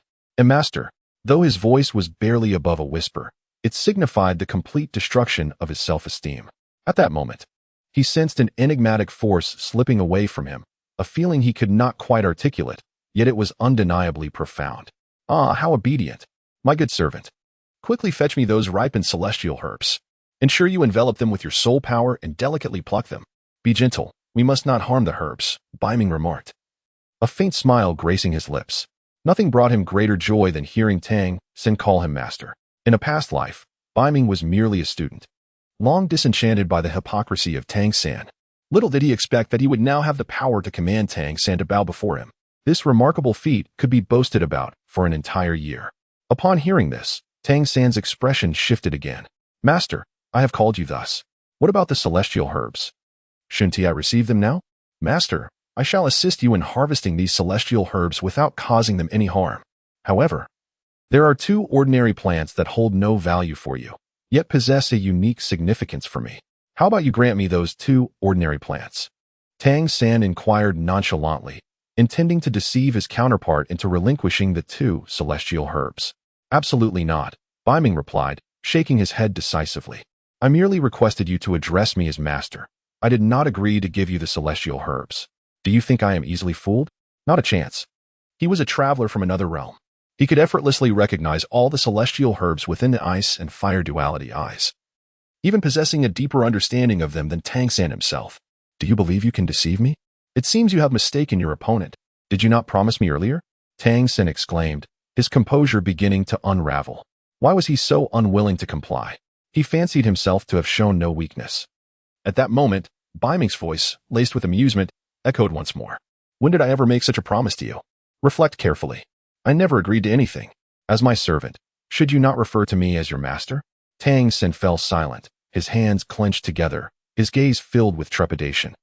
Unable to meet Beiming's eyes directly, eventually, with a hint of reluctance, he spoke. I truly desire those 2 plants. They are merely ordinary herbs with no special properties. Please, just give them to me." Upon hearing this, Beiming felt a surge of irritation. This petty individual is truly lacking in discernment. Do not attempt to deceive me. Within the ice and fire yin-yang, there exists no ordinary herb. I certainly cannot part with the celestial herbs contained therein. You might as well abandon that notion. Furthermore, I must impart a crucial piece of advice. If you wish to avoid a grim fate, refrain from coveting those celestial herbs. Otherwise, I shall show you the true meaning of cruelty. Tang San's composure began to unravel. How could this insufferable spider possess such insight? It recognizes the celestial herbs within the ice and fire yin-yang. It is not the spirit beasts I fear, but rather the educated ones. Reluctantly, Tang San knew he had no choice. The demonic seed within him left him powerless to refuse Beiming. He slowly approached the ice and fire yin-yang, commencing the delicate task of harvesting the celestial herbs. Time slipped away, and before long, half an hour had passed. Douluo Bo had ventured into the mountains to gather medicine and had yet to return, while the demon scythe had successfully ensnared the young girl Digayan, leaving Beiming's plans undisturbed. At that moment, Tang San had just finished collecting the celestial herbs. He had meticulously adhered to Beiming's instructions, ensuring that he neither devastated nor harmed any of the celestial herbs. Each herb was harvested with care, allowing for future growth and cultivation. Beiming intends to transform the Eye of Ice and Fire into his own medicinal garden, serving as the foundation of the Beast God Mountain. Naturally, he will not permit its destructive exploitation. On the contrary, he aims to safeguard the Eye of Ice and Fire, rendering it a forbidden domain for humanity. In the original work, Tang San merely utilized a bottle of Shonghuang wine to dismantle the poison barrier of the poison Douluo, which indeed seems rather trivial. Beiming was preparing to send the members of the Spider Demon clan to guard the area, if the opportunity arose in the future. He also intended to establish a protective formation around the Eye of Ice and Fire. What celestial star formations? What absolute arrays? He aimed to safeguard the Eye of Ice and Fire, transforming it into a forbidden zone for humanity. In doing so, he could finally rest easy. Here, Master. This is the celestial herb I harvested as per your request. Tang San gritted his teeth, his eyes filled with trepidation as he gazed at Beiming. His hands clasped tightly together, reluctant to part with the herb. Some of the celestial herbs were in his grasp, while others were safely stowed away in the spatial soul guide known as the 24 Bridges Moonlit Night. As a clandestine scholar of the Tang sect, Tang San was well aware of the immense value of these herbs. With these priceless treasures in his possession, he found it difficult to relinquish them. Hand them over, Beiming said, a faint smile gracing his lips as he regarded Tang San. May I keep 2 of the celestial herbs for myself? I am not greedy. I only desire to. Tang San bit his lip, raising his gaze to meet Beiming's. Beiming, these are my celestial herbs. Moreover, I am your master. Is this how you speak to your master? Since you show no respect for your master, you must face the consequences. As soon as the words left his lips, Beiming concentrated his thoughts, and Tang San's inner demon seed seemed to sense something, its eyes snapping open in an instant, revealing a chilling grin. A wave of excruciating pain surged through Tang San, causing him to shudder uncontrollably, his features contorting in agony. It was as though he were twisted like a pretzel. The pain overwhelming. It was unbearable. The sensation mirrored that of Tang San reciting the tightening spell from Journey to the West, with Sun Wukong writhing on the ground in torment, indeed, even more severe than the Monkey King's affliction. Tang San's head throbbed violently. At that moment, Beiming stepped beside him, extending his hand to snatch away the celestial herbs and the spatial soul guide. Hand them over. They are all mine. Beiming chuckled softly, observing the discomfited expression of the small, hapless figure before him. His amusement was palpable. Tang San's spatial soul guide, known as the 24 Bridges on a Bright Moonlit Night, was a belt capable of storing items. This was a gift bestowed upon him by Yu Xiaojing during his apprenticeship. However, it now belonged to Beiming. Tang San had been reduced to nothing more than a servant, utterly unworthy of such a fine possession. He could only endure this humiliation for the time being. Such treasures were meant for the master's use. After all, after a brief moment of pain, Tang San finally regained his composure, his eyes blazing with fury as they locked onto Beiming, a murderous glare evident within them. I can forego the celestial herbs, he declared. But could you possibly return my spatial soul guide to me? Spatial soul guides are exceedingly rare on the continent, often more coveted than the available stock. This was a unique token from my master, an irreplaceable gift. No amount of currency could ever persuade me to part with it. The significance of the 24 bridges on a bright moonlit night was immense to him. Yet, now this invaluable item was in Beiming's possession, and he could not accept this transgression. Tang San glared at Beiming, desperately wishing for the return of his treasured soul guide. However, it soon appeared that a realization dawned upon him, causing his gaze to dim with despair. This insufferable spider was a monster beyond reason. There was no point in attempting to engage him in rational discourse. Moreover, he bore the mark of a demonic seed implanted within him by Beiming. What recourse did he have? He could not dare to demand the return of his spatial soul guide from Beiming. Tang San was not ready to meet his demise. The loss of the soul guide was a minor inconvenience. He could always reclaim it at a later time. However, if he were to lose his life, he would possess nothing at all. In the face of life and death, a profound instinct for survival surged within Tang San. Meanwhile, on the other side, Beiming, much like one oblivious to Tang San's fiery gaze, directly retrieved the octagonal ice grass and the fire apricot from his spatial soul guide and consumed them in one swift motion. These two celestial herbs were the very ones Tang San had once ingested.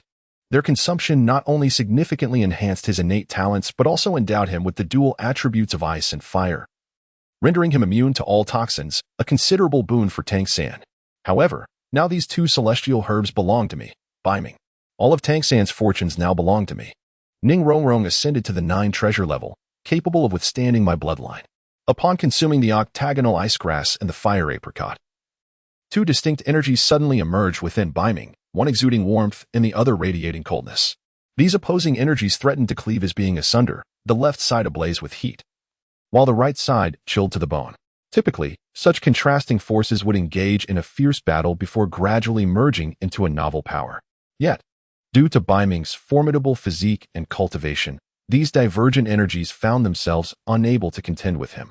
After meandering through his body twice, they were ultimately assimilated by the dark elements, becoming an integral part of Beiming's power. Moments later, the evolution was complete. Beiming sensed a subtle shift, and a faint smile graced his lips.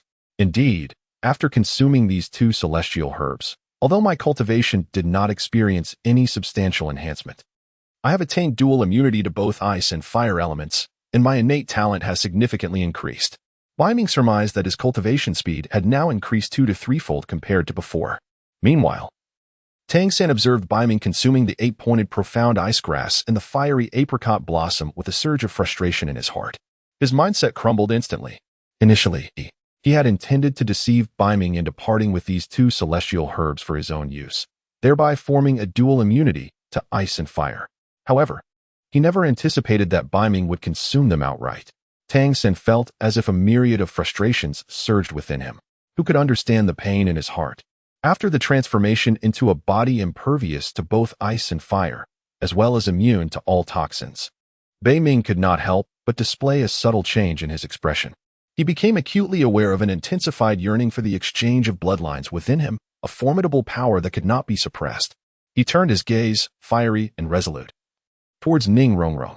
At present, her bloodline seemed somewhat feeble. However, should it be elevated to the status of the 9 treasures, it would likely be able to withstand the strain. The pressing matter now was to assist Ning Rongrong in enhancing her bloodline, paving the way for abundant blessings and progeny. The northern underworld has already marked the location. Beside the Eye of Ice and Fire stands a dwelling, constructed from timber and vines in a rudimentary manner. Although the soundproofing is far from adequate, it at least provides shelter away from the wilderness. This arrangement makes it somewhat easier for Ning Rongrong to come to terms with the situation. In the moonlit night by the 24 bridges, Beiming presented the exquisite Qilua tulip to Ning Rongrong, his voice tinged with excitement. Rongrong, this is the Qilua tulip. Consuming it will allow you to absorb the essence of heaven and earth, as well as the radiance of the sun and moon. Not only will it elevate your martial soul from the 7-treasure glazed tower to the 9-treasure glazed tower, but it will also significantly enhance your bloodline. You must take it promptly, and then we shall hasten to commence the next round of trading. Another round of trading? How insatiable! Ning Rongrong replied, her cheeks flushing. Being a sensitive individual, she easily sensed that Beiming was not quite himself, as if he were yearning for something unattainable. Beiming smiled and retorted, "Are you unaware of whether I am eccentric or not?" Ning Rongrong fell silent. Beiming, hurry and consume the Qilua tulip. This will elevate you to the 9-treasure glazed tower. All right, I shall ascend to 9 treasures first, but you must not entertain any such thoughts. Ning Rongrong did not refuse. On one hand, she felt utterly incapable of declining. Beiming was the sort who habitually boarded the train before purchasing a ticket. On the other hand, this was an elevation to the Nine Treasure Glazed Tower, a means for Ning Rongrong to reach the legendary realm of the Nine Treasure Glazed Tower. This was the highest honor within the Seven Treasure Glazed sect. Ning Rongrong simply could not refuse. Not only her, but even her father Ning Fingxi would find it hard to decline such an enticing offer from Beiming. Very well, but I don't want to right now. You should focus on your ascent to Nine Treasures. Beiming chuckled. He merely stated that he did not wish to at present, without saying he would not want to later. This was a linguistic loophole, yet Ning Rongrong evidently failed to notice it. Or perhaps she had, but chose to ignore it. How should I consume the Qiluo tulip? The Qiluo tulip cannot be ingested directly. One must gently absorb its stamen, drawing the mysterious power from its petals into the body, aided by soul energy in the process of cultivation. Ultimately, the medicinal effects will permeate every limb and organ, allowing you to ascend to Nine Treasures. As Beiming's voice faded, Ning Rongrong eagerly accepted the Qiluo tulip. Following Beiming's instructions, she placed the petals in her mouth, slowly absorbing the mysterious energy while utilizing her soul power to assist in the process. Suddenly, an enigmatic force surged within her, prompting Ning Rongrong to emit a soft, muddled sound. The soul power within her began to surge, her bloodlines roiling and bubbling, her heart racing violently. The flow of soul energy quickened exponentially. Momentarily, Ning Rongrong could no longer contain herself and unleashed her Seven Treasure Glazed Tower martial soul. A brilliant azure light illuminated the surroundings, and those present felt a warmth akin to the sacred light of a priest, with the flow of soul energy quickening further. Truly, it was the most powerful auxiliary martial soul in existence. Its supportive capabilities were remarkable. Even without deploying soul skills, it provided a subtle enhancement. The Seven Treasure Glazed Tower consists of 7 tiers, each serving a distinct purpose, corresponding to 7 different types of amplifications. Its exterior, a deep blue translucent tower, appeared quite splendid. The radiance of the tower enveloped Ning Rongrong, enhancing her feminine allure. Under the influence of the mysterious power, a sheen of perspiration appeared on Ning Rongrong's body, causing her attire to cling enticingly to her form. In an instant, the brilliance of the Seven Treasure Glazed Tower surged. The pinnacle of the 7-tiered tower elevated, transforming it into the 8 Treasure Glazed Tower. Subsequently, it ascended once more, becoming the 9 Treasure Glazed Tower. Upon completion of the evolution, Ning Rongrong floated gently to the ground, feeling the surging power within her and the 9 Treasure Glazed Tower in her hand. A smile could not help but grace her lips. I, Ning Rongrong, have truly ascended to 9 treasures. She had achieved the highest honor in the history of the 7 Treasure Glazed sect. Haha. Ning Rongrong was overwhelmed with excitement, her gaze turning gently toward Beiming. Although this wretched spider could be somewhat boorish at times, he was quite steadfast in keeping promises. He said he would assist her in ascending to the 9 Treasure Glazed Tower, and he followed through without deceit. This realization gradually softened Ning Rongrong's heart, even as she remained unaware that the resistance within her had vanished in an instant. Henceforth, she would undoubtedly be bound to Beiming for life. Beiming, thank you. With a blush adorning her cheeks, Ning Rongrong approached Beiming, rising slightly on her toes to plant a gentle peck on his cheek, before feeling a wave of shyness and attempting to flee. However, she had never anticipated what would happen next. Beiming made his move, swiftly capturing Ning Rongrong. He embraced her, his right hand gripping her chin, lifting her face to meet his gaze. Since her bloodline had ascended, the young girl had become even more enchanting. Her skin is delicate as a fragile membrane, exuding an air of nobility that was utterly irresistible. You are truly wicked. How dare you kiss me? Do you desire me? Beiming's eyes locked onto Ning Rongrong's, a devilish charm in his voice. I didn't, she stammered, her face flushing as she felt the weight of his formidable presence. Her body tingling with a pleasant numbness, rendering her weak and collapsing into his arms. Didn't he you? Then what was that kiss for? I see desire in your eyes. He teased with a smile. I am quite possessive. Once you entice me, there is no escape. You must take responsibility. Ning Rongrong blushed deeper, feeling flustered. Please. You are too powerful. I can hardly withstand it. Fear not. You have ascended to the 9 Treasure Glazed Tile Martial Spirit. Your bloodline is vastly enhanced. You are strong now and should be able to endure. Beiming reassured her with a grin. Unable to restrain himself any longer, he leaned in and kissed her.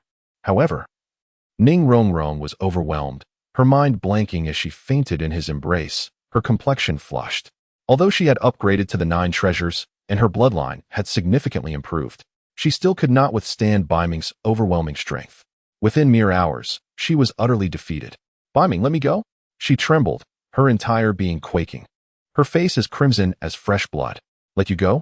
Not a chance. I am far from finished. Beiming chuckled softly, indifferent to the circumstances. For the hard-won prey would not be relinquished so easily.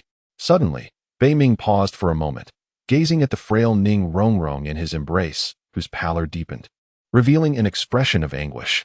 A pang of sorrow struck Beiming. However, if he were to let Ning Rongrong off the hook, he himself would feel discontented. Yet, if he did not grant her mercy, she would suffer. What should he do?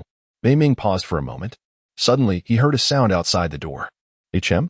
Using his mental power to probe, he discovered that it was Fire Spirit Child outside. Isn't this my backup? Wait a minute. A solution has presented itself. Since you have come, you shall not depart. Hiki. Beiming clapped his hands, immediately turning over to face Ning Rongrong, and said, Very well. Let us conclude this matter for now. I shall seek out others.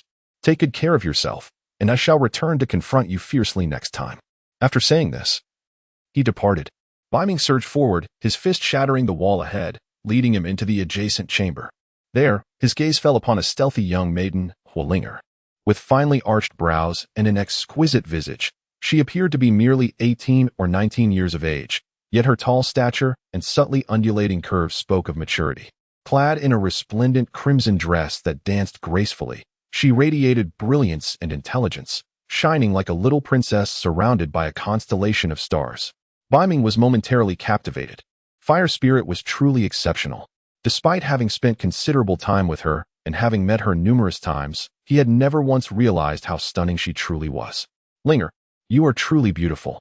Beiming approached Huolinger, gently grasping her delicate hand and pulling her into an embrace. My lord Beiming, do you speak from the heart? Am I truly beautiful? Huolinger's eyes widened, sparkling with innocence, presenting an utterly endearing sight. She nestled into Beiming's arms without a hint of resistance. My feelings for you are as clear as the heavens and the earth, as evident as the sun and the moon, Beiming declared earnestly, gazing at the enchanting figure in his arms. Huolinger was a soul beast of 50,000 years, possessing physical strength that far surpassed that of humans. Moreover, her lineage was exceptional. Since Ning Rongrong could not withstand the immense pressure, it was only fitting for Huolinger to share the burden. Beiming's original intention in bringing her along was precisely this. If fortune favored them and Huolinger could bear his child, that would be even more delightful. I do not believe you. Your words are merely a ruse, a charm you have spun for many girls before, Huolinger replied coolly. As a soul beast, she was far more liberated than humans. Ever since she submitted to Beiming, she anticipated this day. In the realm of soul beasts, when one soul beast submits to another, it signifies that all that belongs to the former now belongs to the latter, including the blessing of progeny. Thus, Huolinger did not resist. What mattered most to her now was the sincerity of Beiming's affections. After all, for a soul beast, some, particularly the male soul beasts, lacked emotional ties to the female soul beasts, viewing them merely as vessels for offspring. Huolinger wished for more. She yearned for Beiming to offer her a gentle home. No, I have only ever spoken such words to you. Beiming smiled faintly, his expression remarkably serious, concealing the gaze filled with blessings and fortune, which rendered his eyes exceptionally clear. He was rather anxious, not overthinking, and cast a glance around. This space was no different from the outdoors. The walls shattered by his own might. With a flicker of thought, he summoned a barrier of soul power to obscure his surroundings, preventing any outsiders from perceiving the activities within. Will you cherish me, Fire Spirit, forever? She inquired, her voice laced with anticipation. Absolutely. Rest assured. I shall treat you well. He replied with conviction. Do you truly possess the Fire Spirit? She asked, her tone tinged with a delicate vulnerability, her large eyes sparkling with an innocent allure that stirred compassion. Indeed, Beiming responded candidly, unreservedly expressing the sentiments that resided within his heart. In their lineage of soul beasts, there was no room for subterfuge. Affection was simply affection, desire was merely desire, and one ought to express it boldly. Then you must be sincere towards me from now on, Fire Spirit said with a gentle smile, her face serious. Of course, Beiming affirmed with certainty. Very well. Please. Dear master, cherish me well, she implored, her lashes fluttering as she gradually closed her eyes, appearing irresistibly enchanting. Beiming no longer hesitated. He leaned in and kissed her directly. This was his first encounter with the essence of a soul beast that had cultivated for 50,000 years. Although Xiao Wu was also a soul beast of 100,000 years, she had chosen to forsake her immense power to take on human form, essentially starting anew. In truth, Xiao Wu was merely an ordinary human, devoid of her former cultivation. However, Huolinger was different. She had transformed through the use of a transformation elixir, retaining her inner cultivation and possessing the ability to revert to her soul beast form at will. To put it succinctly, she was akin to a humanoid soul beast. While Huolinger's bloodline may not necessarily rival that of Xiao Wu, her physical strength was undoubtedly superior. Hours passed, emerging from the barrier. Beiming's countenance bore a tinge of both flush and pallor. The fire spirit, an ancient soul beast of 50,000 years, proved to be far more formidable than he had anticipated. Their recent clash had been a true contest of equals, although Beiming ultimately gained the upper hand. He had not succeeded in forcing the fire spirit to its knees in supplication, leaving him rather displeased. It seemed imperative that he seek out elixirs to enhance his physical strength, for without such augmentation, he would stand little chance against formidable foes such as Gu Yuna, ZG, and Bai Ji in the future. Moreover, Tang San, a Transmigrator, had previously pilfered a wealth of knowledge from the Tang sect, including various mystical herbs and poisons, of which he was most adept. This task could be entrusted to Tang San, as his expertise was perfectly aligned with the requirements. Beiming envisioned having Tang San cultivate a mystical herb to bolster physical constitution or venture into the wilderness in search of one that could achieve the same effect. Regardless of the method Tang San employed, the essential outcome was all that mattered. In the depths of his heart, Beiming silently vowed to seek retribution from Huolinger, envisioning a day when she would kneel and plead for mercy. Beiming, a gentle voice suddenly reached his ears, belonging to Ning Rongrong. He turned to see her entering, carrying a bowl of nourishing chicken soup. This concoction, crafted with guidance from Du Guyin, was infused with medicinal herbs, proving invaluable for recovery. Though Ning Rongrong remained silent about her gratitude, she held a profound appreciation for Huolinger. Had it not been for Huolinger's support in alleviating her burdens, she might well have succumbed to unconsciousness. She was, after all, no match for Beiming. Nonetheless, the North Abyss and Fire Spirit are truly terrifying, as if the very house were on the verge of collapse. Is it truly this monstrous? As these thoughts consumed her, Ning Rongrong suddenly realized that Fire Spirit was indeed a soul beast. She couldn't help but tremble in fear. Goodness, am I not suffering? What can I possibly compare with a soul beast? Ning Rongrong's mindset underwent a profound transformation. Beiming hesitated for a moment. In truth, he wished to express his desire for the nourishing soup as well, yet after contemplating, he ultimately refrained from doing so. It was simply too difficult to admit such a vulnerability. A man, under no circumstances, should show weakness in the presence of a woman. He would never divulge to Ning Rongrong that his recent battle with Huolingo had been evenly matched. Otherwise, it would be far too humiliating. Beiming is an exceedingly proud individual who values his reputation immensely. He prefers to conquer the goddess rather than be conquered by her. You may deliver it to Huolinger yourself. I shall seek out Tang San, as I have some matters to attend to. Beiming waved his hand, signaling Ning Rongrong to enter directly before departing. He circled around and soon discovered Tang San seated on the ground, a look of frustration etched on his face as he gazed longingly at the celestial herbs before him. Ever since Beiming had refused to grant him the celestial herbs, Tang San had resigned himself to the realization that acquiring them from Beiming was an impossibility. Consequently, he began to contemplate the seedlings of the celestial herbs nestled within the ice and fire Tuinai. While the mature herbs had all been harvested, the seedlings remained. Although the effects of the seedlings paled in comparison to their matured counterparts, they still held the potential to benefit Tang San significantly at this juncture, enhancing not only his cultivation but also his innate talent. Thus, Tang San devised a plan to covertly procure a few seedlings. However, to his utter astonishment, as he prepared to make his move, the demonic seed within his mind seemed to sense something amiss and stirred suddenly. Its malevolent gaze snapped open, fixating on Tang San with a warning that left him paralyzed with fear. He understood all too well what this meant. Any attempt to seize the seedlings would invoke the seed's retribution. This realization was the cause of Tang San's earlier lamentation. Observing Tang San's plight, Beiming couldn't help but chuckle. For reasons unbeknownst to him, Tang San's misfortune brought him amusement. Yet, had Tang San diligently embraced his role as a dutiful servant, Beiming would not have felt the need to torment him. It was not out of fear, but rather disdain. He found no inclination to engage with Tang San. In Beiming's eyes, Tang San was akin to a minuscule ant, easily crushed at any moment. Have you ever seen a human quarreling with an ant? Tang San, come here. I have a new task for you, Beiming called out. Though reluctant, Tang San slowly approached, aware that he could not defy Beiming's command. Master, what task do you wish for me to undertake? I shall exert myself to fulfill it, he said as he stood before Beiming, oblivious to the fact that he had forgotten to amend his address. I am aware of your profound knowledge in pharmacology, excelling in both celestial herbs and poisons. Thus, I would like you to seek a pill or celestial herb that can enhance special physiques, Beiming stated with a smile, his gaze lingering on Tang San. Suddenly, a peculiar thought emerged in Beiming's mind. What would happen if he were to embrace Xiao Wu in front of Tang San and then kiss her? Especially if it were Xiao Wu who initiated it?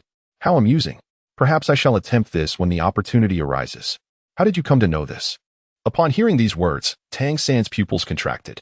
Beiming realized that Tang San was well-versed in pharmacology. Did this not imply that he was aware of Beiming's status as a traveler from another world? How did Beiming come to know? I have never confided in anyone, not even in my closest companion, Xiao Wu. The more Tang San pondered, the more apprehensive he became. He realized that Beiming seemed to possess an uncanny ability to foresee events, as if aware of everything he did. Do not concern yourself with how I know. Your sole responsibility is to assist me in completing this task, Beiming replied coolly, clearly unwilling to elaborate further to Tang San. Very well. I shall do my utmost to assist you, Tang San responded, albeit somewhat dismissively. Though he remained deeply perplexed, he refrained from pressing further, understanding that even if he did inquire, Beiming would remain reticent. Beiming lifted his gaze and glanced at Tang San. A gentle voice then resonated. If you desire the horse to gallop, it must first be allowed to graze. Tang San, I shall not require your assistance without recompense. Should you aid me in accomplishing this task, I can reward you with a rare celestial herb. Truly? At these words, Tang San's eyes sparkled with sudden brightness, his heart swelling with joy and a hint of disbelief. Although he yearned for the celestial herb, he had felt despondent until now. He had never anticipated that there might still be hope. If completing Beiming's task could lead to the coveted herb, he would certainly devise a means to assist Beiming in enhancing his unique physique. Indeed, it is true, Beiming affirmed with a serious nod. As long as Tang San complied obediently as his subordinate, he would be most generous with his rewards. Very well, I shall make an attempt. However, I have never sought out medicines to enhance that particular aspect of physique, so I am unsure if I will succeed, Tang San replied calmly. After giving instructions to Tang San, Beiming continued. Beiming surveyed his surroundings with his mental prowess. Ning Rongrong and Hualinger were engaged in whispered conversation within the room, while Mo Lian was playfully frolicking with Dug Wien across the mountains. Diggybo had yet to return. It seemed that there was nothing pressing for him at the moment. He merely needed to await the return of the poisoned Douluo, then subdue him and enlist his aid in guarding the Eye of Ice and Fire. After all, there was little else to occupy his time. The northern underworld has completely immersed itself in the system space, checking whether the fire spirit has conceived. Goddess, fire spirit current status, not yet pregnant. Please, host, make further efforts to expedite the goddess's conception. Observing the information displayed on the system panel, Beiming's expression momentarily froze in astonishment. He had not anticipated such fervor would fail to result in Firelinger-esque pregnancy. Could it be that a reproductive barrier exists among different soul beasts? No, that cannot be the case. Both Firelinger and I have consumed transformation pills, effectively becoming transformed. Although we still retain certain traits and cultivation of soul beasts, we are, without a doubt, bona fide humans. Therefore, even if we were to conceive a child, it would undoubtedly be human. However, such a mixed-blood child would carry some vestiges of soul beast characteristics. By all accounts, there should not be any reproductive isolation. The northern underworld finds itself in a state of perplexity. Alas, why ponder so much? Perhaps it is simply a matter of ill fortune. There is no need for excessive contemplation. If one attempt fails, then let one make several more. Moreover, it is said that among the esteemed soul beasts, the more potent the bloodline, the more challenging it becomes to conceive. I wonder if this is related to the matter at hand. Beiming switched out the system description for Hualinger and subsequently revealed the system descriptions for Zhu Zhuqing and Ning Rongrong. Partner, Zhu Zhuqing current status. Pregnant days until delivery, 279 days remaining. Partner, Ning Rongrong current status. Pregnant days until delivery, 289 days remaining. Upon observing the system description for Xiao Wu, Beiming could no longer suppress a faint smile. Although he had not allowed Hualinger to conceive, the children within Zhu Zhuqing and Ning Rongrong were flourishing in good health. though the delivery dates were still some time away. The inevitable passage of time brought him a sense of solace. When Xiao Wu gave birth to Wulin, Beiming had merely cast a hurried glance before departing, lacking the opportunity to properly guide Wulin. However, he mused that as a boy, Wulin should be raised with a sense of modesty and not be overly indulged. Despite a twinge of guilt, it was but a slight sentiment. He silently resolved that upon returning to the Beast God Mountain, he would make amends to Wulin. Ning Rongrong's heart returned, and she subdued Douluo. Just as Beiming emerged from the realm of the system, he suddenly heard a gentle voice behind him. This voice was exceptionally melodious, reminiscent of a lark, innocent yet tinged with a hint of pride. Simply listening to this timbre was enchanting. Beiming instinctively recognized that the visitor was none other than the charming Ning Rongrong. Only she could produce such melodious sounds. "Beiming, what are you doing here?" "I have been searching for you for quite some time," she said, carrying a bowl of nourishing soup as she approached him. She lifted her gaze to meet his, and her cheeks flushed slightly. Despite Beiming's transformation into a spirit beast, it was undeniable that he possessed striking good looks, with a tall and imposing physique complemented by a hint of devilish charm, an irresistible allure for any woman. "I mentioned earlier that I was looking for Tang San regarding some matters. Moreover, what are you doing here? You ought to be resting in your room. The path is treacherous, and it could jeopardize your condition," Beiming expressed with genuine concern. This area was a low-lying basin. Although Douluo had constructed a makeshift path, it remained challenging for a pregnant woman. His gaze fell upon Ning Rongrong, whose belly had begun to swell noticeably. The speed at which her child was developing surpassed her expectations, and although her pregnancy was not yet half a year along, her belly was already quite prominent. This led Beiming to wonder if she might deliver earlier than anticipated. Ning Rongrong felt a warmth in her heart upon hearing his words. As long as Beiming was not as irritable as before, he could still be considered a good man, at least one who cared for her. Unbeknownst to her, since her pregnancy and the blessing of charm she received, she had gradually developed feelings for him. "After I prepared the nourishing soup for Huolinger, I thought of how hard you have been working and decided to bring you a bowl as well, specially made for you.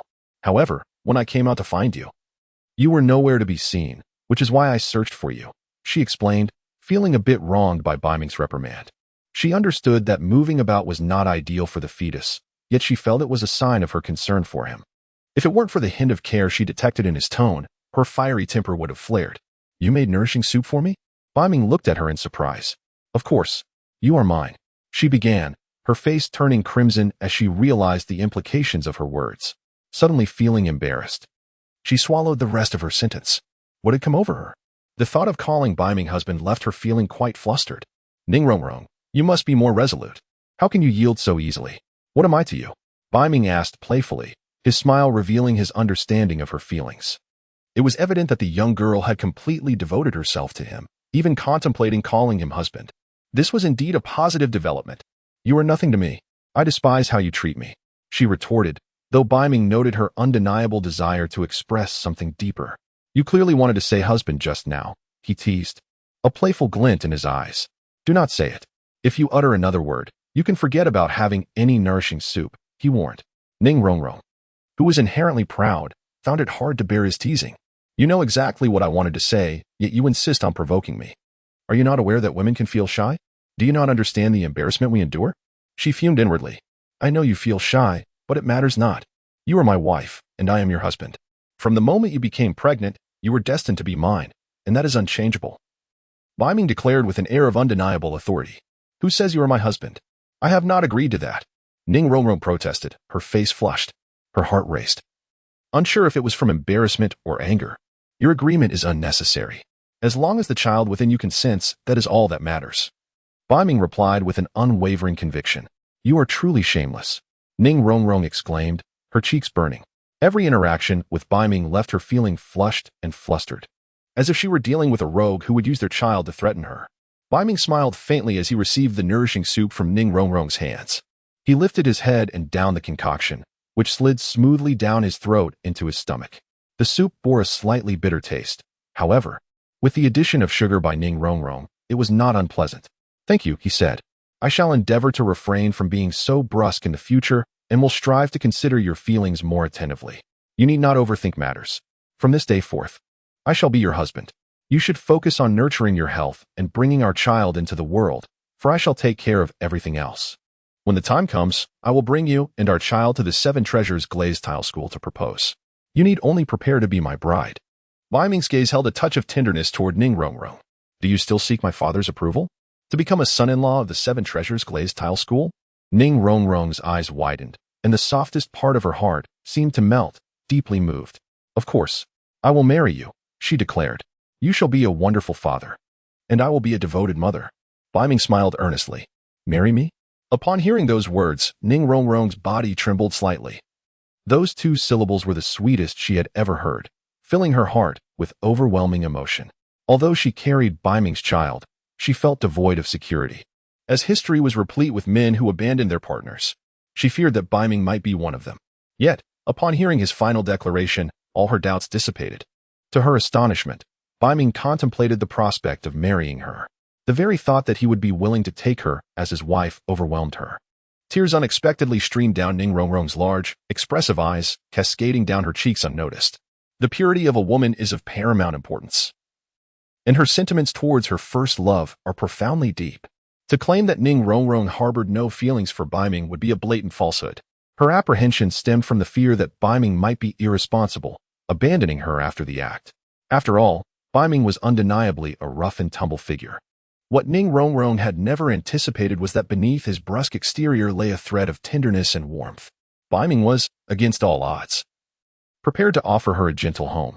This revelation left her deeply moved, prompting tears to flow uncontrollably.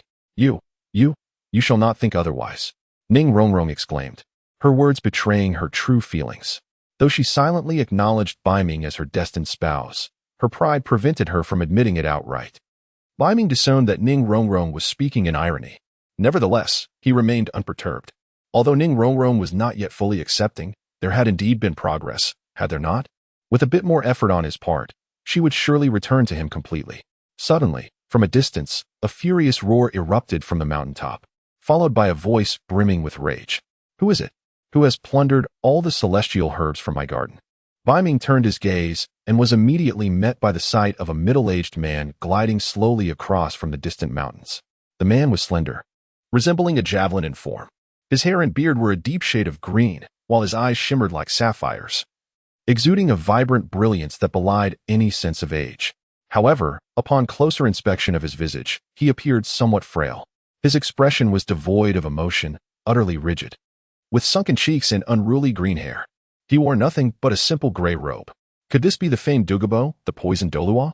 "I have awaited your arrival for quite some time." Beiming smiled faintly, recognizing the visitor. In the face of the formidable Douluo, he remained unperturbed and boldly declared, "It is I." Beiming has acquired an immunity to all poisons, rendering him a formidable adversary to the poisoned Douluo. Even if he had not attained such immunity, he would still pose no threat to the poisoned Douluo. The latter, afflicted by serpent venom, has diminished his strength to merely 60 to 70% of his full capacity. It is commendable that he can even exhibit the pinnacle of Soul Douluo's power under these circumstances. Furthermore, what if the poisoned Douluo were at the height of his powers? He would still be an ordinary titled Douluo, and in the presence of Beiming, such an entity holds little significance. The only caution to be exercised pertains to the poisoned Douluo's toxins. "How dare you disturb my medicinal garden? You must provide me with an explanation today, or face dire consequences." The poisoned Douluo flipped from mid-air, landing steadily on the ground, his pupils narrowing as he fixated on Beiming, seething with rage.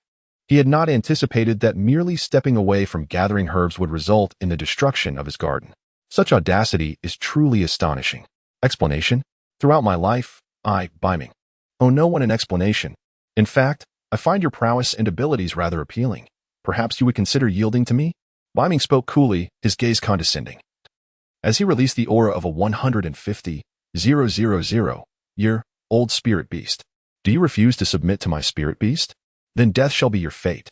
The dark elements surged forth from his being, carrying with them a sense of annihilation and malevolence that enveloped the surroundings, leaving a profound discomfort in its wake. This was especially true for Douluo, who found himself at the eye of the storm, feeling as though he were ensnared by darkness. Despite his status as a titled Douluo, he trembled involuntarily, overwhelmed by the terrifying aura that evoked a desire to succumb to eternal darkness. After a moment, Douluo adapted to the sensation, but suddenly paused, his eyes widening in disbelief. This aura, Is it the aura of a spirit beast? How can this be? Could it be that this man before me is a spirit beast? A spirit beast of over 100,000 years? A chill coursed through Douluo's heart, sending a shiver down his spine. This was indeed a spirit beast of significant age, though Douluo could not discern Beiming's true form. The mere notion of a 100,000-year spirit beast was enough to convey its supremacy. Such beings are at the apex of the food chain. Even ordinary titled Douluos might struggle against them. As these thoughts swirled in his mind, Douluo's complexion paled considerably. He was acutely aware of his predicament. Although he held the title of titled Douluo, the serpent venom had left him weakened, rendering him incapable of confronting a 100,000-year spirit beast.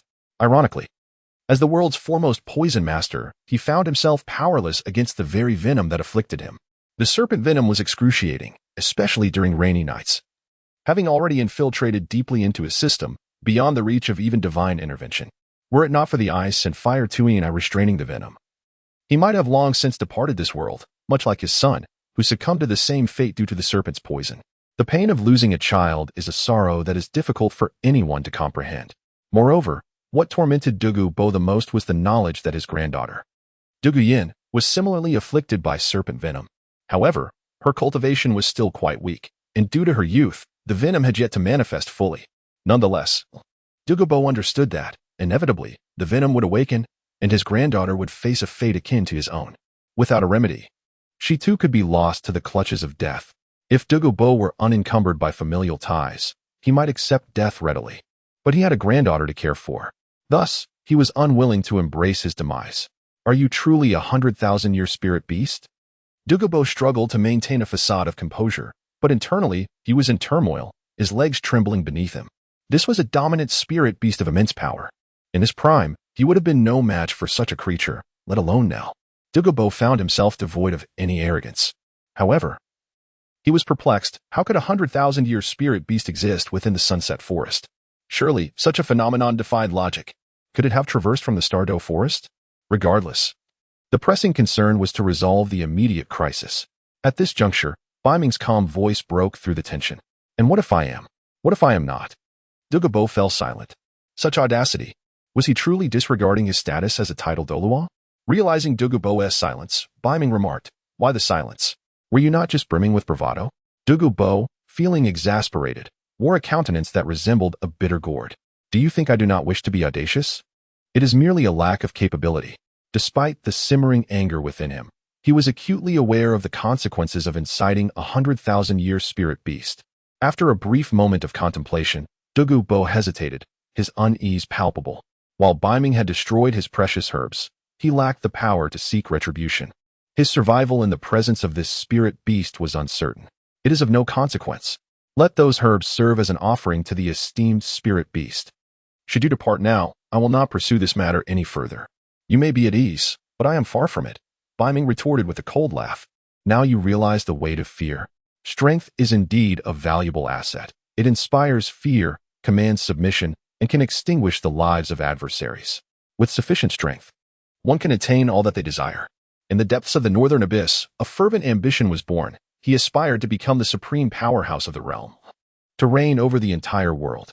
The starry forest felt insufferably confined. Merely being the lord of the starry forest held little allure. Life is meant to be lived with passion and fervor, to confront enmities boldly and to conquer the world. He desired to see the divine realm, the oceans, and the lands all bowing before him. Do not overstep your bounds. Though you are a soul beast of 100,000 years, do not presume that I fear you. If I were to risk my life, I could still carve out a piece of you, he declared. Observing that northern abyss showed no intention of retreating, Douluo felt a surge of anger within. The eye of ice and fire was the very foundation that suppressed his serpent venom. Without it, his existence would be in jeopardy. Douluo would not yield unless absolutely necessary. What's wrong with bullying the weak? What can you do about it? Northern Abyss retorted with a smile. Douluo found himself momentarily speechless. At that moment, Northern Abyss's calm voice cut through the tension. I do not have the luxury of time to engage in idle chatter. Let us be direct. As I mentioned earlier, I have set my sights on you. You can either submit to me or face death. Choose your fate. Beiming is a soul beast, characterized by a straightforward and brutal approach. It presents a simple dichotomy, either submission or death. Such is the simplicity of its nature.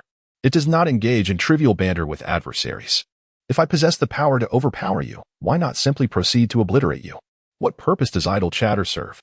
Is it not known that villains often meet their demise through excessive dialogue? Furthermore, only the weak bow and scrape. True strength lies in the ability to decisively vanquish all opposition. In the depths of the northern abyss, a soul beast aged over 150,000 years stands as a paragon of strength, rendering the opinions of Douluo inconsequential. It is a matter of submission or demise. There exists no middle ground.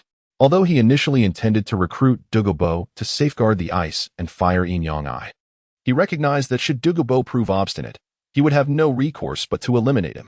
The world teems with powerful beings, and if one refuses to yield, another willing to submit shall be sought. Are you suggesting that I, a soul beast, should bow to you? Such a notion is utterly preposterous. Douluo, contemplating a more conciliatory approach, felt his countenance shift upon hearing Northern Abyss's audacious proposal. Without a moment's hesitation, he flatly declined. Throughout history, it has always been the soul beasts that submit to humans. Never has there been a precedent for humanity yielding to a soul beast. Douluo could not afford to lose face and would never initiate such a precedent, as it would dishonor the ancestors of humanity. Though I am a soul beast, I have taken on a form indistinguishable from that of a human. Moreover, I am the Beast King, possessing unparalleled talent and strength. Yielding to me would not be a loss, Northern Abyss replied coolly. Absolutely not. As a human, I shall never submit to you, a soul beast, Douluo asserted, shaking his head in refusal. Following his declaration, he discreetly extended his right arm, unveiling a venomous green serpent that slithered forth from his sleeve. This serpent, known as the Nine-Section Emerald, is a highly toxic creature. Though seemingly diminutive, it is one of the most lethal snakes, with a venom that can reduce its victim to a putrid mass within the span of mere moments. This was one of Douluo's hidden trump cards. Now, faced with such a formidable enemy, Douluo wasted no time in deploying his ace. Engaging in direct confrontation with a soul beast of 10,000 years would be futile, but a surprise attack could yield different results. While uncertain if the Nine-Section Emerald could indeed poison such a powerful soul beast, it would undoubtedly create significant complications for the foe. Since you refuse to submit, you shall meet your end. Northern Abyss's gaze hardened, and a murderous intent stirred within him. Douluo, undeterred by the threat, refrained from further dialogue and prepared to strike first. With a mental command, 9 soul rings materialized around him, 2 yellow, 2 purple, and 5 black. 7th soul skill, true body of the martial soul. With his declaration, the 7th black soul ring ignited, catalyzing a transformation. His limbs elongated, his torso and head morphed, and within moments, he transcended from a frail human to a formidable Phosphor Snake King. The Phosphor Snake King, exceeding 30 meters in length and as thick as a large water tank, resembled a dragon in its majesty, coiled atop a mountain peak. Its lantern-like eyes fixated intently on Northern Abyss, hissing as it flicked its forked tongue menacingly. Douluo understood that Northern Abyss was a soul beast of 10,000 years. He needed to exert every ounce of his strength to seize even the slightest chance of victory. Observing the dragon-like Phosphor Snake King before him, Northern Abyss felt his own battle spirit ignite. It had been far too long since he had engaged in combat, and he hoped that the Phosphor Snake King's martial soul would not disappoint, offering him a semblance of surprise. Otherwise, the encounter would lack significance. The North Abyss unveiled its true form, transforming into the devouring god Spider Emperor. A colossal figure, towering over 10 meters, manifested as a human-faced demon spider. This formidable entity was adorned with dark wings and malevolent eyes. As the North Abyss morphed into the devouring god Spider Emperor, an ancient, fearsome, and sinister aura began to radiate outward. Hiss! The phosphorescent Serpent King flicked its tongue a few times, suddenly recoiling 2 steps in fright. Its gaze fixated on the human-faced demon spider, betraying an involuntary sense of terror. It could perceive the overwhelming pressure stemming from its very bloodline, an immense force so potent that it rendered the serpent trembling. At that moment, Queen Medusa's petrifying gaze was cast upon the scene. Meanwhile, Tang San was tending to the seedlings of celestial herbs, searching for those that might enhance his unique constitution. Suddenly, he heard commotion from behind. Turning his head, he beheld a spear-like tidal Douluo engaged in combat with the North Abyss, the latter having unleashed the true form of his martial soul. The northern underworld has manifested its true form. HM? Who is that tidal Douluo? The master of the ice and fire duality eye? Has that foul spider, in its pursuit of the divine herbs from the ice and fire duality eye, provoked the master of this realm? In truth, Tang San had long suspected that a treasure as significant as the ice and fire duality would not be unclaimed. Perhaps the master had merely stepped out for a moment, and now upon their return, complications have arisen. Although this elder is a formidable titled Douluo, Tang San cannot find joy in this revelation. He knows well that this elder is no match for the northern underworld. He had witnessed 3 titled Douluo besiege the northern underworld to no avail, only to have 1 slain and 2 captured alive. Now, with only 1 titled Douluo present, is this not akin to serving a meal on a silver platter? One remains oblivious to the nature of the adversary they face. Tang San suddenly mourns for the poisoned Douluo. It seems yet another human titled Douluo has met their end. This vile spider truly oversteps its bounds. Does it believe that humanity is without defenders? Alas, it appears that no one stands in our stead. The Stardow Forest is inherently perilous, and few human champions dare to venture here. Even if they do, it is merely to serve as sustenance for the northern underworld. The more Tang San contemplates, the more despair envelopes him. Huolinger and Mo Yin, alerted by the commotion, approach the scene. They raise their heads to observe the standoff between the two. Huolinger exclaims, "This human truly knows not the peril he invites. How audacious to provoke our master. Is he courting death?" Mo Yin retorts, "I wish to devour that human." Huolinger counters, "Is your sole desire to consume? Would it not be simpler to incinerate him? Not only would it spare us the need for a burial, but it could also be returned to the cycle of nature." Mo Yin replies, "What do you know? You wretched bird? If I consume that human, I can be reborn anew. Why burn him? Would that not be wasteful?" Dugu Bo's mind stirs, and suddenly, the 8th spirit ring ignites. 8th spirit ability, time stasis. This ability is a powerful control skill of Dugu Bo, although it demands a tremendous expenditure of spirit power. Its controlling effect is immense, capable of freezing time within a radius of 1,000 meters. To freeze time, to suspend all within the designated realm. If paired with the 9th spirit ring, he could easily annihilate a city. As the poisoned Douluo, renowned as the supreme master of poison, his area of effect prowess is unquestionable.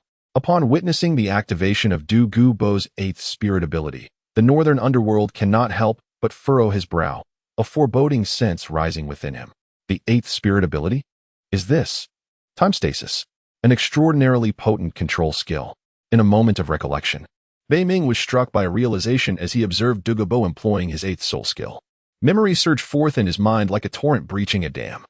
The 8th soul skill, time suspension. As the name suggests, it is an extraordinarily powerful control ability that halts the flow of time. Such a skill is utterly formidable. Akin to a cheat, capable of freezing time itself. Upon comprehending its specific function, Beiming's expression shifted. Time suspension resembled a domain skill. Although immensely potent, it proved largely ineffective against him. In fact, its impact was negligible. Provided he harnessed the power of darkness to its utmost limits, he could effortlessly shatter this temporal confinement. Time suspension manifested like an invisible aura, expanding in an instant. Beiming sensed an enigmatic force enveloping his surroundings. His thoughts seemed to come to a halt. The buzzing of insects ceased. The whispers of the wind in nature faded away. The rustling of leaves fell silent. In that fleeting moment, everything came to a standstill. Time was suspended. Beiming's movements became sluggish, rendering him incapable of further action. Upon witnessing Beiming's immobilization, Dugu Bo's lips curled into a faint smile.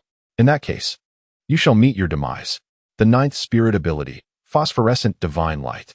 Immediately, Dugu Bo's 9th spirit ring illuminated, and his entire being became utterly translucent, exuding a terrifyingly corrosive venom. This venom was formidable. Even during his prime, it proved difficult to withstand, even for those at the title Douluo level. Dugu Bo was confident that this human-faced demon spider could not endure his phosphorescent divine light. Perish. Dugu Bo swiftly advanced toward Beiming, unleashing the dreadful venom upon him. As the venom made contact with Beiming's body, an unexpected occurrence transpired. Surrounding Beiming, the dark elements coalesced, seemingly devouring all light. How to describe it? If one must. It resembled a black hole. In that moment, Beiming appeared to embody a black hole itself. The venom he expelled vanished instantaneously, as if consumed by this void. What is happening? Is the venom unable to approach? What could this mean? Is it a special defensive skill? Observing the intense dark elements enveloping Beiming, Dugu Bo suddenly felt a pang of anxiety. It was the first time he had encountered a soul beast with such immense dark power. The strength of this soul beast's darkness was formidable. If it could not be slain, it would undoubtedly become a grave threat to humanity in the future. A chill gripped Dugu Bo's heart. and his murderous intent intensified. If the venom proved ineffective, then he would resort to brute force. Douluo unleashed two supreme soul skills, rapidly depleting his soul power. He had to eliminate this spider with utmost haste, otherwise it would be his own life on the line. Hissing, Douluo transformed into the Phosphor Snake King, flicking his tongue, and with a swift motion of his tail, executed a dragon sweep. The Phosphor Snake King's body was as thick as a water tank, resembling a colossal dragon. Its tail possessed tremendous strength. With a mere flick, it could unleash a tempest, akin to a mountain crashing down. It was terrifying. During Douluo's peak, even titled Douluo-level experts dared not to withstand the sweep of the Phosphor Snake King's tail. Although Douluo's cultivation had notably diminished, he remained a force to be reckoned with.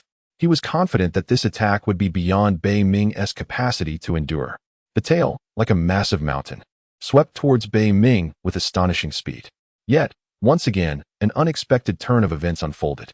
The dark power within Beiming surged abruptly, reaching its zenith. In the next moment, a sharp crack resonated, reminiscent of something shattering. Crack. The suspension of time faltered, failing to confine Beiming in the slightest. Beiming slightly stirred his frozen body. The once stiff form moved with great sluggishness and lack of agility. Yet, at least it was capable of movement. Humph, such as the essence of time crystallized. With a thunderous roar, Beiming straightened the 8 spider spears, its sharp tip aimed directly at the tail of the Bailin Snake King. A dull thud resonated as the 8 spider spears pierced through the serpent's tail. Blood sprayed forth, raining down from the air, painting a grotesque scene. A wave of excruciating pain surged through Douluo, paling his complexion and widening his eyes in disbelief. How is this possible? Were you not trapped by my time suspension? How could this be? Merely a time suspension? You thought you could confine me? Beiming sneered coldly. Until now? It was you who attacked. Now, it is my turn. Prepare to meet your demise. In an instant, in the depths of the North Sea, the devouring divine spider emperor activated its innate ability, Devourer.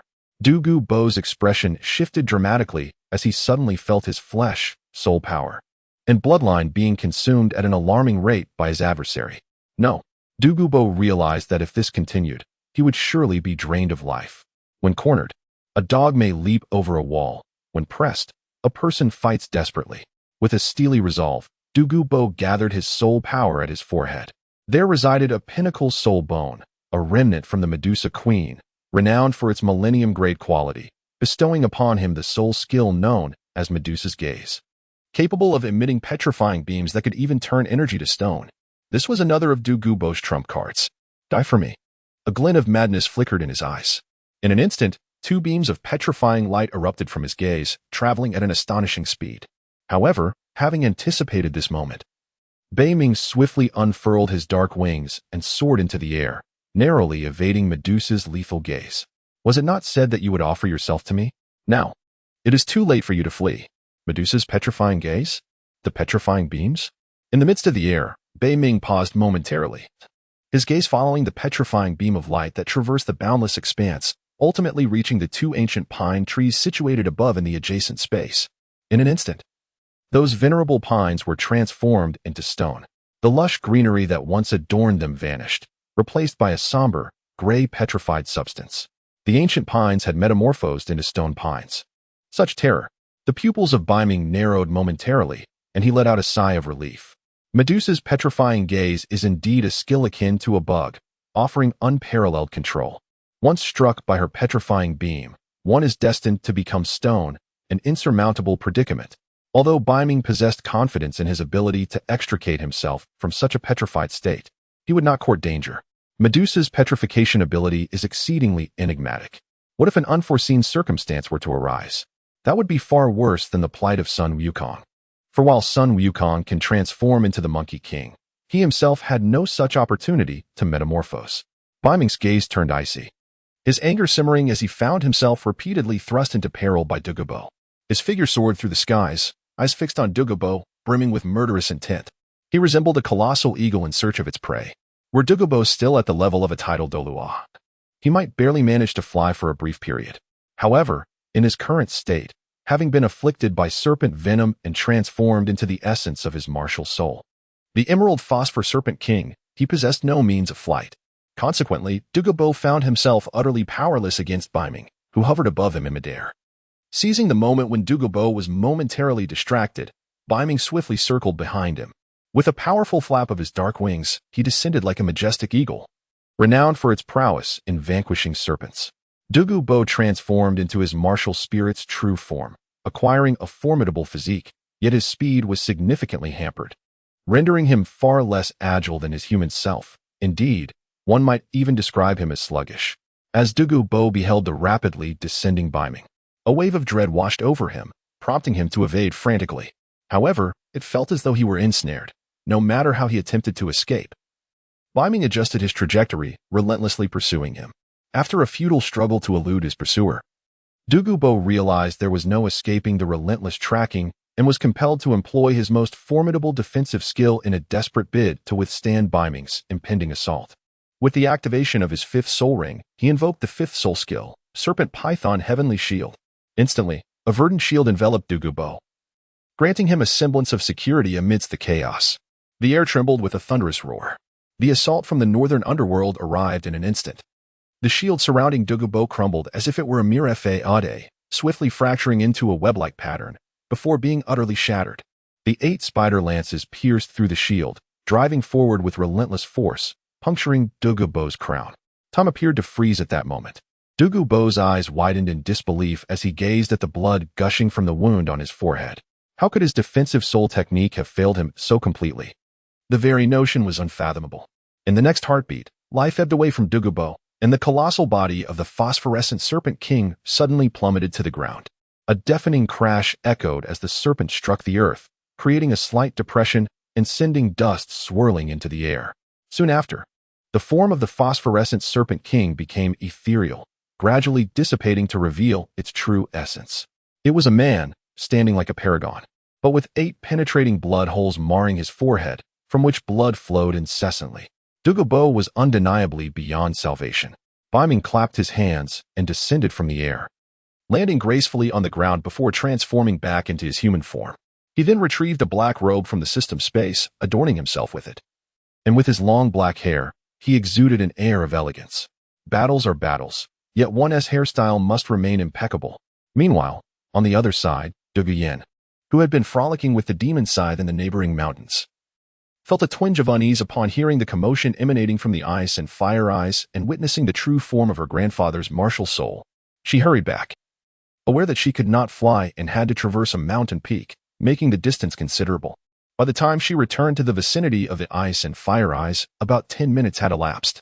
However, to her shock, upon her arrival, she was confronted with a scene that was almost unbearable. Her grandfather had been brutally slain by Beiming. Her grandfather was dead? Killed by the very man she had deemed her future husband? Douluo halted, her body freezing in disbelief as she gazed ahead, feeling an overwhelming weight in her chest. A profound discomfort rising from the depths of her being. It was heart-wrenching. She had hurried back, filled with joy at the prospect of introducing her chosen future husband to her grandfather. Yet, she had not anticipated this grim turn of events. Her joy had been premature. Now, her grandfather lay lifeless, a cold corpse. No, to be precise, it was still a slightly warm body. Douluo suddenly felt as though her own body had become leaden, as if burdened by an immense weight, her steps heavy and laborious. "Why did you kill my grandfather?" She cried out in anguish, her heart ablaze with fury. She turned her gaze to Beiming, her previous tenderness replaced with coldness. "Those who follow me shall prosper. Those who oppose me shall perish. Your grandfather refused to submit to me, and thus he had to die," Beiming replied icily. "He was merely a soul beast, devoid of the human perspective.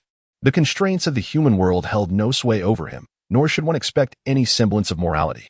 In essence, those who comply shall thrive. Those who resist shall meet their end." Douluo, upon hearing these words, was overcome with tears, weeping bitterly. Initially, she had intended to curse Beiming, yet in the end, she found herself at a loss for words. "Beihai is both my savior and my nemesis. I despise you." Douluo uttered these words coldly before turning away, preparing to carry her grandfather's lifeless body from this place. As for vengeance, that is not something Douluo could contemplate at this moment. Her grandfather could not best Beihai, so what chance did she possess? Trying to leave? "Did you not promise to devote yourself to me?" Beihai sneered.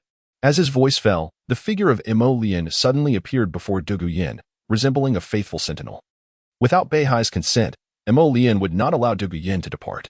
In truth, Beihai had initially been reluctant to take in Dugu Yin, yet with Dugu Bo now deceased, allowing her to leave would be akin to releasing a tiger back into the mountains. To kill her? Or perhaps? Beiming fell silent for a moment.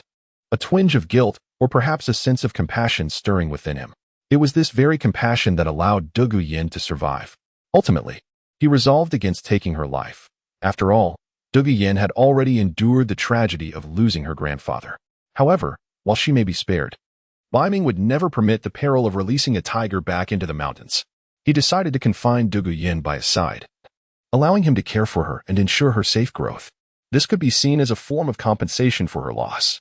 Whether Dugu Yin could comprehend this was no longer a concern of his. If she could understand, that was well. If not, she would have to come to terms with it. How can you expect me to offer myself to you after you've slain my grandfather? Dugu Yin clenched her teeth, her voice tinged with indignation. Why not? Beiming replied coolly. You have made a promise, and promises must be upheld. You are truly shameless. But let me make it clear, that is impossible.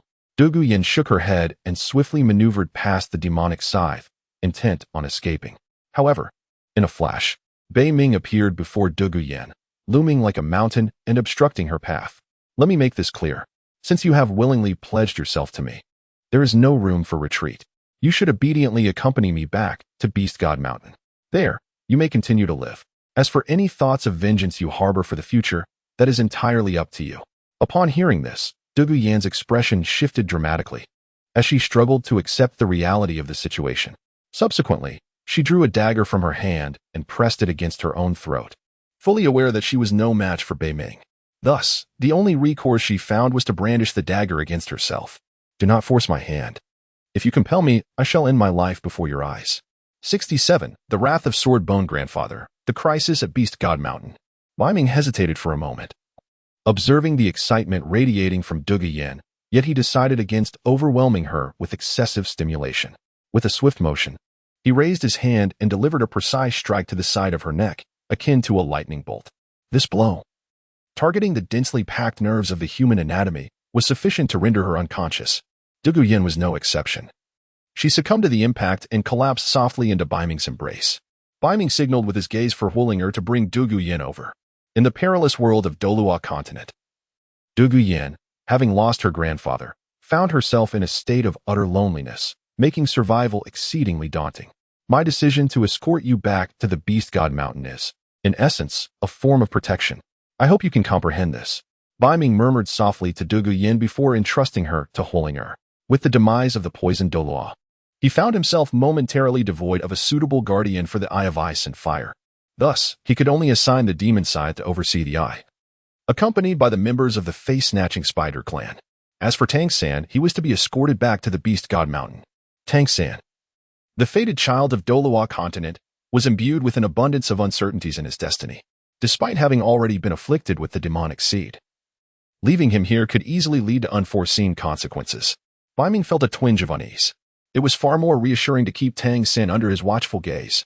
At that time, it would suffice to send Tang San to the Ice and Fire Yin Yang periodically to tend to the young immortal herbs.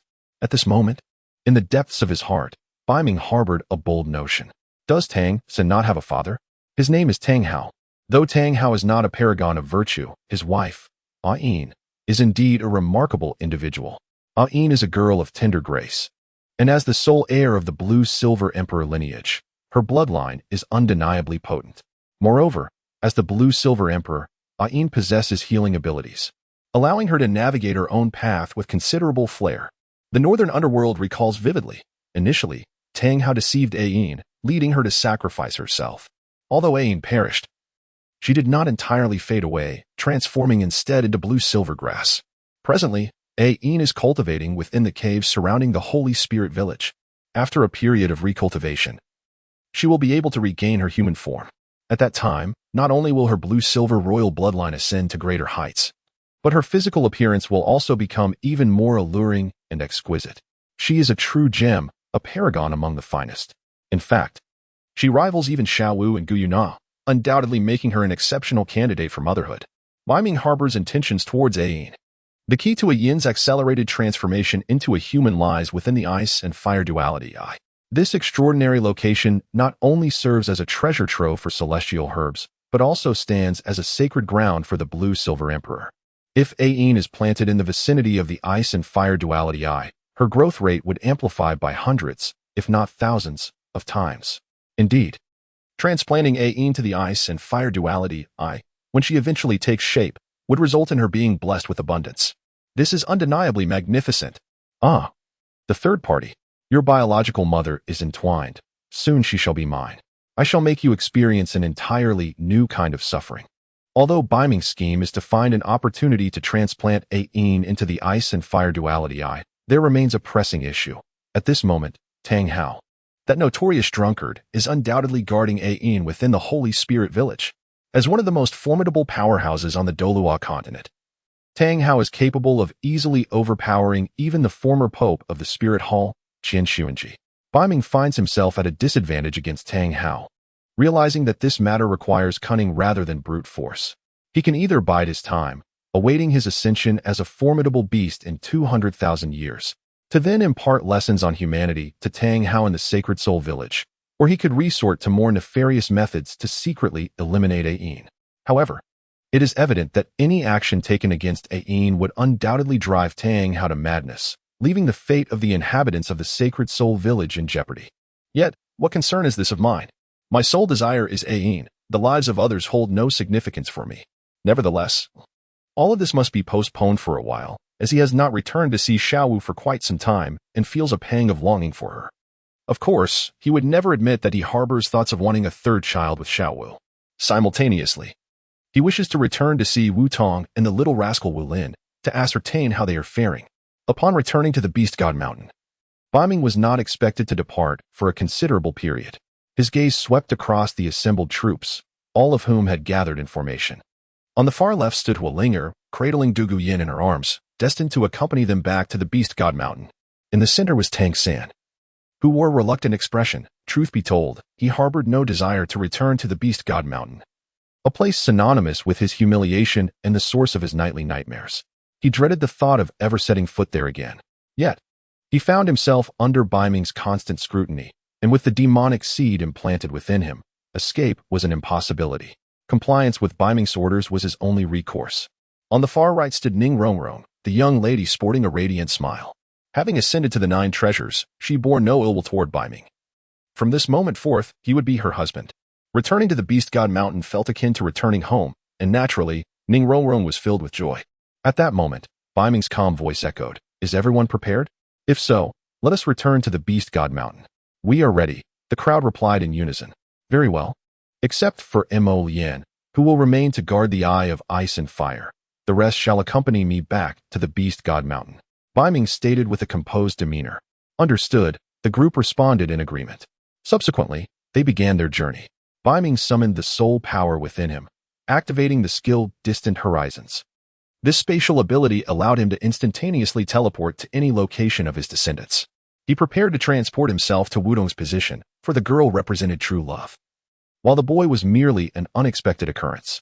Beiming naturally prefers the graceful and elegant Wudong over the mere child Wulin. Wudong is an exceptionally well-behaved child.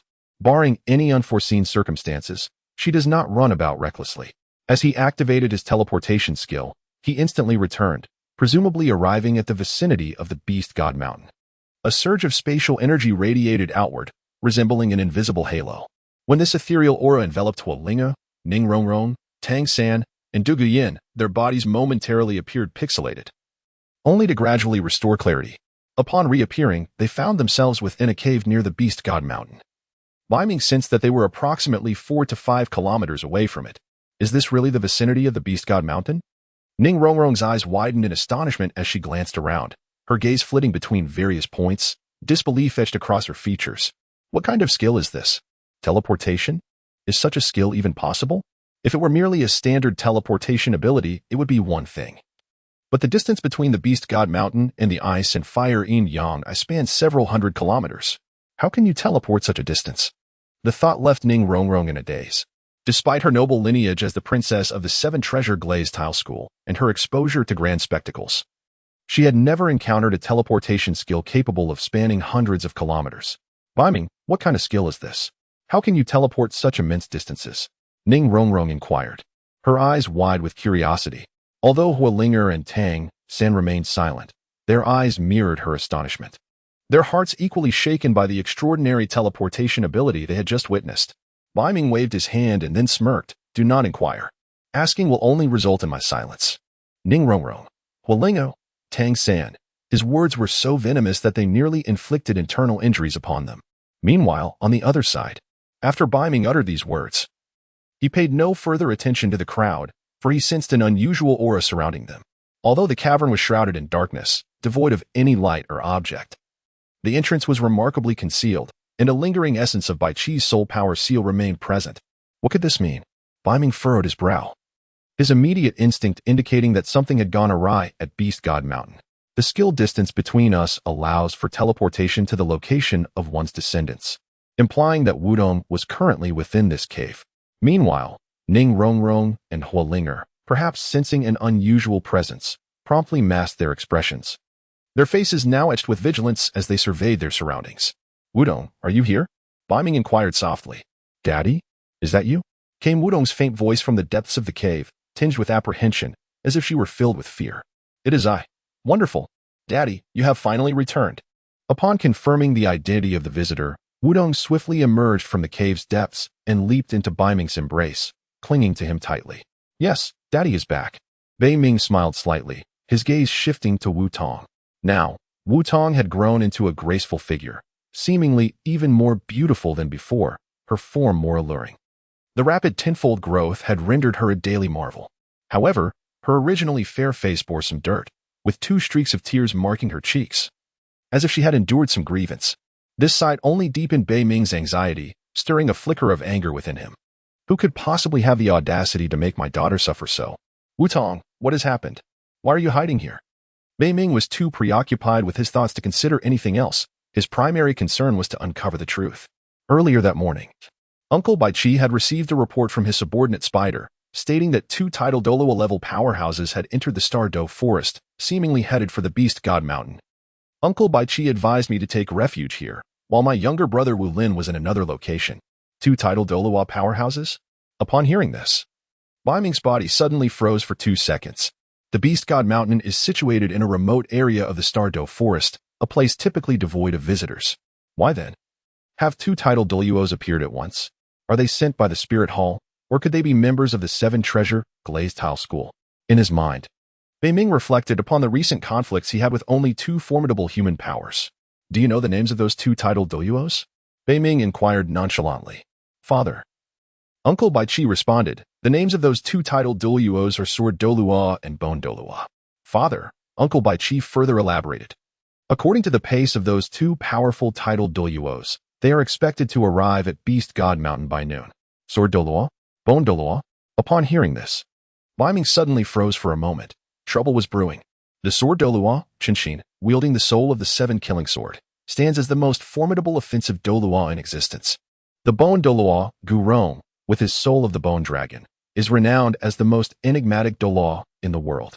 These 2 legendary Douluos have come knocking at the door. It is evident that Beiming is aware of the exposure of his act of usurping Ning Rongrong. The manner in which this revelation occurred is of little consequence. What truly matters is how to address the imminent crisis. At last, Ning Rongrong has acknowledged Beiming as her husband. After a moment of contemplation, Beiming suddenly pondered a thought. Perhaps there was no need for such anxiety. Ning Rongrong was the cherished daughter of the Sword Douluo and Bone Douluo, as well as the beloved daughter of Ning Fengji. She was akin to a little princess, enveloped in countless affections, delicately cradled as if she might shatter, and tenderly held as though she might dissolve. With Ning Rongrong by his side, what was there to fear? Moreover, she was with child, carrying his offspring. The real concern should lie with the 7 Treasure Glazed Tile School. As long as he held sway over Ning Rongrong, it was tantamount to mastering the 7 Treasure Glazed Tile School itself. Surely, they would not wish for any harm to befall Rongrong. She was already pregnant with his child. Would they acknowledge him as their son-in-law? Yet, one must always brace for unforeseen events. When the Sword and Bone Douluo first encountered him, they might, without hesitation, brandish the 7 killing sword, not affording him a moment to speak. Where could he seek justice in such a scenario? Beiming must prepare adequate countermeasures. He assessed his own strength. As a soul beast of 150,000 years, his power was comparable to an ordinary tidal Douluo. even surpassing that of a typical title Douluo. However, the Sword Douluo and Bone Douluo were not mere ordinary title Douluos. The Sword Douluo, Jinshin, was a rank 96 Super Douluo, while the Bone Douluo, Gu Rong, was a rank 95 Super Douluo. Super Douluos are undeniably more powerful than title Douluos, and Beiming was certainly no match for them. Below the realm of ordinary Douluos, I am invincible. Yet, when faced with Super Douluos, the best outcome would be an exchange of life for life. Now that these two Super Douluos have come to seek retribution, it is absolutely impossible to stand on equal footing with them without possessing some hidden trump cards. To err on the side of caution, Beiming instructed Hollinger to inform the Lord of the Starry Forest, the Titan Great Ape, and the Sky Blue Bull Python. Daming and Erming are, after all, his uncles. Now that the Beast God Mountain is in peril, they would undoubtedly take action. Moreover, with Xiao Wu present, the situation is further bolstered. In the depths of the North Sea, there lies a myriad of strategies to compel the two Ming to comply. Linger. You must promptly venture to the Lake of Life within the heart of the Stardow Forest, seeking the Titan Great Ape and the Azure Bull Python. Inform them of the peril besetting the Beast God Mountain and beseech their assistance. Should they hesitate, simply mention that Xiao Wu is in danger. The mere invocation of her name will undoubtedly galvanize their aid. Beiming spoke with a calm demeanor, perceiving the intricacies of the situation with clarity. The most favorable outcome would be to manipulate Ning Rongrong, compelling the Seven Treasures Glazed Tile School to view him as a worthy son-in-law. Yet, what if unforeseen circumstances arise? The Titan Great Ape and the Azure Bull Python, the sovereigns of the Stardow Forest, are his trump cards. Indeed, Beiming recalled vividly that these two uncles of his had long believed themselves to be the rulers of the Stardow Forest, perceiving themselves as the mightiest beings within its bounds. Little did they know, their position was far from the true core. They were merely the gatekeepers of the genuine heart of the forest. The true core is dominated by the formidable ancient beasts led by Gu Yuna and Di Tian. This sacred place is revered as the sanctuary of all soul beasts, for it is home to the sovereign of all soul beasts, Gu Yuna. Herein lies the authentic essence of the Stardow Forest. Beiming will inevitably set foot in this place and experience the essence of life alongside Gu Yuna, who is blessed with both abundance and fortune. Gu Yuna, the Silver Dragon King, possesses the most formidable bloodline among all known entities. Should he and Gu Yuna beget offspring, Beiming can scarcely fathom the terrifying potential of his progeny, nor the astonishing rewards he would receive from the system. His sole concern at present is whether he possesses sufficient strength to command Gu Yuna's respect. He relishes power, for only with great strength can he compel a woman to kneel in submission. Upon hearing this, Hualingo trembled slightly. As an eminent member of the Soul Beast tribe, she was well aware of the Titan Giant Ape and the Heavenly Blue Bull Python. These two beings reign supreme at the pinnacle of the food chain within the Stardow Forest, serving as the dominant soul beast of that realm. Their mere stomping could cause the very ground of the Stardow Forest to tremble. Although Hualinger had never encountered the Titan Giant Ape or the Heavenly Blue Bull Python, the mere mention of their names sent shivers through her. Now, Beiming wished for her to summon these two titans for assistance? Was this not an insurmountable challenge? The Titan Giant Ape and the Heavenly Blue Bull Python could devour her in a single bite. Her initial instinct was to refuse, but after a moment's contemplation, she resolved to place her trust in Beiming. Beiming is indeed quite remarkable. Moreover, it is willing to provide itself with a warm home. Hualinger is unlike other spirit beasts. She is an exceptionally loyal spirit beast. Once she has chosen her master, she remains devoted for a lifetime. Regardless of the circumstances surrounding the Beast God Mountain, she will stand by her master through thick and thin. All right, I shall go now, Hualinger replied, gritting her teeth. After witnessing Hualinger depart, the heart, suspended in the depths of the northern sea, gradually descended. Fire Spirit, the Fire Spirit Kite King, moved with remarkable swiftness and navigated the Stardow Forest with ease, thus she would promptly relay the message to Deming and Erming. According to the intelligence gathered, it was estimated that the members of the Seven Treasures Glazed Tile School would not arrive at the Beast God Mountain until noon. And it was still just past 9 in the morning, allowing for an additional 2 or 3 hours of preparation. However, Beiming contemplated for a moment, realizing there was little preparation to be made. In the face of such formidable power, no amount of meticulous planning would prove effective. Only overwhelming strength could suppress all. At this moment, Beiming merely hoped that the members of the Seven Treasure Glazed Tile School would not arrive at the Stardow Forest too swiftly. Once Deming and Erming reached the Beast God Mountain, they would possess 3 soul beasts, each over 100,000 years old. Even Jiangu would have to think twice before acting against the Beast God Mountain.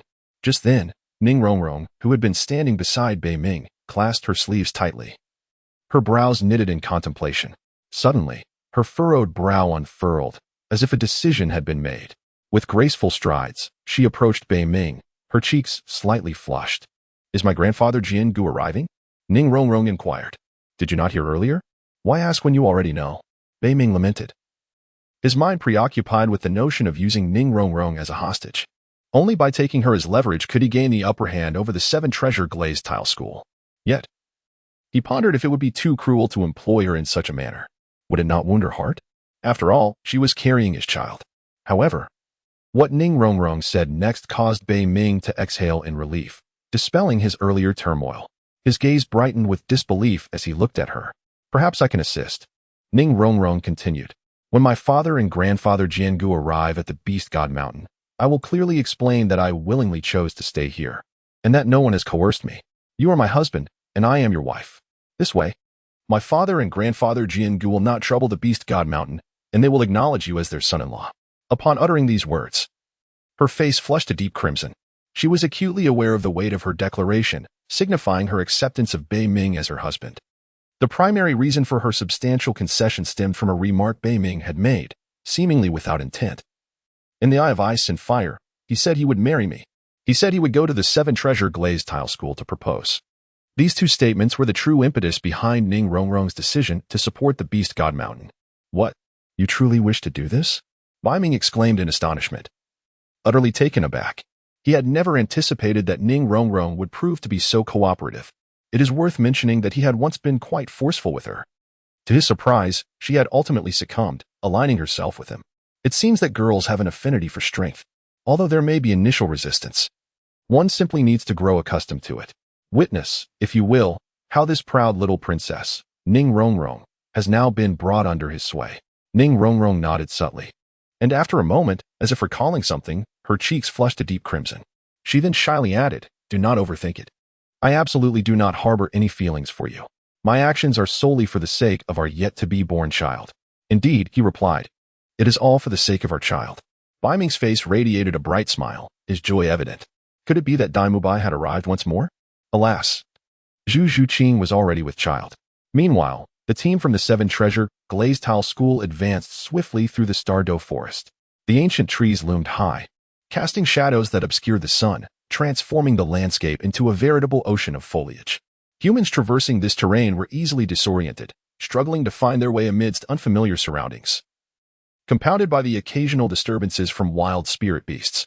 As a result, the progress of the seven-treasure glazed tile school was rather slow, taking most of the day to cover a distance of over 30 kilometers to the Beast God Mountain. Nonetheless, the strength of the seven-treasure glazed tile school was undeniable.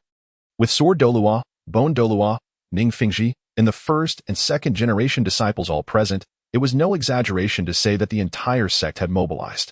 Leading the front were Sword Doa Qinshin and Bone Douluo Gu Rong, tasked with clearing the path ahead, while the rest followed closely behind. Among the followers, besides Ning Fingji, a boy clad in black stood out conspicuously. Enveloped in dark attire, his features were obscured, and an indistinct aura of malevolence surrounded him. His hollow gaze bore the weight of worldly sorrows, revealing a hint of sadness and a simmering anger. This boy was Daimubai, tossing and turning at night. He was tormented by the thought of his fiancée's abduction. Sleep eluded him as he dreamt of rescuing her. Yet, alone, he felt powerless. Thus, he sought help from all corners, pleading for assistance in liberating Zhu Zhuqing. The harsh reality was that no one, be it the Dai family of the Star Luo Empire, the Spirit Hall, or any other faction, was willing to lend a hand. It wasn't until he arrived at the seven-treasure glazed tile school that he finally found allies willing to assist. Overjoyed, he led them toward the Beast God Mountain, intent on rescuing Zhu Zhuqing. However, Daimubai had concealed certain truths. Yet, what did it matter? All that mattered was freeing Zhu Zhuqing. Everything else could wait. Ning Fengji followed closely behind the two formidable Douluos, cradling the seven-treasure glazed tower spirit, vibrant colors swirling above it. The seven treasures were renowned for their swiftness. Ning Fengji amplified the speed of the two Douluos, his anger palpable. Originally, he had sent Ning Rongrong to Shrek Academy, hoping the unfamiliar environment would help refine her character. However, He never anticipated that instead of gaining knowledge, she would be captured by a spirit beast. Enraged, he directed his fury not only toward the beast, but also toward Shrek Academy itself. He had entrusted his daughter to them, yet they had failed to protect her. Thus, he resolved that once Rong was rescued, he would annihilate Shrek. Uncles Shin and Gu, could we possibly hasten our pace? I am deeply concerned for my daughter. Ning Fengji implored, joining Qinshin and Gu Rong. Anxiety etched across his face. Rong was his cherished treasure. The thought of her being taken by a spirit beast was unbearable. His heart ached with worry, especially upon learning that the faceless demon spider was a notoriously savage species known for its brutality, devouring its victims entirely. This knowledge only heightened his apprehension. The Seven Treasure Glazed Tile School had dwindled to a single lineage during his generation, apart from Ning Rong's. There was no one else to carry the mantle. Thus, Ning Fengji's urgency was entirely justified. Master, we share your anxiety. Rong is not only your daughter, but also our little princess. We have watched her grow and cherish her as our own. We will endeavor to hasten our pace as much as possible. While we can briefly take to the skies, prolonged flight will deplete our soul power. The Stardow Forest is fraught with dangers. A decline in our strength could prove fatal, Gu Rong remarked, nodding in agreement. Indeed, Qinshin is right. We are all anxious. But haste will not yield results. I trust our little princess Rong will be protected by fate and emerge unscathed, Gu Rong added. Hearing this, Ning Fengji felt somewhat reassured. His earlier turmoil stemmed from his overwhelming concern for Ning Rong, causing him to momentarily lose composure. Under normal circumstances, he would remain composed, as befitted a sect leader.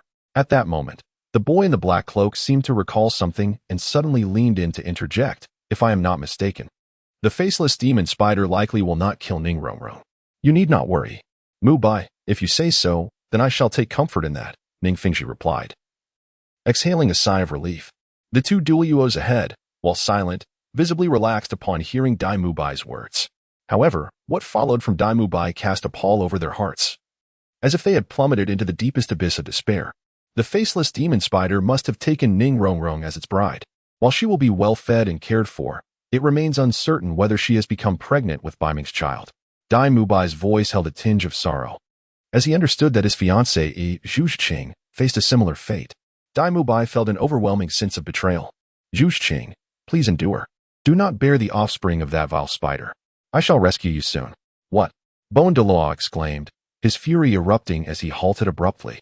His voice echoing through the forest, causing the trees to tremble. Dai Mu Bai's words ignited their wrath.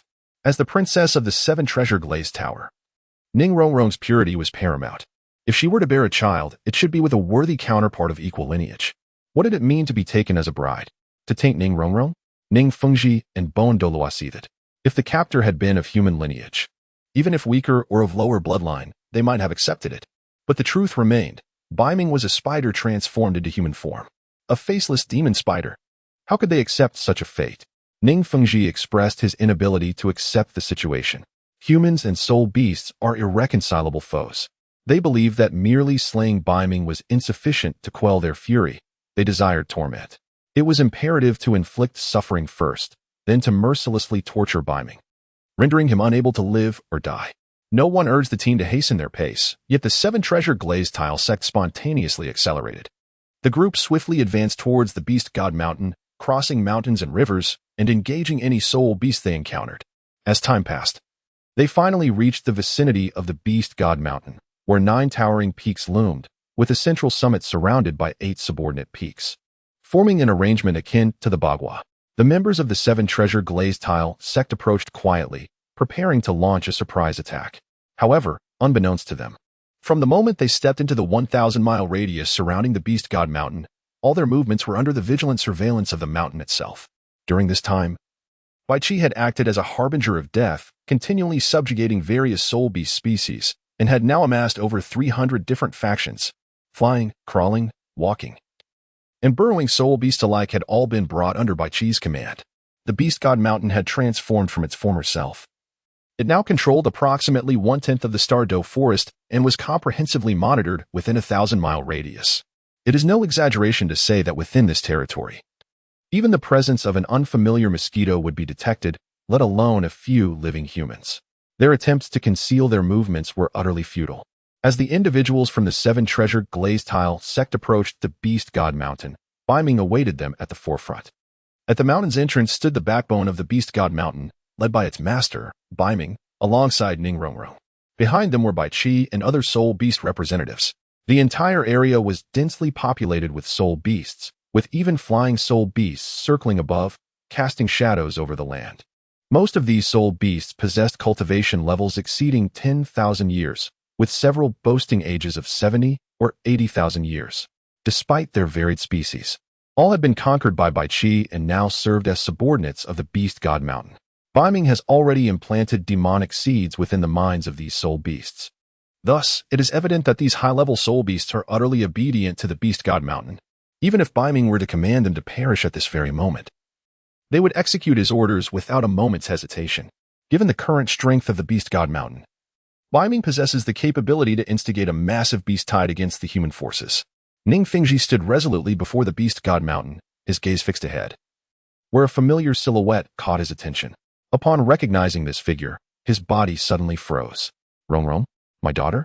Ning Fengji's eyes brightened momentarily upon seeing Ning Rongrong safe and sound, and he couldn't help but breathe a sigh of relief. However, in the next instant, his gaze shifted downward. When he noticed Ning Rongrong's slightly protruding abdomen, his heart sank. Pregnant? Truly pregnant? It appears that Dai Mubai was indeed correct. Beihai truly possesses audacity, daring to taint even the precious treasures within my 7 treasures glazed tile. It seems you have no desire to live. An inexplicable fury surged from the depths of my heart, rising straight to my brow. Dai Mubai's words just now were undeniably correct. Beiming intends to capture Ning Rongrong to become his consort.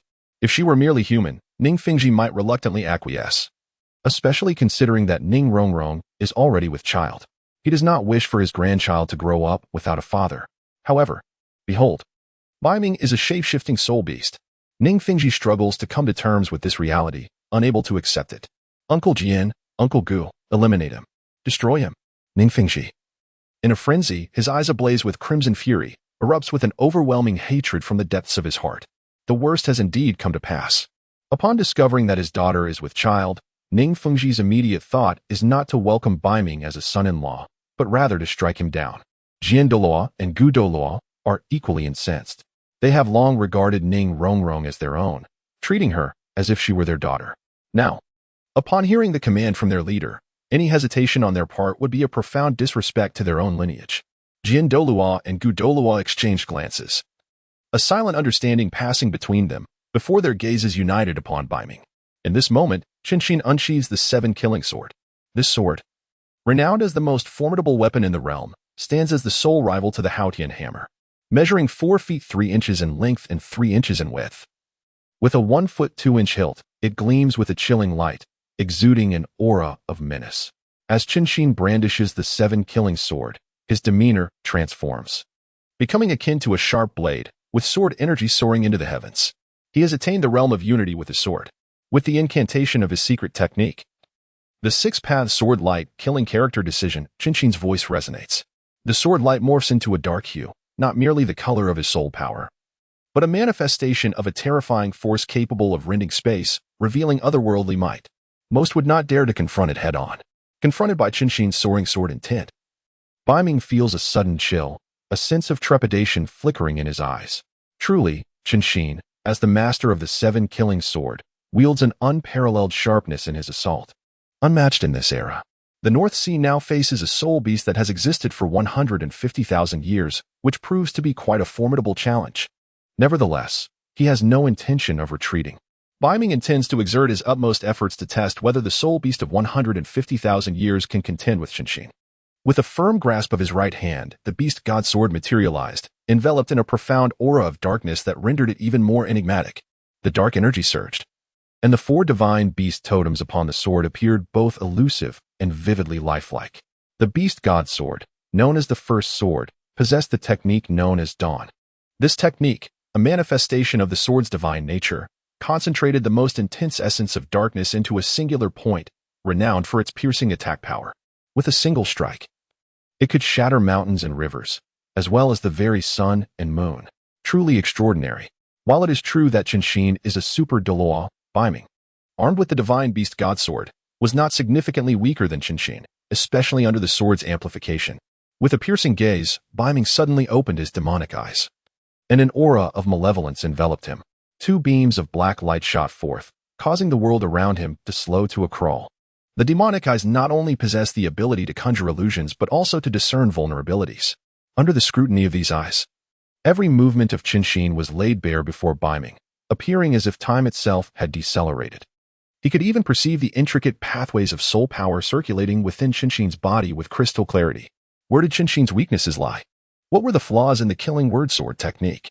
He had found it. Under the keen observation of his demonic gaze, Beiming swiftly identified the Achilles heel of the six-path sword light killing word technique. To his astonishment, the vulnerability resided at the very center of the killing word. Should he strike with immense force at that central point, he could dismantle Qinshin's six-path sword light. Upon witnessing Beiming draw the beast god sword, a flicker of trepidation momentarily flickered within Qinshin's heart. Yet, this apprehension quickly dissipated. The seven-killing sword was the most formidable in offensive capabilities. Coupled with the secret techniques of the Qin family, its synergy with the seven-killing sword produced an overwhelmingly powerful effect. Even a typical title Douluo would struggle to withstand a single strike from him. Although this human-faced demon spider was more formidable than he had anticipated, boasting a terrifying cultivation level of over 150,000 years. In Qinshin's eyes, it was hardly a concern. Upon reaching level 90, each subsequent level up brought about earth-shattering transformations in power. A soul beast with 150,000 years of cultivation was at most equivalent to a peak level 94, or perhaps a half step into level 95. Such a level of strength was utterly insufficient before him. However, what Qinshin remained oblivious to was, the Northern Abyss is not merely an ordinary soul beast of 150,000 years.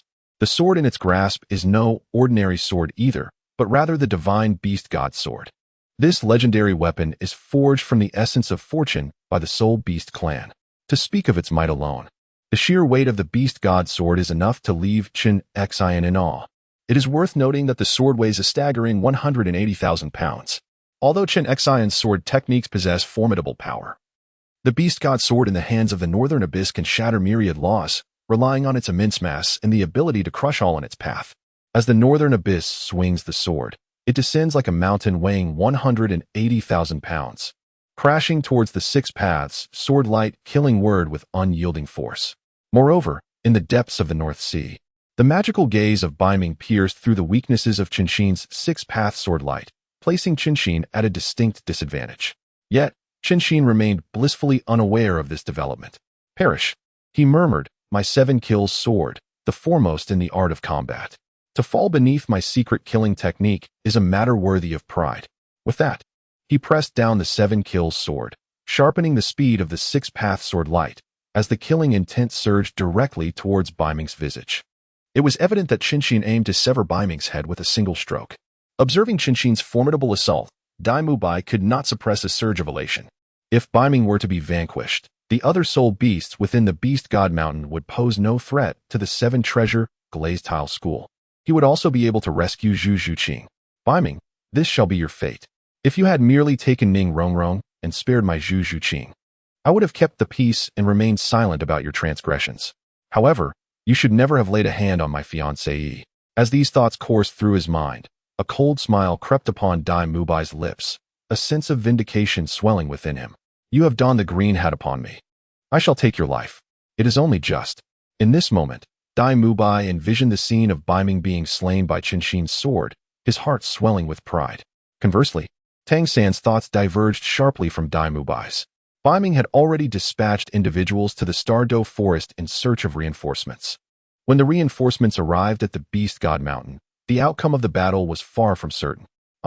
It is commendable that you come to rescue Ning Rongrong. But do exercise caution. Do not place yourselves in jeopardy. Tang San felt a pang of frustration. He did not believe the seven-treasure glazed tile school could contend with Beiming, the most formidable force on the continent, whose pope remained imprisoned within the Beast God Mountain. How much strength does the seven-treasure glazed tile school truly possess to dare challenge the Beast God Mountain? Having spent considerable time atop the Beast God Mountain, Tang San understood Beiming better than anyone else, yet this knowledge only deepened his dread. Beiming was akin to a mysterious abyss, with limits forever obscured. 71. The seven-treasure glazed tile school is in disarray. Ning Rongrong has ascended to the rank of 9 treasure? That may not be the case. The seven-kills sword. though powerful, is ultimately impotent against me. In the depths of the northern abyss, a murmur escaped as the beast god sword in his grasp erupted with a surge of dark radiance, eclipsing the ambient light as if it were devouring the very essence of the sky. Dawn was not merely the sun piercing through the darkness, rather, it was the shadow consuming the sunlight. Under the precision of the demonic eye's foresight, the beast god sword struck the heart of the 6 paths of Swordlight's annihilation technique with unerring accuracy, causing the 6 beams of light to shatter within merely a second. Though the 7-kill sword was formidable, the beast god sword, a divine artifact, bore the weight of the fate of the Soul Beast clan, rendering it superior. Furthermore, the point of North's attack targeted a vulnerability in Qin Xian's swordsmanship, making the obliteration of the 7-kill sword's technique entirely expected. A tremendous clash of dark aura and sword energy erupted, emanating powerful shockwaves that rippled outward from their central figures. The force was so immense that several weaker disciples of the 7-treasure glazed tile school were toppled, sprawled helplessly upon the ground. With the destruction of his 6 paths of sword light, Qin Xian's soul power was abruptly interrupted, igniting a surge of heat within him as his blood boiled, nearly causing him to spew forth a mouthful of blood. Fortunately, he swiftly channeled his soul energy, subduing the tumultuous waves within. He had sustained significant injuries, his eyes wide with disbelief. His 7-kill sword technique had been vanquished, and by a being that was merely a 15,000-year-old soul beast wielding a sword. How was this possible? This revelation shook the very foundation of Qin Xian's pride. Although there was a hint of cunning in North's triumph over his technique, it was undeniable that North possessed genuine strength.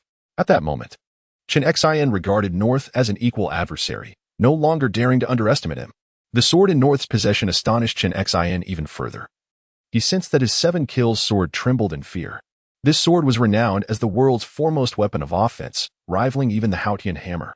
Yet, now the 7-kill sword quivered before North's blade? What extraordinary origins did North's sword possess? Reflecting deeply, Qin Xian suddenly recalled an enigmatic phenomenon he experienced during their confrontation. It felt as though he had not merely struck a sword, but had attacked the entire Soul Beast clan. What manner of sword was this? A sword of fortune? The very essence of the Soul Beast clan's fate seemed intertwined with it, making his assault on North akin to waging war against the entirety of the Soul Beast lineage. Astonished, Qin Xian's curiosity about North's sword intensified, prompting him to inquire, "What is the name of your sword?" "The Beast God," North replied calmly. "Beast God, Beast God." "Beast God's sword," Qin Xian murmured, as a sudden realization dawned upon him, his brow unfurling in enlightenment. The Beast God's sword, could it be a divine artifact? If it were indeed a divine weapon, then it would naturally possess the power of fate. Qin Xian was struck by another thought. Those who wielded weapons of destiny were invariably the elite of their kind, and North, possessing the Beast God sword, was tantamount to the king of the Soul Beast clan. Should he continue to attack North, it would inevitably jeopardize the fate of the 7-treasure glazed tile school. Alas, how had Rong fallen into the clutches of the Beast King? Were it not for her abduction by North, Qin Xian would have been reluctant to confront one under the protection of such fate. Meanwhile, although North had engaged Qin Xian in conversation, his vigilance remained unyielding. The 7-treasure glazed tile school had dispatched 2 super Douluos, one being the sword Douluo, while the other, the bone Douluo, had yet to make an appearance. The bone Douluo, with the spirit of the bone dragon, possessed the ability to traverse space and was among the most enigmatic of Douluos. Beiming has been attentively observing the movements of bone Douluo. Suddenly, in the depths of the northern abyss, Beiming sensed an unsettling tremor in the space to his right, as if something were traversing through the fabric of reality. Was it bone Douluo? Did Bone Douluo intend to seize the opportunity to whisk away Ning Rongrong while his guard was down? The coordination between Sword Douluo and Bone Douluo was truly remarkable. One launched a frontal assault while the other stealthily executed a rescue. It is evident that should the 7-treasure glazed tile school succeed in rescuing Ning Rongrong, a tempest of assaults would undoubtedly ensue. Alas, you have encountered me. Had it been anyone else, Ning Rongrong might indeed have been saved by them.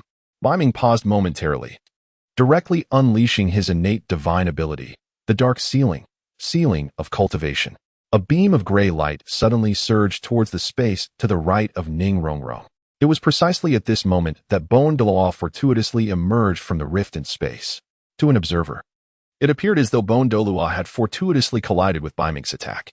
As Bone Douluo emerged from the spatial transition, he was abruptly seized by a mysterious force, severing his connection to his martial soul and soul power. His expression shifted dramatically. The sudden loss of his cultivation instilled a sense of dread within him. "What have you done to me?" he exclaimed, feeling his powers sealed. He plummeted from a height of half a meter, landing before Beiming and Ning Rongrong. The two stared at each other, momentarily locked in a gaze. However, Douluo did not panic excessively, despite the disappearance of his strength. He retained absolute confidence in his defensive capabilities. He believed Beiming could not easily bring about his demise. All he needed to do was endure until Chen Xin arrived to provide assistance. "What have I done to you? Can't you sense it yourself?" "I have merely sealed your cultivation," Beiming remarked, smacking his lips. In truth, the reason he was able to seal Douluo's powers was due to the perfect alignment of time, place, and circumstance. Had Douluo not fortuitously emerged from the spatial transition at that moment, he would never have fallen prey to Beiming's cunning scheme. If only time could rewind. Beiming was uncertain about sealing Douluo's formidable powers. After all, Douluo was a super Douluo, and under normal circumstances, it was exceedingly difficult to ambush such an opponent. Upon hearing this, Douluo's cheeks quivered slightly, clearly agitated by Beiming's earlier provocations. "Shall we converse now?" Beiming inquired, directing his gaze towards Qinshin and Ningfengxi. His tone markedly calm. His previously anxious heart had begun to ease as the Super Douluo appeared less formidable than he had envisioned. If he unleashed his full strength, defeating two opponents simultaneously would pose no problem. Moreover, he had just received a report from his subordinates regarding the spirit beasts. The fire spirit had successfully summoned reinforcements. The Titan giant ape and the sky blue bull python were en route with haste. Once the three formidable 100,000-year spirit beasts converged, he would have no reason to fear the seven-treasure glazed tile school. "We have nothing to discuss," both Ning Fengxi and Qinshin replied in unison, shaking their heads. Ning Rongrong was currently pregnant due to Beiming's actions, and their fury was palpable. They had little inclination to entertain Beiming's words. Despite Beiming having momentarily overwhelmed Qinshin's six-path sword light, Qinshin had yet to unleash his full potential. The seven-killing sword, recognized as the world's foremost offensive weapon, possessed far greater destructive power than what had been displayed thus far. In a life-or-death struggle, it would undoubtedly be Beiming who would meet his demise. As for Gurong, although Gurong had fallen victim to Beiming's treachery, Qinshin harbored no concerns for him. As long as he could eliminate the monstrous creature before him, the looming crisis would be entirely averted. Upon hearing this, Beiming felt a surge of anger within. At times, humans can be far more obstinate than soul beasts. How can they refuse communication? "I truly do not wish to be adversarial with you," Northming murmured softly, then silently added in his heart. "It is merely due to my lack of strength. Otherwise, you would never leave the Beast God Mountain." At that moment, Ning Rongrong noticed the escalating tension between Northming and Grandfather Jian and quickly intervened, furrowing her brows as she stepped between them, exclaiming, "Father, Grandfather Qinshin, Grandfather Gulong."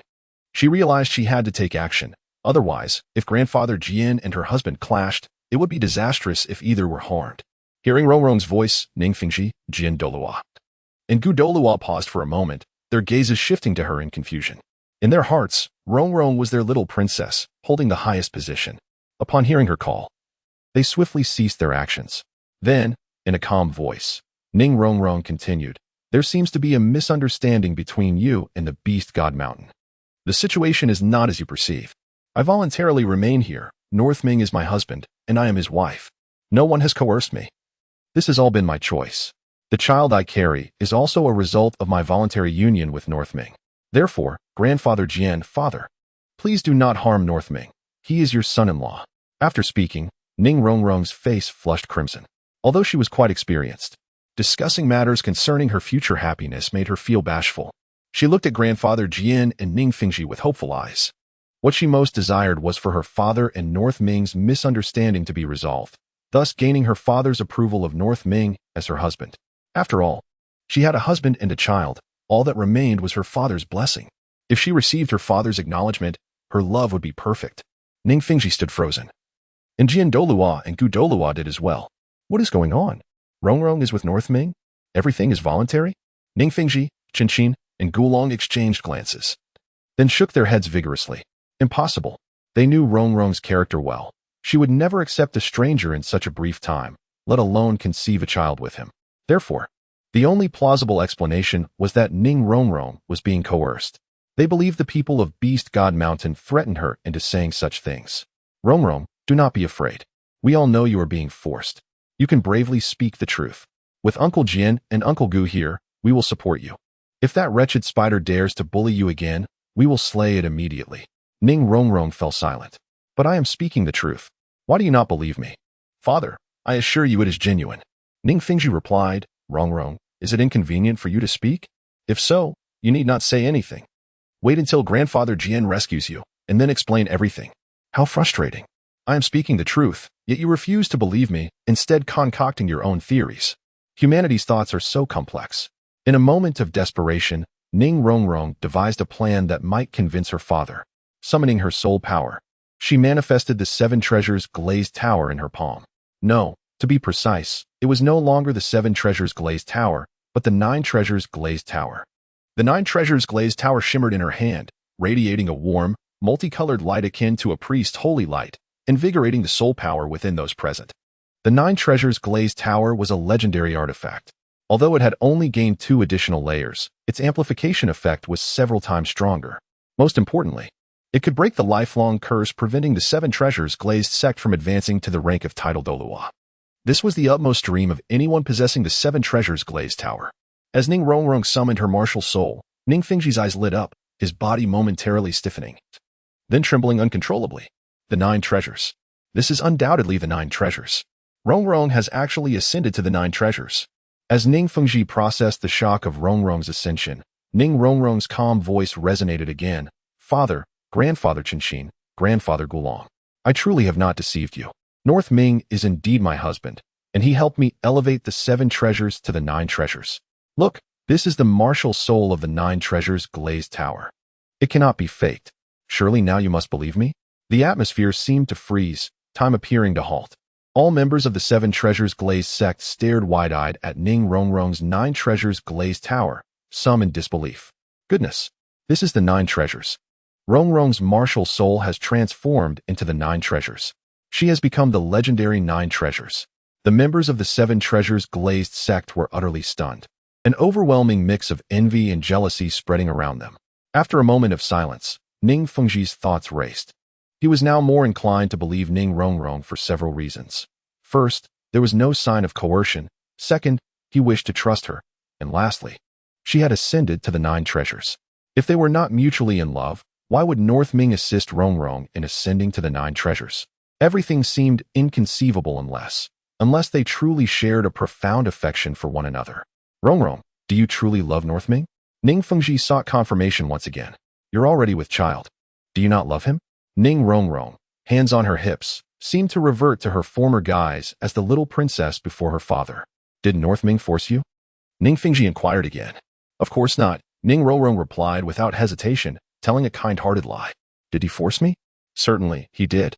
If North Ming had not compelled me back then, I would not be pregnant now, nor would I have ascended to the 9 treasures. Although North Ming's arrival as my husband was rather sudden, he is willing to provide me with a home. That alone is enough. As for the coercion, that is a thing of the past. Ning Rongrong was unwilling to dwell on it further. Such is the nature of women, once conquered by a man. Their entire being becomes entwined with him, easily forgetting past sorrows. Ning Fengji, upon hearing this, felt a wave of relief wash over him. Since Ning Rongrong and Beiming share mutual affection, it is evident that there must be other misunderstandings at play. Nevertheless, he finds it somewhat difficult to accept the reality. His daughter, Ning Fengji's beloved, has fallen for a transformed spirit beast and is even expecting a child with it. This forbidden romance, while not entirely condemned by society, would undoubtedly bring him great embarrassment. As the leader of the 7 treasure glazed tile school, he holds these honors in high regard. Lost in thought, Ning Fengji felt a flush creeping onto his face, realizing how shameful this situation was, and he hastily reprimanded her. Yet, midway through his admonition, he recognized that his tone had been too harsh and quickly softened his demeanor. Rongrong, how could you possibly fall for a transformed spirit beast? After a moment of silence, Ning Rongrong gathered her courage to respond. Although Beiming is a spirit beast, I truly love him. I hope father can support my feelings. Under her father's scrutinizing gaze, Ning Rongrong found herself evasive. Compared to grandfather Swordbone, she feared her father even more. While her father is not a rigid traditionalist, he is certainly not an open-minded individual. He would likely struggle to accept her affection for a humanoid spirit beast. Moreover, Ning Rongrong is acutely aware that as one of the top 3 sects, The seven-treasure, glazed tile school imposes strict familial expectations. Although there are no explicit rules prohibiting love for spirit beasts, such a preference would invite peculiar glances and pointed fingers from those around her. Despite the fact that both Ning Fingji and Grandfather Swordbone dote on her, they would prefer that she marry a human of equal standing. In her earlier thoughts, Ning Rongrong had been preoccupied with the need to save the beast god mountain, inadvertently overlooking the implications of Beiming being a transformed spirit beast.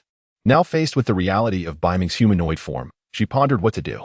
Would her father be able to accept Beiming? Sighing, Ning Fingji lamented, given the circumstances. Further discussion would be futile.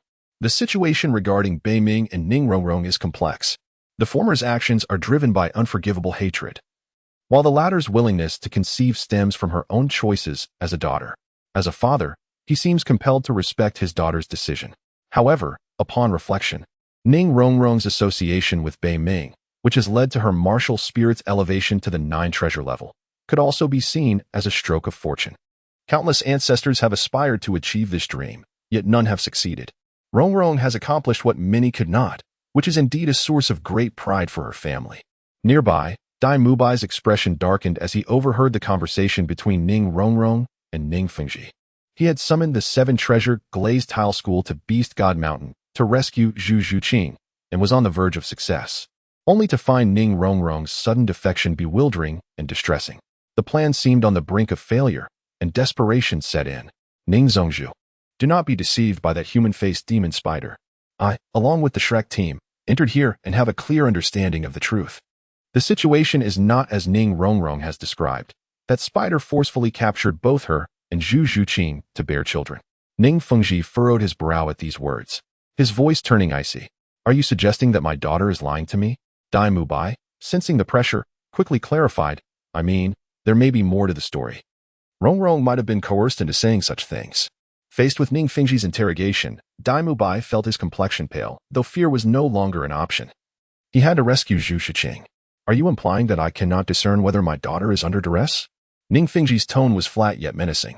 Dai Mubai's pallor deepened under the weight of Ning Fingji's formidable presence, akin to a fragile boat in a stormy sea. Before he could speak again, Ning Fingji's cold voice cut through the air.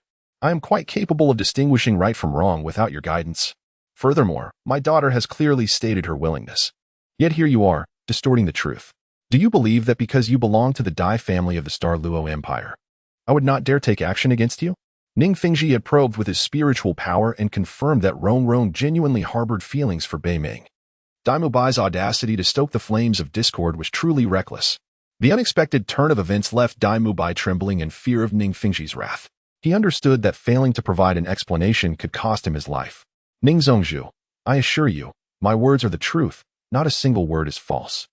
I witnessed Ning Rongrong being taken by Beiming with my own eyes. He insisted vehemently. Is that so? You saw it with your own eyes? Do you have any evidence? Ning Fingji's voice grew colder. Trusting Dai Mubai or his own daughter was a dilemma he faced, and without hesitation, he chose to believe in his daughter. Evidence? Suddenly, a thought struck Dai Mubai, and he turned his gaze toward Beast God Mountain, where Tang San stood behind Beiming, seemingly indifferent to the unfolding drama. Ah, Tang San, Dai Mubai exclaimed, realization dawning upon him. He sought help from the Shrek team to rescue Xiao Wu, which means he shares a similar fate, both striving to save their future wives. If that is the case, then Tang San will surely testify on my behalf. Who is it? Ning Fingji's tone remained nonchalant, though he added with a stern expression, Dai Mubai, I hope you are not deceiving me this time.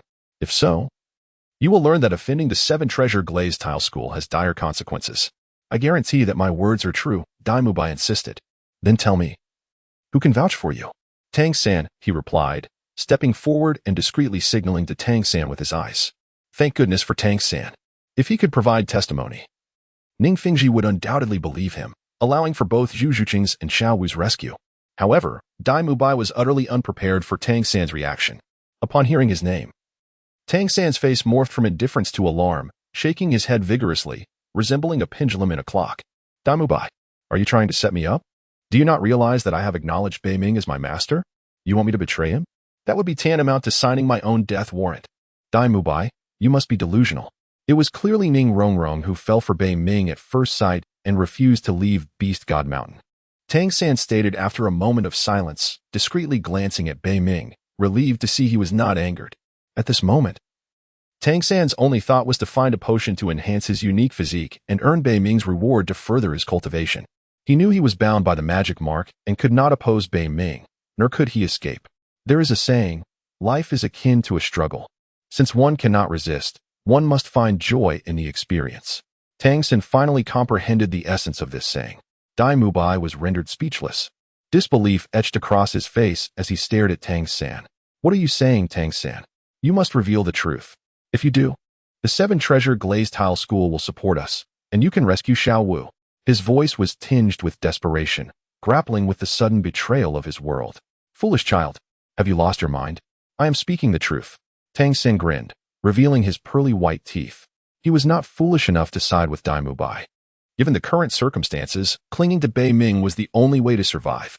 As for the 7 Treasure Glazed Tile School, their ability to escape unscathed remained uncertain. Dai Mubai felt his anger surge, his lips trembling in disbelief. He never anticipated his dear friend Tang San would resort to such deceit. You are distorting the facts and instigating conflict between Beast God Mountain and the 7 Treasure Glazed Tile School. This is unforgivable. I advise you to reconsider your actions. After delivering this warning, Tang San slowly withdrew his gaze, embodying the adage that in times of peril, one must prioritize their own survival over friendship. Dai Mubai, I am sorry. You must endure this hardship. I have my own reasons. If you were to perish, I would live on in your stead.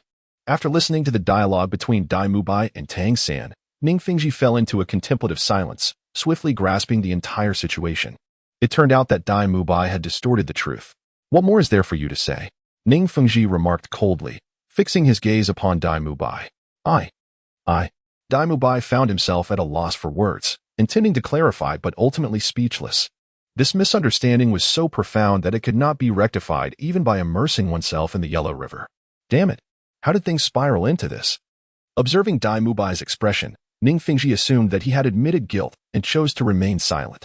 Turning to a disciple standing nearby, he commanded, bind Dai Mubai securely. Ensure he does not escape. I shall address him upon our return to the 7 Treasures Glazed sect. Understood, sect master, the disciple responded with respect. Ning Fengji then turned his attention to Ning Rongrong, his gaze imbued with tenderness. Although he had just asserted that humans should not fall in love with spirit beasts, he would still embrace his daughter's affections. After all, what father in the world does not cherish his daughter? Rongrong, do you truly care for Beiming? Ning Fengji inquired. His emotions complex. Of course, I adore him deeply, so much so that it resonates within my very bones. Especially since Beiming often leaves me faint from the pain. As she spoke, Ning Rongrong seemed to realize she had divulged too much, her cheeks flushing with embarrassment. Faint from pain every day? Ning Fengji's body stiffened, puzzled by the meaning behind Rongrong's words. Oh, father, do not concern yourself with such details. I simply love Beiming, that is all, Ning Rongrong replied, her heart racing with shame. Since you genuinely love Beiming, I shall not oppose you. However, as the sect master of the 7 Treasures Glazed sect, while I do not object to your feelings for Beiming, I absolutely cannot accept him as my son-in-law, Ning Fengji stated matter-of-factly. Why? Ning Rongrong's body suddenly froze, disbelief evident in her eyes as she regarded Ning Fengji. She had not anticipated that her love for Beiming would be met with her father's disapproval. Because Beiming is a transformed spirit beast. I cannot accept that, Ning Fengji responded coolly. For reasons unknown, upon witnessing the tears pooling in Rongrong's eyes, his heart ached intensely. It was the first time he had been so harsh with her after all these years. However, he could not bring himself to accept Beiming as his son-in-law. Is it solely because he is a humanoid spirit beast? Ning Rongrong pressed. Indeed, Ning Fengji affirmed. Have you not heard the saying that all beings in the world are equal? Although Beiming's true form is a spirit beast, he has now taken on a human shape. He is no different from humanity. Must there be such a distinction? Ning Rongrong implored. While it may be true that all beings are equal in the eyes of the divine, in my perspective, they are not. I do not oppose your romance with Beiming, but I will never accept him as my son-in-law, Ning Fengji replied. Upon hearing this, Ning Rongrong's bright eyes dimmed slightly. Gaining her father's approval was of utmost significance to her. The Northern Sea naturally observed all of this. Ning Rongrong, as the second person to be subdued by him, not only regarded him as her husband, but he also viewed Ning Rongrong as his own woman. He would certainly not allow her to suffer any grievances. Beiming paused for a moment, then stepped forward, extending his hand to firmly grasp Ning Rongrong's. Initially taken aback by the suddenness of the attack, Ning Rongrong's body stiffened for a heartbeat, feeling an awkwardness in her posture. Yet, she found herself unable to break free from Beiming's hold. Gradually, she succumbed to his embrace. At that moment, Beiming's domineering yet slightly charming voice whispered in her ear, causing her cheeks to flush with a tinge of shyness. Under ordinary circumstances, she might have endured the situation, but with her father and grandfather Jiangu present, how could he dare to display such affection before their elders? Ning Rongrong felt the urge to push him away. However, the next words that escaped Beiming's lips warmed her heart, enveloping her in a cocoon of safety. "Fear not. I am here for you. No matter what lies ahead, I shall walk with you to the very end." Upon hearing this, Ning Rongrong's body trembled slightly, her gaze softening with tenderness as it fell upon Beiming. In his usual demeanor, he was fiercely aggressive, yet in this moment, he exuded an almost unbearable gentleness. She felt a crack in her defenses. Beiming pulled Ning Rongrong behind him, then raised his head to gaze at Ning Fengxi, smiling as he spoke. "What if I could assist you in ascending to the 9 treasures? Would you then acknowledge me as your son-in-law?" "What?" Ning Fengxi suddenly exclaimed, his voice resonating loudly and startling those around him. His eyes widened in disbelief as he looked at Beiming.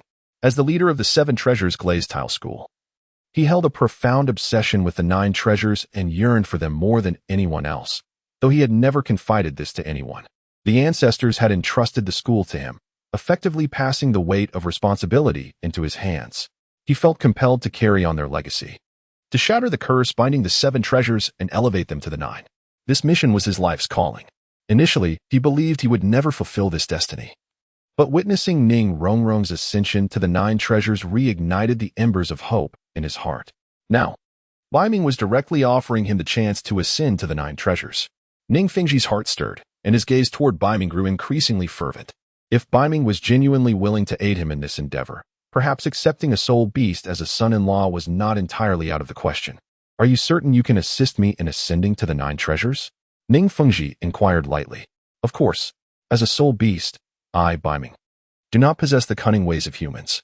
I have always been straightforward in my dealings, and when I say I can help you ascend to the 9 treasures, it is a promise backed by my capabilities," Beiming replied. "That is splendid," Ning Fengxi responded, his eyes brightening with hope. He was on the verge of agreeing. Yet a conflict brewed within him. He had previously declared that he would never acknowledge Beiming as his son-in-law. To reverse that stance now felt akin to slapping his own face. A flush crept over his cheeks, and he felt trapped in a dilemma. However, he could not resist the allure of the 9 treasures. He sensed that he merely needed an opportunity to step down gracefully. If Beiming could provide him with such a chance, he would undoubtedly accept this son-in-law. But Beiming showed no inclination to offer a way out. Sigh. "Very well, then. The offerings from the North Sea have been overwhelmingly generous. What do worldly honors mean to me? Since Rongrong has taken a liking to the North Sea, I might as well facilitate their union." Of course, Ning Fengxi would never admit that his primary motivation was to ascend to the status of the 7 treasures. He had come to terms with it. Just as he was about to voice his agreement, a sudden tremor resonated from the distance, accompanied by a thunderous cacophony of colossal footsteps, akin to a hammer striking the ground, producing a sound reminiscent of an earthquake. It was truly astonishing. As far as the eye could see, at the horizon where heaven and earth meet, countless ancient trees that once stood tall in the desolate land were transformed into entities being violently uprooted. It was as though a bulldozer was clearing a vast expanse from this dense forest. Ning Fengxi, Chen Xian, and Gu Rong from the 7 treasures Liuli sect turned their heads in unison upon hearing the commotion. Their expressions changed dramatically as they beheld the multitude of ancient trees toppled before them. Such a level of devastation could not possibly be wrought by an ordinary soul beast. Exchanging glances, the 3 arrived at a terrifying conclusion. 100,000-year soul beast was drawing near. Only a soul beast of such formidable age could instill such an overwhelming sense of pressure. Could it be reinforcements from the Beast God Mountain? Upon reaching this realization, their faces turned pale. It was not difficult to arrive at this conclusion. This was indeed the Beast God Mountain, the territory of the man-faced demon spider. Typically, 100,000-year soul beast maintains its own domain and would seldom intrude upon another's territory, lest it be perceived as an act of war. If the approaching entities were not friends, they could only be foes. This was troublesome. Their hearts sank like stones into a dark abyss. As expected, before their thoughts could settle, 2 colossal 100,000-year soul beasts materialized before them, the Titan Great Ape and the Azure Bull Python. The Titan Great Ape bore resemblance to both a monkey and a gorilla, its body cloaked in darkness, save for its lantern-sized eyes that shimmered with a crystalline glow. From a distance, it resembled King Kong from a film, exuding an aura of power and violence. The azure bull python, with the head of a bull and the body of a serpent, boasted a head that measured at least 4 meters in diameter, its eyes glowing like lanterns, connected to a massive serpent body that was several times thicker than a water tank. Upon realizing the true forms of these soul beasts, Ning Fengji, Chen Xian, and Gu Rong could not restrain their exclamations of disbelief. What on earth is this? The northern underworld has already proven to be a formidable adversary. And now 2 100,000-year soul beasts have emerged? The members of the Seven Treasures Glazed Tile School are filled with trepidation. Currently, there are 3 100,000-year soul beasts on Beast God Mountain, and even Chen Xian lacks the confidence to retreat unscathed, let alone anyone else. Who dares to bully my little sister Mu? To dare to harm my little sister Mu is to court death. Roar. The Titan Great Ape pounded its fists, producing a deafening sound that reverberated painfully in the ears of those present. Ning Fengji, Chen Xian, and Gu Rong froze for a brief moment upon hearing that furious roar. Confronted by the oppressive presence of the Titan Great Ape, they could not help but take a step back. They sensed that this 100,000-year soul beast was no ordinary creature, possessing immense combat prowess. Who can tell me? Who is Mu? We have not wronged her. Titan Great Ape, Sky Blue Bull Python. Have you mistaken us for someone else? The 3 from the Seven Treasures Glazed Tile School were on the verge of tears. Suddenly, Ning Fengji seemed to have an epiphany. He turned to face the northern underworld, striving to maintain his composure as he spoke. Northern underworld, what do you mean? Did you not claim to be my son-in-law? My daughter is your wife. How could you allow these 2 soul beasts to approach? Are you intent on slaying your father-in-law? Upon hearing this, Beiming smiled faintly, remaining silent but casting a meaningful glance at Ning Fengji. Did you not just deny my status as your son-in-law? Why the sudden urgency now? Ning Fengji felt an inexplicable flutter of anxiety within him upon receiving Beiming's glare. What could it possibly mean? Speak up. If you remain silent, how am I to discern your intentions? A rumble echoed through the air, accompanied by the tremors of the earth. Beiming and stood before the crowd, their colossal forms reminiscent of mountains. The Titan giant ape let out a roar, resonating like thunder, as it began to scan the vicinity of Beast God Mountain with its mental energy, having earlier found no trace of Xiao Wu. Sister Xiao Wu, are you there? Beiming and I have come to rescue you. Meanwhile, Xiao Wu was in her cave, tending to her newborn, Wu Lin. Although she was within the confines of the cave, as the matriarch, she received regular reports from her subordinates about the happenings outside. Additionally, her mental energy allowed her to sense the external situation with clarity. Upon seeing Beiming and arrive, her eyes suddenly sparkled, and tears welled up. Beiming and were her last remaining kin. The sight of her relatives so near filled her with overwhelming emotion, and she yearned to perch on Erming's shoulder to converse with him. However, she understood that this was not the time for reunions. The paramount task was to enlist their aid against the crisis looming over Beast God Mountain. Beiming, I am unharmed. It is the members of the Seven Treasure Glazed Tile School who are attacking my territory. I summoned you here to assist me. You must heed Beiming's instructions and help him repel or eliminate the attackers. Xiao Wu's calm voice resonated through the soul force emanating from the cave. Though her voice was not loud, it was distinctly clear to all present.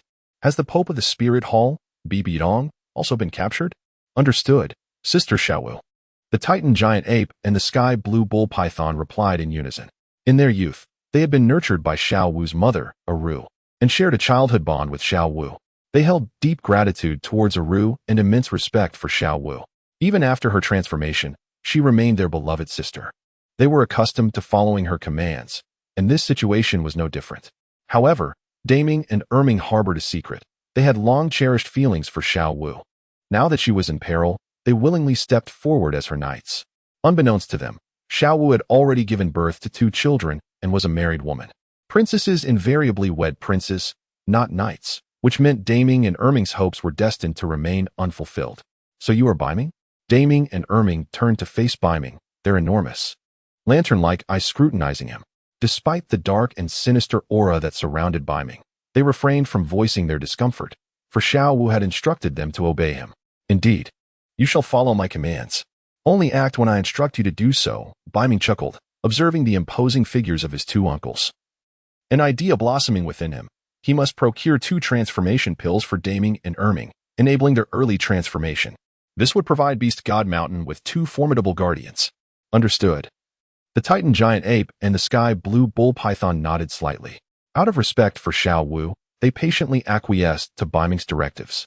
The Titan giant ape, known for its fiery temperament and impulsiveness, akin to King Kong on Skull Island, felt a surge of rage upon learning that the members of the Seven Treasure Glazed Tile School were bullying Xiao Wu. Is it you who dares to mistreat my sister? You must truly be tired of living. Beiming, sensing the Titan giant ape's agitation, inquired, shall I intervene? Should I devour them right now? The Titan giant ape had initially intended to act immediately, but recalled Xiao Wu's earlier words and swiftly turned to Beiming for guidance. His lantern-like eyes glimmered with murderous intent, as if he were prepared to charge into the midst of the Seven Treasure Glazed Tile School for a rampage. Beiming, you have lived for 100,000 years, yet it seems you have only increased in strength, not in wisdom. Why resort to violence at the first sign of trouble? Beiming chuckled, teasing the Titan giant ape's naive demeanor.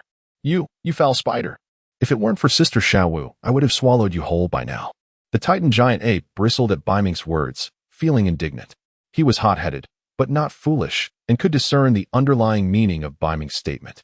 However, before the Titan giant ape could retort, Xiao Wu's slightly irate voice echoed from the cave. Beiming, do not show disrespect to Beiming. He is my...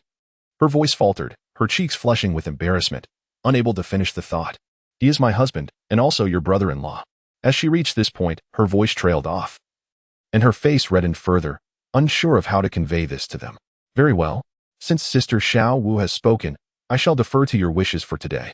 The Titan giant ape, feeling somewhat aggrieved, tilted its colossal head, perplexed as to why he had done nothing wrong, yet faced reproach from Xiao Wu. Simultaneously, he was curious about what Xiao Wu had intended to say. Yet, he dared not inquire, for he held a certain apprehension towards her, akin to a younger brother's respect for an elder sister. Haha. Since Sister Xiao Wu insists you heed my words, you should comply. Rest assured, if you follow my guidance, there shall be ample rewards to come. Beiming chuckled. I could not care less. What reward could you, a foul spider, possibly offer?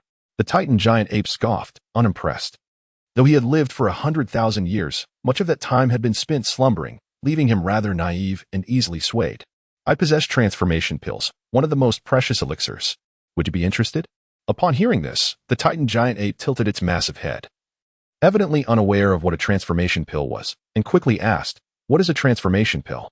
As the name implies, it allows one to take on human form while retaining 100,000 years of cultivation without any side effects when switching to a human shape. Beiming replied with a smile. Is there truly such a miraculous substance? The Titan giant ape scratched its head, clearly unfamiliar with the concept of transformation pills, yet intrigued by Beiming's description. The Soul Beast clan, upon reaching 100,000 years of cultivation, faced two choices, the first being to continue cultivating towards godhood for 1,000,000 years. The second option is to transform into human form and cultivate in a manner akin to humanity. Each choice carries its own merits and drawbacks. Xiao Wu opted for the transformation, a decision that cost her 100,000 years of cultivation. The Titan Great Ape and the Azure Bull Python chose to continue their cultivation, aspiring to ascend to divinity after 1,000,000 years, thus requiring a wait of 200,000 years before they could switch to human form. When the Titan Great Ape first beheld Xiao Wu in her human guise, he was utterly mesmerized, for her beauty was simply extraordinary. Consequently, the Titan Great Ape began to entertain thoughts of transformation himself. Having grown up alongside Xiao Wu, he harbored a unique affection for her deep within his heart. Now, seeing her transformed and poised to venture into the human realm, the Titan Great Ape felt an emptiness within, a profound sense of longing. He yearned for transformation as well, desiring to explore the human world alongside Xiao Wu. However, as he had already endured a tribulation, he could not return to that pivotal moment and make a different choice. This meant he would have to cultivate for another 200,000 years before he could transform. Since Xiao Wu's departure, the Titan Great Ape appeared to have descended into a melancholic state, lacking the joy he once possessed. Upon hearing Beiming mention the possibility of facilitating his transformation ahead of time, the Titan Great Ape's eyes sparkled with hope. If he could transform early, it would mean he could join Xiao Wu. Of course, I can help you transform. Otherwise, do you think I would have transformed myself? Beiming replied with a smile. The Titan Great Ape fell silent for a moment, captivated by Beiming's strikingly handsome human visage, which exuded both an air of dominance and an alluring charm. His heart raced with excitement, As a fellow soul beast, he could sense that Beiming possessed merely 150,000 years of cultivation, still short of the 200,000 required. Yet, Beiming had already achieved human form, a phenomenon that could only be explained by the use of a transformation elixir. The Titan Great Ape was now convinced. Then give me 1 transformation elixir. No, make it 2. 1 for me and 1 for Deming. If you provide us with the elixirs, you will be a friend of both Deming and me, he declared eagerly. Sure, I can provide you with the transformation elixirs. But they won't be given freely. There are conditions, Beiming replied with a smirk, feeling a surge of triumph as the bait was taken. He planned to leverage the relationship between Xiao Wu, Deming, and the Titan Great Ape to entice them into guarding the Beast God Mountain. What are the conditions? The Titan Great Ape pressed. We will discuss the specifics later. For now, we must handle the matters concerning the 7 treasures glazed tile school, Beiming said nonchalantly. After all, the members of the 7 treasures glazed tile school are still watching us. We must show them some respect. It would not reflect well on the Beast God Mountain to leave them in limbo. Beiming turned his head, casting a gaze imbued with a hint of amusement upon the members of the 7 treasures glazed tile school. Currently, the Beast God Mountain was home to 3 soul beasts, each over 100,000 years old, which had firmly established their dominant stance. How to maneuver this situation was entirely at Beiming's discretion. However, he was not inclined to push matters too far, primarily seeking cooperation with the 7 treasures glazed tile school, for they would eventually become part of his own family. The Titan Great Ape nodded slightly. With Beiming's assurance, the relationship between the Titan Great Ape and Beiming grew considerably closer, and the former's initial resistance waned.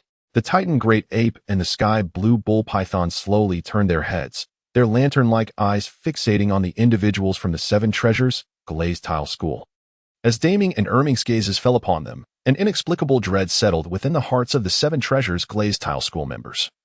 Akin to being scrutinized by 2 primordial behemoths, the Titan Great Ape and the Sky Blue Bull Python, in their true forms, towered like mountains, exuding a pressure far more formidable than that emanating from Beiming. Qinshin's expression shifted momentarily, and he took a decisive step forward, positioning his frail body in front of Ning Fengji. Master, please be cautious. If a conflict ensues, I may be unable to protect you. Despite Qinshin's outward calm, he was anything but composed. Merely contending with Beiming was already a formidable challenge. The presence of 200,000-year soul beasts only compounded his anxiety. Ning Fengji froze for a moment upon hearing this. He realized he must take action to avert this impending conflict, for if it escalated, the 7 treasures glazed tile school would undoubtedly be the losers. Beiming, what are your intentions? Did we not agree that you would assist me in ascending to the 9 treasures, and in turn, I would acknowledge you as my son-in-law? Under the intense gaze of the soul beasts, Ning Fengji felt a surge of urgency. This was no longer a matter of whether he wished to accept this son-in-law. It was a question of whether he could survive this encounter on Beast God Mountain. I have no ulterior motives. Please, remain calm. I am Ning Rongrong's husband. As long as you do not defy me, I will not harm you, Beiming replied calmly. As his words lingered in the air, the tension hung palpably. Beiming distinctly sensed a profound relaxation as he held Ning Rongrong's hand. It appeared that Ning Rongrong held the 7 treasure glazed tile sect in high regard. Were he to take action against the sect, the young lady would undoubtedly disapprove. However, Beiming has no intention of taking action against the 7 treasures glazed tile school. After all, Sword Douluo and Bone Douluo are both formidable super Douluos. It would indeed be a pity to eliminate them so easily. Wouldn't it be more advantageous for them to guard the ice and fire Yin Yang Eye? Despite being a soul beast, he harbors no desire for senseless slaughter. Otherwise, he would not have rescued Dugu Yin in the first place. Is that truly the case? Ning Fengji asked incredulously. Indeed, it is true. When have I ever stated my intention to harm you? It appears that you have misconstrued my words, Beiming responded with a smile. Upon hearing this, Ning Fengji, Chen Xin, and Gu Rong all exhaled in relief. As long as this human-faced demon spider refrains from making a move, everything is negotiable. After all, they felt no assurance in the presence of these 300,000-year soul beasts. That is reassuring, regardless of whether you assist me in ascending to the 9 treasures. I have already acknowledged you as my son-in-law, Ning Fengji suddenly declared after a brief silence. Then it is settled. Since you recognize me as your son-in-law, we are now family. I invite you to visit my dwelling. I wonder what your thoughts are on this. Beiming chuckled softly. Since you are relatives of my beloved, I must certainly extend an invitation for you to visit. Otherwise, would it not reflect poorly on me as your son-in-law for being an inadequate host? This, I believe, is unnecessary. Ning Fengji lifted his gaze and beheld the beast god mountain, which was densely populated with soul beasts. Even the sunlight filtering from above was obscured by the myriad of flying soul beasts. The cavern of the North Abyss is indeed a treacherous lair. Can one truly enter and emerge unscathed? Ning Fengji harbored considerable doubts. Currently at a disadvantage, he preferred to avoid the North Abyss if possible. Otherwise, should any unforeseen calamity arise, it would be akin to calling upon the heavens for aid without response. That simply could not be allowed. After all, I am your son-in-law. Since you have ventured into my domain, it would be improper not to partake in a few cups of water, lest others accuse me of inadequate hospitality. Moreover, Rong would surely hold me accountable. With a sardonic smile, Beiming responded, now that you are here, it is best that you do not leave. Assist me in guarding the ice and fire duality. Reluctantly, Ning Fengji nodded. If there are no objections, then Rong, please lead the way. We must ensure our esteemed guest is well taken care of, my father-in-law, I mean. Beiming chuckled softly and released Ning Rong's hand. Ning Rong nodded slightly, gazing at Beiming with gratitude before stepping ahead to guide her father. Along the way, Ning Fengji, Chen Xian, and Gu Rong felt increasingly apprehensive. As they neared the North Abyss's entrance, they were astonished to discover a greater number of high-level spirit beasts than they had anticipated. Spirit beasts of 50,000 years, 60,000 years, 70,000 years of cultivation. These formidable creatures became abundantly visible, with the 50,000-year beasts being the most common. Nevertheless, the sheer presence of such beings left them in shock. The Beast God Mountain was undeniably a den of beasts. The sheer number of spirit beasts rivaled that of the outer core circle, though this only referred to the outermost circle, not the inner core where Guyuna and Di Tian resided. As they continued deeper into the cavern, suddenly, Ning Fengji appeared to sense something, halting momentarily, his body frozen in place. What was happening? Bibi? Just moments before, he had inadvertently scanned the surroundings with his mental energy and sensed a captivating woman of great authority confined in the adjacent chamber. This woman bore a striking resemblance to the Pope of the Spirit Hall, Bibi. How could Bibi be here? How could the leader of the world's most terrifying power be captured by spirit beasts? Unthinkable. This was absolutely impossible. He must have misjudged the situation. Shaking his head vigorously, he initially intended to leave but was unable to quell his curiosity and once more extended his mental energy towards the neighboring room. However, this probe brought forth a startling revelation. By the heavens, it was indeed the Pope of the Spirit Hall, Bibi. He beheld a dignified woman, still possessing her allure, clad in a tattered papal robe as though violently torn apart. Like Douluo, Bibidong's powers were sealed, and she was bound by specialized iron chains, resembling a mere slave. Upon grasping the gravity of Bibidong's plight, Ning Fengji trembled violently. What in the world? Who could explain why Bibidong was here? Why was the Pope of the Spirit Hall imprisoned like a servant in this dark chamber? Was I mad, or was this world gone mad? Or was it this human-faced demon spider that had lost its sanity? When Ning Fengji detected Bibidong with his mental energy, she, in turn, became aware of him. As a wielder of twin martial souls, her mental prowess surpassed that of her peers. Even with her cultivation sealed by Beiming, her mental capabilities were not entirely restrained. She could still project her consciousness within a certain range. Upon perceiving the 7 Treasure Glazed Tile School members, her gaze ignited with hope. These are the people of the 7 Treasure Glazed Tile School? Ning Fengji, Jian Douluo, Gu Douluo. Upon spotting the 2 super Douluos, her eyes sparkled with anticipation. If Jian Douluo and Gu Douluo were to collaborate, they could certainly vanquish Beiming, perhaps even eliminate him altogether. Bibidong recognized this as a rare opportunity. She did not seek the death of Beiming. She simply yearned for the chance to escape. In her harrowing days within the Beast God Mountain, Bibidong endured relentless torment. Fearful that Beiming might suddenly lose control, shattering the protective barrier of the Rakshasa god's consciousness and subjecting her to unspeakable horrors. She could barely fathom the nightmare of conceiving a child with Beiming. As a dignified Pope of the Spirit Hall, the thought of bearing offspring for a transformed human-faced demon spider was utterly terrifying. Whether others could accept such a fate was irrelevant. She certainly could not. Bibidong longed for escape, yearning to flee at every moment. Yet, her powers were shackled, rendering her helpless. Days felt like years in her dim confinement. She understood that the energy of the Rakshasa god's consciousness was finite and could not protect her indefinitely. If she could not escape the Beast God Mountain, her fate was sealed. She would bear Beiming's child. Just as despair threatened to engulf her, the appearance of the 7 Treasure glazed tile school members reignited her hope. With 2 super Douluos among them, all she needed was their assistance to secure her freedom. Bibi Dong, like a drowning person grasping for a final lifeline, anxiously sent a mental message to Ning Fengxi. Master Ning, I am Bibi Dong, the Pope of the Spirit Hall. I implore your assistance. If you can help me escape from this place, upon my return to the Spirit Hall, I will reward you handsomely. I shall fulfill any promise within my power. This promise was not made lightly. It represented her utmost limits. This was undoubtedly the most desperate moment for the Pope of the Spirit Hall, reflecting her dire straits. Upon receiving Bibi Dong's message, Ning Fengxi was momentarily paralyzed, a wave of fear surging from the depths of his heart. You are calling out to me? Do you not wish for my demise? I shall never betray my son-in-law.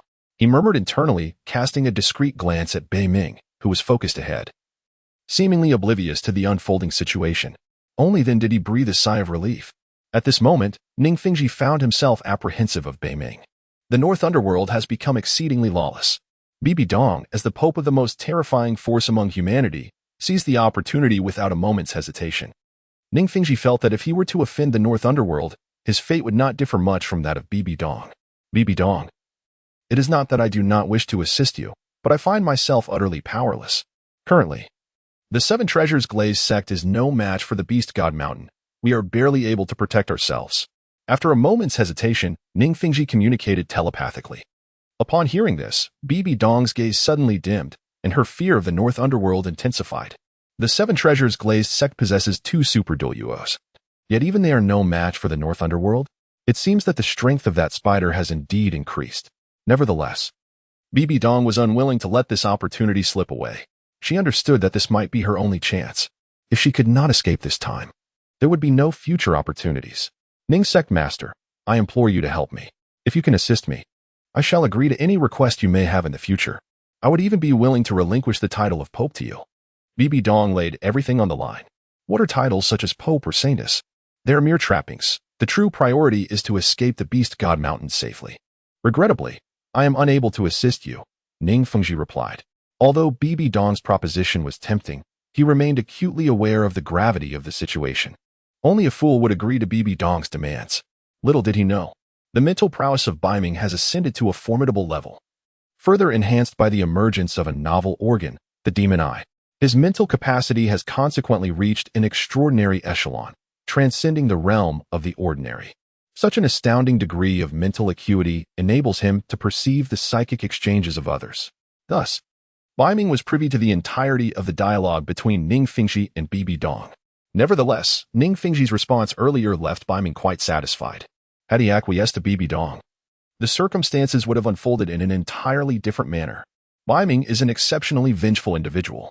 If Ning Fengxi were to betray him, the consequences would undoubtedly be dire. Indeed, the recent performance of my father-in-law was barely satisfactory. Beiming cast a scrutinizing gaze upon Ning Fengxi, a smile gracing his lips that was neither wholly joyful nor entirely mocking, his eyes glinting with mischief. Upon hearing Beiming's words, Ning Fengxi's expression soured dramatically.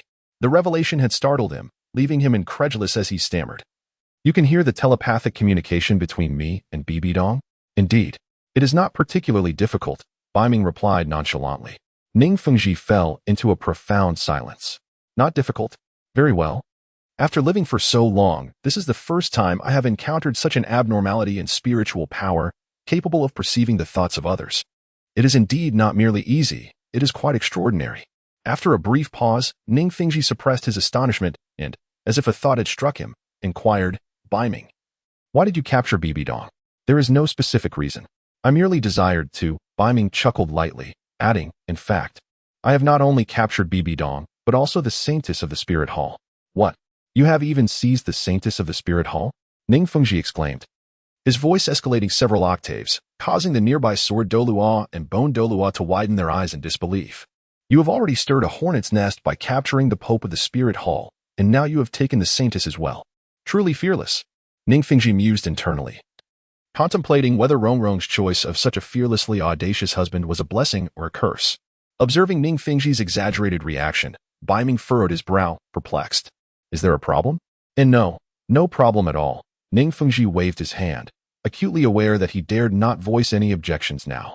However, if you were to provoke any calamity in the future, would it implicate Rongrong? Since you have no objections, please wait for me here. After Beiming finished speaking, he turned and walked towards the secret chamber where Bibi Dong was located. The very thought that Bibi Dong might attempt to flee was truly exhilarating. Everywhere one looked, Bibi Dong's complexion had grown considerably haggard. Her face no longer bore the previous radiance. Yet, the defiant aura of the Pope remained intact. Her hands and feet were bound by specially crafted chains, her figure was alluring, and her temperament was fiercely spirited. Beiming let out a dry chuckle, lowering his gaze to Bibi Dong, revealing a playful smile. You dare to flee? Do you truly believe I lack the means to bequeath you with countless offspring? Your Rakshasa divine consciousness cannot shield you for long. You deluded pervert, I assure you that you shall never possess me. Bibi Dong, filled with trepidation, instinctively took a step back, dragging the chains attached to her hands and feet, which clanked ominously with her movement. Heh, woman, you had best pray that I do not shatter your Rakshasa divine consciousness just yet, for I will ensure you regret it. Moreover, have you considered this? While you are protected by your divine consciousness, the saneness of the spirit hall is not. Should you refuse me, I might very well seek out Hulaina first. Beiming gazed at the woman before him with a mocking expression. You vile pervert, do not touch Hulaina. Bibi Dong's countenance suddenly shifted. Hulaina was her disciple. If she were to lose her purity due to Bibi Dong's actions, it would be a regret she would carry for eternity. If you want me to spare Hulaina, then you must acquiesce to one of my demands, Beiming stated nonchalantly. What demand? Bibi Dong inquired. Beiming's calm voice continued. Rest assured, my request is quite simple. Shortly, I shall have someone deliver a maid's outfit to you. After I conclude my business with the 7 treasure glazed tile sect, I hope you will don it. Otherwise, you know the consequences. As for the matter regarding Xiao Wu's second child, the text appears to present a contradiction. It shall now be unified. Xiao Wu has given birth to her second child. Wu Lin, consistent with the previous chapters. You must not go too far. Bibi Dong exclaimed, her anger palpable, her chest heaving. As the Pope of the Spirit Hall, she stood above all, wielding immense power. Even the kings of the Tiando and Xinglua empires afforded her respect. What do you think you are, you foul spider? To treat me as a maid and demand that I wear a maid's outfit? You truly do not fear death. Were it not for her current state as a captive, she would have summoned the Spirit Hall's forces to obliterate the Beast God Mountain without hesitation. This was an egregious affront. Bibi Dong was seething. Was this truly a trivial demand? Looking at Bibi Dong's reaction, Beiming smiled, a mocking grin playing on his lips. Just moments ago, you relied on your Rakshasa divine consciousness for protection and remained unperturbed. Why the urgency now? This spider empress is indeed one who goes too far. What will you do about it? A playful smile curled at the corner of Beiming's mouth. Bibi Dong, are you not the Pope of the Spirit Hall? Are you not proud? You seem to disdain all men, save for that useless Yu Xiaojiang. Today, I shall see just how long your pride can endure. Beiming was acutely aware of one fundamental truth. To utterly conquer the heart of a queen, one must trample upon her pride, rendering the exalted fairy devoid of self-respect, and transforming her into an ordinary woman. Only then would Bibi Dong completely submit to him. You pervert. You mustn't allow me to find an opportunity to escape, or I shall surely raise your beast god mountain to the ground.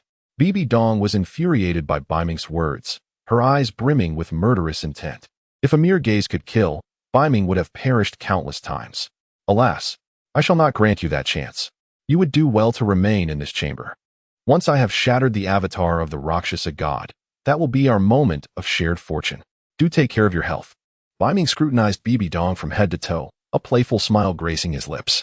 For some inexplicable reason, witnessing Bibi Dong's anxious demeanor instilled within him a sense of conquest. It was this very feeling that led the Pope of the Spirit Hall to gradually prostrate herself before him, becoming his maid. Such bliss. You still dare to dream of shared fortune with me? Abandon that thought at once. Bibi Dong, filled with indignation, retorted defiantly. These matters are not within your purview. Beiming chuckled, pausing momentarily, then pivoting back to the previous topic. You need not say so much to me. I am the sort of person who prefers to board the train first and purchase the ticket later. Regardless of what you say, it is of no consequence. Ultimately, you will belong to me. For now, all I require is for you to tell me whether you are willing to don the maid outfit I provide. I refuse. You shall not have it, Bibi Dong replied, her teeth clenched. Are you certain? Hee. I consider myself quite fair and would never coerce another into anything. If you are unwilling, I shall have no choice but to seek out Hulaina. However, that would only serve to put the sacred maiden of the Spirit Hall at a disadvantage. Beiming said with a teasing smile, his demeanor calm and unperturbed, as if he had already secured his victory over her. Bibi Dong's expression shifted as she absorbed his words. She understood Beiming well. Should she decline, Nana would face dire consequences. What should she do? Abandon Nana? Or acquiesce to the maid role? No. As Nana's teacher, how could she sacrifice her? Thus, she resolved to make the reluctant sacrifice of herself. Everything was for Nana. I have no choice. Bibi Dong murmured to herself before lowering her proud head. I will wear it, but you must promise me that you will not harm Nana. Why would I concern myself with the little girl, especially with such a stunning beauty like you at hand? That little girl possesses such lowly bloodline that she is hardly worth my time, Beiming replied with a smile, his gaze fixed on Bibi Dong with an alluring intensity. He had no intention of indulging Hulaina further. The young girl was simply too weak to withstand his desires. Hulaina was better suited for nurturing. In contrast, he found Bibi Dong far more intriguing. Her ascension to title Douluo and potential to evolve into a Rakshasa god showcased her formidable lineage. Setting lineage aside, her title Douluo-level physique could endure his torment, which delighted him even more. I hope you keep your word. Should you dare to harm Nana, I will do everything in my power to kill you, even if it costs me my life, Bibi Dong declared coldly. Hee, do you truly believe that in your current state, you could kill me, even at the cost of your life? Bibi Dong's eyes narrowed, a surge of anger igniting within her.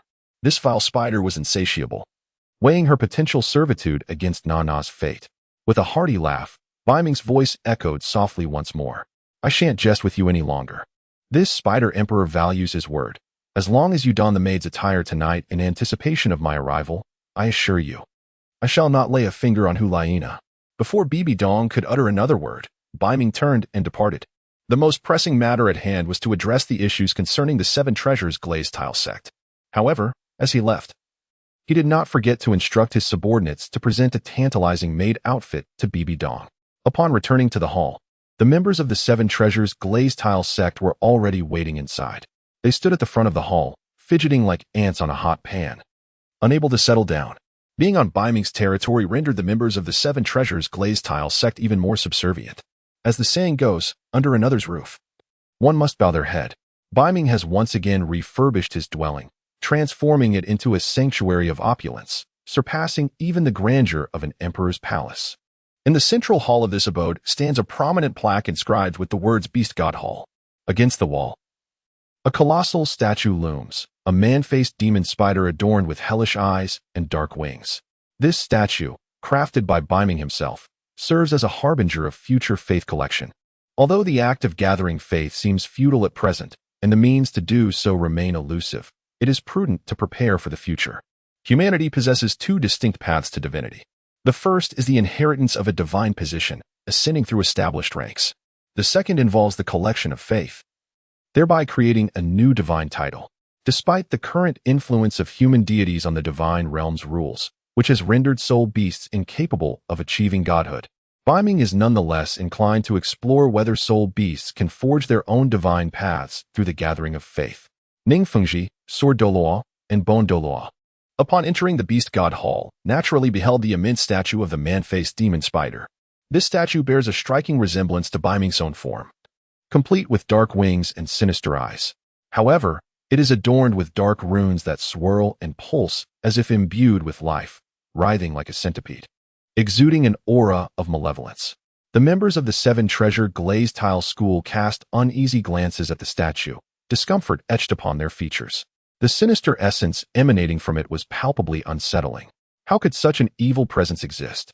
Moreover, had this man-faced demon spider truly attained sentience to construct its own statue? The more Ning Fengji and his companions learned about Beiming, the more trepidation they felt. He resembled an unfathomable abyss, shrouded in mystery. Furthermore, they made a peculiar observation. Since their arrival at the Beast God Hall, the flow of their soul power had accelerated, effectively enhancing their cultivation speed. This revelation sent shivers down their spines.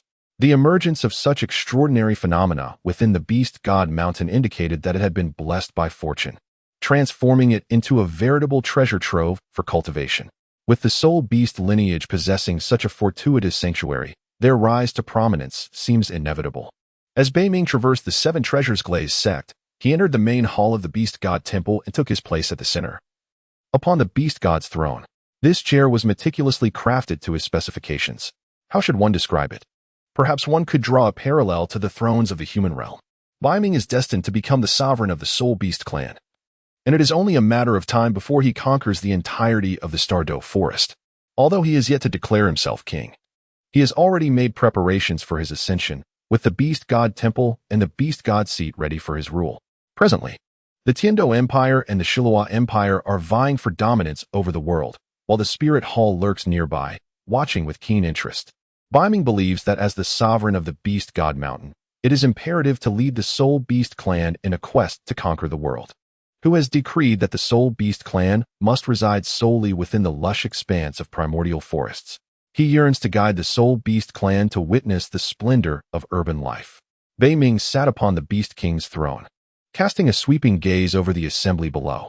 His eyes soon fell upon the trio from the Seven Treasures glazed sect, who stood anxiously at the center of the grand hall.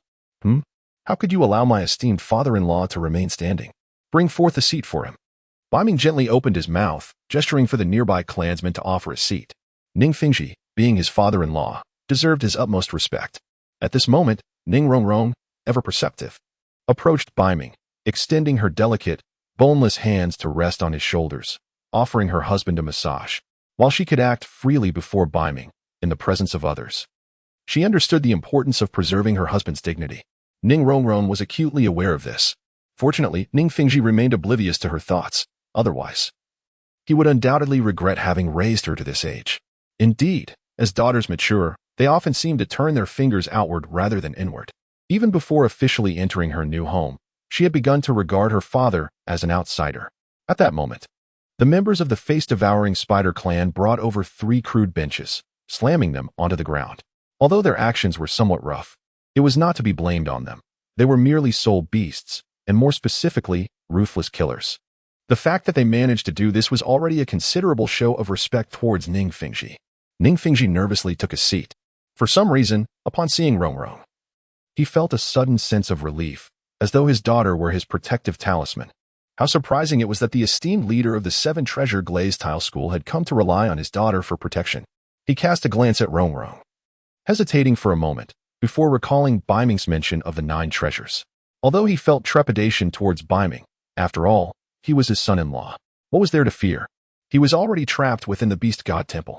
Could circumstances become any more dire? Most importantly, Ning Fingji could hardly resist the allure of the 9 treasures.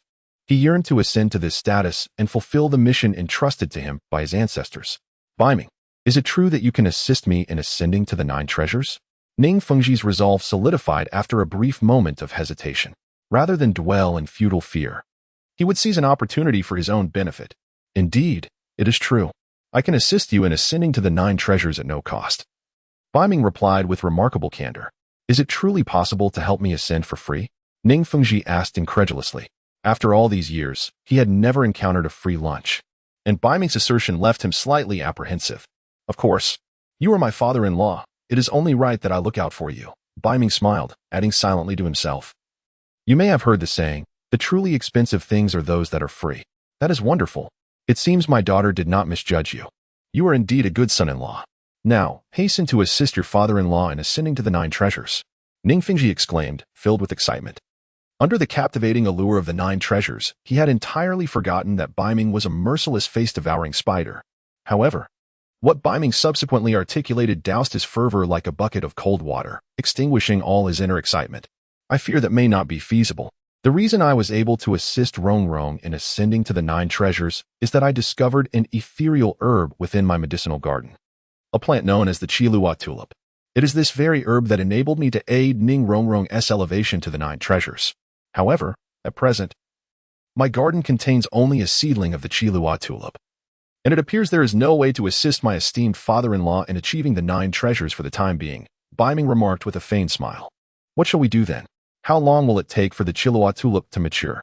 Ning Fengji inquired anxiously. At least 5 more years, Beiming chuckled softly. 5 years? That seems rather protracted, Ning Fengji mused, furrowing his brow. Beiming, time has indeed passed rather slowly. However, esteemed father-in-law, given that you have awaited the ascension to the 9 treasures for so long, do 5 additional years truly matter? Ning Fengji, that is a valid point. As Ning Fengji fell into contemplation, Beiming's calm voice resonated once more. Esteemed father-in-law, I have a modest request. Ningfengxi, please, go ahead. Did I not mention earlier that my medicinal garden houses seedlings of the Qi Luo tulip? Unfortunately, as my garden lies within the Sunset Forest, which is currently outside the jurisdiction of the Beast God Mountain, I find myself without kin to safeguard it. Thus, I may not be able to protect the Qi Luo tulips adequately. Therefore, might you be willing to assist in guarding my medicinal garden? Consider this a form of compensation for my assistance in your ascent to the 9 treasures. If you safeguard my garden for 5 years, I shall aid you in your elevation to the 9 treasures. Beiming, with a twinge of conscience, spoke. In truth, he still possessed 2 exquisite Qi Luo tulips. However, he felt no obligation to offer them to Ningfengxi. If you wish to ascend to the rank of 9 treasures, you must first assist me in safeguarding the ice-fire duality I for 5 years. As for what transpires after those 5 years, Beiming anticipated that 5 years hence, the Sunset Forest would have already been incorporated into the territory of the Beast God Mountain. Upon hearing this, Ningfengxi's countenance immediately shifted, turning the color of pig liver. You wish for me to guard the medicinal garden for 5 years? For free? Indeed, it is free. Yet, what I shall relinquish is far more valuable than any fee. You truly are a dutiful son-in-law. Just moments ago, I sensed something amiss. It turns out you were merely awaiting my response. It seems I have no choice but to acquiesce. 77. With Zhuo Wudong on the left and Wu Lin on the right, Tang San in vibrant green. Very well. I shall agree to your request, Ningfengxi reluctantly declared. He knew Beiming well. Despite Beiming's current amiability, should he defy him, the latter would undoubtedly turn hostile without hesitation. Actually, you need not agree. Beiming chuckled, a teasing glint in his eyes as he observed Ningfengxi. Could I refuse? Of course, you can. I am a fair man and will certainly provide you with an equitable choice. I find your words hard to believe. Ningfengxi smacked his lips. While you have indeed offered me a fair choice, who in their right mind would dare refuse? I wish to live to see the sun rise tomorrow. I choose to agree to help you safeguard the medicinal garden for 5 years, hoping that when the time comes, you will not go back on your word and assist me in ascending to the 9 treasures. Ningfengxi sighed in resignation. Thus, he found himself sold by Beiming. The prospect of advancing to the 9 treasures after 5 years offered him a glimmer of hope. Otherwise, he would certainly refuse to toil without recompense. Dear father-in-law, you have made a wise choice. As the saying goes, those who recognize the times and their duties are truly remarkable. Your earlier performance has already earned the friendship of the Beast God Mountain. Should the 7 treasure glazed tile school face peril in the future, the Beast God Mountain can offer assistance. Let us not go that far. The 7 treasure glazed tile school has yet to fall to the extent of needing the protection of a soul beast. Simply ensure the safety of Rongrong. Ningfengxi waved dismissively, somewhat unconcerned. Unbeknownst to him, it was precisely Beiming's promise that would save the 7 treasure glazed tile school from a catastrophe of annihilation. Thus concluded the matter concerning the 7 treasure glazed tile school. Initially, when Ningfengxi ascended with 2 super Douluos, Beiming was inwardly alarmed. Fortunately, the outcome proved to be rather satisfactory. Beiming successfully resolved the crisis at Beast God Mountain and located the 2 formidable Douluos to guard the Eye of Ice and Fire. Meanwhile, under the persuasion of Xiao Wu, the Titan Giant Ape and the Sky Blue Bull Python also chose to remain at Beast God Mountain. However, the decision of Deming and Erming to stay was not solely influenced by Xiao Wu. Beyond her allure, it was Beiming's promise that played a more significant role. Beiming promised that as long as they remained on Beast God Mountain, he would assist them in acquiring 2 transformation pills, enabling them to live in human form. This prospect was an irresistible temptation for the Titan Great Ape and the Sky Blue Bull Python. Furthermore, as soul beasts with a lineage spanning 100,000 years, they were inherently sensitive to the concept of fortune. They could perceive the soaring aura of luck emanating from Beast God Mountain, where nearly all the fortune of the soul beast clan converged. They understood the implications of this. It signified the imminent birth of a beast king on the mountain. Driven by various motivations, the Titan Great Ape and the Sky Blue Bull Python chose to remain on Beast God Mountain. However, Beiming granted them considerable power, appointing Daming and Erming as guest elders of the mountain. Their duties were minimal, merely overseeing the entrance to Beast God Mountain. With the addition of the Titan Great Ape and the Sky Blue Bull Python, the strength of Beast God Mountain surged dramatically, rendering it a formidable stronghold within the Stardow Forest. 3 soul beasts of 100,000 years now resided atop Beast God Mountain. Aside from the truly core circle of ferocious beasts, they could essentially traverse the Star-Do forest with impunity, with the unification of the forest within reach. After addressing all these matters, Beiming hurriedly returned to Xiao Wu's room. It has been some time since Xiao Wu gave birth to their second child, and her body has nearly recovered. Should the prospect of a third child be considered now? Kiki. Beiming was somewhat impatient. After half a year without the love of Xiao Wu, he found himself increasingly nostalgic. Husband. I thought you would seek out other sisters today? Xiao Wu, blushing and embracing Beiming, spoke in a sweet, delicate voice. How could that be? I would certainly come to find my dear Xiao Wu first. Beiming replied with a charming smile, his gaze fixed on Xiao Wu without a hint of shame for his possessive stare.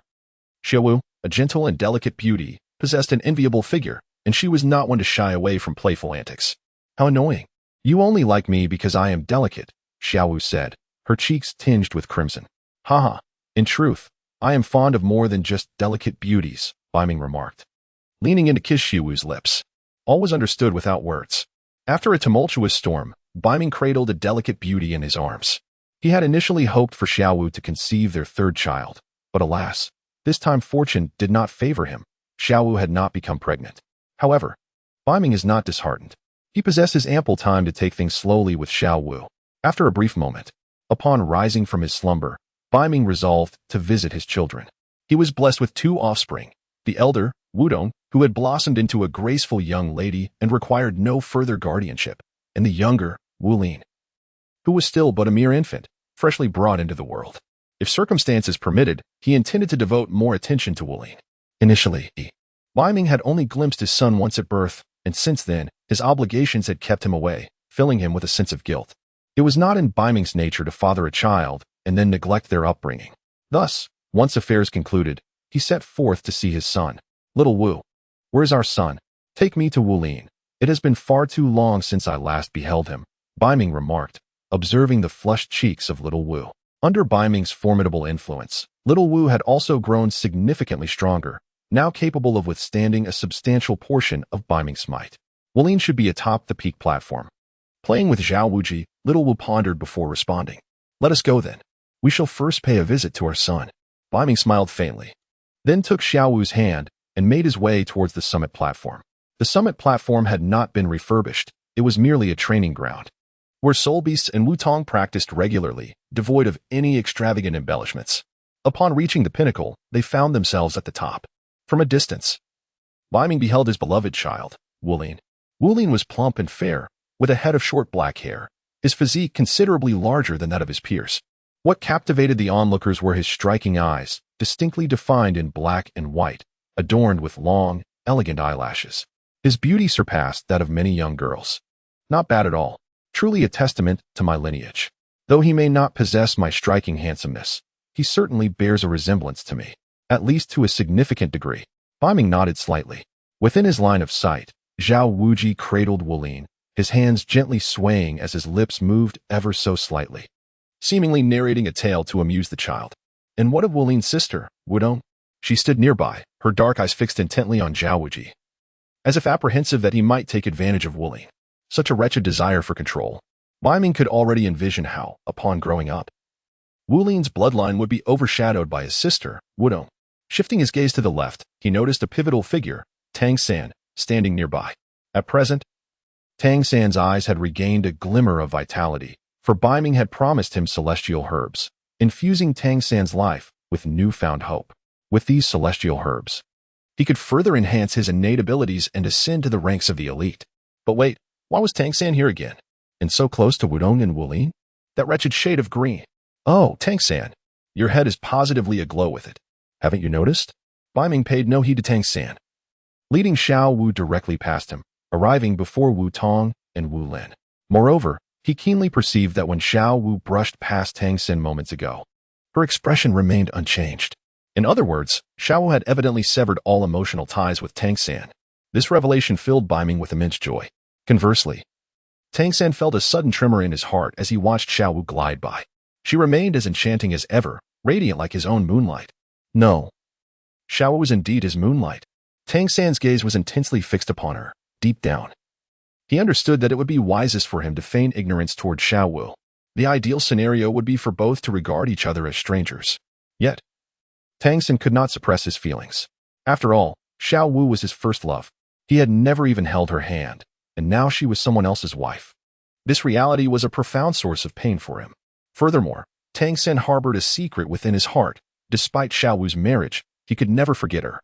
In his mind, she had been obtained by Beiming through despicable means. If only he could escape Beiming's clutches and unveil his true nature. He believed there might be a way to bring Xiao Wu back to his side. Xiao Wu, Tang San whispered her name. Unable to resist the longing that surged within him. How he wished for her to call him Sangu once more, a simple desire that did not ask for much. Yet, Xiao Wu disregarded him entirely, treating him like an invisible presence as she passed by. She was as distant as a complete stranger. Tang San felt a sharp pang in his heart, as if it were shattering. Upon hearing Tang San's voice, Beiming felt a surge of pride within, followed by a knowing glance directed at Tang San. Ah, Tang San, you understand, don't you? Your beloved Xiao Wu is already mine. And we have even welcomed our children, Wu Tong and Wu Lin, into this world. Alas, the true father of the children is not you.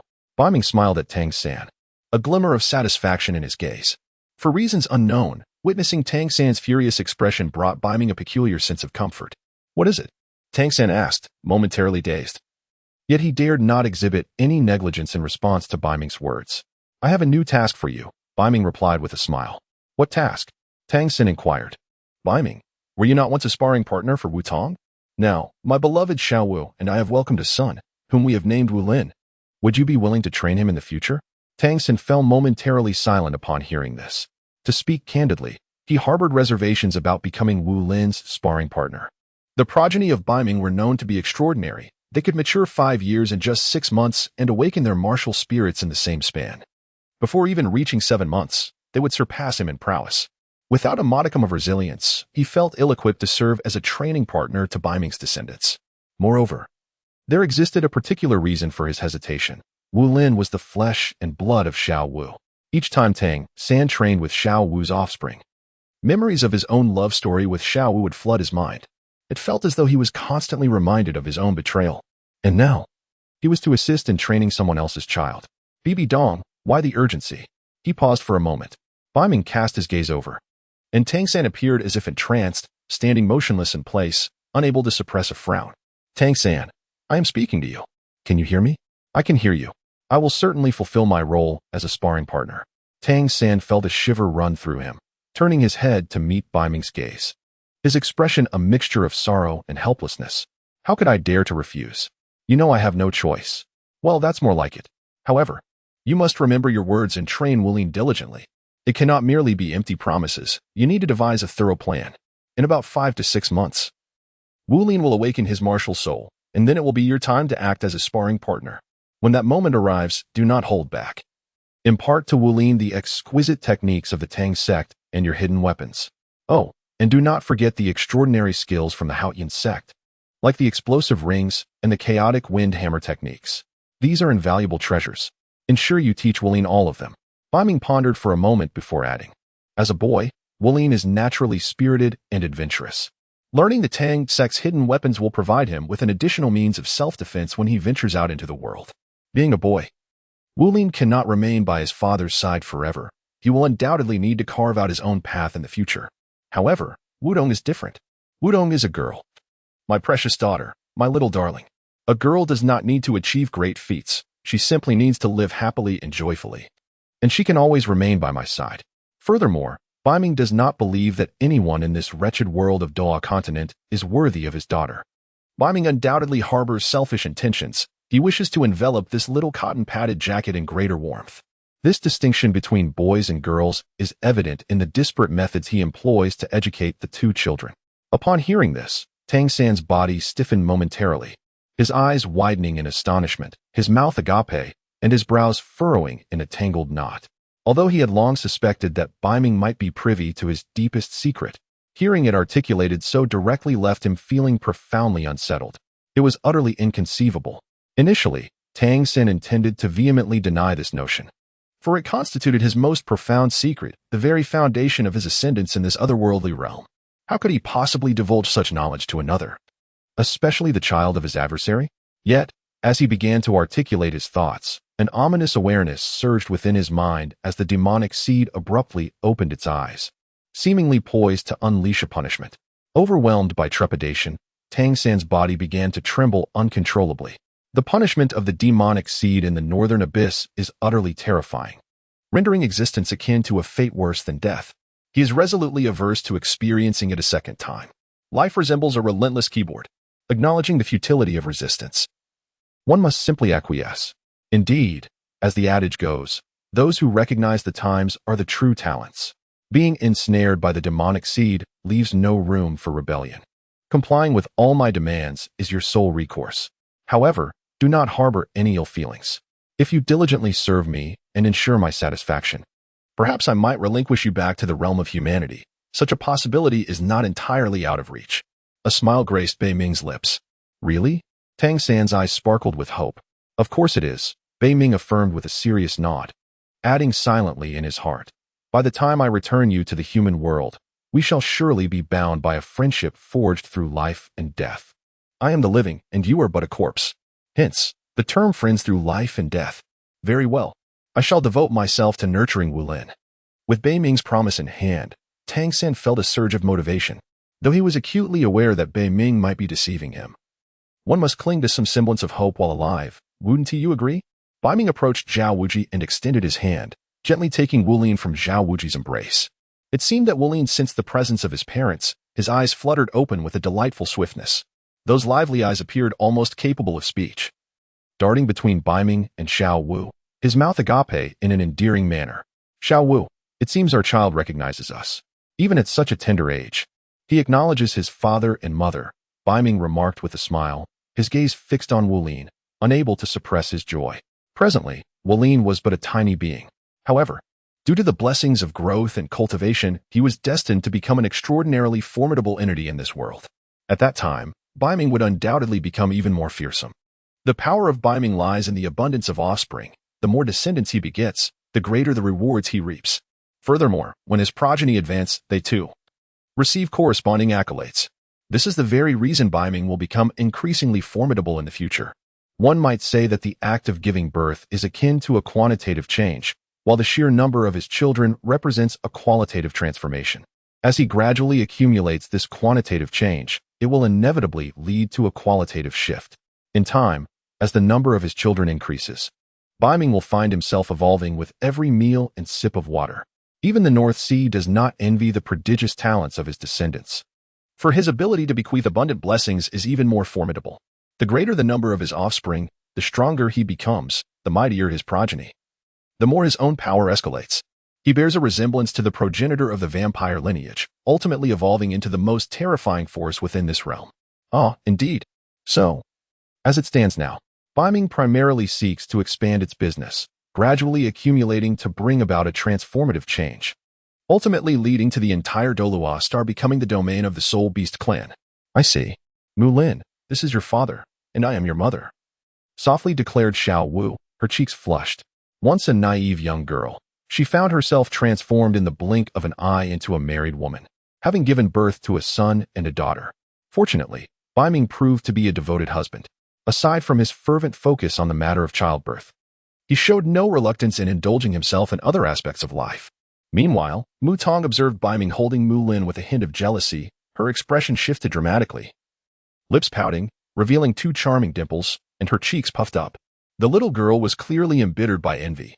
She promptly stood up, approached her father, and assertively nudged Mu Lin aside, claiming his spot in Beiming's warm embrace. Papa, I want a hug, Mu Tong declared, her face aglow, playfully asserting her dominance over her younger brother without a hint of hesitation. Beiming smacked his lips, unable to resist the urge to gently caress Wudong's nose, revealing a faint smile. As a father, he could easily discern the little schemes in Wudong's heart. It was nothing more than a desire to vie for affection with Wu Lin. Wudong, Wu Lin is your younger brother. As the elder sister, are you truly so envious over this? Wudong pouted defiantly. I don't care. I shall be jealous. Father belongs solely to Wudong. That insufferable little brother cannot take away father's love. I shall not permit it. With that, Wudong pushed Wu Lin away with force, claiming Beiming's embrace all to herself. Haha. Upon hearing this, Beiming felt a stirring within his heart. Indeed, the little girl Wudong was truly deserving of the affection bestowed upon her. Suddenly, Beiming felt a murderous gaze beside him. Turning his head, he discovered it was Xiao Wu. It seems that Xiao Wu's jealousy had indeed been stirred. What a petty individual, even harboring envy over her own daughter's affections. Beiming smiled awkwardly, choosing to disregard Xiao Wu's warning, and shifted his gaze back to Wudong. Wudong, Wulin is also Daddy's child. As the elder sister, can't you share a bit of Daddy's love with your younger brother? No, I cannot, Wudong pouted, speaking earnestly, seemingly a bit annoyed. Beiming fell silent for a moment. Oh, are you really that greedy? Very well. You are indeed a wonderful daughter. Daddy will love you forever. Beiming delved into Wutong's cultivation level with his mental prowess, discovering that she had reached the pinnacle of soul sovereign, or perhaps was on the brink of becoming a soul sect. Such rapid and formidable growth was indeed astonishing. However, it was a fortunate occurrence. When Wutong eventually breaks through to the soul sect, he too would reap a bounty of rewards. Yet, this situation rendered Xiao Wu somewhat aggrieved. As Wutong's mother, she had been surpassed by her daughter in less than a year.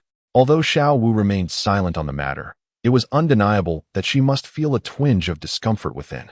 This prompted Beiming to secretly resolve that the next time he received a system reward, regardless of its nature, he would prioritize using it to compensate Xiao Wu, thereby elevating her talents and cultivation level.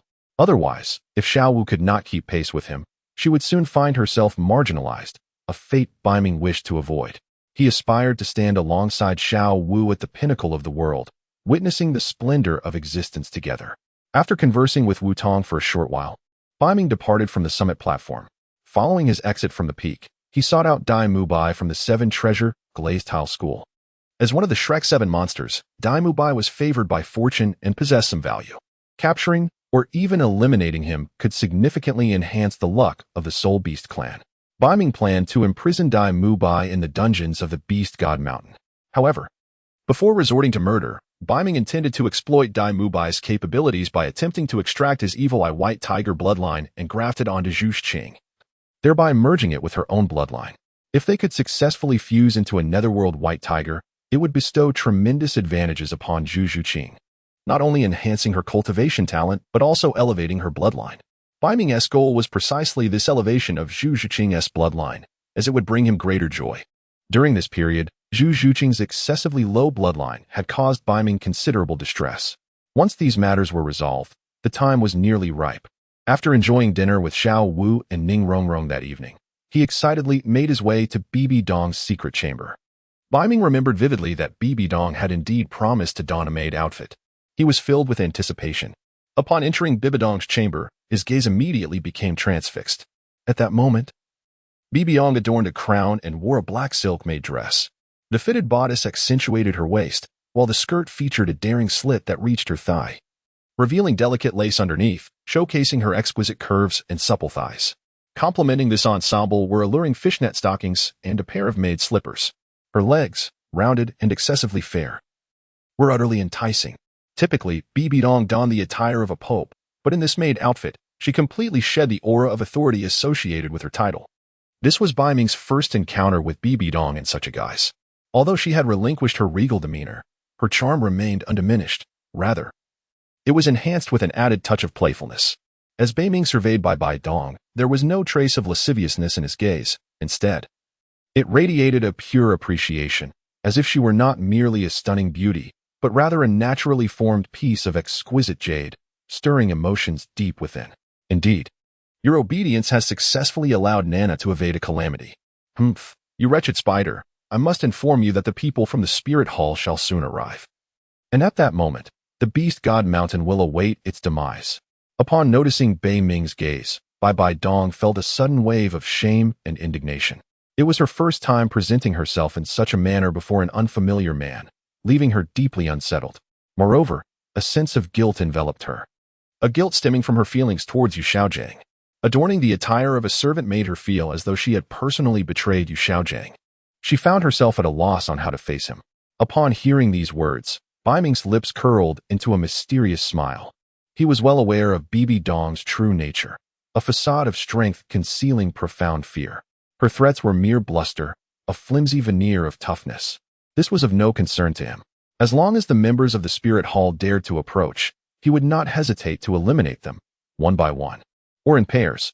Ideally, he wished for Qian Renxue to lead the charge, thereby granting him another consort to add to his collection, which would be quite delightful. Beiming regarded Bibi Dong with a playful glint in his eyes. Qian Rinxue, that angelic figure, possessed an allure that even surpassed Bibi Dong's. Naturally, he harbored intentions towards her. Yet, the fact that Qian Rinxue had never ventured into the Star Doe forest left Beiming at an impasse. Upon hearing his words, Bibi Dong's expression shifted dramatically, her entire being trembling with indignation. This pervert not only thought of himself, but also had his sights set on Qian Rinxue. It was utterly outrageous. You shall not dare to bully little Shui. Although she outwardly regarded Qian Rinxue as an abomination, her heart was undeniably concerned for her. This was evidenced during the Battle of Jialing Pass, where Bibi Dong had shielded Qian Rinxue from a lethal blow. Why the haste? I merely jest. Qian Rinxue would not truly venture into the Star Doe forest. Even if I wished to act upon her, I would be unable to. Beiming's gaze fixated on Bibi Dong, a mischievous smile playing upon his lips. What began as a casual remark from Beiming struck Bibi Dong with a jolt. If Qian Rinxue never entered the Star Doe forest, then she would remain untouched. But what if she did come? Would that not spell disaster? Bibi Dong grasped the underlying implications of Beiming's words, her body shaking with rage as she began to fret for Qian Rinxue's safety. He was a true pervert, devoid of reason, fixated on both her and Qian Rinxue. A law unto himself. I am the Pope of the Spirit Hall, and Qian Rinxue is its princess. Do you vile spider, intend to ensnare all the women of the Spirit Hall? Bibi Dong was acutely aware of an undeniable truth. On the Douluo Continent, spirit masters were revered, and to cultivate, they must hunt spirit beasts to obtain spirit rings. This was an immutable law of nature. The Star Doe forest stood as the largest habitat for spirit beasts, a prime hunting ground for formidable humans. All mid-level spirit masters inevitably considered the Star Doe forest for their hunts, and Qian Rinxue was no exception. When she sought to advance in rank, she too would prioritize the Star Doe forest for her endeavors. This presented a grave predicament. In essence, Qian Rinxue would sooner or later fall into Beiming's clutches. How can you be so shameless? The very thought sent a chill through Bibi Dong. Beiming was a master of manipulation, expertly exploiting human frailties. She found herself utterly ill-equipped to counter his advances, though she was originally a ruthless pope. In the face of his presence, she felt as vulnerable as a child, relegated to a position of submission. Why should I not? As the Lord of the Beast God Mountain, the Star Doe forest is nearly mine. When your human spirit masters tread upon my territory, should they not pay a price?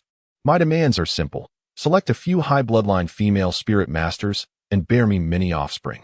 As long as they do not provoke me, I will leave them be. Qian Rinxue's martial soul is the six-winged angel, destined to inherit the essence of the angel god. She is indeed the perfect candidate. Thus, you had best pray that Qian Rinxue never sets foot in the Star Doe forest. Otherwise, she shall inevitably become mine. Northern Darkness smiled playfully. For reasons unknown. Witnessing the furious expression of Bibi Dong brought him a sense of inner satisfaction. To others, Bibi Dong appeared as an exalted queen, yet before him, she was merely a docile maid. Stamping her feet in frustration. This was undeniably delightful and immensely fulfilling. The only regret was that Bibi Dong was protected by the divine essence of the Rakshasa god. Otherwise, the situation would have been even more entertaining. You are truly domineering. A veritable pervert. Should you dare to bully Qian Rinxue, I curse you to one day be struck down by lightning, Bibi Dong coldly declared. Lightning? Thunder? Electric energy? If you insist on framing it this way, I cannot help but feel exhilarated. In the depths of his memory, Beiming faintly recalled that during the last thunder calamity, he had devoured several bolts of lightnings, which had astonishingly elevated his cultivation by 50 millennia. Such an opportunity was truly a gift. Come forth. I am in dire need of a few more bolts of lightning. Hasten to strike me down so that I may consume them and further enhance my abilities. Beiming moved his lips, a glimmer of greed flashing across his gaze. Thus, he was not at all fearful of being struck by lightning. Rather, he harbored a subtle anticipation. Dong, momentarily speechless, suddenly recalled that this wretched spider before her exhibited no fear of lightning whatsoever. Instead, it regarded the thunderbolts as nourishment for its evolution. In the previous encounter, it had even consumed the dark clouds of the thunder calamity. While other soul beasts viewed such calamities as life and death tribulations, for Beiming, these trials were insignificant. He was truly an aberration. Beiming's gaze fell upon Bibi Dong, and he was momentarily entranced for 2 seconds. Her lips, as luscious and vibrant as a ripe peach, radiated a charm akin to that of a crystal orb, resembling a delicate masterpiece. One could not help but be tempted to steal a kiss. Moreover, clad in a maid's attire, Bibi Dong exuded an inherently alluring aura. In the depths of his heart, Beiming was stirred profoundly. Unable to restrain himself any longer, he lowered his head and pressed against Bibi Dong's nape, kissing her. Get lost. Die, you pervert. Leave me alone. Bibi Dong trembled, a tempest of sorrow and fury swirling within her. This marked the second time Beiming had kissed her. She longed to push him away, yet felt utterly powerless. Her cultivation sealed, leaving her as vulnerable as a fish on a chopping board, at the mercy of another. Just as Beiming was about to continue, the troublesome presence reemerged. The Rakshasa deity's divine thought summoned a glowing circle that enveloped Bibi Dong, encasing her as if in armor. In an instant, it repelled Beiming. Upon witnessing the Rakshasa deity's protective intervention, a wave of relief washed over Bibi Dong. She was fortunate to have the Rakshasa deity's support. Otherwise, her life would have been irrevocably ruined. Bibi Dong gasped for breath, her cheeks flushed. The earlier scene with Beiming lingered in her mind, haunting her. She was filled with self-loathing, having vowed to remain loyal to Yu Xiaojang. Yet here she was, repeatedly breaking her own defenses against Beiming. What was happening to her? She wondered if Yu Xiaojang would feel betrayed if he knew of her reaction. Surely not. Xiaojang couldn't be that petty. It was merely a kiss, after all. Not a matter of pregnancy. Bibi Dong employed her self-victory method once more. At that moment, Beiming's anger flared. Once again, it was that Rakshasa deity's divine thought, thwarting his every effort. If that were the case, he would not hesitate to destroy her legacy. Now, Bibi Dong had turned into a tortoise shell, idly biding her time, with an abundance of energy surging within her. Thus, with a steely resolve, Beiming made the decisive choice to employ brute force to dispel the shield. According to his conjecture, the energy of the Rakshasa god's consciousness was by no means boundless. By persistently assaulting the shield, he believed that one day he would vanquish the Rakshasa goddess essence. Indeed, with sufficient effort, even an iron rod could be honed into a needle. You deviant. You shall never possess me. With the Rakshasa goddess consciousness safeguarding me, you are utterly powerless against me, Bibi Dong asserted, striving to maintain her composure. Yet within her heart, trepidation brewed, for she could distinctly sense that with the protection of the Rakshasa goddess consciousness, the essence of the Rakshasa within her mind was growing increasingly feeble. Its shadow had become notably more transparent. This, in turn, indirectly indicated that the energy of the Rakshasa goddess consciousness was not limitless. Woman, you are truly naive. Allow me to demonstrate that even with the Rakshasa goddess consciousness shielding you, you are not invincible. A chill enveloped Beiming's heart as a surge of dark energy erupted from within him, coalescing into a massive hand of power. This formidable hand, reminiscent of the Buddha's own, reached out directly towards Bibi Dong. Stripped of her soul power, Bibi Dong found herself utterly incapable of resistance. Thus unfolded the scene. Beiming seized Bibi Dong and made his way outside the cave. The confines of the cave were too cramped, and its structural integrity was insufficient. If a shield were to be shattered within the cave, it would likely lead to a collapse of the entire structure. Thus, Beiming prepared to take Bibi Dong to a desolate mountain range, or perhaps a secluded grove, where he would gradually dismantle her defenses. There, he could take his time to wear her down. He firmly believed that no matter how impregnable the shield, there would inevitably come a day when it would be breached. What do you intend to do? With Beiming gripping her tightly, Bibi Dong suddenly felt an ominous premonition. What am I to do? Naturally, I shall dismantle your defenses. Beiming replied coolly, turning his back as he dragged Bibi Dong outside. As they reached the entrance of the cave, dark wings unfurled, soaring into the sky and vanishing from sight. Meanwhile, Beiming's bold departure did not go unnoticed by the inhabitants of Beast God Mountain. Some regarded the scene with a sense of inevitability, others were taken aback, and many were gripped by fear. The members of the Seven Treasure Glaze Tile sect, who were guests at Beast God Mountain, also witnessed Beiming abducting Bibi Dong. Ning Fingji lifted his gaze, watching Beiming carry Bibi Dong away, momentarily stunned. What is happening? Brother Jin, Uncle Gu, has Beiming once again taken Bibi Dong? Yes, you are not mistaken. We too have just witnessed it, Jian Douluo and Gu Douluo affirmed. Bibi Dong's face was flushed, her expression one of profound indignation, leaving them to wonder if she had suffered some torment. Could it be that he intends to threaten her? Ning Fingji speculated.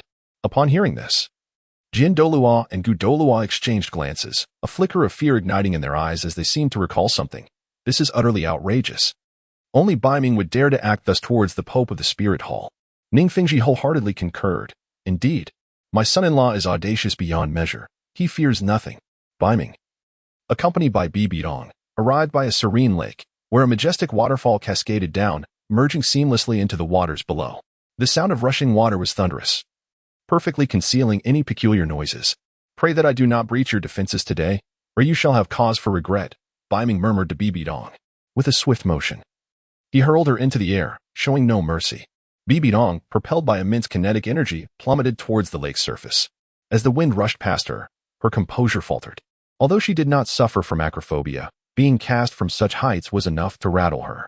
You vile creature, how dare you treat me this way? She exclaimed in terror. No sooner had she uttered those words than she crashed onto the lake's surface with a resounding splash, sending waves surging high into the air. She plunged into the muddy depths below. Fortunately, protected by the divine aura of the Rakshasa, she sustained no harm. Once submerged, buoyed by the water and the protective circle of her divine shield, she began to rise slowly like a balloon. With a sudden splash, Bibi broke the surface, instinctively seeking to flee from Beiming's grasp. However, the next moment revealed Beiming, wielding the beast god's sword, a smirk playing on his lips as he observed her. Why the panic? Do you not possess the protection of the Rakshasa? Why are you so flustered? Beiming teased, his gaze filled with mockery. Bibi, momentarily frozen by his words, felt her pride wrestle with her fear. I advise you to heed this warning. Those who commit wicked deeds shall meet their demise. You have sown too much evil and will face divine retribution, she retorted coldly, no longer attempting to escape, knowing it was futile. And when I shatter your defenses, how shall you respond then? Beiming inquired with a playful smirk. You will not succeed, Bibi shot back defiantly. Very well, continue your bravado, he replied, unfazed. Beiming smiled faintly, and then ceased the pointless banter with the opponent. All that mattered was to shatter the shell of the adversary, rendering her his woman, to bear him children. In that scenario, all stubbornness would prove futile. Rather than mere words, I prefer to demonstrate through tangible actions. The beast god sword strikes down. Beiming drew forth the beast god sword, upon which a terrifying energy began to manifest. With a swift motion of his right hand, the sword struck like a bolt of lightning against Bibidong's tortoiseshell. The outcome was akin to the previous encounter. The sword's assault met the barrier, producing no visible effect, and then vanished. How to describe this sensation? It felt as though it were in another realm entirely. The strike of the beast god sword bore no fruit, or perhaps only a negligible effect. I told you it would be futile, came Bibidong's voice, feigning composure. What do you understand? I am merely testing the shield. Besides, I am well aware of the efficacy of my attacks. There is no need for your reminders, Beiming retorted coldly.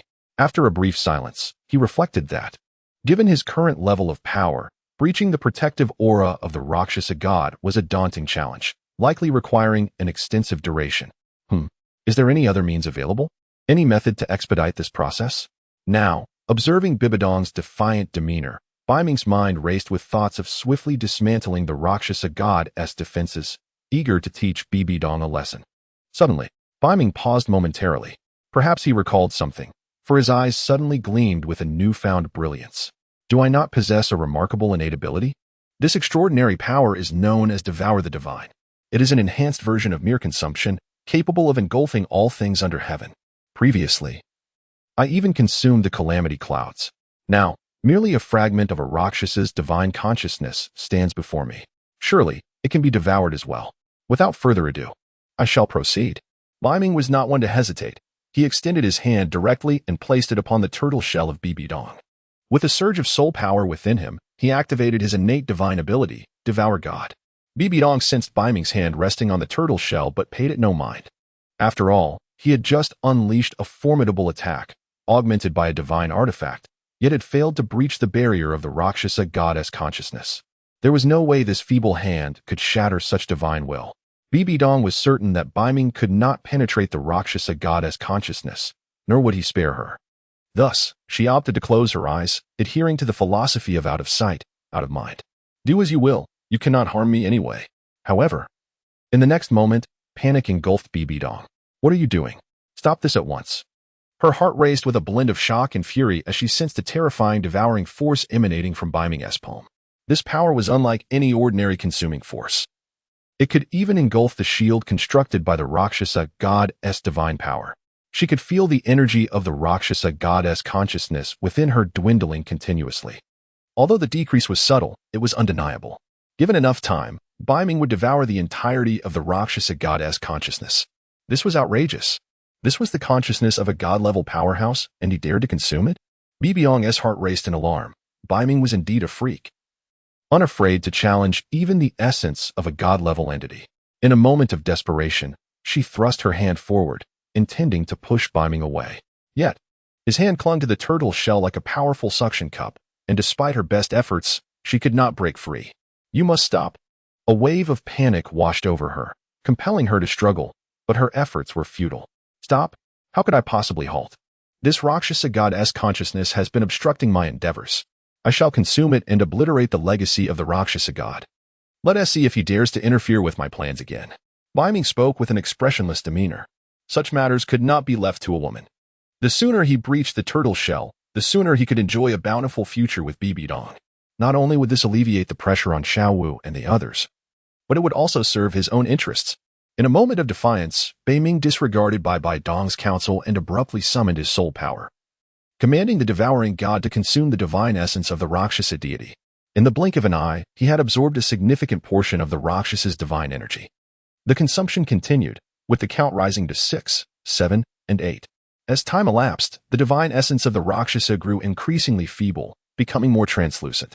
Bai Dong sensed the shift within her being, and her expression shifted dramatically. Alongside embarrassment and panic, an inexplicable dread enveloped her. What if the Rakshasa's divine essence were to be shattered?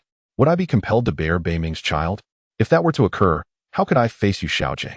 Oh, how I plead. Please, do not let this happen. Perhaps Bai Dong's fervent prayers bore fruit, for, in an unexpected turn, Beiming indeed halted his actions. He stretched languidly and let out a satisfied belch. That shall suffice. I am fully satiated. I will spare you for now. We shall continue this tomorrow. The northern abyss has already feasted to its fill. Any further consumption would yield adverse effects. The divine power absorbed from the Rakshasa within its body pulsates as if it possesses a life of its own, perpetually rebelling. Beiming had no choice but to summon the soul power within him to suppress the situation. Otherwise, he might have been tempted to absorb a little more. Although he yearned to break the Rakshasa god at this very moment, he found himself constrained by circumstances. For now, he could only bide his time until the divine power of the Rakshasa god was depleted. Are you willing to spare me? Bibi paused momentarily, her eyes reflecting a profound disbelief. How could this perverse individual suddenly exhibit such a change of heart? Spare you? How could that be possible? My dear, you are far too naive. Even if I were to spare you, it would only be after you have borne me a multitude of offspring. He chuckled softly, having discovered a means to shatter the impenetrable shell. By utilizing his innate divine ability, the devourer of gods, he could consume relentlessly, thereby breaking through the tortoise's defenses. After a brief assessment, he realized he had absorbed approximately 10 units of the Rakshasa deity's energy, leaving around 90 still to be consumed. At this rate, after 9 more devourings, the essence of the Rakshasa deity would be utterly extinguished. In that moment, he would find himself in a position of unparalleled fortune, surpassing even the likes of Bibi. The queen, once an unattainable vision for others, would soon transform into a vulnerable lamb, yielding to him the opportunity to sire offspring. The mere thought of this filled him with anticipation. A sense of triumph surged within Beiming. You wish for me to spare you? It is not entirely impossible. What would be your terms? He inquired, his tone laced with curiosity, igniting a flicker of hope within Bibi. Bear me 2 children, Beiming replied with a smile. His expression earnest. How utterly perverse. Must you incessantly speak of progeny? Bibi nearly succumbed to despair. Let me make this clear. It will not happen. Ah, my dear woman. Your time for resistance is limited. Once I shatter the divine consciousness of the Rakshasa, you shall find yourself begging for mercy, Beiming remarked, a faint smile playing at the corners of his mouth. Having discerned the method to breach the tortoise shell, he felt an unexpected calmness. Currently, Bibidong's Rakshasa divine consciousness merely served as sustenance for his own evolution. He intended to absorb it several more times. Beiming felt that his cultivation could ascend to a higher level. You are truly absurd. Do not think you can humiliate me. Bibi fumed, her frustration palpable. It is one thing to wish for me to be blessed with many children, but do you truly expect me to kneel and beg for mercy? Is that not a form of indignity? Bibi, being of a certain age, certainly understood Beiming's words. Kneeling in supplication, however, was a different matter entirely. Since you have labeled me as absurd, I must take some action to live up to that title. Upon hearing this, Beiming could not help but reveal a wicked smile. He continued, "In that case, you shall remain by my side as my personal maidservant, providing warmth by my side. Do not even think of refusing. For the consequences of such a rejection are beyond your capacity to bear. In the vast expanse of the northern underworld, one cannot help but admire the exquisite form of Bibi Dong, whose beauty is met with unabashed, lascivious gazes. At present, Bibi Dong serves as a source of vitality, a veritable power bank. Whenever my soul energy dwindles, I simply draw upon her essence. It is indeed fitting for Bibi Dong to assume the role of my devoted handmaiden. In moments of weakness, I find solace in her presence, drawing forth energy anew. Furthermore, once the protective shell is breached, she offers pleasures beyond mere sustenance. Such is the true purpose of this power bank. Moreover, my next scheme involves extracting Ayin, thereby claiming the pure lineage of the Blue-Silver Emperor for myself, ensuring a legacy abundant in progeny and fortune. This endeavor will surely yield a more formidable descendant. In due time, I shall summon the esteemed Pope Bibi Dong of the Spirit Hall to grace the sacred Soul Village, a spectacle that will undoubtedly leave Tang Hao in a state of astonishment. Beiming pondered for a moment before shaking his head once more. It would be prudent for Bibi Dong to change her appearance first, otherwise, if the people from the Spirit Hall discovered her presence in his company, it would undoubtedly lead to complications. Beiming was averse to entanglements of any kind. Upon hearing his words, Bibi Dong's body involuntarily shuddered. She had not anticipated that Beiming would go so far as to insist she don a maid's outfit. Now he expected her to serve as his personal maid? Her initial reaction was one of outright rejection. Yet, upon further contemplation, she realized that refusal was not an option. Whether for the sake of Nana or for Qianrenxue, she found herself unable to decline. Beiming is a person who is utterly unrestrained, possessing audacious courage. If one were to refuse him, he would indeed take action against Nana and Qianrenxue. As Beiming has articulated, the consequences are beyond what one can endure. Contemplating this, Bibi Dong made a decisive resolution. I can agree, but you must never harm Nana or Qianrenxue. You are devoid of negotiation power. You must adhere to my demands. However, if your personal maid fulfills her duties to my satisfaction, I may consider sparing Nana and Qianrenxue. Conversely, should your performance fall short, you will be compelled to compensate with Huli and Qianrenxue. Very well, I accept. I hope you uphold your word and spare Nana and Qianrenxue. Upon hearing this, Bibi Dong nodded in sorrow and indignation. Is it merely serving as a personal maid? It is certainly preferable to being confined in this chamber. If I endure for a moment, it shall pass. Perhaps as a personal maid, I may even find more opportunities to escape. Thus, Bibi Dong reluctantly acquiesced to Beiming's successive demands, unaware that her compliance marked the beginning of her downfall.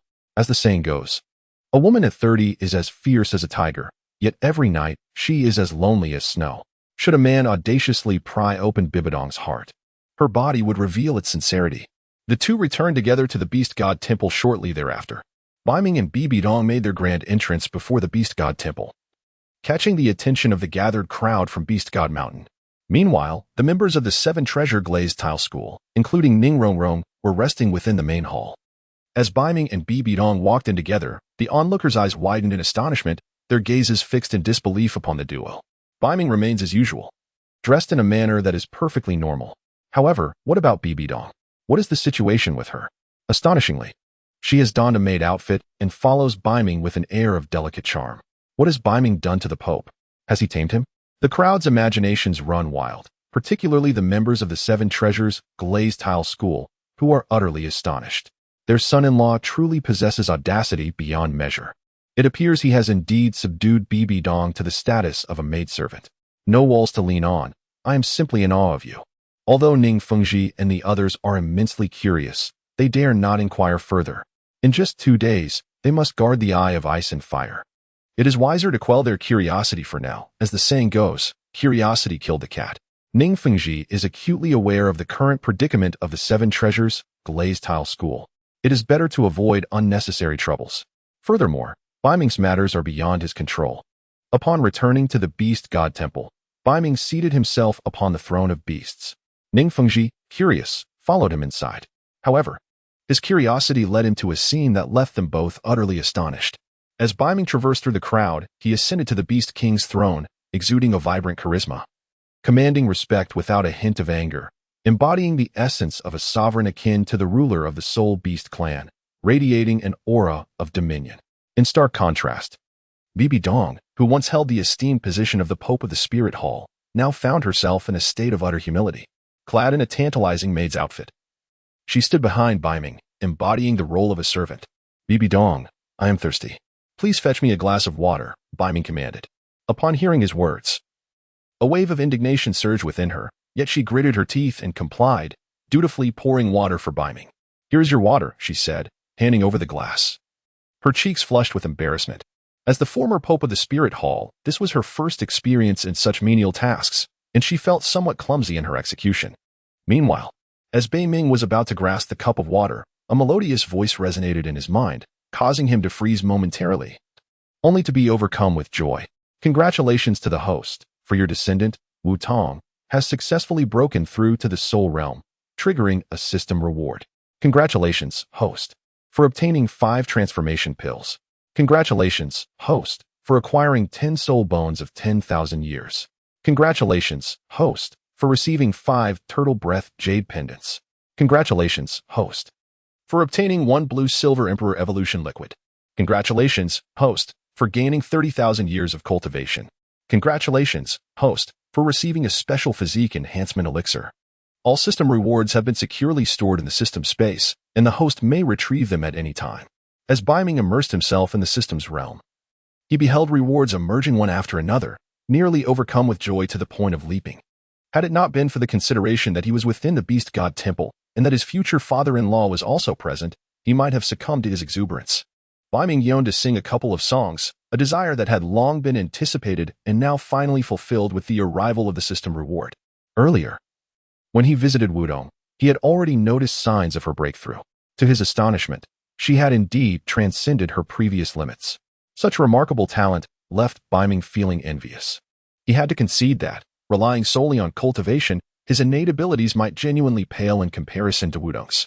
However, should he harness his ability to cultivate numerous offspring, the potential of his progeny would far surpass that of others, rendering him exponentially more formidable. The stronger his descendants, the mightier he would become. Upon reflection, Beiming realized there was nothing worthy of envy. After all, he was the most formidable existence. The ability to grow stronger while reclining was far superior to the arduous toil of cultivation. In comparison to the laborious process of training, Beiming found greater pleasure in simply lying flat. Subsequently, Beiming immersed his consciousness into the system space, gazing upon the rewards displayed on the system panel. The first reward was the transformation pill. The system proved to be remarkably considerate, providing precisely the rewards he desired. It was far superior to those systems that would indiscriminately obliterate one's progress. The multiplicity and prosperity system was indeed the quintessential system for traversers. With the transformation pill in hand, Beiming could fulfill the promises made to the Titan Great Ape and the Azure Bull Python. Once he assisted them in their transformation, their loyalty to the Beast God Mountain would be unwavering. The second reward was a 10,000-year soul bone. As a soul beast, he had no use for soul bones himself. However, these soul bones could be bestowed upon loyal humans of the Beast God Mountain as a means to win their allegiance. For instance, the sword bone Douluo of the 7 treasure glazed tile school, though formidable, would find the 10,000-year soul bones to be a rare treasure. Should Beiming offer these soul bones to them, gratitude would surely flow abundantly. Moreover, it would elevate the standing of the Beast God Mountain. Of course, mere rewards alone would not suffice in the art of governance. One must wield both kindness and authority, offering a stick followed by a sweet date.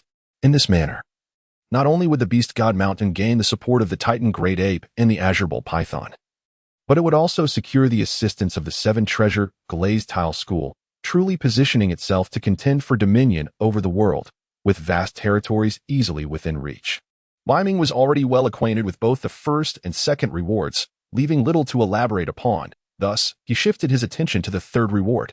System, please elucidate the nature of the Turtle Breath Jade Pendant. The Turtle Breath Jade Pendant, as its name implies, possesses the remarkable ability to completely conceal any aura emanating from its bearer. As long as the pendant is worn, its concealing effect will activate. Moreover, this effect is exceedingly potent, rendering even divine beings incapable of discerning the presence of the wearer. Upon hearing this, Beiming's body momentarily stiffened, and a smile involuntarily graced his lips. The Turtle Breath Jade Pendant? This is indeed a treasure. It can flawlessly obscure one's aura. The aura of soul beasts is particularly troublesome. Once they venture into the human realm, they risk detection by formidable human beings. Consequently, soul beasts may find themselves besieged by humans. Without the ability to mask their aura, a soul beast's foray into the human world is fraught with peril. However, with the turtle breath jade pendant, everything changes. Simply donning the pendant will seamlessly veil the soul beast's aura, making it undetectable even to deities. This is an indispensable asset for traversing the human realm. Originally, Beiming's next plan was to capture the Blue-Silver Emperor and subsequently enjoy a bountiful fortune with it. Yet, the Blue-Silver Emperor resides near the Holy Spirit Village, a location within the human world, and Tang Hao is stationed there as well. Should he rashly lead soul beasts into the Holy Spirit Village, it would likely attract Tang Hao's attention. Though Beiming himself harbors no fear, his soul beasts do. Now, with the system's reward of the Turtle Breath Jade Pendant, this conundrum is perfectly resolved. Beiming can assure that he will successfully outmaneuver Tang Hao. Furthermore, when the time comes to procure the Blue-Silver Emperor, he shall also bring along Tang San. Tang San is truly a pivotal figure, allowing them to experience the essence of familial affection and the pain of separation. Naturally, at present, Beiming harbors the singular desire to seize the Blue-Silver Emperor from the Sacred Soul Village, with no immediate intention of venturing into the human realm. It is still premature to embark on such a journey. Perhaps once Wulin matures, he could be dispatched to explore the human world. It would be delightful for Wulin to return with a few exquisite beauties. Given that Wulin is his son, is it unreasonable for Beiming to make such a request? After gaining a clear understanding of this particular reward, Beiming turned his attention to the next one. The system proceeded to elucidate the nature of the Blue-Silver Emperor Evolution Liquid. As the name suggests, it is intended for the evolution of the Blue-Silver Emperor. Ayin. After being deceived in matters of the heart by Tang Hao, Ayin devoted all her energy as a sacrifice to him, resulting in the necessity of 100,000 years of recultivation to regain her form. The Blue-Silver Emperor Evolution Liquid is designed to expedite a yin's evolution. By simply pouring the liquid at the base of a yin's branches, she can complete the process of evolution within a month, transforming into a soul beast with the cultivation level of 100,000 years, while retaining her form from that era. Indeed, the function of the Blue-Silver Emperor Evolution Liquid aligns closely with Beiming's assumptions. Its application can significantly shorten a yin's evolution cycle. However, Beiming is a person of great impatience. Although the system's reward of the Blue-Silver Emperor Evolution Liquid is commendable, enabling Ayin to transform into a delicate beauty within a month, this pace, while remarkably swift, far surpassing the original narrative's ice and fire duality, is still deemed too slow by Beiming. He mused, having summoned Ayin, that he must wait an additional month to enjoy the blessings of progeny with her. Such a delay feels excessive. Time is indeed of the essence. System. Beiming inquired after a brief pause. Is there any method, apart from the Blue-Silver Emperor Evolution Liquid, to accelerate a yin's evolution further? As the adage goes, when faced with uncertainty, one ought to consult the system, which invariably provides an impeccable solution. The host can simultaneously place Ayin within the ice and fire duality the system suggested, thus further shortening the evolution cycle. According to the system's assessment, should the host administer the Blue-Silver Emperor Evolution Liquid to Ayin and cultivate her within the ice and fire duality she is estimated to complete her transformation in approximately 10 days and retain the cultivation level of 100,000 years. 10 days? Upon hearing this, Beiming smiled. Fortunately, 10 days is not an excessively long duration. He can afford to wait. The Blue-Silver Empress is an exceptionally exquisite beauty. The northern abyss is undeniably filled with yearning. However, even in the depths of his thirst, the passage of 10 days holds little significance for him. The remaining two rewards consist of 30,000 years of cultivation and a celestial elixir that enhances one's extraordinary constitution. The prospect of augmenting his cultivation by 30,000 years requires no further elaboration. It is a path with which he is thoroughly familiar. What North Ming was unclear about was the elixir that enhances special physiques. He promptly inquired, System, could you please elaborate on this elixir that enhances special physiques? Enhancing physique elixir. This elixir can comprehensively elevate the host's physical strength, particularly focusing on areas of the body that require urgent fortification, which will receive a unique enhancement from the elixir. Understood. It simply serves to enhance special physiques, thereby augmenting one's strength. Beiming is an astute individual, possessing a profound understanding of the system. There are certain matters he cannot articulate too clearly, It suffices for him to be aware of them internally. Upon reviewing all the rewards, he could not help but furrow his brow. Although this round of system rewards is indeed substantial, it pales in comparison to the bountiful offerings of the previous two instances. After pondering for a moment, Beiming suddenly conceived a bold hypothesis. It appears that the system does not always dispense rewards of such generous magnitude. The initial birth of offspring triggers a critical reward. Yet subsequent births may result in a gradual diminution of the rewards. The same principle applies to the advancement of one's progeny. The first promotion yields the most substantial reward, followed by lesser rewards for the second and third promotions. It seems that this system is entirely devoid of loopholes. To attain more bountiful rewards, one must secure that initial opportunity. Xiao Wu has already given birth to her second child. Should she proceed to have a third, the rewards will undoubtedly diminish significantly. Fortunately, Zhu Zhuqing and Ning Rongrong are still at their first births, which offer the most generous rewards. Strangely, upon recently receiving the system's rewards, Beiming found himself preoccupied with thoughts of the next reward. How insatiably greedy he is. Beiming paused for a moment, gazing at the rewards before him, unable to contain himself any longer. System, assist me in merging 30,000 years of cultivation. Beep. Merging in progress. Merge successful. Congratulations, host. You have acquired 30,000 years of cultivation and have successfully evolved into an 1,800,000-year soul beast. As the system's voice faded, Beiming's black eyes abruptly opened, and two beams of light shot forth, unleashing a formidable aura that erupted into the surroundings. This aura was terrifying, palpable in its essence, radiating outward from Beiming like a shockwave. Ning Fingji, Sword Douluo, Bone Douluo, and Bibi Dong were the first to be impacted, directly struck by this overwhelming force. They instinctively took a step back, their gazes fixed upon Beiming in astonishment. This loathsome spider had inexplicably grown stronger, exuding an aura reminiscent of an ancient behemoth. It was utterly frightening. Bibi Dong, as the Pope of the Spirit Hall and the leader of one of the most formidable forces in this world, was well versed in the lore of soul beasts. Yet, they had never encountered a soul beast as terrifying as this one. The human-faced demon spider was truly a monstrosity. The soul beast clan, influenced by the divine realm's regulations, experienced a painfully slow cultivation rate, requiring 100,000 years to equate to a human title Douluo's level of power. Furthermore, the challenges only intensified with time. For a soul beast to ascend to a super Douluo, it would likely necessitate an arduous journey of 200,000 to 300,000 years, not to mention the formidable tribulation that lay ahead. Countless soul beasts throughout history had perished at this hurdle, which also explained the scarcity of soul beasts exceeding 100,000 years of age. Yet, how was Beiming so prodigious? He seemed entirely unaffected by the divine realm's constraints. His ascension appeared as effortless as consuming food or water, and he showed no fear of the heavenly tribulations. Bibi Dong's apprehension deepened with each passing thought. If Beiming were to become the Beast King, commanding the entire Soul Beast clan, what hope would humanity have in the future? Would the territories of humankind eventually fall under the dominion of the Soul Beasts? Confronted by the astonished gazes of those around him, the weight of uncertainty loomed heavily in the air. With an unwavering demeanor, Beiming remained composed and indifferent, unfazed by the astonishment of those around him. Such poise was merely a routine affair for him.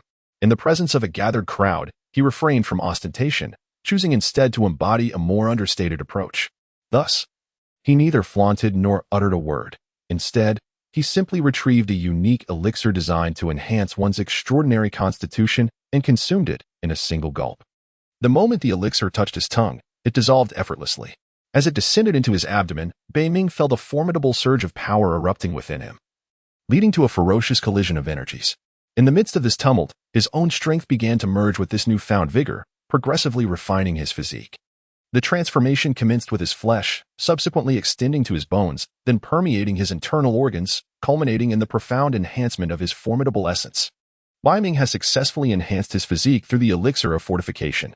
His body has gradually transcended the form of a soul beast, transforming into a true primordial giant beast. This represents a profound metamorphosis of his physical essence. In the depths of Beiming, there lingers an elusive sensation.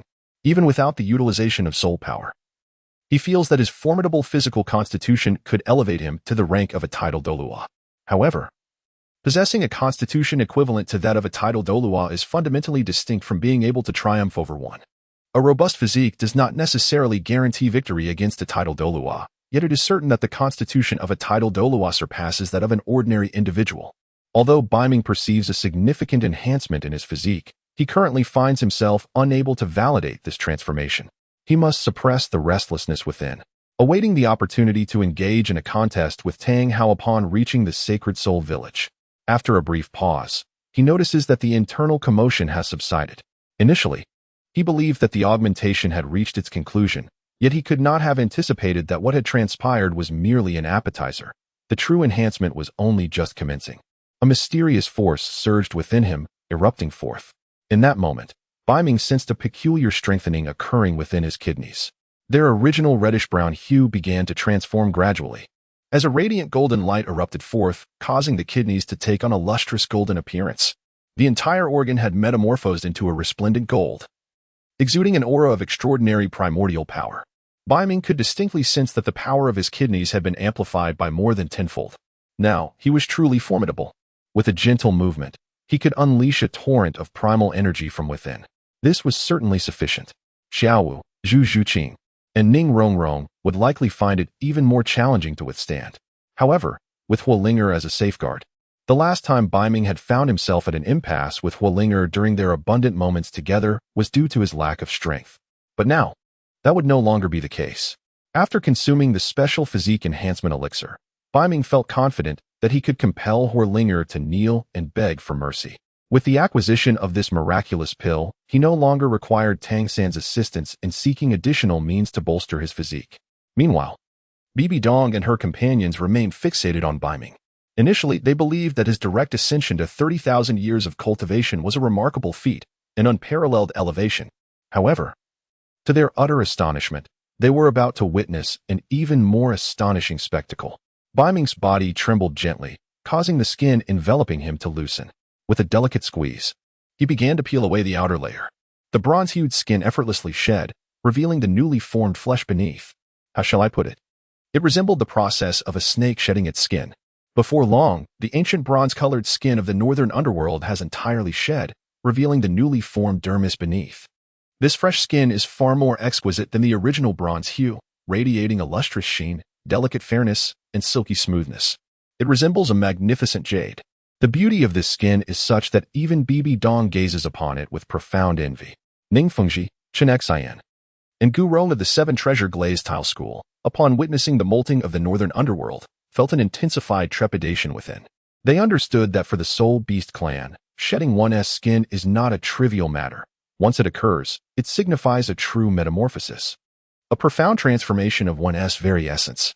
The creature known as Beiming has astonishingly undergone another evolution, a transformation of remarkable magnitude. Ning Fengji conservatively estimates that after shedding its outer layer, Beiming's combat prowess has increased by at least 50 to 60%. In terms of battle assessments, it was previously within Shinshin's grasp to contend with Beiming on equal footing, and it could even be said that he had the potential to vanquish the beast. However, should Shinshin engage Beiming in combat once more, Ning Fengji believes that Shinshin would likely face defeat at the hands of Beiming. The Northern Abyss is truly astonishing, leaving everyone in a state of shock. Beiming, however, remained oblivious to his surroundings. During the recent ascension process, he had concentrated all his attention inward. Now that he had completed his elevation, an ominous fire emanated from within him, flames incessantly consuming his being. This overwhelming sensation compelled him to urgently seek an outlet for this surging energy. Thus, Beiming could no longer concern himself with them. His sole desire now was to seek out Huolinger. Huolinger, a body of a soul beast, bore a trace of ancient phoenix blood, rendering her physique undeniably formidable, capable of enduring trials worthy of her essence. Huolinger, I am coming for you. Our previous battle was evenly matched, but this time, I shall completely conquer you and compel you to beg for mercy. Beiming's eyes transformed into a fiery crimson, and heat emanated from his entire being. He could hardly contain his eagerness. Huolinger is with child. In a hurried manner, Beiming traversed several corridors and arrived at Huolinger's chamber. Within the residence on Beast God Mountain, the philosophy of foregoing doors had always been upheld. Thus, he encountered no barriers and boldly entered. Upon laying his eyes on Huolinger, who lay upon the bed, he was momentarily captivated. She wore a delicate pink nightgown, her body turned to the side. A pink romantic drapery hung ethereally above the bed, casting a soft haze through which one could discern Huolinger's graceful S-curve, fully revealed in all its allure. The nightgown, while modestly concealing her back, subtly showcased her dimples and fair skin, with the hem slightly lifted. Below, her arms resembled soft lotus petals, and her legs were long and elegantly rounded. A flawless embodiment of beauty. Beiming swallowed hard, unable to contain his admiration. How breathtakingly beautiful she was. Those legs could captivate for years. At that moment, Huolingo had changed into a nightgown and was preparing to rest for a while when she suddenly noticed a stranger intruding. Her expression shifted immediately, and she instinctively tensed, nearly launching an attack. However, upon recognizing the familiar silhouette, she exhaled in relief. Beiming, what brings you here? Huolingo blushed deeply upon merely catching a glimpse of Beiming. Why does Beiming's face appear so flushed? His physique resembles that of a robust bull, and his breathing is quite labored. What could this mean? The state of Beiming's body seemed amiss. Why the urgency in seeking me out? Surely, he does not wish to indulge in more joy and blessings once again. Huolingo, a transformed spirit beast, held no reservations regarding matters of affection. In fact, she welcomed them with anticipation. I missed you, so I came, Beiming chuckled, only to be struck by a sudden thought. He continued, do you still call me by name? You should refer to me as your husband now. At his words, Huolingo felt a flush rise to her cheeks. Their relationship was established. It was only fitting that she address him as her husband. Husband. The sound of her shy voice stirred Beiming's heart, prompting him to lunge towards her. Linger, so obedient. I have come to seek your company in raising a child. Perhaps my previous efforts were insufficient, but this time, I shall compel you to plead for mercy. Beiming did not disguise his intentions, his gaze fixed intently upon Huolingo. All was understood without the need for words. It was not until the following morning that Huolingo awoke, her eyes fluttering open to find Beiming absent, only to behold a scattering of tattered garments strewn about the floor. It appeared that Beiming had already departed. Last night, the mere thought of it sent a wave of crimson to her cheeks. She steadied herself with her hands against the bed, preparing to rise and discover Beiming's whereabouts. As she exerted herself, a sudden jolt of pain coursed through her.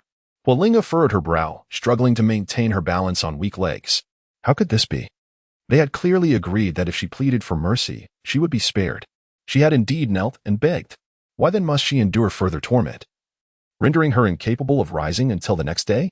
Huolingo recalled the events of the previous night, and a tremor coursed through her entire being. The North Sea is indeed overwhelmingly powerful, and, moreover, it is rather excessive. Clearly, I cannot endure it any longer. Do they not realize the necessity of seeking assistance from Xiao Wu and the others to alleviate some of the burden? Meanwhile, Beiming has reached the summit platform, where an insightful member of the Demon Spider clan has brought him a chair. Beside him, Ning Rongrong assists by massaging his shoulders, creating a sense of comfort. Habitually, he reaches into his pocket, yearning for a cigarette, only to realize that he is in the Douluo Continent, where cigarettes do not exist.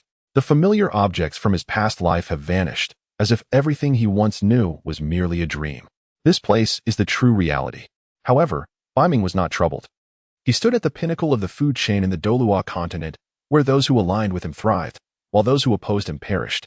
He wielded power over the world when awake and reveled in the company of beautiful women when inebriated. Although the Douluo Continent lacked the myriad forms of entertainment found in his previous life, it offered far greater excitement and the promise of immortality. The reason for this phenomenon remained a mystery.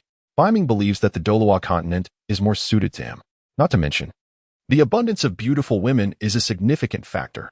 He has just dispatched the Demon Scythe to notify the upper echelons of Beast God Mountain about a meeting, including the Titan Grade Ape, the Heavenly Azure Bull Python, and members of the 7 Treasure Glazed Tile School. In Beiming's size, the Daming and Erming, along with the 7 Treasure Glazed Tile School, are considered part of Beast God Mountain. It is merely a matter of time. As the attendees have yet to arrive and Beiming finds himself with idle time, he casually opened the system panel to check if Huolingo is pregnant. Partner, Huolingo current status, pregnant due date. 10 months. Upon seeing the information on the system panel, Beiming's body stiffened for a moment, only to be overcome with elation. Huolingo is expecting. This is undoubtedly a momentous occasion. He had initially thought that there would be reproductive isolation with Huolingo, making it unlikely for her to conceive so soon. Little did he realize it was merely a matter of his own insufficient effort. With enough dedication, there is no impossibility in conception. In the depths of his heart, Beiming contemplated. With Fire Spirit, Zhu Qing, and Ning Rongrong, 3 young women were already with child. This meant he had 3 prospective heirs. If he were to see these three offspring brought into the world, what formidable rewards might he reap? Beiming was filled with anticipation. After a brief moment, the demon scythe had summoned the inhabitants of Beast God Mountain. Those able to attend this assembly were the clan leaders, or rather, the elite warriors of Beast God Mountain. Given that the number of soul beasts on Beast God Mountain had now exceeded 100,000, it was impossible for everyone to participate in the meeting. In the depths of the North Sea, one can only wield dominion over others by mastering the essence of power. Those who arrive are categorized according to their strength, arranged in an orderly fashion, positioned on either side. To the left of Beiming stood Bai Qi, and to the right, the demon scythe. At the forefront below loomed the formidable Titan giant ape, the azure bull python, and the members of the Seven Treasures Glazed Tile School. My lord, the pinnacle powers of Beast God Mountain, along with the leaders of their respective races, had gathered. The demon scythe approached Beiming respectfully, breaking his contemplative silence. Beiming's eyelashes fluttered slightly, marking his return to awareness. He cast a sweeping gaze downward, observing the dense throng below. Among the multitude, only a handful were humanoid spirit beasts. The remainder remained in their untransformed state, a vibrant array of various soul beasts from different races. From a distance, it resembled a chaotic dance of myriad demons. He was the progenitor of all demons, and the spirit beasts below were his kin. It is no exaggeration to assert that Beast God Mountain had evolved into a colossal force on the Douluo Continent, one that could not be overlooked. Apart from the Spirit Hall, Haotian Sect, and the fierce beasts led by Guyuna, Beast God Mountain stood as the most formidable entity. As Beiming's gaze swept across, every soul beast below turned their heads, averted their eyes, and refrained from meeting his gaze. The primary purpose of the meeting held in the Northern Abyss is to confer rewards and incorporate the Titan Giant Ape and the Azure Bull Python. Although he has long regarded the Titan Giant Ape and the Azure Bull Python as elders of the Beast God Mountain, their identities have remained undisclosed. This situation evokes a sense of injustice and disorder. It is now opportune to formally recognize the esteemed status of Beiming and Erming. Furthermore, Beiming was acutely aware that the Titan Giant Ape and the Azure Bull Python had only chosen to remain at the Beast God Mountain out of respect for Xiao Wu. In truth, their loyalty to the Beast God Mountain was rather tenuous. What Beiming aimed to accomplish this time was to fully integrate the Titan Giant Ape and the Azure Bull Python, ensuring their unwavering allegiance. Ultimately, the Titan Giant Ape and the Azure Bull Python would completely submit. After surveying the surroundings, Beiming's gaze gradually settled upon Beiming and Erming. Beiming, Erming, do you wish to see what I have brought for you? Beiming smiled mischievously, unable to contain his anticipation. He then retrieved 2 pills from the system space. These were transformation pills, the very same type he had consumed previously. What are these? Pills? Beiming and Erming tilted their heads in confusion at the sight of the 2 round capsules. Despite being soul beasts for 100,000 years, their understanding of such matters was quite limited. Indeed, can you guess what kind of pills they are? Beiming chuckled. Could they possibly be transformation pills? Beiming and Erming, though not lacking in intelligence, took only a moment to arrive at a conclusion. Correct. They are transformation pills. The ones I promised to bring you last time. Really? Upon hearing this, the Titan Giant Ape and the Heavenly Blue Bull Python were overwhelmed with joy, their lantern-like eyes gleaming with fervor as they gazed at the transformation pills before them. They had longed to transform but lacked the means to do so. Now, seeing the transformation pills in Beiming's possession, their elation knew no bounds. Of course, it is true. How could the words of the Spider Emperor be anything but sincere? With that, Beiming deftly flicked the transformation pills towards the mouths of the Titan Giant Ape and the Heavenly Blue Bull Python. Without hesitation, they opened their enormous jaws and swallowed the pills whole. The transformation pills dissolved instantly upon entering their mouths, unleashing a tremendous surge of energy that erupted within their bellies. The transformation commenced, mirroring Beiming's own process, first the limbs, then the torso, and finally the head. However, the transformation of the Titan Giant Ape and the Heavenly Blue Bull Python took somewhat longer than Beiming's. While Beiming had transformed in about 10 minutes, they required an hour to complete their metamorphosis. Moments later, the mountaintop platform echoed with the exuberant shouts of Beiming and Erming, their voices resounding throughout the mountains. Haha! I have transformed. At last, I have transformed. Beiming and Erming leaped for joy, their spirits soaring. Although they harbored secret affections for Xiao Wu, who had become Beiming's wife, they could now spend time with her in human form. It seemed quite agreeable in its own right. Love does not always necessitate togetherness. Sometimes, love is defined by separation. Beiming and Erming were self-aware enough to recognize that Beiming, with his striking appearance, formidable prowess, and status as the Lord of Beast God Mountain, was clearly more suited for Xiao Wu. Thus, the two brothers came to terms with the situation. If Xiao Wu was to be someone else's wife, so be it. As long as she was happy, that was all that mattered. At this juncture, Beiming's gaze shifted toward Beiming and Erming. He observed that the Titan giant ape and the heavenly blue bull python had transformed into two robust men, their physiques resembling that of hefty, muscular figures. Notably, Erming appeared more corpulent than Beiming. Is Beiming and Erming's transformation incomplete? Why do they still retain so many characteristics of soul beasts? Beiming suddenly furrowed his brow. Beiming's forehead still bore a pair of horns, resembling that of a minotaur. Erming had transformed into a creature akin to a formidable gorilla, adorned with several bestial traits. While not entirely unattractive, he was certainly far from handsome. The bestial characteristics of Beiming and Erming were numerous indeed. Beiming paused momentarily, yet soon ceased to dwell on it. Each individual transforms uniquely after their metamorphosis. After all, when the demon scythe underwent its transformation, it bore certain traits reminiscent of soul beasts. Perhaps Beiming and Erming, upon their own transformations, would bear a similar essence. However, upon reflection, I realize how exceptional I truly am. Not only do I emerge from my transformation remarkably handsome, but I also exhibit no characteristics of a soul beast whatsoever. Beiming, Erming, congratulations on your transformation, Beiming remarked with a smile. All of this is attributed to the nurturing of Lord Beiming. Without Lord Beiming's transformation elixir, my brother and I would not have been able to achieve this. Upon hearing Beiming's words, Beiming and Erming hurriedly approached him, bowing respectfully, their gazes filled with admiration. You're too kind. You are Xiao Wu's younger brothers, which makes you akin to my kin. I shall look after you as much as I can, Beiming responded with a smile. Lord Beiming, we shall say no more. We are but simple folk, unversed in eloquence. However, from this moment forth, we pledge our loyalty to you. We shall stand by you through fire and water, without hesitation. Beiming and Erming declared, thumping their chests. These words were their heartfelt vows, an expression of their genuine sentiments. Beiming bestowed upon them the transformation elixir, granting them the ability to assume human form, a boon akin to rebirth, which necessitates their profound gratitude. Haha, splendid. With the assistance of the two of you, esteemed soul beasts of 100,000 years, our beast god mountain shall undoubtedly flourish even further. I can also assure you that as long as I, Beiming, draw breath, I shall protect the entirety of Beast God Mountain, ensuring that you shall never be subjected to becoming human soul rings or bones. Beiming let out a hearty laugh, his words imbued with a profound seriousness. How peculiar. Though he spoke with a smile, his tone exuded an unparalleled persuasive power. The myriad soul beasts held Beiming in high esteem. As his voice faded, the surrounding soul beasts began to howl in unison. While they could not articulate human speech, they possessed a unique form of beast language that allowed for seamless communication among themselves. The other soul beasts conveyed their congratulations to Beiming for acquiring the assistance of 200,000-year soul beasts, asserting that the Beast God Mountain would undoubtedly grow even more formidable. Beiming raised his hands and pressed down from the air, halting the impassioned spirits of the soul beasts. Then, his gentle voice echoed once more.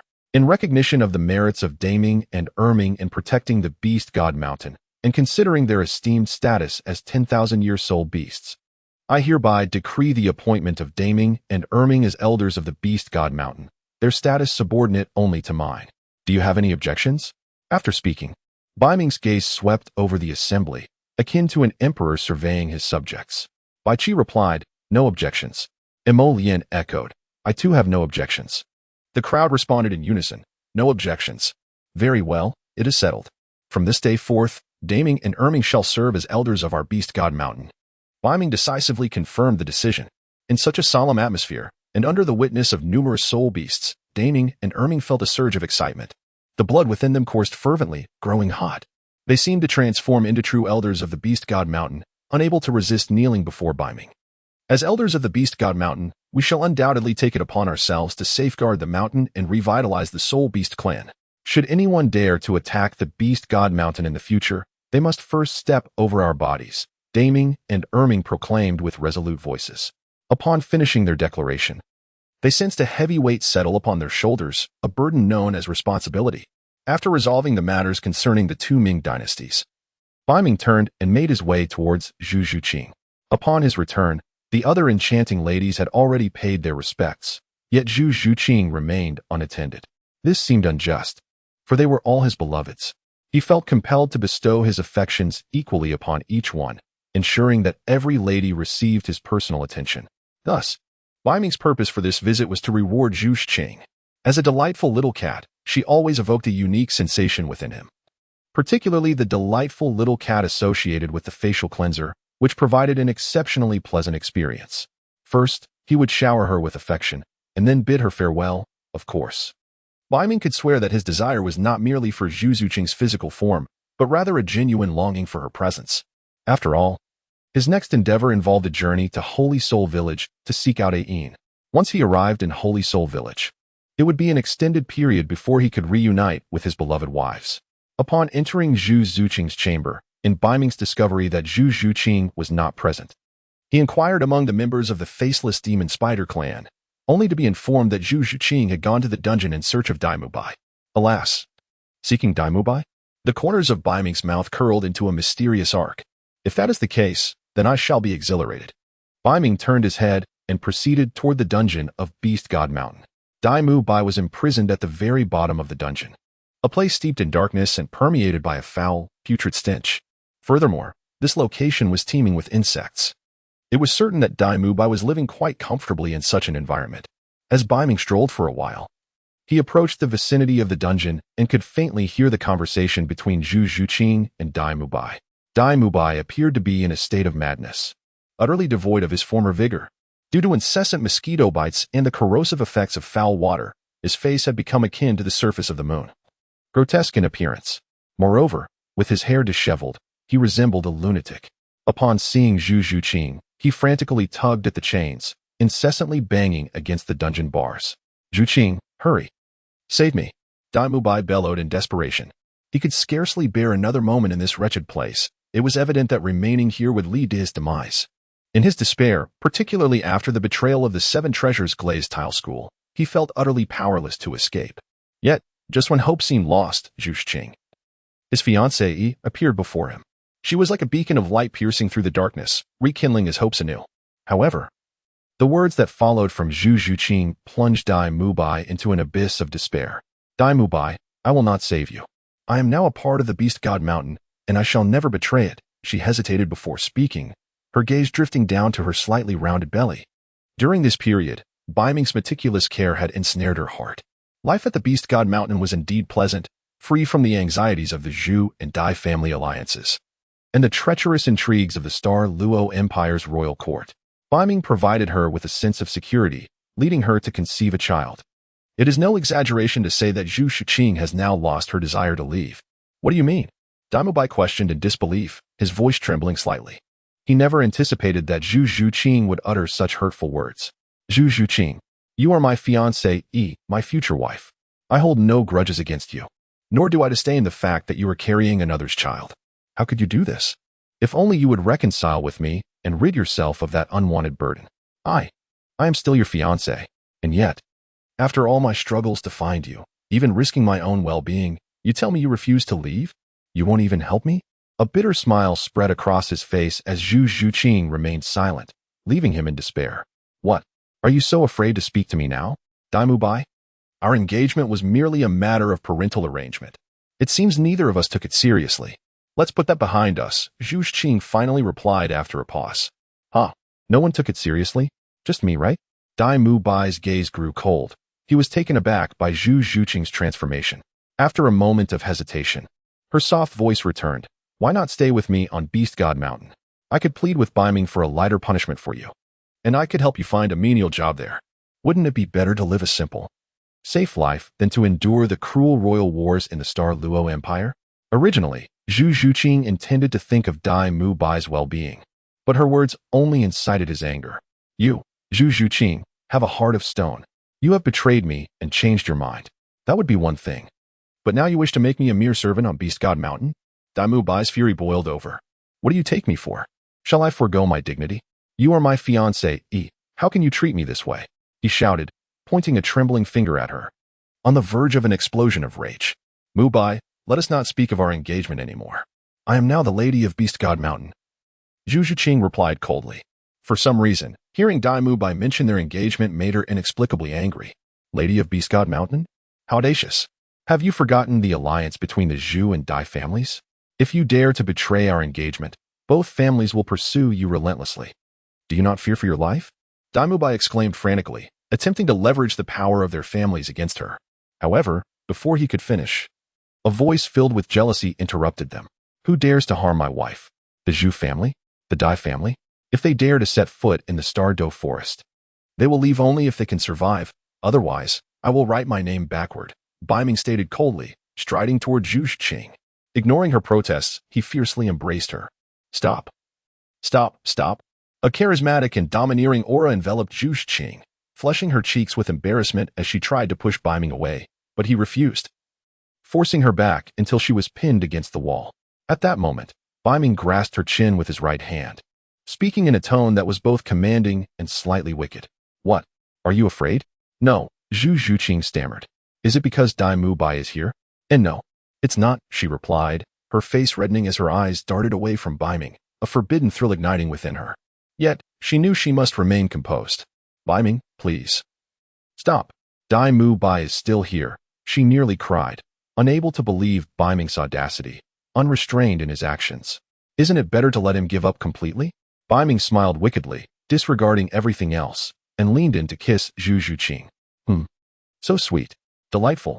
Beiming relentlessly pressed Zhu Qing against the wall, his blades ceaselessly attacking. Dai Mubai, already on the brink of fury, was driven to madness upon witnessing Beiming's intimate advances towards Zhu Qing. Damn it, Zhu Qing. You have betrayed me.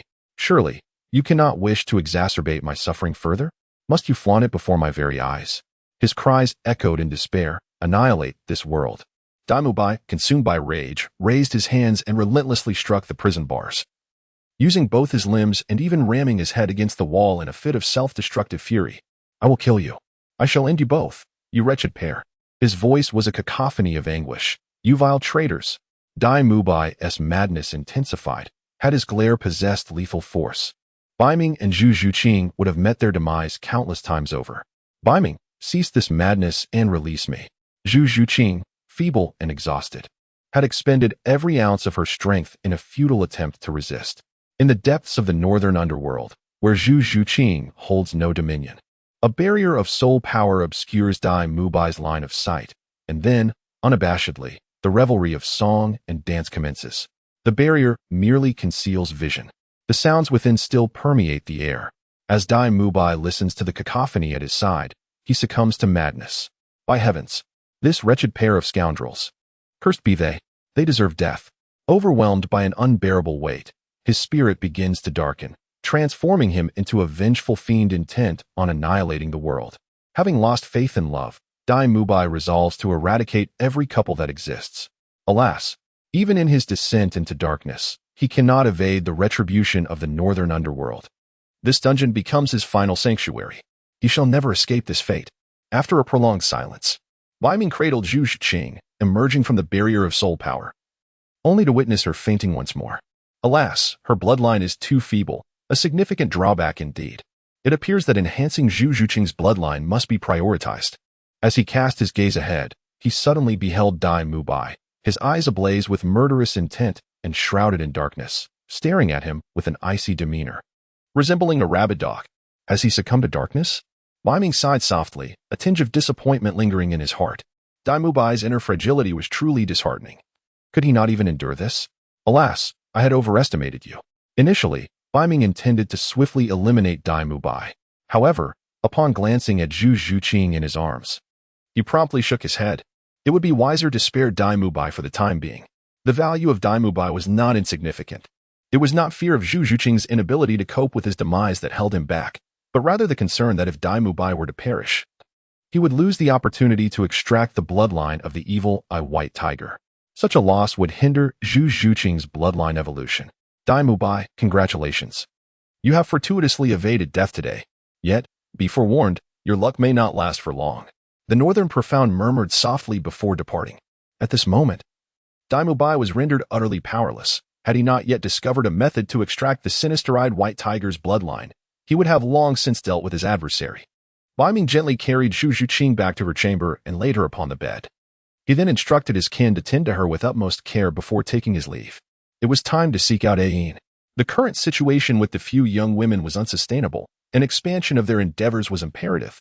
Otherwise, these women would undoubtedly find themselves overwhelmed by his presence. Stagnation within this confined space was futile. They needed to grow stronger and achieve greater heights. Initially, he had intended to bid farewell to Zhu Zhuqing, but fate had denied him that opportunity. Thus, he resolved to pursue Ayin first, promising to make amends with Zhu Zhuqing and the others upon his return. Nothing was insurmountable with sufficient resources. Should obstacles arise, he would simply offer more rewards. A week later, Beiming has arrived near Shenghan village, which lies some distance from Noting City, surrounded by several continuous mountain ranges, rendering it a desolate location. Were it not for Yin's presence here, Beiming may never visit the Sacred Soul Village in this lifetime. Beiming rented a carriage, with Tang San as the driver and Bibi as the maid. Walinga, a captivating beauty, occasionally offered tender kisses. Life was rather unremarkable. In addition to the four within the carriage, Beiming had also arranged for De Ming and Heir Ming to discreetly follow, just in case of any unforeseen circumstances. Although Beiming and his companions were spirit beasts, they wore the turtle-breathing jade pendant, allowing them to remain undetected by humans. As Tang San navigated the carriage along Beiming's designated route, he found himself increasingly familiar with the surroundings. Suddenly, he spotted a stone tablet at the entrance of a village, inscribed with the elegant characters Holy Spirit Village. What? Holy Spirit Village? My homeland? Upon recognizing the three characters etched on the stone, Tang San felt as though he had been struck by lightning. Gripping the reins tightly, he abruptly halted the carriage, coming to an immediate stop. His expression transformed, revealing a look of distress. What brings Beiming to the Sacred Soul Village? What is his purpose? It is important to note that this human-faced demon spider possesses no humanity. Tang San feels a twinge of fear, apprehensive that Beiming might take action against the Sacred Soul Village, especially considering that his father and the village chief, Old Jack, are inside. He may disregard the others, but he cannot allow any harm to come to his father. In his heart, Tang San silently resolves that if Beiming were to lay a hand on his father, he would never consent to it, no matter what. At that moment, a faint voice emerged from within the carriage. Tang San, why has the carriage stopped? Beiming lifted the curtain of the carriage, peering out with a furrowed brow at Tang San. He could probably surmise Tang San's thoughts. His destination was Tang San's hometown, so it was only natural for Tang San to harbor some suspicion. However, what does it matter? I am here to rescue Ayin, which symbolizes righteousness. That drunken man, Tang Hao, not only deceived Ayin but also failed to inform Tang San about his biological mother, leading a life filled with conspiracies and deceit. Such a life is beneath contempt. One's life should be lived openly and honestly. Why can't others learn from me? Those who are blessed with children should embrace that blessing without hesitation, direct, simple, and straightforward, devoid of any schemes. Master, we are approaching Sacred Soul Village. What is your purpose for going there? Tang San asked with concern. I advise you to refrain from asking what you ought not to inquire about. Otherwise, it will not bode well for your health, Beiming replied coolly. Tang San fell silent for a moment. Very well, I shall not ask. Just do not harm my father. That is my bottom line. At this juncture, Beiming's calm voice resonated again. Do not overthink it. I come to Sacred Soul Village for legitimate matters. As long as you heed my words, I assure you that no harm will come to you. To dispel any negative thoughts Tang San might entertain, Beiming considered concocting an excuse to placate him. Fine, Tang San responded, yet his underlying doubts remained unshaken by Beiming's reassurances. First, drive the carriage into Sacred Soul Village. Then find it and to settle down. We shall discuss the rest tomorrow. Tang San hesitated for a moment before acquiescing. Now that he had been marked with the demon seed, resistance was futile. Rather than seeking unnecessary suffering, it was more prudent to comply with Beiming's directives. Tang San helped Beiming locate an inn, which happened to be the old manor of Old Jack, the village chief, since Old Jack had moved to a new residence. The manor stood abandoned. It was situated a fair distance from the center of Sacred Soul Village, typically devoid of visitors, making it an ideal location for Beiming to set up camp. Although Beiming was well-versed in the original narrative and knew that Ayin was hidden in a cave behind a waterfall in a nearby mountain range, he could only recall a vague outline of the journey. With a stroke of luck, he might find it within half a day. Otherwise, it could take 2 or 3 days of searching. Thus, finding a place to stay in Sacred Soul Village was indeed necessary. Moreover, Beiming wished to pay a visit to Tang Hao to see the man who had once deceived Ayin. After all, Tang Hao's wife is Ayin. And since Beiming had prepared to take care of Ayin, It was only reasonable and proper to first check on Tang Hao and ensure a smooth transition. Was it not? After all, isn't it typical for villains to operate in such a manner? To slay both body and spirit. Beiming understands. Very well, let us settle here, and we shall discuss the other matters tomorrow. During this time, no one is permitted to leave the estate. Those who defy this order shall face dire consequences. Perhaps struck by a sudden thought, Beiming added a final remark. After everything concluded, he did not forget to cast a significant glance towards Tang San. The most likely source of unforeseen complications was indeed Tang San. He must ensure that he has the situation under control. Furthermore, there is Bibi Dong. Bibi Dong is also a ticking time bomb that must be managed carefully.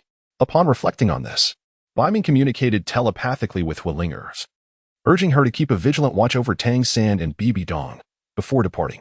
In the light, Hualinger remained observant, while in the shadows, Deming and Erming kept their watchful eyes. It seemed unlikely that any unforeseen events would transpire. Having settled these matters, Beiming arrived at Tang Hao's blacksmith shop. Standing outside the modest establishment, he gazed upwards to behold an exceedingly simple structure, from within which the rhythmic sounds of hammering resonated. It was evident that Tang Hao was undoubtedly inside. Beiming pushed the door open and stepped inside, his gaze fixed upon the man who was forging metal. This was a middle-aged individual, seemingly nearing 50, with a tall and robust physique. His hair was a disheveled mess, resembling a bird's nest, and his unkempt beard indicated that it had been many days since he last groomed himself. His eyes appeared dull and yellowed, and the stench of alcohol emanated from him. Undoubtedly, it was Tang Hao. In the original narrative, after a yin sacrifice, Tang Hao took Tang San to the Holy Soul Village, living in obscurity, assuming the guise of a blacksmith, a diligent and honest man. As Tang Hao hammered away at the forge, he caught a glimpse of an unfamiliar face in his peripheral vision. Having never seen this person in the village before, he instinctively grew wary. "Greetings, sir. How may I assist you?" Tang Hao inquired with a smile, maintaining an outward calmness, as though everything was perfectly normal. Yet, unbeknownst to the visitor, Tang Hao was discreetly using his spiritual power to assess Beiming. However, he was taken aback to find that, as a title Douluo, he could not see through Beiming. This was a perilous sign. Tang Hao understood that the reason for his inability to discern the stranger could stem from one of two possibilities. Either Beiming possessed equipment that concealed his true cultivation, or his cultivation was superior to Tang Hao's. Regardless of which scenario was the case, it warranted Tang Hao's utmost attention. Beiming smiled faintly and remarked, "I have heard that you are the finest blacksmith in Saint Soul Village. I wish to forge the world's greatest divine sword." Upon hearing this, Tang Hao, who was diligently working at the forge, momentarily paused. A flicker of surprise crossed his gaze, yet it was swiftly concealed. "Sir, I fear you have mistaken me. As a blacksmith, my skills are limited to crafting tools for farmers. Beyond that, I am afraid I am of no assistance." "You have not erred. It is indeed you whom I seek. I believe you possess the ability to create an unparalleled sword for me. Surely, you agree, Your Excellency Haoyan?" Beiming smiled slyly, his face adorned with mockery as he gazed at Tang Hao. Upon hearing the name Haoyan, Tang Hao's expression instantly soured, revealing a profound discontent. Power surged within his right hand, the Haoyan hammer martial soul poised for action. Should any unforeseen event occur, he would summon the Haoyan hammer without hesitation. "Are you a member of the Spirit Hall?" he inquired. "No," Beiming replied with a chuckle. "I have no affiliation with such ineptitude." Despite the imminent eruption of Tang Hao's wrath, Beiming remained unperturbed. While Tang Hao was indeed formidable, Beiming was not to be underestimated. Moreover, Tang Hao was being pursued by the Spirit Hall. He would not engage unless pushed to the brink, for doing so would heighten the risk of exposure. "Then who are you?" Tang Hao furrowed his brow, discerning the arrogance in Beiming's words, dismissing the Spirit Hall as mere rubbish. "You are quite audacious," he thought.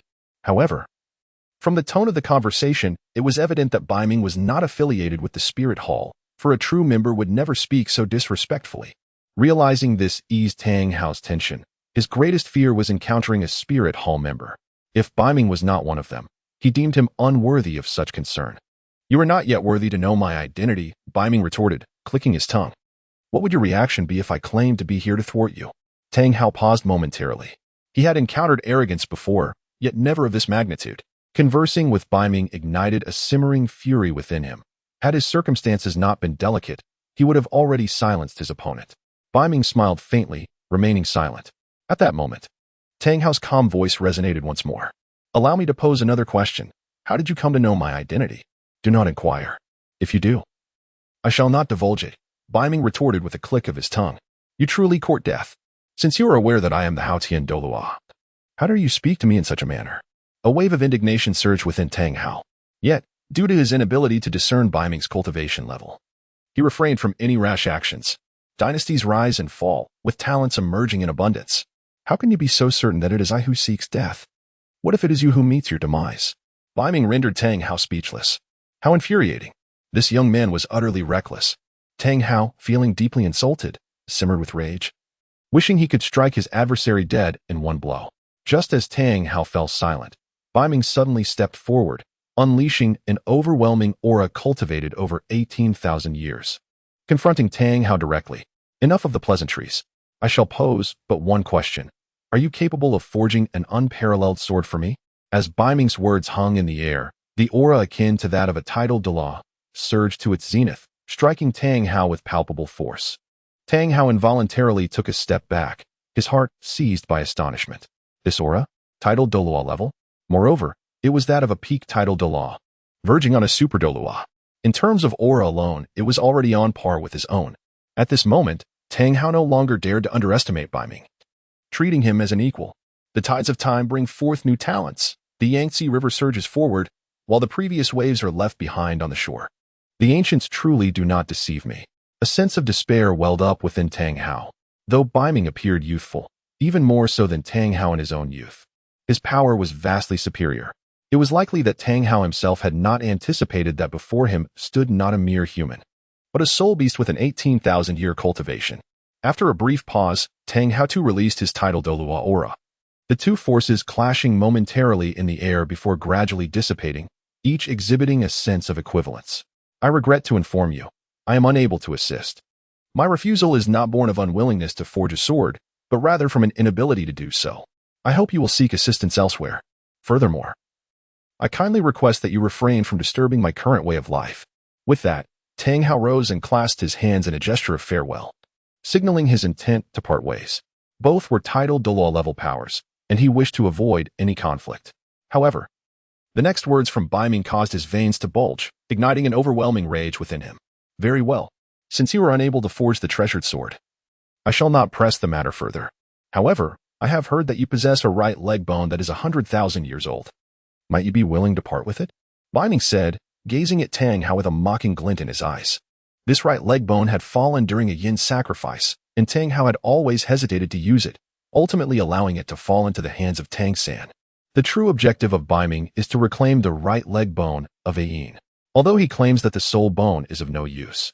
If he can retrieve a yin's right leg bone, when she transforms, the fusion will undoubtedly enhance her strength.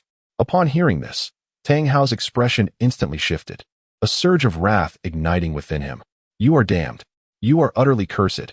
How dare you covet a yin soul bone? Ever since a yin sacrifice, this soul bone has been the last vestige of hope for Tang Hao. It can be said to be his singular obsession, holding a significance even greater than that of Tang San. Now, someone has the audacity to scheme for a yin soul bone. Truly unforgivable. A dragon possesses a reverse scale. To touch it is to face death.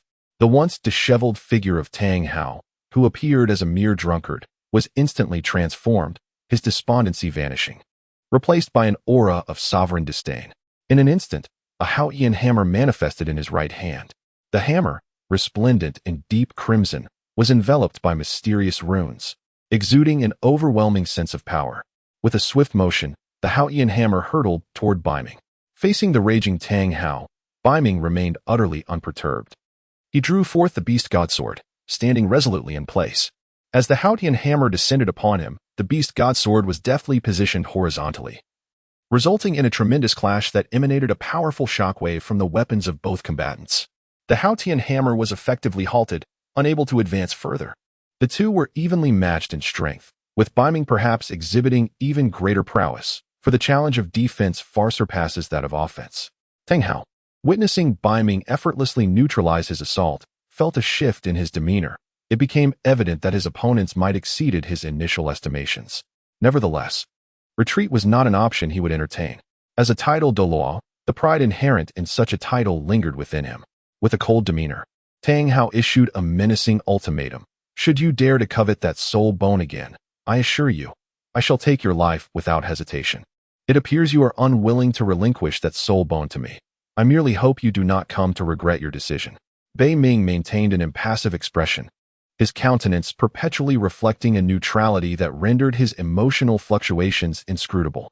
In regard to Tang Hao's refusal, he had anticipated such a response long ago. It was merely out of consideration for Yin that he had approached you in a cordial manner to request the soul bone.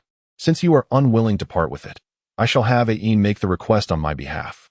I only hope that you do not come to regret your decision. In the depths of his heart, Beiming murmured, "I caution you.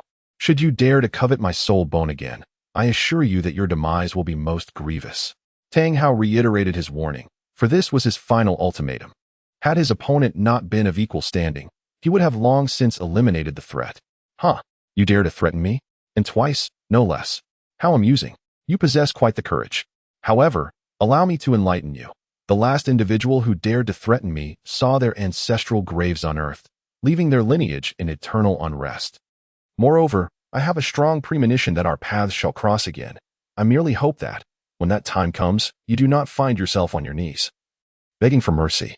Beiming strode away with an air of nonchalance. Observing Beiming's departure, Tang Hao dared not intervene, his expression darkening. It seemed that the tranquil days in Holy Spirit Village were drawing to a close, after all. Being under the scrutiny of such a formidable title Douluo was no trifling matter. He now found himself contemplating whether to make a hasty retreat. After a moment's hesitation, Tang Hao ultimately resolved to remain for the time being. He would watch the unfolding events and assess the situation before making any decisions.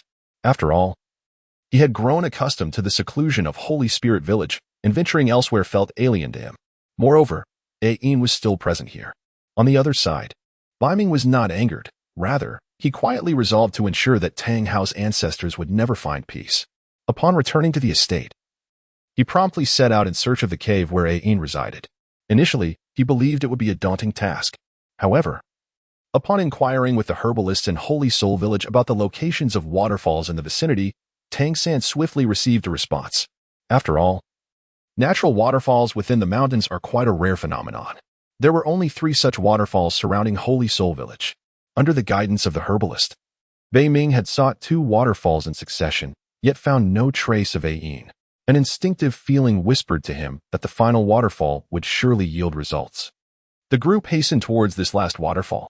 Apart from Hualinger, who had a vague inkling of Beiming's intentions, the others remained oblivious, including Tang San. Tang San was completely unaware that this endeavor was aimed at his biological mother, Yin. Moments later, they arrived before the waterfall. This particular waterfall was more concealed and challenging to locate than the previous 2, hidden behind a continuous range of mountains. Without the guidance of a local, Beiming would never have stumbled upon this location. Standing before the waterfall, he lifted his gaze forward. The water cascaded violently from a height of over 100 meters, plunging into the pool below and stirring up tumultuous waves. Sunlight pierced through the mist surrounding the waterfall, creating a kaleidoscope of colors reminiscent of a celestial paradise. Subsequently, Beiming probed with his spiritual energy, and his eyes instantly brightened. He had found her. Yin was undoubtedly within. Behind the waterfall lay a cave, emanating faint waves of soul energy.